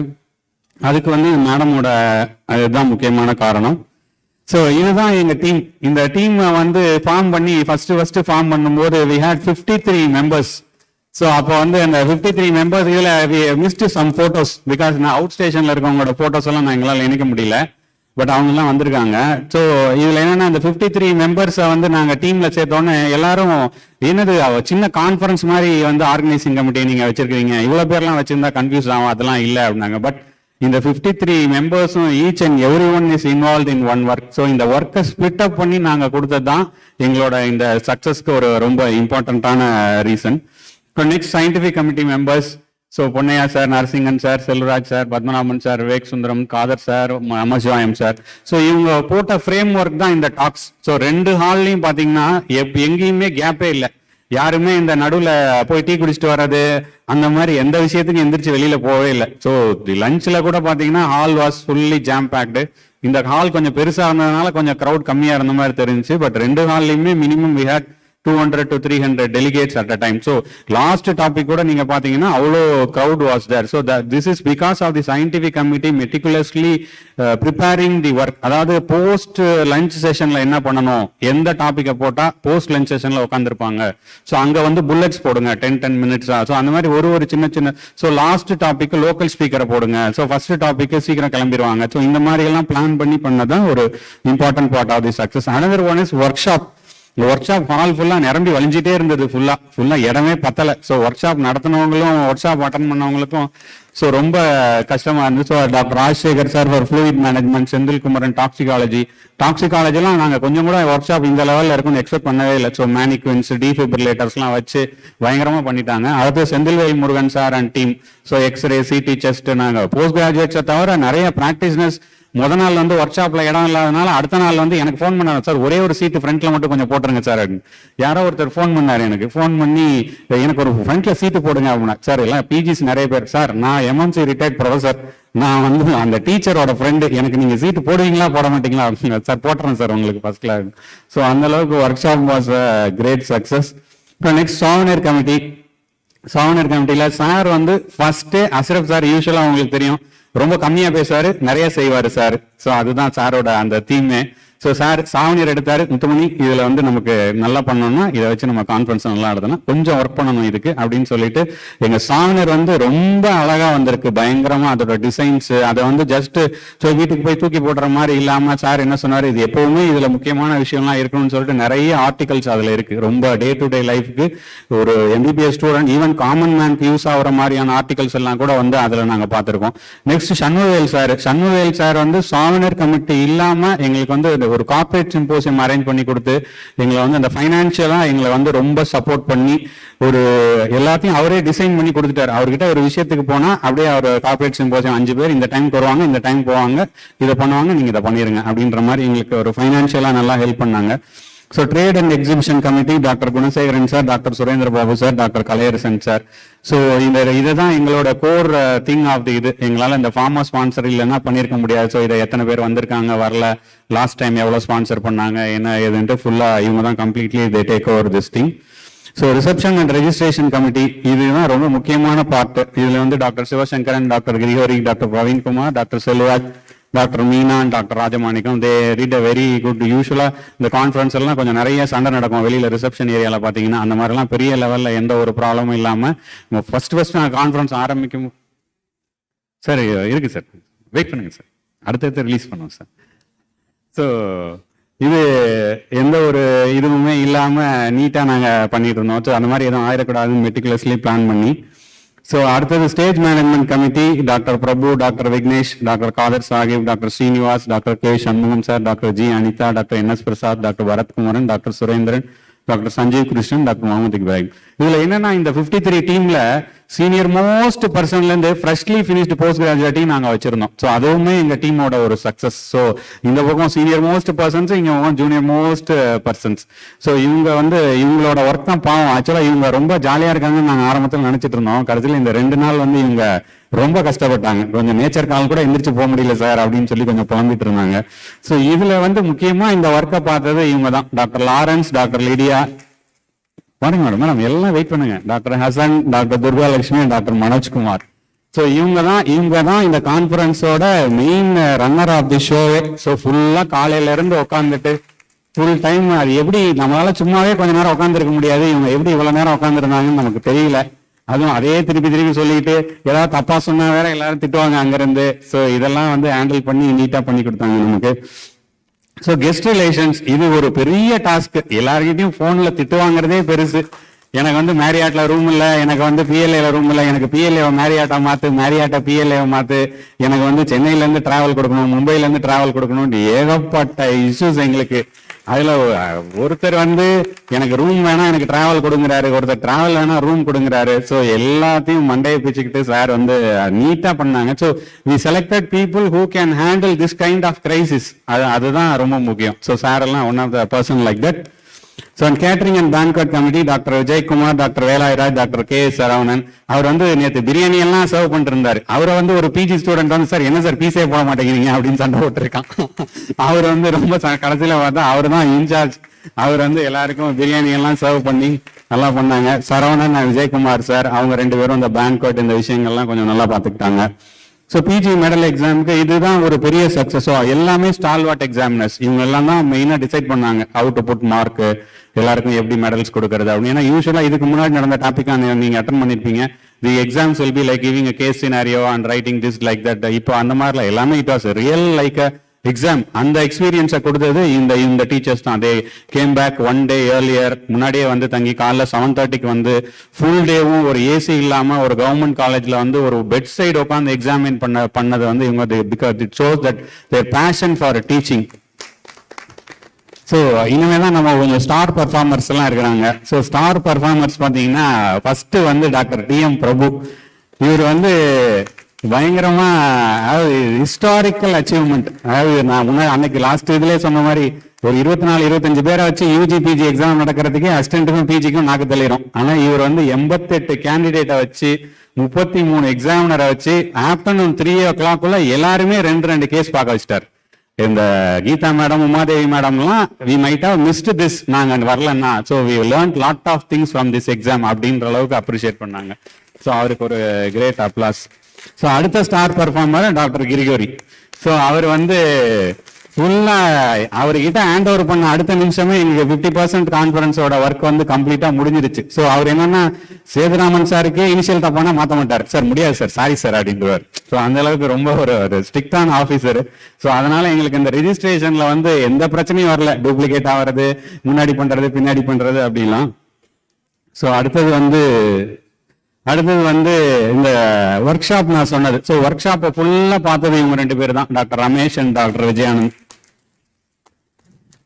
ஸோ ஒர்க் ஷாப் கமிட்டியில பாத்தீங்கன்னா விஜயானந்த், ரமேஷ், கணேஷ் ராஜா, விக்னேஷ் இவங்க எல்லாமே நல்லா ஒர்க் பண்ணாங்க. ஸோ இன்னொரு ஸ்டார் பர்ஃபார்மன்ஸ் இவங்க 4 பேர் தான். இவங்க 4 பேரோட போட்டோ வந்து எங்களால போட முடியல அந்த, ஏன்னா இவங்க 4 பேரும் அவுட் ஸ்டேஷன்ல இருந்தாங்க.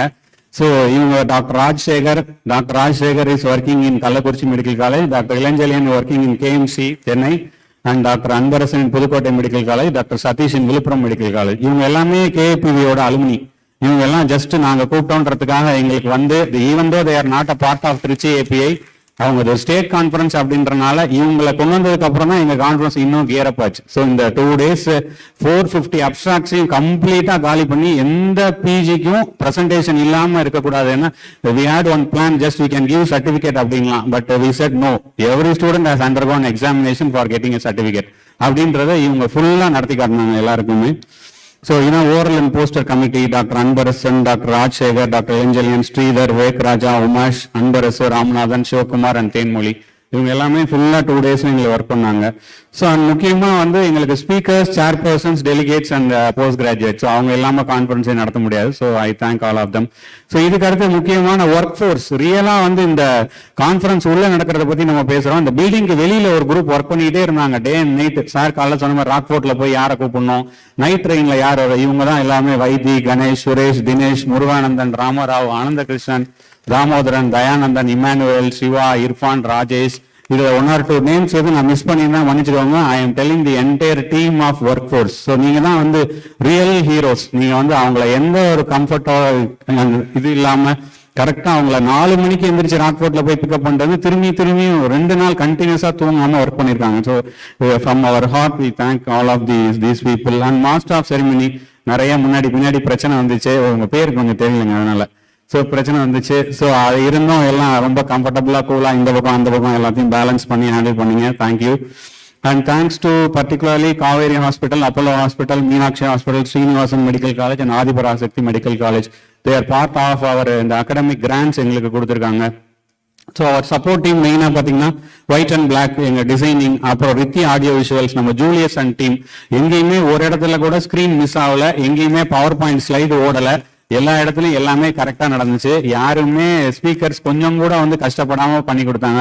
Usually that is the benchmark for them. அதே மாதிரி இந்த தடவையும் பண்ணி கொடுத்துட்டாங்க. So and medi events mister Stanley எங்களுக்கு ஸ்டால் போடுறதுல இருந்து எல்லாம் ஹால் அரேஞ்ச்மெண்ட்ஸ் எல்லாத்தையும் நல்லா பண்ணி கொடுத்தாரு. போட்டோகிராஃப் பை சோலா ஆர்ட்ஸ், அவங்க நல்லா போட்டோகிராஃபி பண்ணி கொடுத்தாங்க. அப்புறம் அந்த பார்கோடிங் சேகர், அவர் வந்து பார்கோடிங் ஃபிளாஷ் கார்ட்ஸ். ஸோ எந்த கன்ஃபியூஷன் இல்லாம டின்னர் லஞ்ச் எல்லாமே கரெக்டா போகணும் அப்படின்றதுக்காக என்ன வேணும், வல்வில் பிரஸ் எங்க சாவனரை வந்து நல்லா பிரிண்ட் பண்ணி கொடுத்தாங்க அழகா. அந்த சாவனர் நல்லா வந்ததுக்கு அவங்க ஒரு இம்பார்ட்டன்ட் ரீசன். அப்புறம் அவர் தேங்க் அவர் ஆஃபீஸ் ஸ்டாஃப், பர்டிகுலர்லி மிஸ் ஐடான்னு ஒருத்தவங்க இருக்காங்க, மிஸ்ஸஸ் ஐடான்னு. அவங்க தான் ரொம்ப முக்கியமா எல்லாத்தையும் 2 ஃபீமேல்ஸ் இதுக்கு ஒர்க் பண்ணாங்க. ஒன்னு அவங்க, இன்னொன்னு அனிதா மேடம். அவங்க தான் ஃபுல் அண்ட் ஃபுல் தேர் அந்த ஷோ எல்லாத்தையும் பேக்ரவுண்ட்ல எல்லா ஒர்க்கும் பண்ணி கொடுத்தாங்க. அண்ட் ஃபார்மா ஸ்பான்சர் இல்லைன்னா இந்த கான்ஃபரன்ஸை நாங்கள் பண்ணியிருக்கவே முடியாது. So even though we get delegates, even though we get speakers, even though we get chair persons, without pharma sponsor nothing good be done. So ஒரு போஸ்ட் கிராஜுவேட் மெடிக்கல் எஜுகேஷனுக்கு உங்களோட support வந்து ரொம்ப ஹெல்ப்ஃபுல்லாக இருந்தது. Starting from small pharma which contributed a small amount, huge amount sponsoring pharma. எல்லாரையுமே we thank you, we have to travel with you and we will also support you. And finally hotel Marriott. So எங்களுக்கு இது first time இவ்வளோ mega event இவங்க புதுசாக ஆரம்பிச்சதுக்கு அப்புறம் நடக்குது. But they cooperated with us very well. எல்லா டைமும் எப்போ காஃபி ஆரம்பிக்கணும், லஞ்ச் ஆரம்பிக்கணும்ன்றது எங்களுக்கு ரொம்ப நல்லா கோஆப்ரேட் பண்ணாங்க. So and finally if I have missed anybody, it is 100% not intentional. So எல்லாருமே எங்களுக்கு ஹெல்ப் பண்ணியிருக்கிறீங்க. It is a team work, it is not a single show. So நான் சொன்ன மாதிரி இந்த our team starts from the senior most person to the junior most person and all the friends. So everybody, all of us, all of you are our friends. So உங்களோட help இல்லாம நாங்க இதை பண்ணியிருக்கவே முடியாது. Thanks and millions of thanks for everyone. And I finally thank the Almighty for giving all this opportunity and doing this. Thank you so much. Thank you, sir. Though it's unusual to thank the dignitary who gives the vote of thanks again, I would like to thank Dr. Muthumani sir for having given an emotional vote of thanks. I would like to add a few more persons, Dr. Muthumani. நம்ம support staff என் முகத்தை பார்த்துக்கிட்டே நான் என்ன சொல்ல போகிறேன்னு தெரிஞ்சுக்கிட்டே type அடித்த Mrs Parameswari and our accountant Kanchana madam and our MCs Keerthana and Aishu. Thank you both very much. And special mention to Mrs. Aida. Next என்ன பண்ண போறோன்னு நான் வாய் திறக்கிறதுக்கு முன்னாடியே இப்படி தான் பண்ணணும், இப்படி தான் வரும் போல் இருக்குன்ட்டு நல்லா எங்கள் கூட இணைஞ்சு நல்லா ஒர்க் பண்ணி நம்ம மனசில் இன்னும் நல்லா என்ன ஐடியாஸ்லாம் சொல்லி கொடுத்து நல்லா எங்களுக்கு சப்போர்ட்டிவாக இருந்தாங்க. Thank you all four of you, all 5 of you, ma'am.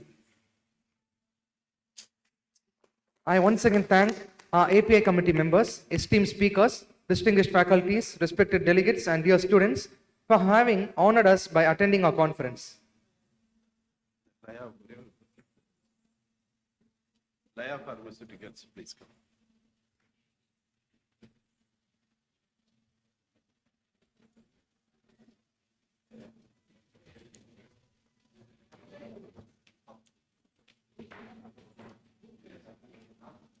I request the dignitaries to please felicitate Laya Pharmaceuticals.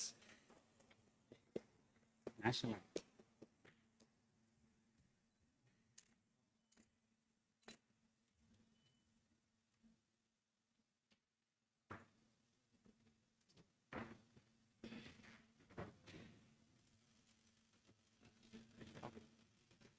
We hope you had a pleasant travel in the world of internal medicine these 3 days, and I hope you would certainly benefit from the knowledge shared by our speakers and chairpersons, God willing. So next, we'll end our conference with the national anthem.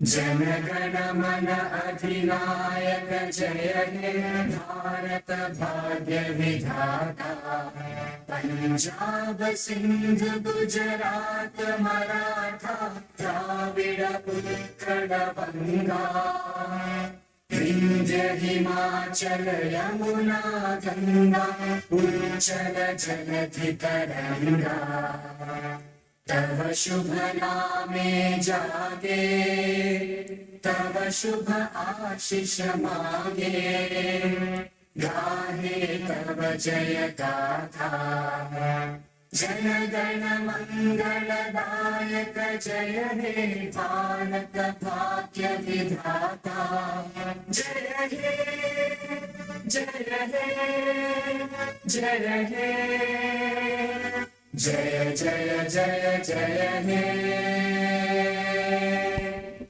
Thank you, my dear ladies and gentlemen, for helping us put such a wonderful conference, Tapicon 2020. Until we meet you on another Tapicon, Tata, bye-bye, safe travels to everyone. And this is Keetna Navneet signing off for the day, along with Dr. Hassan and MC Aishwarya. Thank you.